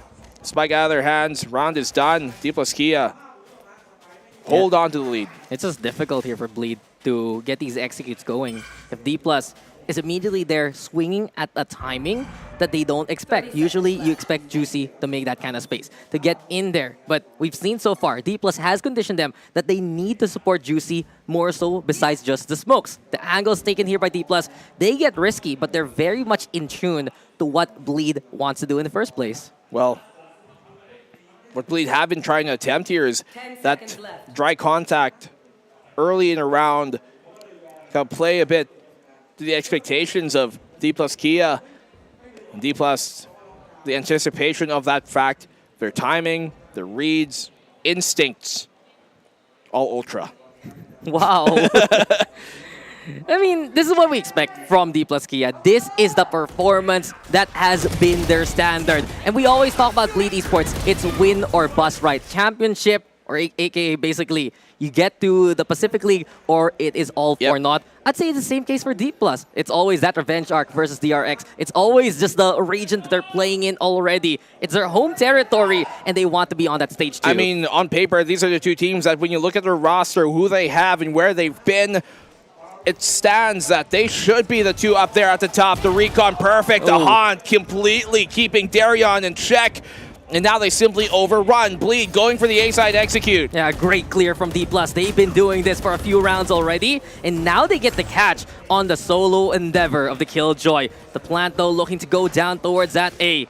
Scary went for the tap. Didn't find that immediate contact. Lockdown, though, being readied here by Esperanza. And this is just maybe a one-way trip for Juicy. So difficult, but Lakia was the goal. Juicy gets back in action. That's two. A chance here now for Bleed. They have the advantage. They smoke him off, though, so they're going to be able to buy some time for just a sec. And here we go. Nef swings too. Nef is there. It's all Nef so far, and crazy guys there. And a far-away angle to get that final takedown. Bleed, they just make magic happen sometimes. What a conversion here. Pull a hat trick out, and you think it's a bunny. No, it's Juicy. Great job done to take that drop away. He drops him to the floor, and you can never ask for more. What a showcase, though, from Juicy. Just milliseconds of a mistake possibility. No, he's just going to get it done. He's going to get that takedown. Yeah, no matter the odds. Exactly. He still has those 14 kills. He's trying to wrap things up more so here for Bleed Esports. And now there's a bit more confidence on the attacking side. D+, though, will they contend this early with the Brimstone and the Breach in position? You can see here aggressive defensive stance here by the D+ Kia squad. They want to make sure that no contact play is to be made again towards that arcade. They have the alarm bot in case of that entry, in case they ingress that way. And they main. D+ Kia have actually done a good job of burning some time here early out. And I think they are trying to plan to set up and find information. Oh, yeah, they dodge it. They do. Bleed's just keeping away from this. And Lakia himself will check and say, oh, that's many. Never mind. Prowler lied. There's more than meets the eye. Here they come towards the A site once more. But this time, D+ Kia are in position to anchor things down. Yeah, Aldrone there to scout. The smokes are into play too. And D+ staying towards defender spawn, waiting for any kind of cross, especially moving into Sands. They have the op. They have the op. Speaking of, though, Crazy Guy, he's trying to take the angle, Rolling Thunder, and that's what Bleed's been waiting for. Yeah, flushes him on out. They burn time on that too. It's going to make the attacking side more hasty. They run and rotate all the way towards B site, but you can see those nano swarms in the way. That's going to burn even more time when they bypass. Yeah, read upon read, Bleed trying to go for that B site.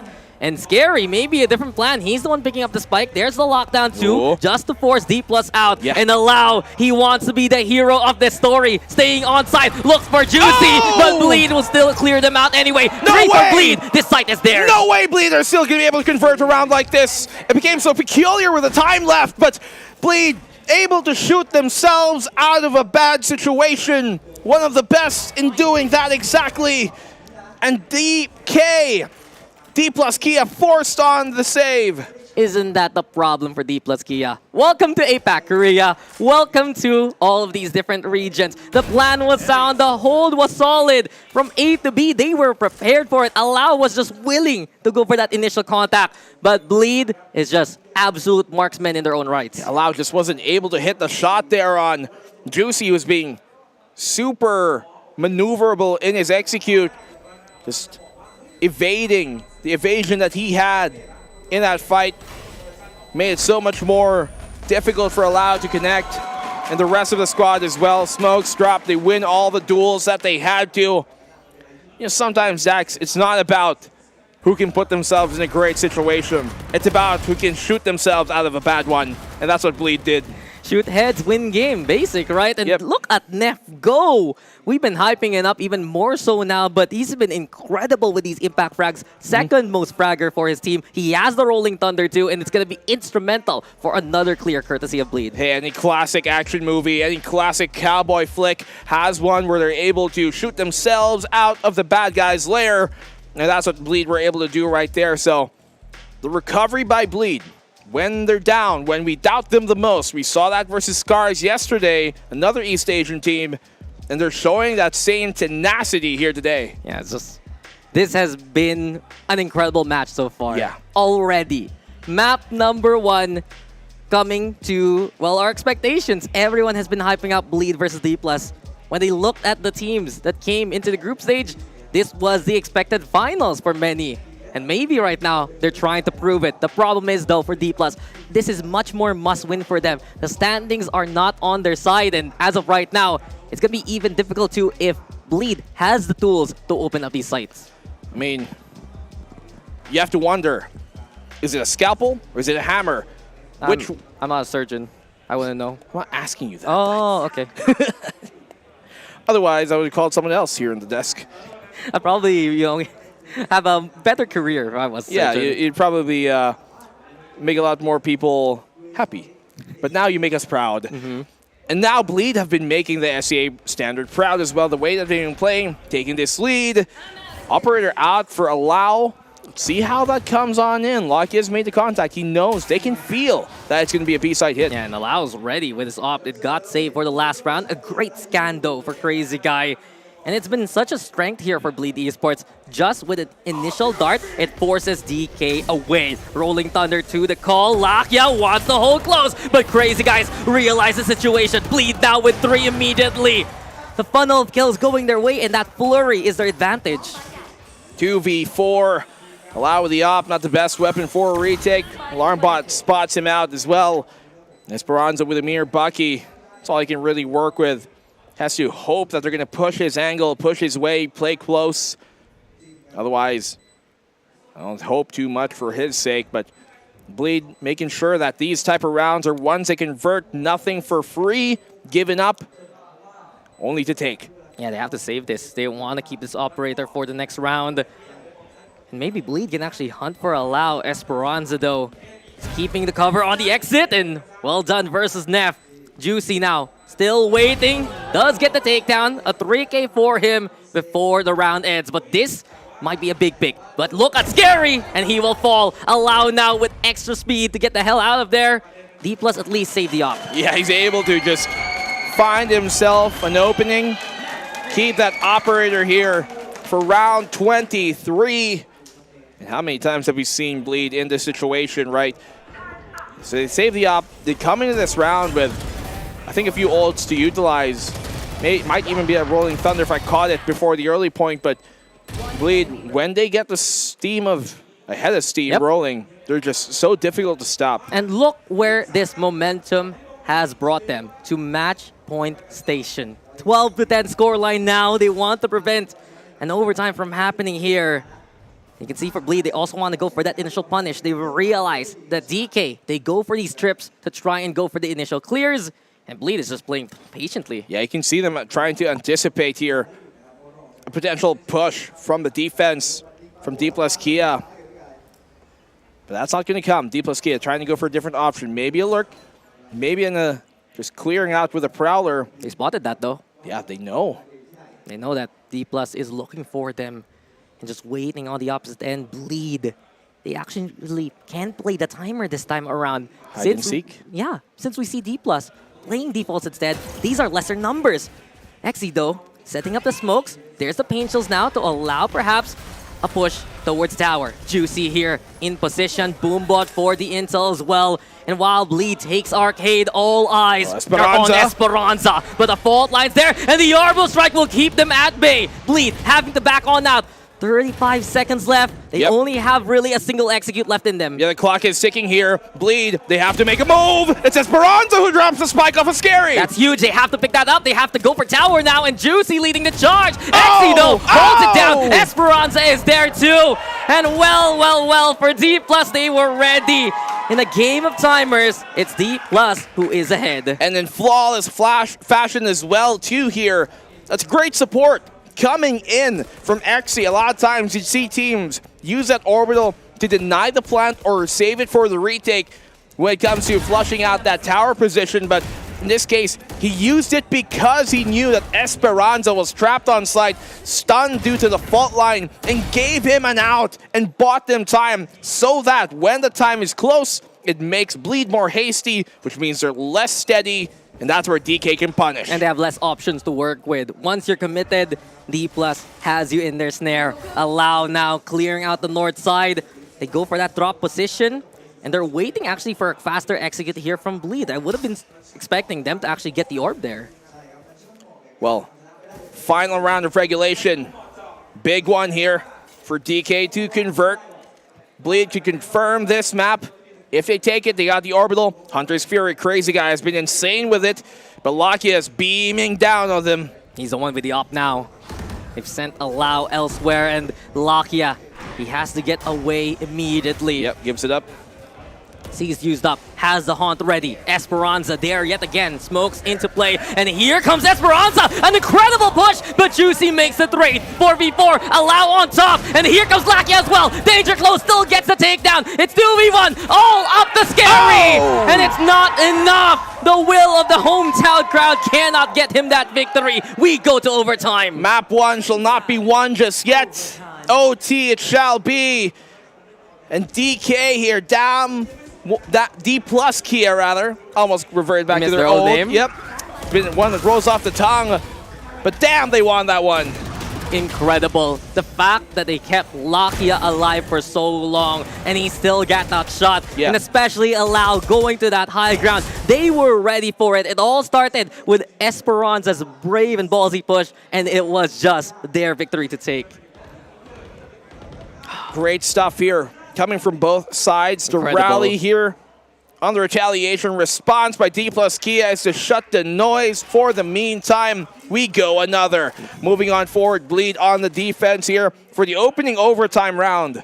Yeah, and I've been looking at some of the stats so far. Bleed, they have been struggling in finding some of those impacts for other players, especially Darion. He's all alone now on that north side. He's not going to get overrun.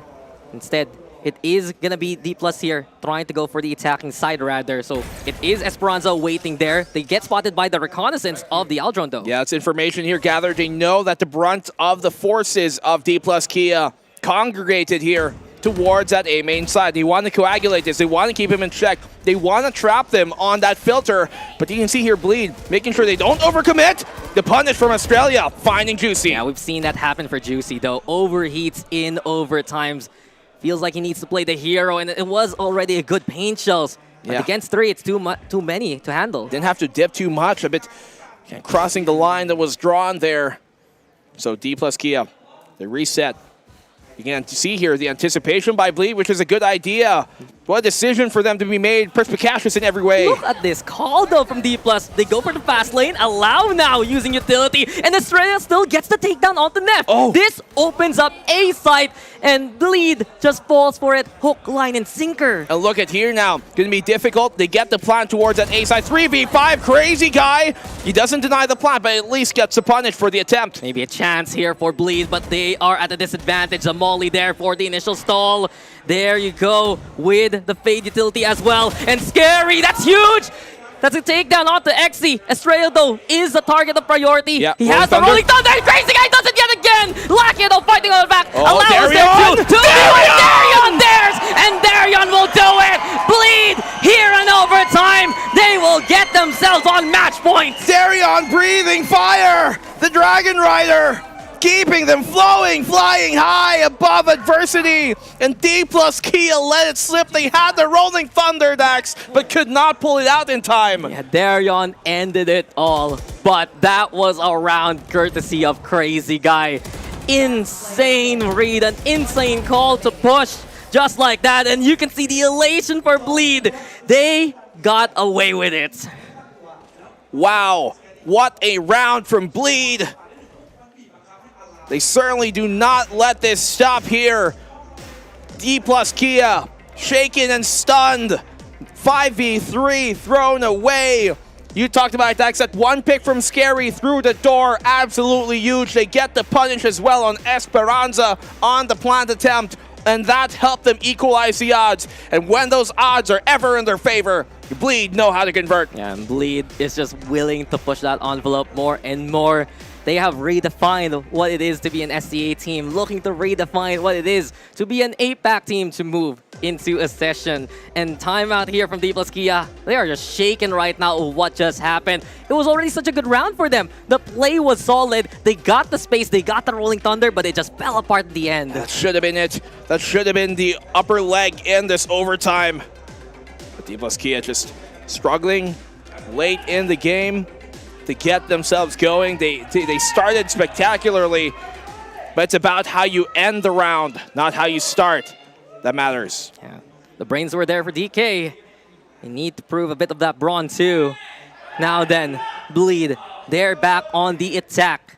And I'm kept keeping an eye out on the setup for there towards B. There might be aggression from Alao and Lakia especially. And if Bleed is hasty, they're going to be able to get away from it. Yeah, they're going to be able to circumvent this and even go ahead of it, right? Make their way towards the A side before the defense is even ready for anything that hits. That should be the plant here for free. Where do they plant, though, is a question. You can see them wanting to go for long. The Nanoswarms keep him at bay. Actually, no, they destroy it before even getting into place. And the brunt of the retake here to come from A main, so we're going to see a side swap. Yeah, there you have it. It's DK coming in from the halls themselves, dropping taken by Bleed just to at least clear out some of these options. And might be first contact from Neff. Gets stunned on up, but he's still waiting, looking for the timing. Lakia with the takedown, Crazy Guy trying to get attention, and Alao will still get the kill in the face of adversity. He will stand fast lane now to allow DK to cross, but Darion's there, Scary on the board as well. 2v3, and oh, Scary, that's frightening. A double kill, and the Molly too. Here we go yet again with the potential stall. But look at the corner, Esperanza there, and they don't know, they do not realize what just happened, and Bleed is left stunned. They gave Esperanza an inch and he took a mile. We go into another overtime. What? The second for this. Small moments creating huge conflicts. I need to breathe. Is this a canon event? Yes, it is. This is the reality we are living in. And you know, 99% of the time, Scary is good for those lineups. But what did D plus find? A small pixel, a hope, and a prayer, and a defuse. It only takes the one timeline, the 1%, the one moment to change it out. And D plus Kia, what a retake here. You can see Alao letting them through, gaining that space, but we reset for another. Yeah, Bleed needs the reset after that one. D plus 2 as we go into second overtime. And yet again, quick little reminder. Yeah. First map. Map 1. Map 1. Map 1. Not even done. Well, it's a good way to end the day, you know? It's a great series already, and Lakia and Exy, they do want to go for this push towards A. It's a double up yet again from the oh-so-reliable duo of Neff and Juicy. My only problem, Esperanza's there on the other side. It's dangerous for Bleed to stay here. And Juicy, they don't have the fault line prep for him, so he might have a difficult time on this exit. Luckily, the Prowler telegraphs that. He can back away, knows the brunt of the push would be coming here. Strong side now for Bleed, adjusting here to try and defend that A site. Do D plus Kia continue? Yeah, and quietly Esperanza's now crawling towards drop. Oh. Can he actually get in there at the right time? The Crazy time guy. is right. Here we go, and it's Bleed instead with the takedowns. Esperanza, though, Oh! eventually gets the backstab going. Xe still surviving, and it's now 2v2. Like a thief in the night, stealing the round away here to equalize the odds. 2v2. They do have that turret to alarm them, but it might be too late. The lockdown placed, buy them some space. Bleed. How do they play the retake now? Yeah, Darion Scary will need to be quicker as soon as this lockdown is gone. Xe, though, wants initial contact towards Halls, and there we have Darion falling. It's 2v1, all up to Scary yet again. Molly now, at least to try and cover the cross. Nano Swarm is there too. Scary needs to play a bit of a mid-range here. Molly now lob 2. Xe inside the smoke. He crosses now, getting closer and closer towards the side in the spike.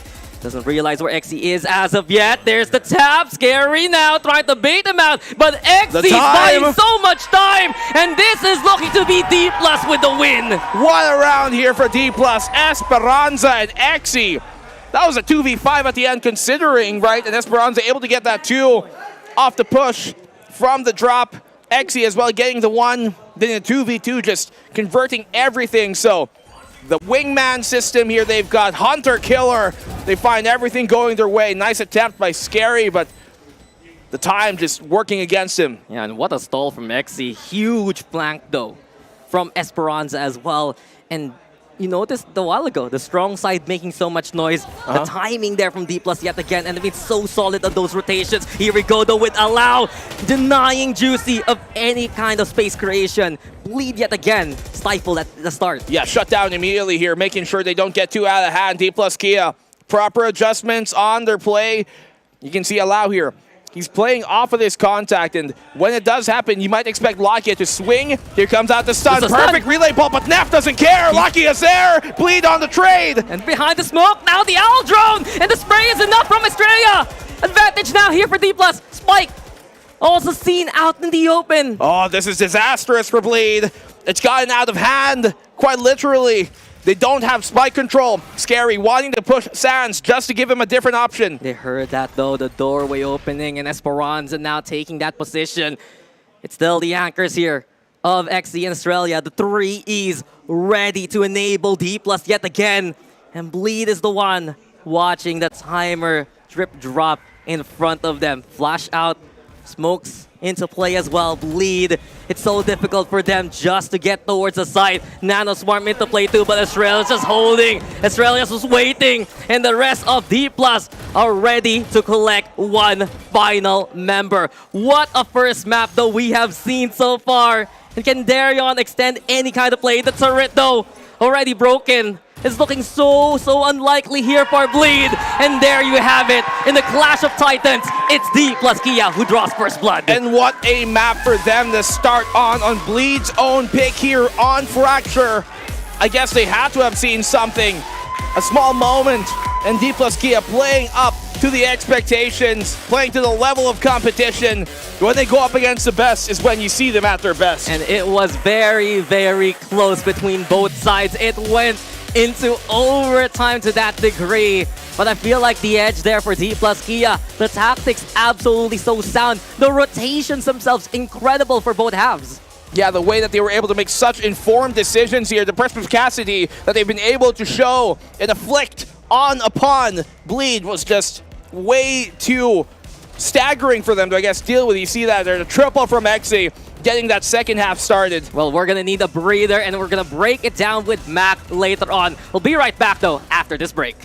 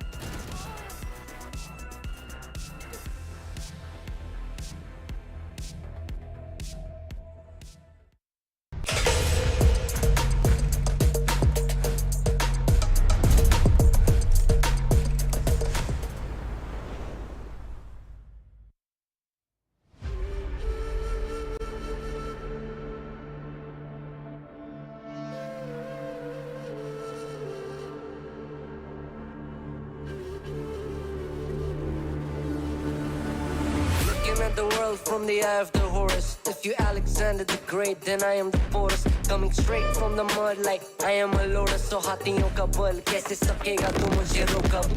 देख तू कैसे मैं लड़ूं, तुम लोगों से ऐसे ना डरूं. तरूं मैं जैसे मैं तरुण, पानी पे चलूं मैं जैसे मैं वरुण. चाहे मैं जीऊं या मरूं, जो करना चाहूं मैं वही तो करूं.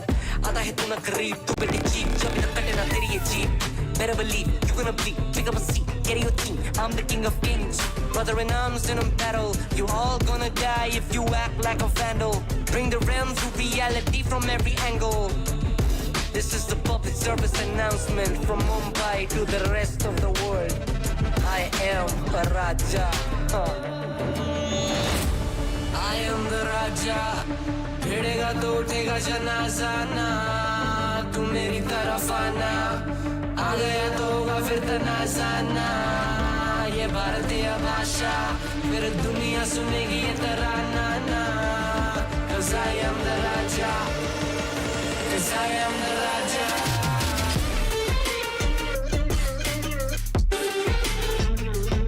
I am the. 'Cause I am the Raja.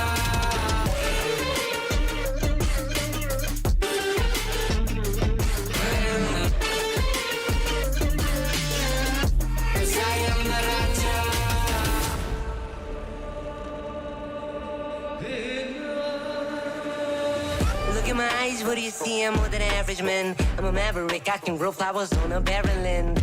Break a mountain with my bare hands and step back and cause a literal avalanche. Should've won about us traveling.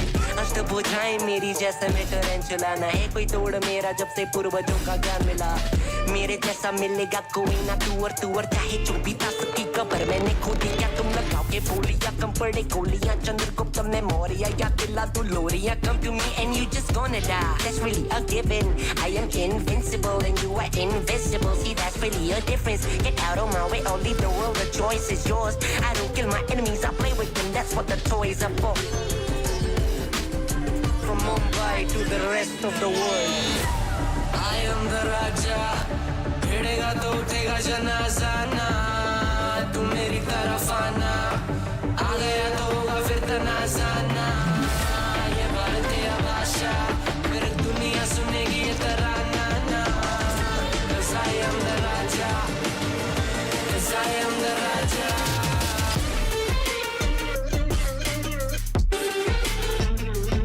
I am the.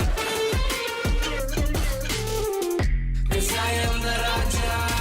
Put your back down on your knees. Would you just arena? Put your back down on your knees.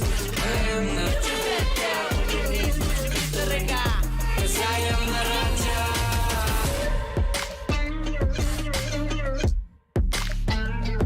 I am the. 'Cause I am the Raja.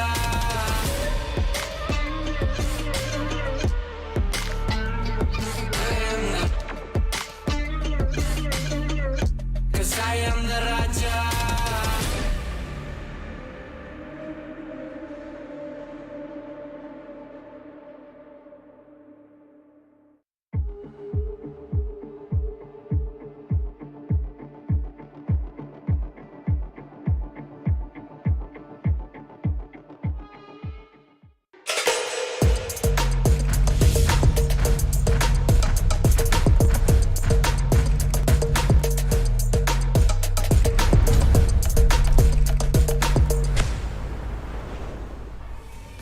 Oh, what a thriller. I was sweaty as all hell after that. Who's that? Wait. Lou! Are you taking notes? Are you, what are the notes? It's for the next game? He's got notes. Bunkers are getting D ready. plus equals garbage. Bleed equals Whoa. even worse. Whoa. That's trash talk. That's mate, you I can't. love it. That is, all right. Well, Good banter. Bonkers, bit of banter coming through there. Either way, interesting. Good to see, Bonkers in the crowd taking notes as well. I'd be taking notes too after D plus Kia brought out a performance like that. Double OT, and it was thrilling as all hell. I don't know how you have voices left. You're peaking. You're peaking downstairs, I'll tell you that much. My bad. We got lots in store, I guess, for today. There's so much, though, to break down. There's so much, though, just watch out for in that game. But an incredible showcase, especially from Esperanza, guys. He would know when to push. He would know when to hold things down. And just the timings there from the Killjoy, which is the synchronicity of D plus Key as a whole. I mean, the way that I think D+, you talked about their synchronization, the amount of minutes that they were able to really wrestle control away throughout that game here from Bleed, that was done because of the way that they were able to play as a unit. Yeah, allow look at that big MVP performance. 25 and 17, doing so much work, and I cannot believe how close it got. It was Exy, it was scary in that one-on-one towards the bitter end, bit of shorty gameplay, bit of action, and just a world of damn fun. But everyone is playing their hearts out right now. No one is slacking. Literally no one is slacking. Everyone's doing their bit. And this is the Valorant that everyone here and everyone at home deserves. Yeah. It's something we've been waiting on. This is what we expected from both these teams, right? Coming into the group. Yeah, D plus Kia up against Bleed. You expected this game to probably be Bleed favored, but now they're on the back foot. They've got to make a reverse sweep happen here. Yeah, especially against their own map picks here. They picked Fracture. They must have thought they saw something, but it's really D+, looking them in the eye and not shying away. Now they're going to have to go on to Pearl and try and close things out.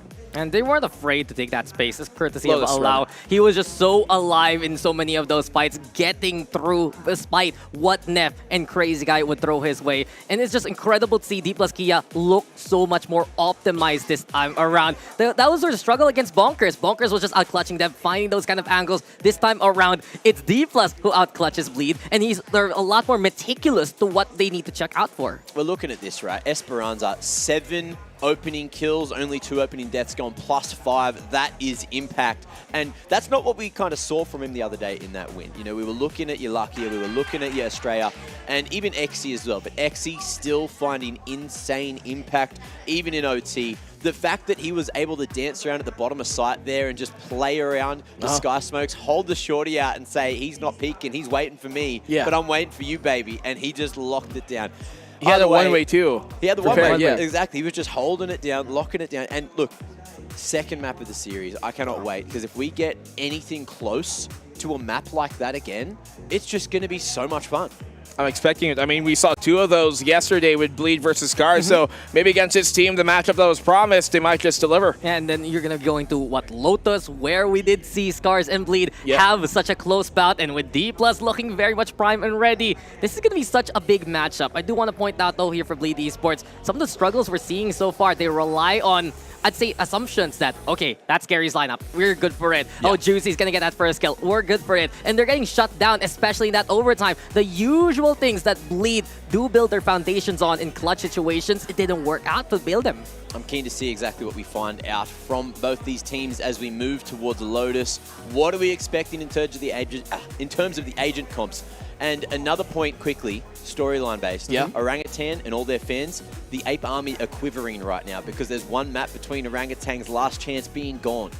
Oh, you're right about that, right? Because if D+ are able to come and push through this, then that's probably OGS out. So a lot of fate in their hands, but I'm sure D+ don't mind in this case. You asked about the agent selects. I don't expect too much differently. They were able to bring it home at the very least yesterday versus Scarz, even with their comp, even though it came into overtime. And looking at how at least D+ have been pretty successful with their current composition, having that breach, having that fade, having that raise, I don't think that's going to change. I'm keen to see what D+ Kia have for us here because it is their map selection.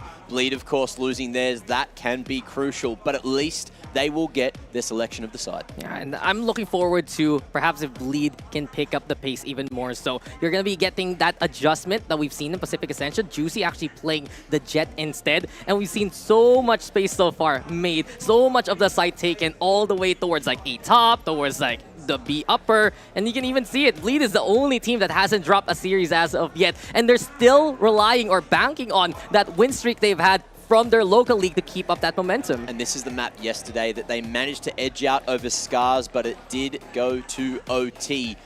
And even just thinking about how Scarz is going to be going up against the likes of D+ Kia too, that's just another whole ball game. It's certainly a 3-horse race, which could be that 4-horse race with Bonkers in the mix as well. Okay. But let's have a look at the agent compositions here. Any surprises that stick out to you instantly? Not really. No changes. This is what they've been running in the local leagues here for D+ Kia. They love to have that Astra for XE. You got Lakia on the fade as well. Yeah. And one thing you always need to take note here for D+, the defensive side is their weaker side. It's really the attack where they shine. And I'm kind of afraid here for Bleed, to be honest with you, because they might have something that is a bit more simple, right? Less points of failure, but if you play things right optimally in the way that D+ are playing right now, there's so many different redundancies and so many different collaborations and cohesions that they could have with the utility, with that Breach, with that with that Astra, and with the nades, the C's, many different combos and many different trap setups, which I think will be a big thing considering they have a weaker defense. And looking at Bleed too, crazy guy. You run that Sage and you want to mitigate pace from the opposition. But you look at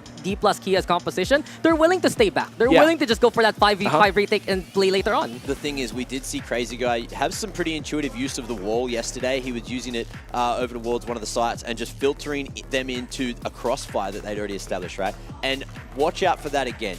The barrier orb, it's certainly a crucial bit of the kit, and that's why we keep seeing this Sage picked up by Crazy Guy. Yeah. He's a mastermind for a reason. But the difference here is, I think, Mac, is that D+ Kia have way more utility than Scarz did yesterday in terms of dismantling those type of holds, as we talked about. There's so much for them to throw, and it's going to be a big, big struggle, I think, here for Bleed to be able to mitigate all of that. They can play off-site, they can just hang back and let Bleed flood on in. It's really up to Juicy to take even more space than expected. I wouldn't be surprised to see D+ actually, or rather Bleed Esports, actually get towards the opposing spawn at this rate. I'm having a quick look as well, just refreshing the stats. Juicy, he's still holding strong at the top of the stats, even though it wasn't the greatest performance. His other performances outweigh it for now. So Gem Keen still hoping that Juicy has a rough game here.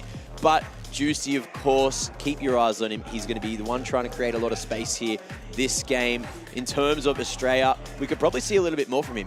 This game today hasn't had to do a huge amount, still pretty solid on the stats, coming in 5th position after that performance. And then, of course, we're talking about Bleed as well. You're looking at the next best player. It's Scary a little bit further down the list there. And, of course, as the controller, he's had solid impact, but he needs to do it again. He's got that Omen. He's got the opportunity. But Bleed, they're on the ropes. How are they going to react here? Well, Mac, they just need to get it done. They need to take this pick away from D+ Kia and equalize the scoreline, or else their win streak, their perfect record that has been built over these months, it will fall apart here in Bangkok. But D+ Kia, a chance now to make their chances into the Omega Group, or rather the playoffs, even better. They're going to need some of these big-time players to go above and beyond. We saw Scary and Neff have a huge game. Scary currently at the top of the KDA for this entire tournament so far. And let's get into it. Round number 1 of map 2. Bleed on the attack. Aggressive push on towards Rubble from DK. Yeah, it's not too surprising. They love to favor that attacking side. I wouldn't be surprised to see these aggressive tendencies and try and test the Bleed formation. But that C-take looking likely here for Bleed. They have the numbers, and Juicy's already going through the bend.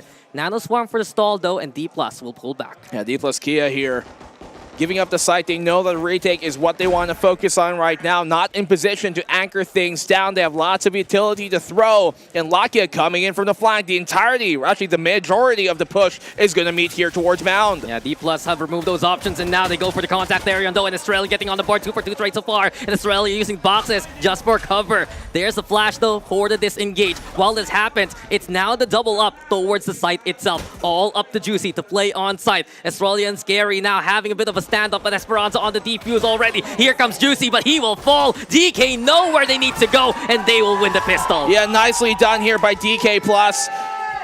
The fact that they were able to pull that defense rather on the post-plant hold from Bleed made it so that Bleed could simply not focus on the double retake there coming in from XE, and Esperanza in from the site itself. They had to put a lot of their focus, even without the paint shell being thrown here. It's a great job by D+ Kia to mitigate the damage that was coming their way. And it's even before the contact happens, Black and Blue. You notice now, they've learned their lesson versus Bonkers. They learned their lesson versus Orangutan. They even checked the doorway peeking on the path towards that B site. And this more secure, sure D plus Kia looking ready for the rest of APAC. Yeah, great job here. Being ready for the fight, expecting it to come. That's what D plus Kia have over this Bleed squad. They've been anticipating a lot of their movements, a lot of their pushes. They do give out, though, the B site. They know retake is their highest strength on the defense, and Naos starts it off. Yeah, nice try there from Crazy Guy. Nefto with the push himself and Bleed on the force buy situation. Esperanza needs to chip away at the ice as the rest of DK look to flood in from Link. A drop down, though, from Scary too. He wants to actually play that contact at the center. Scary to take down Estrella with the trade. 3v3 for now. Esperanza looking for the clear. And DK's already on the defuse. Juicy though, a different plan. Same kind of action from the last round. Not gonna be a different result. Shut down by Esperanza. And DK weathered the storm. But how close it came. There's a Bulldog or a Phantom on site. You can take that up. But yeah, how close it came there. Coming in for Juicy. Almost getting the job done. He tried again, the same thing he did in the pistol. Yeah, gives him a much more winnable round coming into this. Obviously, they had a bit more invested into this round, so not the best result, but one they certainly should not be too, I guess, sad for. The problem is they went for the force buy. Their economy, and they're doing it again. Another force Look buy. at their guns. Double force buy. Double force buy. They know Bulldogs on the other side, and they're confident they can win it. And here we have it. Allow now pushing, and the fault line gets a good connection. Allow stun. Can he get in cover in time? Gravity Well is there too, and Bleed instead move towards B. And look here how they're able to make these informed decisions, or at least anticipations of where Bleed are going to come. They expect that A main push to come. They counteracted with an A main push of their own. The reads here perfect. Actually has to be careful. Esperanza on the swing, but they trade out 1 for 1. They want that brute force. They want to just force the hand of DK here, but XC catching out the back line. A quick regroup here from D plus Kia as Darion puts the spike down. That Hall's control though, so essential for the defense still. Lakia trying to get on that high ground. Lockdown though, at least for Bleed to make that space. Yeah, they push back instead. You can see here though the paranoia being prepped. It seems like all of the defensive retake from D plus Kia coming in from a defender side spawn. No waterfall presence being made. Yeah, they've been chasing Bleed and now they're stuck in a single funnel. Can D plus get the job done with the numbers advantage though? Juicy holding Ben still. Smokes out, courtesy of Scary. Taps do come from Juicy, but it's Darion instead. You need to watch out for. 3 for Darion. Bleed is there on site. XE with a tap and the takedown. 2v1, another fake, another tap, and XE is found by Darion there. Bleed, they just kept punching at the wall. Eventually it broke.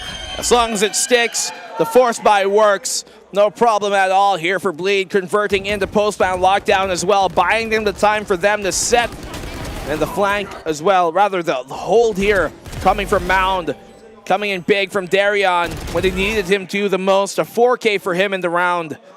Haven't seen a double force buy ever since last year, at the end of last year. And guess what team that was, Black and Blue? Why? What? What? Scarz. Oh, really? Yeah, funny enough. Amazing. It was an off-season tournament, and they will run something like that just to force the issue, and seems like it works out here for Bleed too. 3 Bulldogs, 2 Phantoms, and 1 pick along the way. A good grocery list for Bleed to take the C site. Well, 5v4, D plus Kia here. Not the best situation to be in on an eco. Oh, they have the right angle. XE gets away with 1. Good takedown there from XE at least. Pistol round here for DK. They avoid the paranoia though. And Scary just wants to cover any kind of off angle Lakia wants to take. Flash is there though, and Bleed will go for the plant. Committed now. DK eventually. This will be looking to be a retake from Hall yet again. Crazy Guy though with the find. Neff is there too, and Bleed with the extra firepower covering closer angles. Yeah, just more to throw in that case. Scary clears out, but still Lakia getting the catch. Picks up the rifle, picks up the Bulldog. A double now for Lakia. He's got 5 in the mag. Maybe he can get a pick off here. Maybe keep them in check. A bit of fight. And Juicy's the one next to challenge. 30 HP left though, and good cover using the mount. Despite that, the Seize is there, gets the catch. It's not enough. Juicy with a takedown. And Estrella, maybe an exit or 2 from the doorway to surprise Bleed. Opens on up. Crazy Guys on Overwatch duty. He's going to touch that spike. It's going to detonate, and it will be Bleed tying things up. Bleed respond here with 2 of their own. Really, the Force working out as much as possible. I am the one with the Force. The Force is one with me, they say. And they make it happen. But now how do D plus Kia rather come back and respond after those 2 rounds? We saw that their aggressive, I guess, rubble positioning there and take towards that A side, towards A main, is really effective at shrinking down the map for Bleed. Yeah, D+ has to be careful playing that children's game called Follow the Leader, right? They have to stop chasing after Bleed at some point in time, and Bleed has navigated well across Lotus just to get away from them. Esperanza though, corner yet again.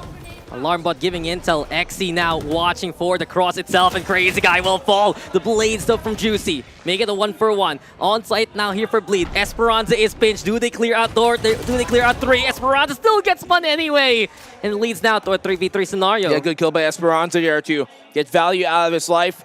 Australia on the swing, punished by Darion. It's a 2v3. Rolling Thunder available now for Bleed. And they since still have mount control here off of Scary. He's going to be a problem. Oh, there you go. That's the stellar shot from him. And with Allow all alone now, Bleed Esports yet again.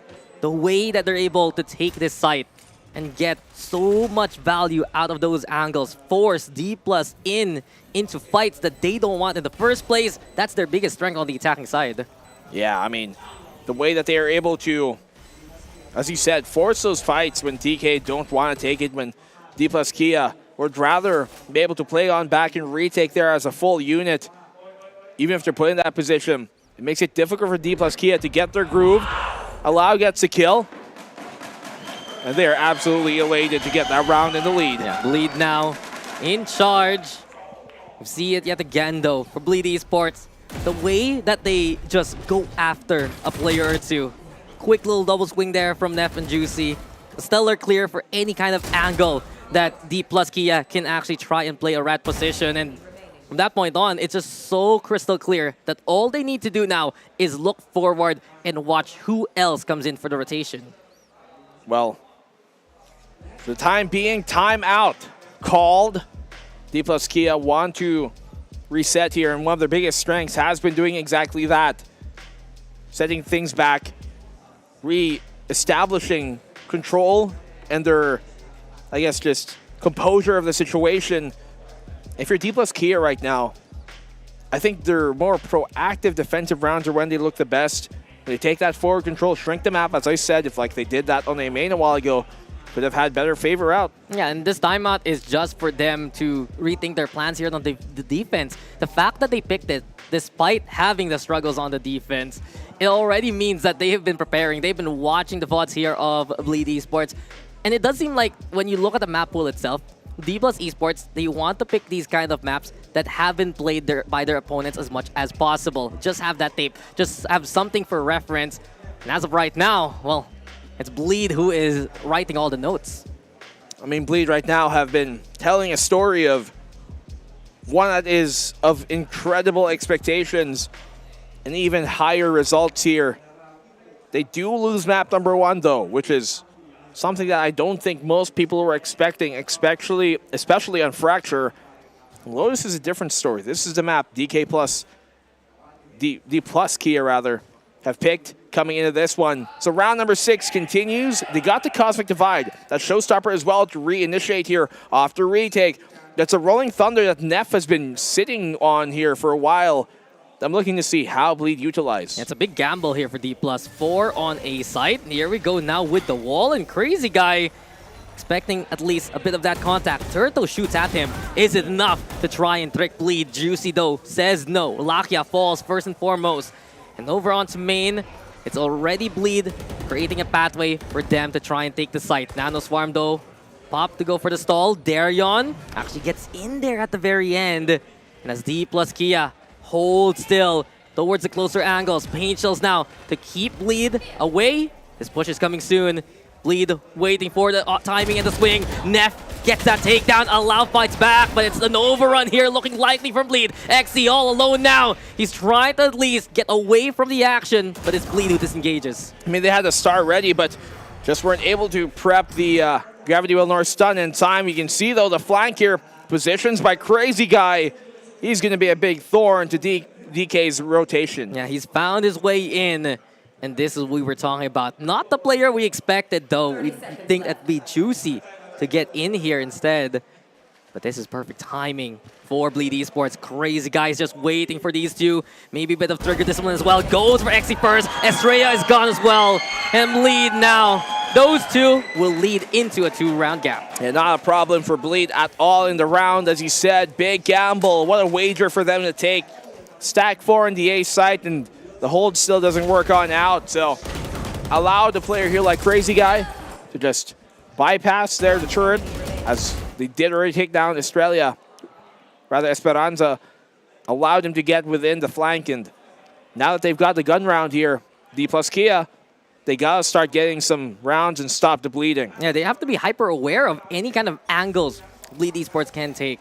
They were caught napping in their re-rotation. Juicy, though, already looking to lead this push towards that B site.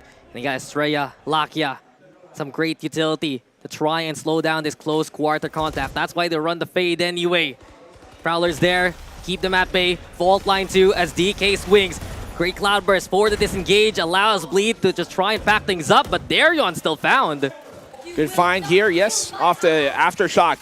With that utility, they have much more to throw in that case. The fault line is burned off of D plus Kia's side.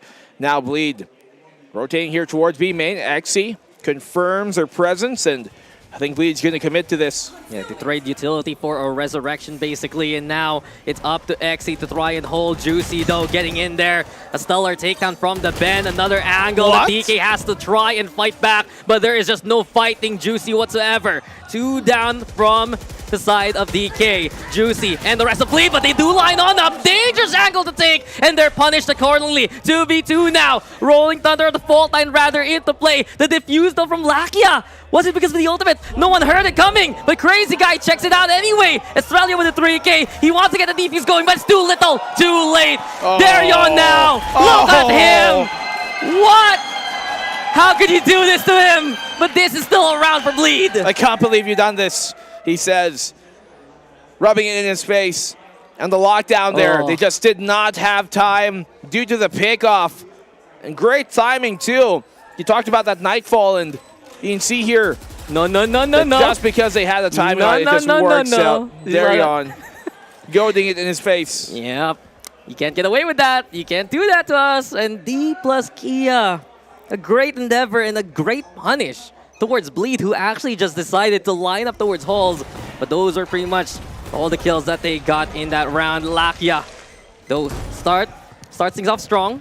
That's D plus, anticipating the initial push of Bleed early. That's a pick they needed here. That's how Bleed pushing towards from that A main. Rubble is theirs. Star prep now towards the A main entrance itself. You can see here D plus Kia trying to make sure that they don't give up isolated fights. And if they pivot here towards B, Bleed, they're going to play the retake instead. And they also go for the wall just to slow down any kind of cross towards Link. Instead, Bleed here.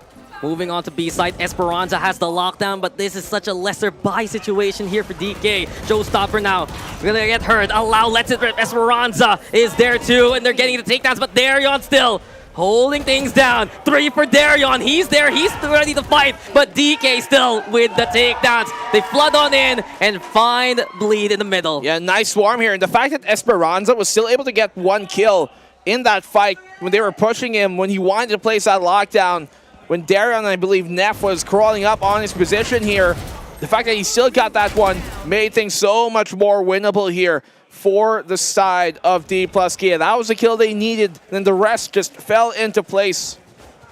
Bleed Esports, they have to be wary of those kind of close angles. This is what we've been talking about, though, on the panel. The amount of utility D plus Kia has, especially just to stop those kind of plants. You have that Astra, you have that Breach, and of course, the Raze as well. And speaking of, allow denying Juicy of any kind of impact. A good start with the operator. Yeah, first pick goes here towards D plus Kia. It's a nice opener here to get themselves back into the groove of the game. To Bleed now, who lose their entry, lose Juicy to buy that space. They're going to have to rely here potentially on Crazy Guy to get themselves going. as they make their way here towards A main. Lots of utility in place to make this a nightmare for Bleed. Yeah, this is a better position from D+.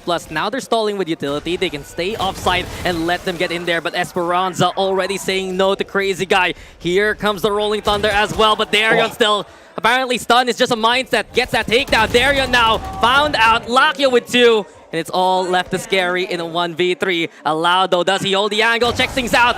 Looks like DK has learned their lesson, and we see a 1-round gap. They come on back, and DK off the timeout, able to start stringing some rounds of their own after the 5 here by Bleed. The streak stopped for the meantime decisively. They have one more bye here, Bleed, before being put into an eco state. So if they're able to convert this here, D+ Kia, it could be more of what we saw there during map number 1, where it comes down to them adjusting, and that's the biggest thing. We talked about that factor here for D+ Kia. The longer the game goes, the better they get, because the more reads and the more information they have to work off of. And the more they understand why are they getting forced to fight Bleed in those scenarios. Allowed though. They leg each other. Alive still. Both of them crippled, sure. But luckily for Juicy, he gets a band-aid for that one. And he's ready to fight yet again. Still though, we see D+ try to stay away from that initial contact. They're playing mostly towards B here. Well, D+, as of the moment, on this hold, not recognizing that it's the A site here that Bleed are attempting to take. The attempt should go unbothered for the most part. They smoke off Allow. He has a small angle, but one that's not going to matter too much. Pain Shells won't really connect on him much as well either. The combo here, Juicy on the updraft. Yeah, quick frag there, Allow too late to get that kill. Instead, the trade happening to make it 4v4. And the lockdown into play. Seems like Bleed has a different plan. Crazy Guy breaking the turret.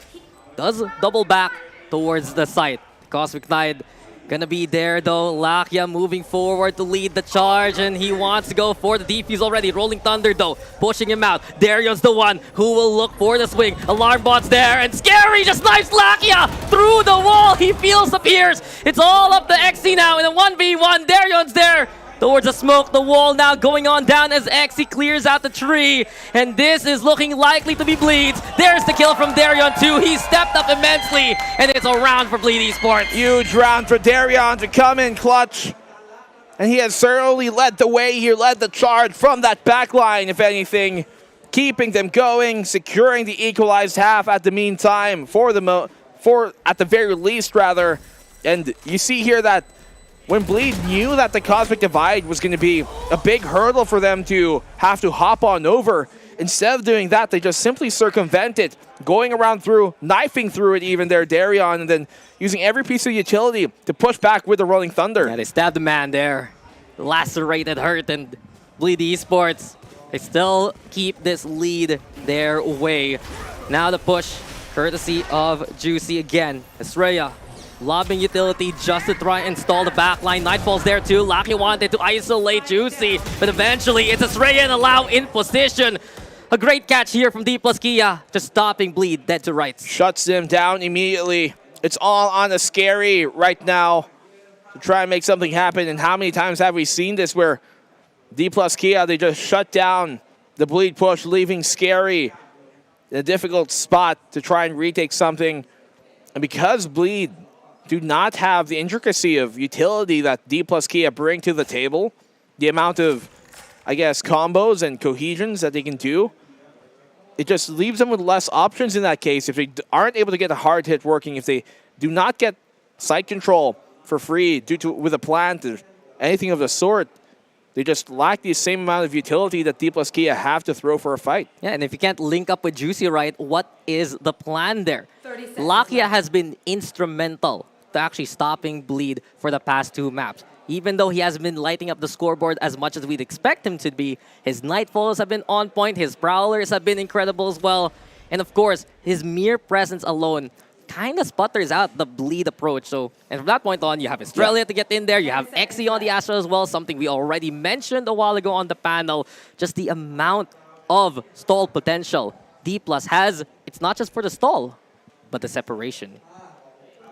Well, only a round separates these two decks, as effectively a timeout called here, or at least used, as Scary burned some time off of it, just to kind of get themselves reset. I think there might actually be a timeout. I saw the timer stop, but there's immediate shutdown by D plus Kia, setting the tone for the end of this half, making sure that they don't get away with these dry peaks here. You can see there, it's dry because they just simply do not have the utility, aside from maybe the flash from Neff or a paranoia from Scary, to enter the site and actually go for a fight. And I believe this timeout is for Bleed Esports. Wouldn't be surprised after that whole engagement. And we were seeing a while ago on the panel who wasn't actually finding those moments on Fracture. It was Estrella. He was more of a supporting role. This time around, though, he's getting some of these very much so impactful frags. And that's the beauty of how D plus Kia has made this map draft happen. They're utilizing the strengths of compositions that they're accustomed to, and then using the fact that Bleed has played on this map on the Ascension Pacific stage before, just to understand how these hard hits happen, how they can avoid the rest of the Bleed line and just catch Juicy in the act. And make sure that they have the proper tools at hand for the fight instead of going in dry, instead of going in blind, instead of going in unprepared. Once more, informed decisions here being made by D plus Kia off of what they've gathered previously and the outings that Bleed have played on, as you talked about Scarz and everything else in between and before. But here comes now Bleed with an honestly terrible buy as much as possible. It's all they can really afford, but it's about the pilot, not the plane. Let's see what they can do. Yeah, D+, they have the advantage. And Bleed Esports, they're going to go for that close contact if ever. That's why they want to hit that B site yet again. They break the turret, try at least to pull as much utility. But look at how responsible Australia has been. Still has the flashes into play. Xe instead, the one to go for the hole. Juicy though dashing past, gets that takedown on Esperanza. Xe in no man's land here, and he will be felled by Crazy Guy too. A good glee here from Bleed. C site is theirs. No matter what, they can make the fight happen. It was a good idea here by Xe, but look at this. The peek from Crazy Guy, closing in on the space. It's all to allow in a 4v1. It doesn't connect on the showstopper. Yeah, the lesser money Bleed Esports had to work with, it still leads into success. Numbers pile on up, and the 2-round gap stays. It's a 7-5 half at the end. This is the same scoreline we ended the first half with, and remember where that went. Even with DK down 2 rounds, didn't matter ultimately, but I mean, it's a smart smoke there by Xe to allow him to have more space to play with, pull back just a bit. But because Juicy was just able to close the gap there so quick on Esperanza, it made it so much more difficult for them to really focus their attention on the main brunt of the push. And that's where players like Crazy Guy were able to wrap around there and just get the punish. So Bleed, the Swarm, the Zerg is what's working, but on the defense, their composition suggests that this is where they might even struggle. Yeah, and then you look at D plus Kia. They love the attacking side on this map. The fact that they got 5 rounds already is such a good sign for them moving on forward, because we've seen how they naturally play from that first half. They want to go for the chase. They want to go for their own kind of swarm, and it has to be some big resilience here from Bleed. But that's where I commend them.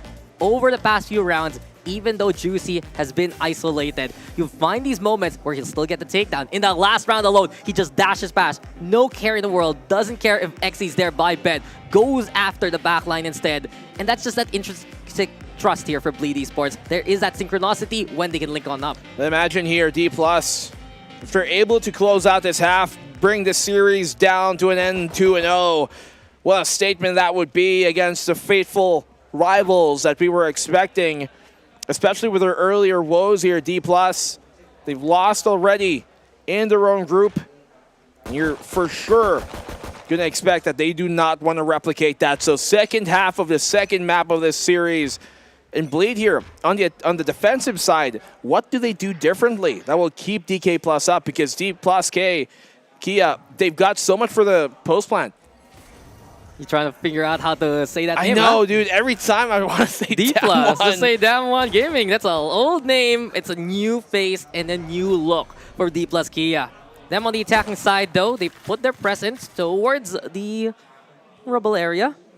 And from that point on, that's just them backing on away. This is what they can actually do on a map like this. Look to pull rotations early, find the weaker side as per usual. Yeah, they have much more possible global influence here with their composition right, especially with that Astra. You can certainly try and fake things out. And then you also have Estrella on that breach who can affect the fight from afar. The turret being destroyed here sends Bleed coming their way. Nano Swarm in their face, right on time for Darion. Yeah, Darion here trying to hold by the smoke. And Esperanza instead knows there's contact coming in from Waterfall itself. Scary though. A good takedown onto Xe. Removes the lurk from the equation. Advantage now as Bleed try to regroup. Do DK push the issue? Yes, they do. But it's caught out by Bleed. Nestle falls, allowing a takedown. Crazy Guy makes the trade work. Lakia's there too. And in these 1-for-1s, it's still D plus Kia fighting on back at the very least. Lakia's here towards Bend. There's Crazy Guy and Juicy spotted on out for another takedown. D plus Kia buying so much time, and Scary's caught off guard. Ill timing, trying to set up utility. It's Juicy now in a 1v2, and D plus Kia, they hold together. Lakia with a quad, and it's a round and a pistol going D plus. Oh, the lucky charm for Lakia. It's a 4K every time it gets another go in their way. You can see absolutely elated the D plus Kia fans are here. The 1-for-1 trades, they did a good job of retaliating and gaining some modicum of control when they lost Xe early due to Scary's anti-lurk, and allowed them to actually get that space. And the fact that allow, even while stunned towards that defensive side, got to pick off, that was huge. That started everything. Yeah, you wouldn't be angry as Lakia if you didn't get that ace, because that was a big pick-off to just keep DK in position. But Darion! No way! Oh, there he goes again, man. 2 down immediately with a hand cannon, with that Sheriff in his palms. Just backs on the way. Critical damage done to D plus already. But look how, you know, the defense here of Bleed are able to support him to do that in the first place. Scary puts that one way and places a smoke for the safe cross, just making sure that even if these fights are coming down to them hitting their individual shots, they can set them up for success, especially as much as possible on an eco. I'm looking at Lakia, honestly. He's the one getting closer and closer to the Nightfall. Yeah. D plus Kia, they need to avoid this stack as soon as possible. They're bringing the spike, though, towards the mound. Instead, Lakia on his own expedition to try and play towards A. Bleed, though, don't dare peek this. Unless Darion's feeling hungry, you get Neff in position as well. And a nice duck from Lakia. Esperanza on the other side too. Xe's there for the clear as well. And well done by Xe. Well done by D plus Kia. Even though they were down by 2, it was still clean. A 3v5 converted, obviously. It was against the eco there, but the earlier damage from Darion could have continued a bad trend here for D plus Kia. They keep that in check for the meantime. Mostly Bulldogs brought into this next round, ducking under the shot there, Lakia. I think that Crazy Guy might not have been the most ready for that fight, nor aware, just based on his reaction time, but Xe buying them around once more. They tie up the game again. Yeah, look at that cover, though, courtesy of the mound. It's funny that it worked out for both sides, for both Esperanza as well as Lakia. The crouch peek just to throw off the Bleed aim. Bleed Esports now, they have their arsenal. And Odin also, interesting enough, in the hands of Crazy Guy. If he realizes his own wall is being broken, he can just let it rip from that point on. Yeah, he's going to be such a menace here on this B main entrance, especially looking at how D plus Kia are looking to potentially aggress on towards that. They at least break the wall here just to keep some heads turned that way, but D plus Kia actually commit to this. It seems like they want to crawl up here towards A site. First contact will be Juicy. Yeah, Juicy's ready. He's just waiting for anyone to challenge. Can Xe and Lakia figure out a way to stop this angle? Well, that's exactly what they need to do. Use utility for the initial clear. Taps from Juicy to try and catch anyone crossing, to no avail. They are able to take that rubble control for the meantime. Defense here, not entirely sold on the idea that they will be coming towards A. They do eventually start to move just a bit. You can see here the positioning now by Neff, specifically to stun that A main when they do come. But I'm going to expect here a B-side pivot at the late. Yeah, they've been waiting for 2, basically. And now they link on up over onto the site. Neff, though, on the high ground still. And it's Allow ill-prepared for it. A good hold so far for Bleed. The spike, though, does go down. And with it, the Nightfall is unleashed. DK now pushing forward, clearing out the waterfall area, but Darion's still there trying to hold things down. 3v3 for now. Bleed Esports getting onto the site. A nice find for Juicy. Esperanza there on the opposite end, but Juicy is quicker on the trigger finger. Australia now all alone to try and fight, but Bleed's already defusing. They're holding the angle, and this should be the defense's round. They execute Australia on the spot too. Yeah, nice job here from Bleed, especially that opening punish there where you saw a lot try to get aggressive. Australia was lucky. Was able to get that punish here. Estrella make sure that, rather, Neff was on the point there to punish him and getting the kill on Allow. And then you see here the follow-up for the rest of the team. Juicy pouring on out from that upper position. And just obviously the weapon's not in the favor here of D+. So it's going to stand. Bleed still have a round up, a leg up in this map. A reset that Odin still in the hands of Crazy Guy. Yeah, the Odin has become more popular, and that's the reason. Yep. Oh, another? It's freebie. Lakia, don't go there. Don't bother.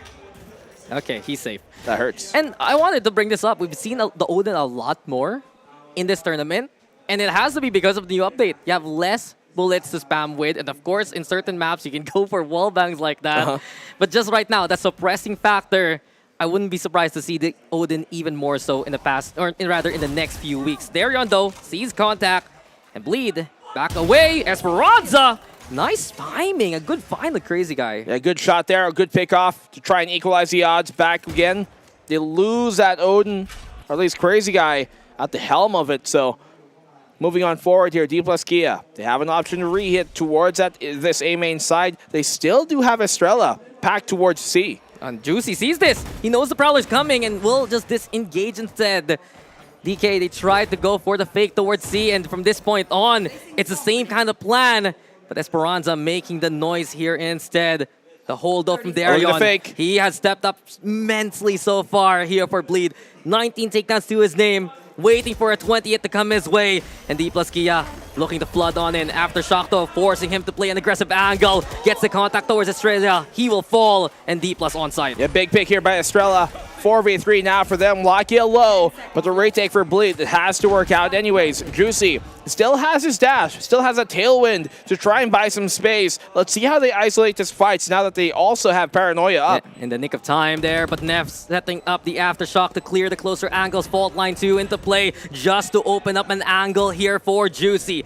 Australia blinded, but wants to go for the near side fight. Ready to see what's coming his way. Neff will fall, and that will be D+ Kia tying up the scoreline. And D+ Kia here, just they know the strengths of their comp in comparison to what Bleed have got, because Bleed do not have the same amount of stopping power as they lost Crazy Guy, who's supposed to be the one edge in this fight due to him being that Sage. Them losing that Crazy Guy meant they had no real way of asserting control here on the map, the same way that D+ Kia have in spades because of their composition. No paint shells, no Cs, prowlers, information gathering, no reinitiate tools left. And it made it so much more difficult. So they're playing blind there and could not make the right decision on where to rotate as a defense. That's what we noticed for some of these certain map comps that we have from Bleed Esports. Just a full commit, whether it's with the smokes when you play that Brimstone or right now, that's the assumptions beside what Darren can provide. Scary though with the takedown. A good start here for Bleed, immediately traded. Also a chance now for DK to actually push on forward. Blast backs to hop over the Nanoswarm. Neff and Darion wanted to play the alley just to hold close. Juicy still flying high. That takedown though, giving Bleed a chance here. Well, Juicy at least finds him the opening pick in retaliation. Some sort of response just to try and equalize the odds a bit more. Try and bring it down to more palatable levels. Plant attempt should go unhindered here. You can see the Odin held by Crazy Guy. If he gets his pick off an exit, this could be huge. Spotted. They know he's coming. And D+ Kia, we're just ready for it. It's up to Juicy to get everything done. 1v3. And D+ Kia already playing off-site. A stellar post-plant position. Even better with Exy going for the rotate, but this is going to be an isolated fight. Esperanza will fall. Great timing from Juicy. Lakia will spot him immediately. Cloudburst now to cover his intention. But there's still Exy. The flank is there. The star was used, and this is just so unfortunate for Juicy. You can't fight anyone who isn't there. And well, D plus Kia, they take the lead because of it. Yeah, even better timing here from Exi. Has to start prepped for the gravity well. And the gravity of the situation here, it has to be sinking in for Bleed. This is not a game they wanted to lose. And yet, look at how D plus Kia are playing just so tactically sound, so cohesive as a unit. It's something that, a type of structure that Bleed has never faced before in this case. Yeah, it's brilliance here from D plus Kia. They respect Bleed so much. They respect the amount of firepower this squad has. And they know they can just win through their utility and their positioning alone. Incredible calls from D+. And here we go now, them moving into rubble. Lesser buy here for Bleed. A Stinger, sure. The eco with the Sheriffs. But Neff's already gone, and things are worse for wear for Bleed now. Yeah, not the best round. Not the best look for Bleed here in this. Of course, he got the res, but that's something you're going to want to hold on to for especially the third act of this game. We haven't really seen that be a big part of Bleed's attack nor defend. And in an eco like this, it's about trying to gain yourself some economy. Trying to weather the storm is what these types of rounds are about. Yeah, D+. They're just holding, seeing if Bleed do dare peek them in the first place. But while this happens, always in a standoff, there's an intention to move over to another side of the map. They're looking for B here, make some noise towards door. The fault line's there too, just to pull a bit more of those smokes from Scary. But not now. There's the transit to move over to the B site. Spike being brought along as well, and D+ yet again in a good position. 4v5, as you said. They have more than enough of an advantage here to convert this round. DK and gain a further lead. D+ Kia, you can see them just spreading themselves out, making sure they have many points to catch out the defense who are lurking and trying to find an opening. Juicy gets a pick off. Yeah, but these finds from D+ Kia looking so sleek. 4v2, looking for at least a bit of firepower. There's the tap, and D+ are just not falling for it whatsoever. They don't even have sightlines of the spike, but they don't care. Fault line's there. Esperanza with the take. It's all up to Scary. Even loves the paranoia, wants to do some economical damage, but no dice.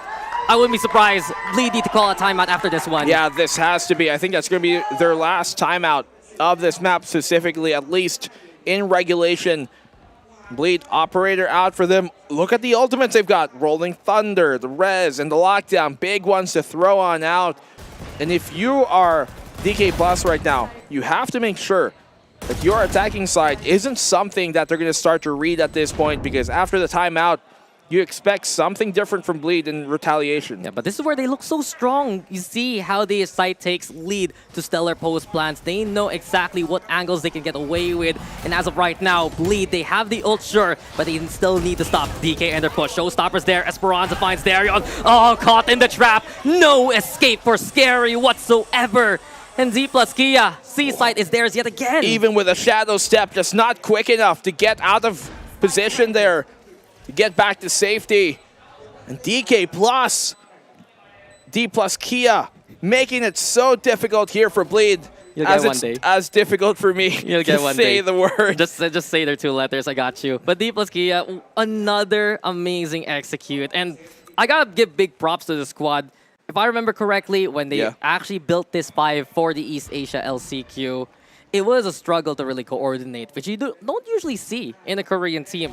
But with Estrella, one of their newer additions, coming in to be that captain, you've seen some stellar shot calls so far. You've seen some great mid-rounds here and just some incredible decision-making that has brought DK to this spot. Still not done, though. They do want to find some of these exits. Nefto protecting Juicy. That operator needs to be saved for the next round. And at least that's some damage, but D+ Kia is 2 away from taking the series. Look at how much economy they have here, Dax. Xy's maxed out. Not the same fortune could be said here for Bleed, who simply have looked beaten and battered. Bleed right now, showing that even gods can get hurt.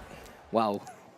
You just didn't want to say the line, didn't you? Bleed? Yeah, but the timeout is there. 2 on the nose, brother. We've been waiting for this from Coach Legia, and Bleed, they need to rethink their plans and fast. They have just been outmaneuvered by D+ Kia here in the second half. The score was, what, 5-7 a while ago. Now, you can see that Bleed has only taken a single round so far.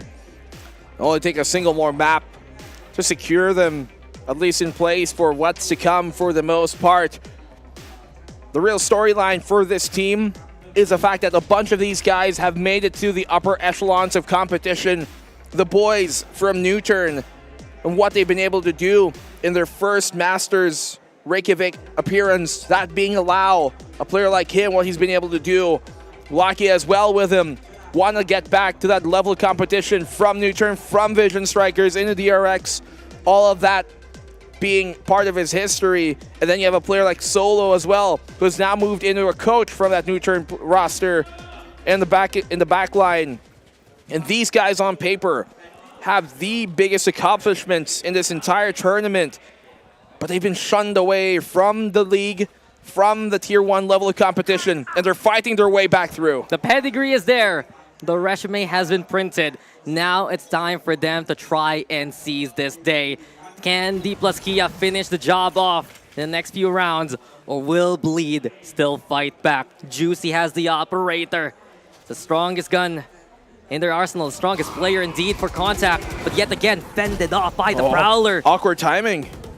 They might catch him. Juicy backing on away. Ooh. Looks to want to go for the contest. Cloudburst dissipates. A great shot onto Exy though, giving Bleed an initial lifeline. Yeah, he definitely has a favor in that angle, in that matchup there.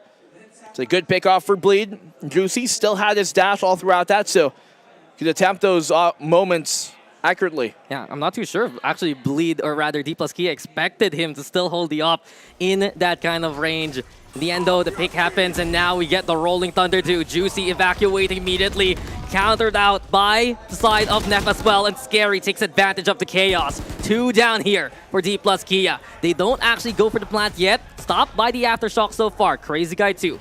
A different angle, a different hold. Right behind this wall, contact awaits, and D plus Kia will evacuate. Yeah, they're boosted on top of this. Oh, look at Esperanza. He gets the one. They turn his way, so he has to fire. But the positioning from Darion could be big. Yeah, Darion's the one to watch out for. He has the judge, and he has the lockdown too. Does this force the issue? Seems like D plus Kia, they'll need to push him as soon as possible. Flash though into play. Esperanza gets one.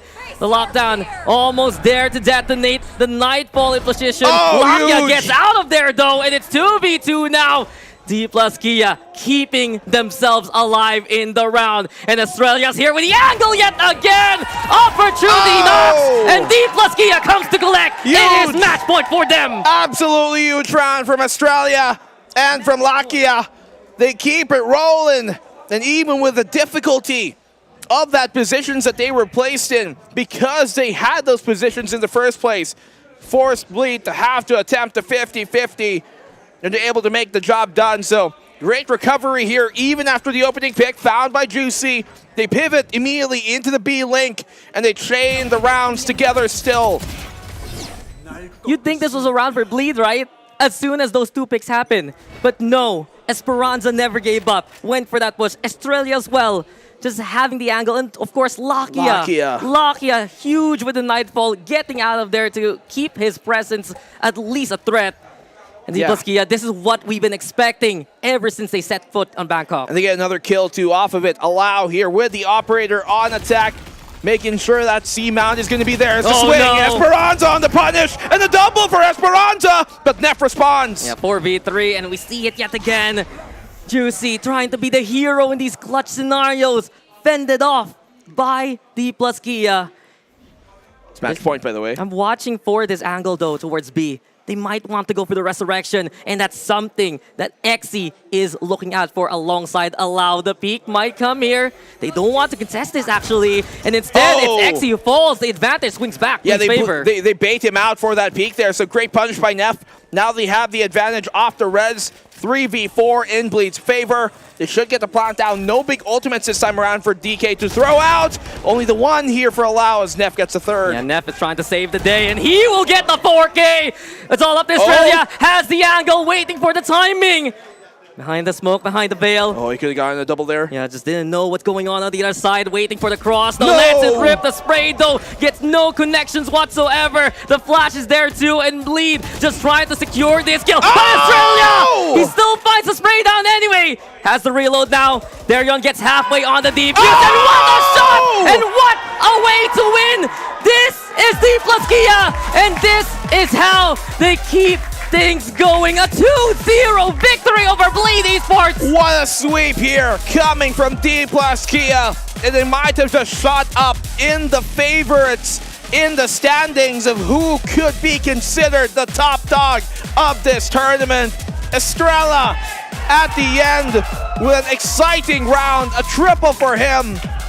Incredible stuff we've seen from the Korean team. And this shakes the confidence of Bleed Esports. This was the matchup they've been looking forward to all throughout this week, and they fall flat against them. It was close. So many times we saw this lead change hands. So many times we saw the competitive nature of Bleed and D plus Kia. But eventually, Black and Blue, this is the D plus Kia that we all expected as soon as they won out their own leagues. What a way to show up finally here in the stage. I mean, you talked about them having the pedigree, the resume to make things happen here, D plus Kia. They're fighting for that chance back again at the upper echelons of competition. And the way that they do it, they're absolutely elated. What a great win. And what a statement. We talked about them playing up to the level of competition. Against the best is when they're the best. I just gotta give big props to how these rounds, how they've been able to manipulate every single time the conditions that Bleed needs to go after. You'd think initial contact is enough for Bleed to get the numbers advantage. No, there's still an angle to check. You'd think that it would be enough to just play utility. It's still not gonna happen because there's a rotate and there's a medley of ultimates coming your way.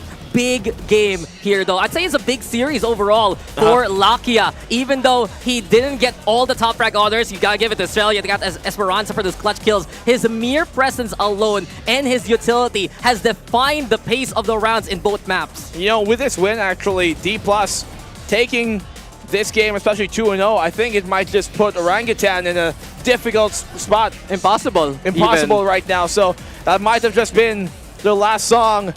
But for the meantime, the only one we're going to sing are the praises here for D+, who have just finally looked like the team that they should be in this tournament. They've met their expectations, and now they're looking to go the distance. What a way to end our day, though. The return of the Korean region. But we gotta need some reinforcements after that one, and Max here for us, too. Huh? Welcome back. What just happened?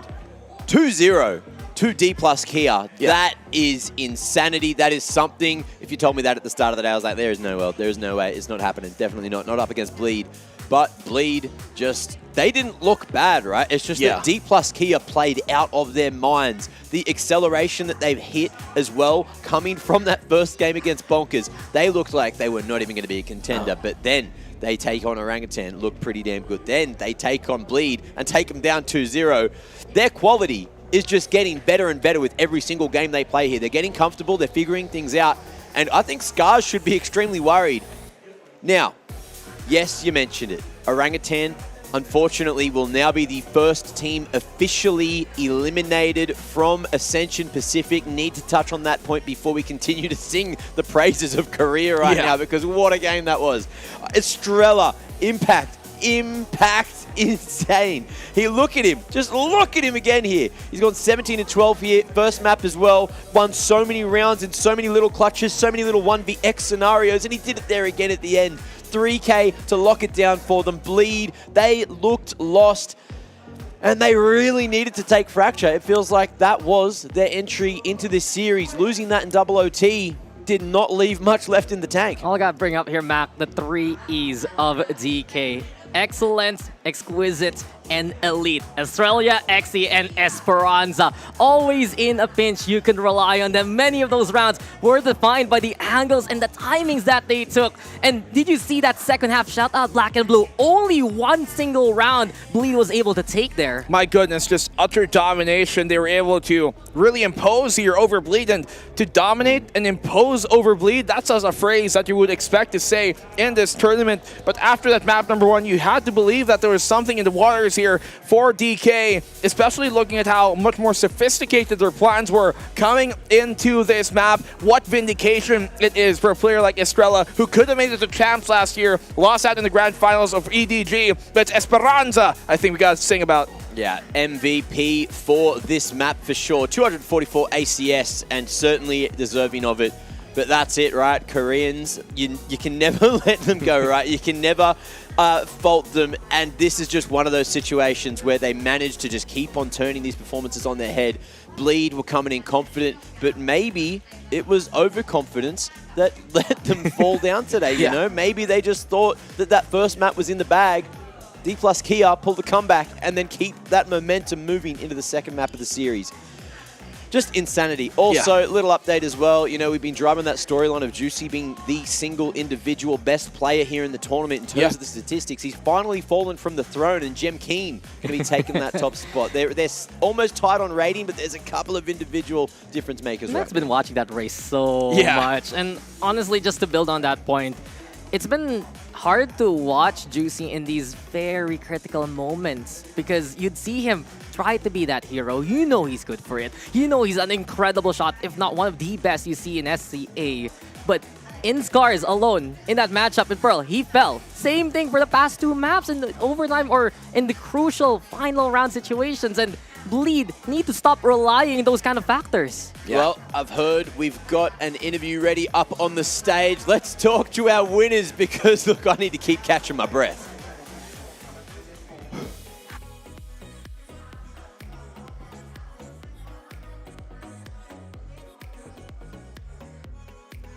สวัสดีอีกครั้งหนึ่งนะครับผมแล้วเกมเมื่อกี้บอกเลยน่าจะเป็นเกมที่ตึงที่สุดแล้วนะครับของวันนะครับแต่จะพูดอย่างไรก็ไม่ได้นะเพราะเกมอื่นก็พอๆกันเหมือนกันครับแต่อย่างไรก็ตามครับสำหรับทีมที่ชนะวันนี้ครับตอนนี้ผมก็ได้อยู่กับ Esperanza แล้วนะครับ and ladies and gentlemen we are now here today and now with Esperanza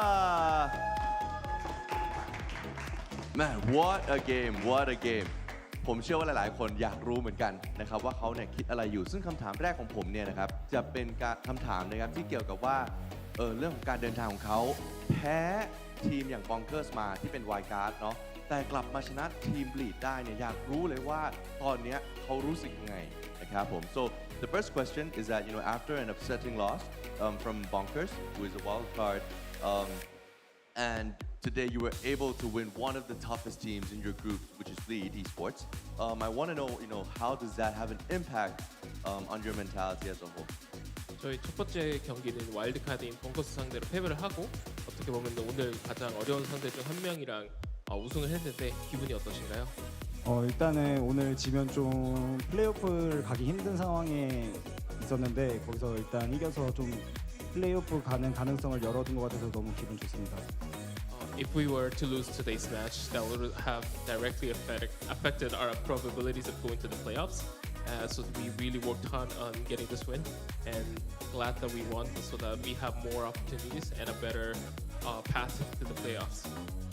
นะครับก็รู้สึกดีใจนะครับคือเสียดายแหละที่แพ้แต่ทำอะไรได้นะครับก็ต้องพยายามต่อไปแล้วรู้สึกดีใจนะครับที่วันนี้สามารถชนะทีมอย่างบลีดได้เพราะว่ามันจะสามารถทำให้โอกาสในการไปเพลย์ออฟของพวกเขาเนี่ยครับมากขึ้นอย่างแน่นอนนะครับว่าง่ายๆไปใครก็ดีใจนะเพราะว่าเกมนี้บอกเลยว่าโหเหนื่อยมากแน่นอนครับ and I'm very happy that you asked about Bleed because it's gonna lead me to the next question นะครับสำหรับคำถามต่อไปครับอยากรู้เลยครับว่าเนี่ยคิดว่า Bleed เนี่ยเป็นทีมที่เก่งที่สุดในกรุ๊ปหรือเปล่าแล้วถ้าเกิดว่าเก่งที่สุดเนี่ยนะครับอยากจะรู้ว่าโหตอนนี้รู้สึกยังไงบ้างนะครับ so yeah like you think next question do you think that Bleed Esports is the toughest in your group and if so how did you prepare for this you know this match 이번 조에서 리즈가 가장 어려운 상대라고 생각하실까요? 그리고 만약에 맞다면 이번 경기를 위해 어떤 준비를 하셨는지 궁금합니다.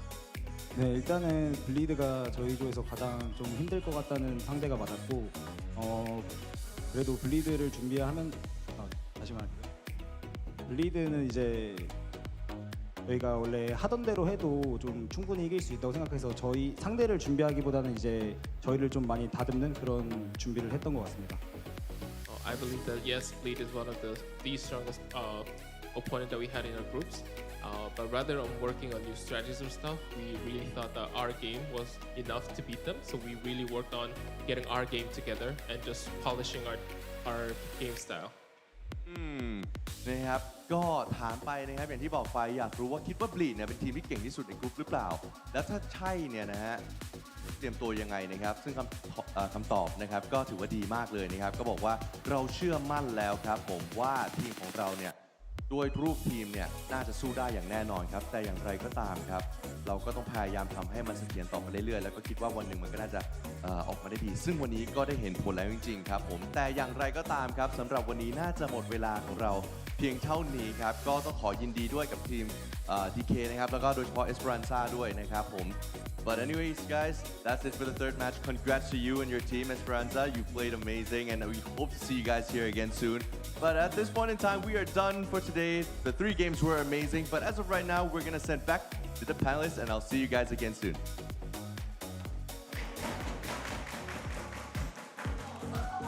Oh, there's an earthquake here in Bangkok, Thailand. What's going on? No, look, that was a nice little interview to hear exactly what the players had to say. But let's start talking shop. Let's talk storylines. Let's talk impact of what's actually happening because we have potential tiebreakers depending on what happens in tomorrow's games. Every game, we have 5 series left to play over the next 2 days of games here at Ascension Pacific, and every single one of those games matters to the bitter end, which is crazy to think about because not only is that last game now going to matter so much more for Bonkers, if Bonkers can take down Bleed in the final game here of Ascension Pacific, that means that Bonkers might actually jump up, depending on the other games, into that first position. If Scarz lose to D plus Kia, then we're looking at some crazy head-to-heads, crazy ties. Oh, and it'll come down to things like map differential and that. But look, another quick announcement as well, just before we bring those groups up. Fancy have qualified no matter what happens tomorrow. So we do have our first official qualified team because Fancy, they're locked into third no matter what happens tomorrow. They might be able to jump up depending on head-to-heads. The other factors as well in this group. So, Zexia must win to qualify.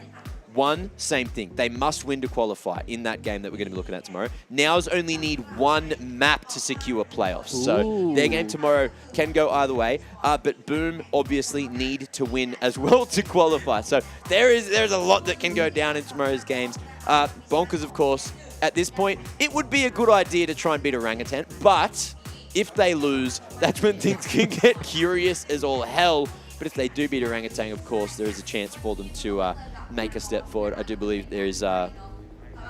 It's a 2-2 standing. They can go for that one. I mean, if one and Boom basically win, you're going to have a 5-way tie, right? But obviously, Fantasy's clinch it due to the head-to-head. Yeah, no, I think there's a little error in the Bonkers column. I think they're 1-1 actually. They're 1-1, not 1-2. I was like, hang on, they've only played what game? But yeah, so Bonkers need to win this game against Orangutan tomorrow, but Orangutan are going to play because they've got nothing stopping them. No pressure now. They are out of the tournament. They're eliminated from the chance to make playoffs. Well, they can drag the Bonkers down with them if they really want. That's it, right? That's what I mean. They're going to have no pressure, so they're going to play their game. They're going to just play crazy, and it's going to be insane. But the first game, you're looking at those 2 teams. Now's showing a couple of cracks here and there. One team can knock them out, of course, if they win it 2-0, and you know they're capable because you know if Xiaoyu comes out with a vengeance, crazy things can happen. And then the last game of the day as well, winner makes playoffs. There's just so much gravity on every single one of the 5 remaining games. I'm sorry, I've spoken for the last 5 minutes, but I've just been sitting downstairs thinking about this for ages. Mac is just basically that guy with the pins and the string and all the pictures. Charlie. It's like, look, I'm taking the credit because I'm on the camera. We've got people behind the scenes, of course, doing all the hard work, telling me the hard work, and my brain's just going overtime trying to remember all the words. But look, any final words today before we jump into the last... one of the last days of games here at Ascension Pacific. I mean, tomorrow is the last day for at least the Alpha group, right? And what we're going to see, and as we expected, it's a complete battle of mosh pit of the SEA standards. Might come down to a 3-way tie, 4-way tie even, but that's nothing new for what APAC has come accustomed to. I'll keep it short. Anyone can beat anyone. Anything can happen moving forward, and this is why this region is so competitive. Literally. Anything can happen tomorrow here on VCT Ascension Pacific, and that is why you need to be here to witness history in the making, to witness which of these teams are making playoffs to make it to VCT Pacific. Oh my lord! Thank you so much for joining us here on day 5. I've had a great time, even though I'm going crazy right now. I need to rest to think things over. I'll see you tomorrow here for much more Valorant action. Thanks for watching. Love ya, but I'll leave ya.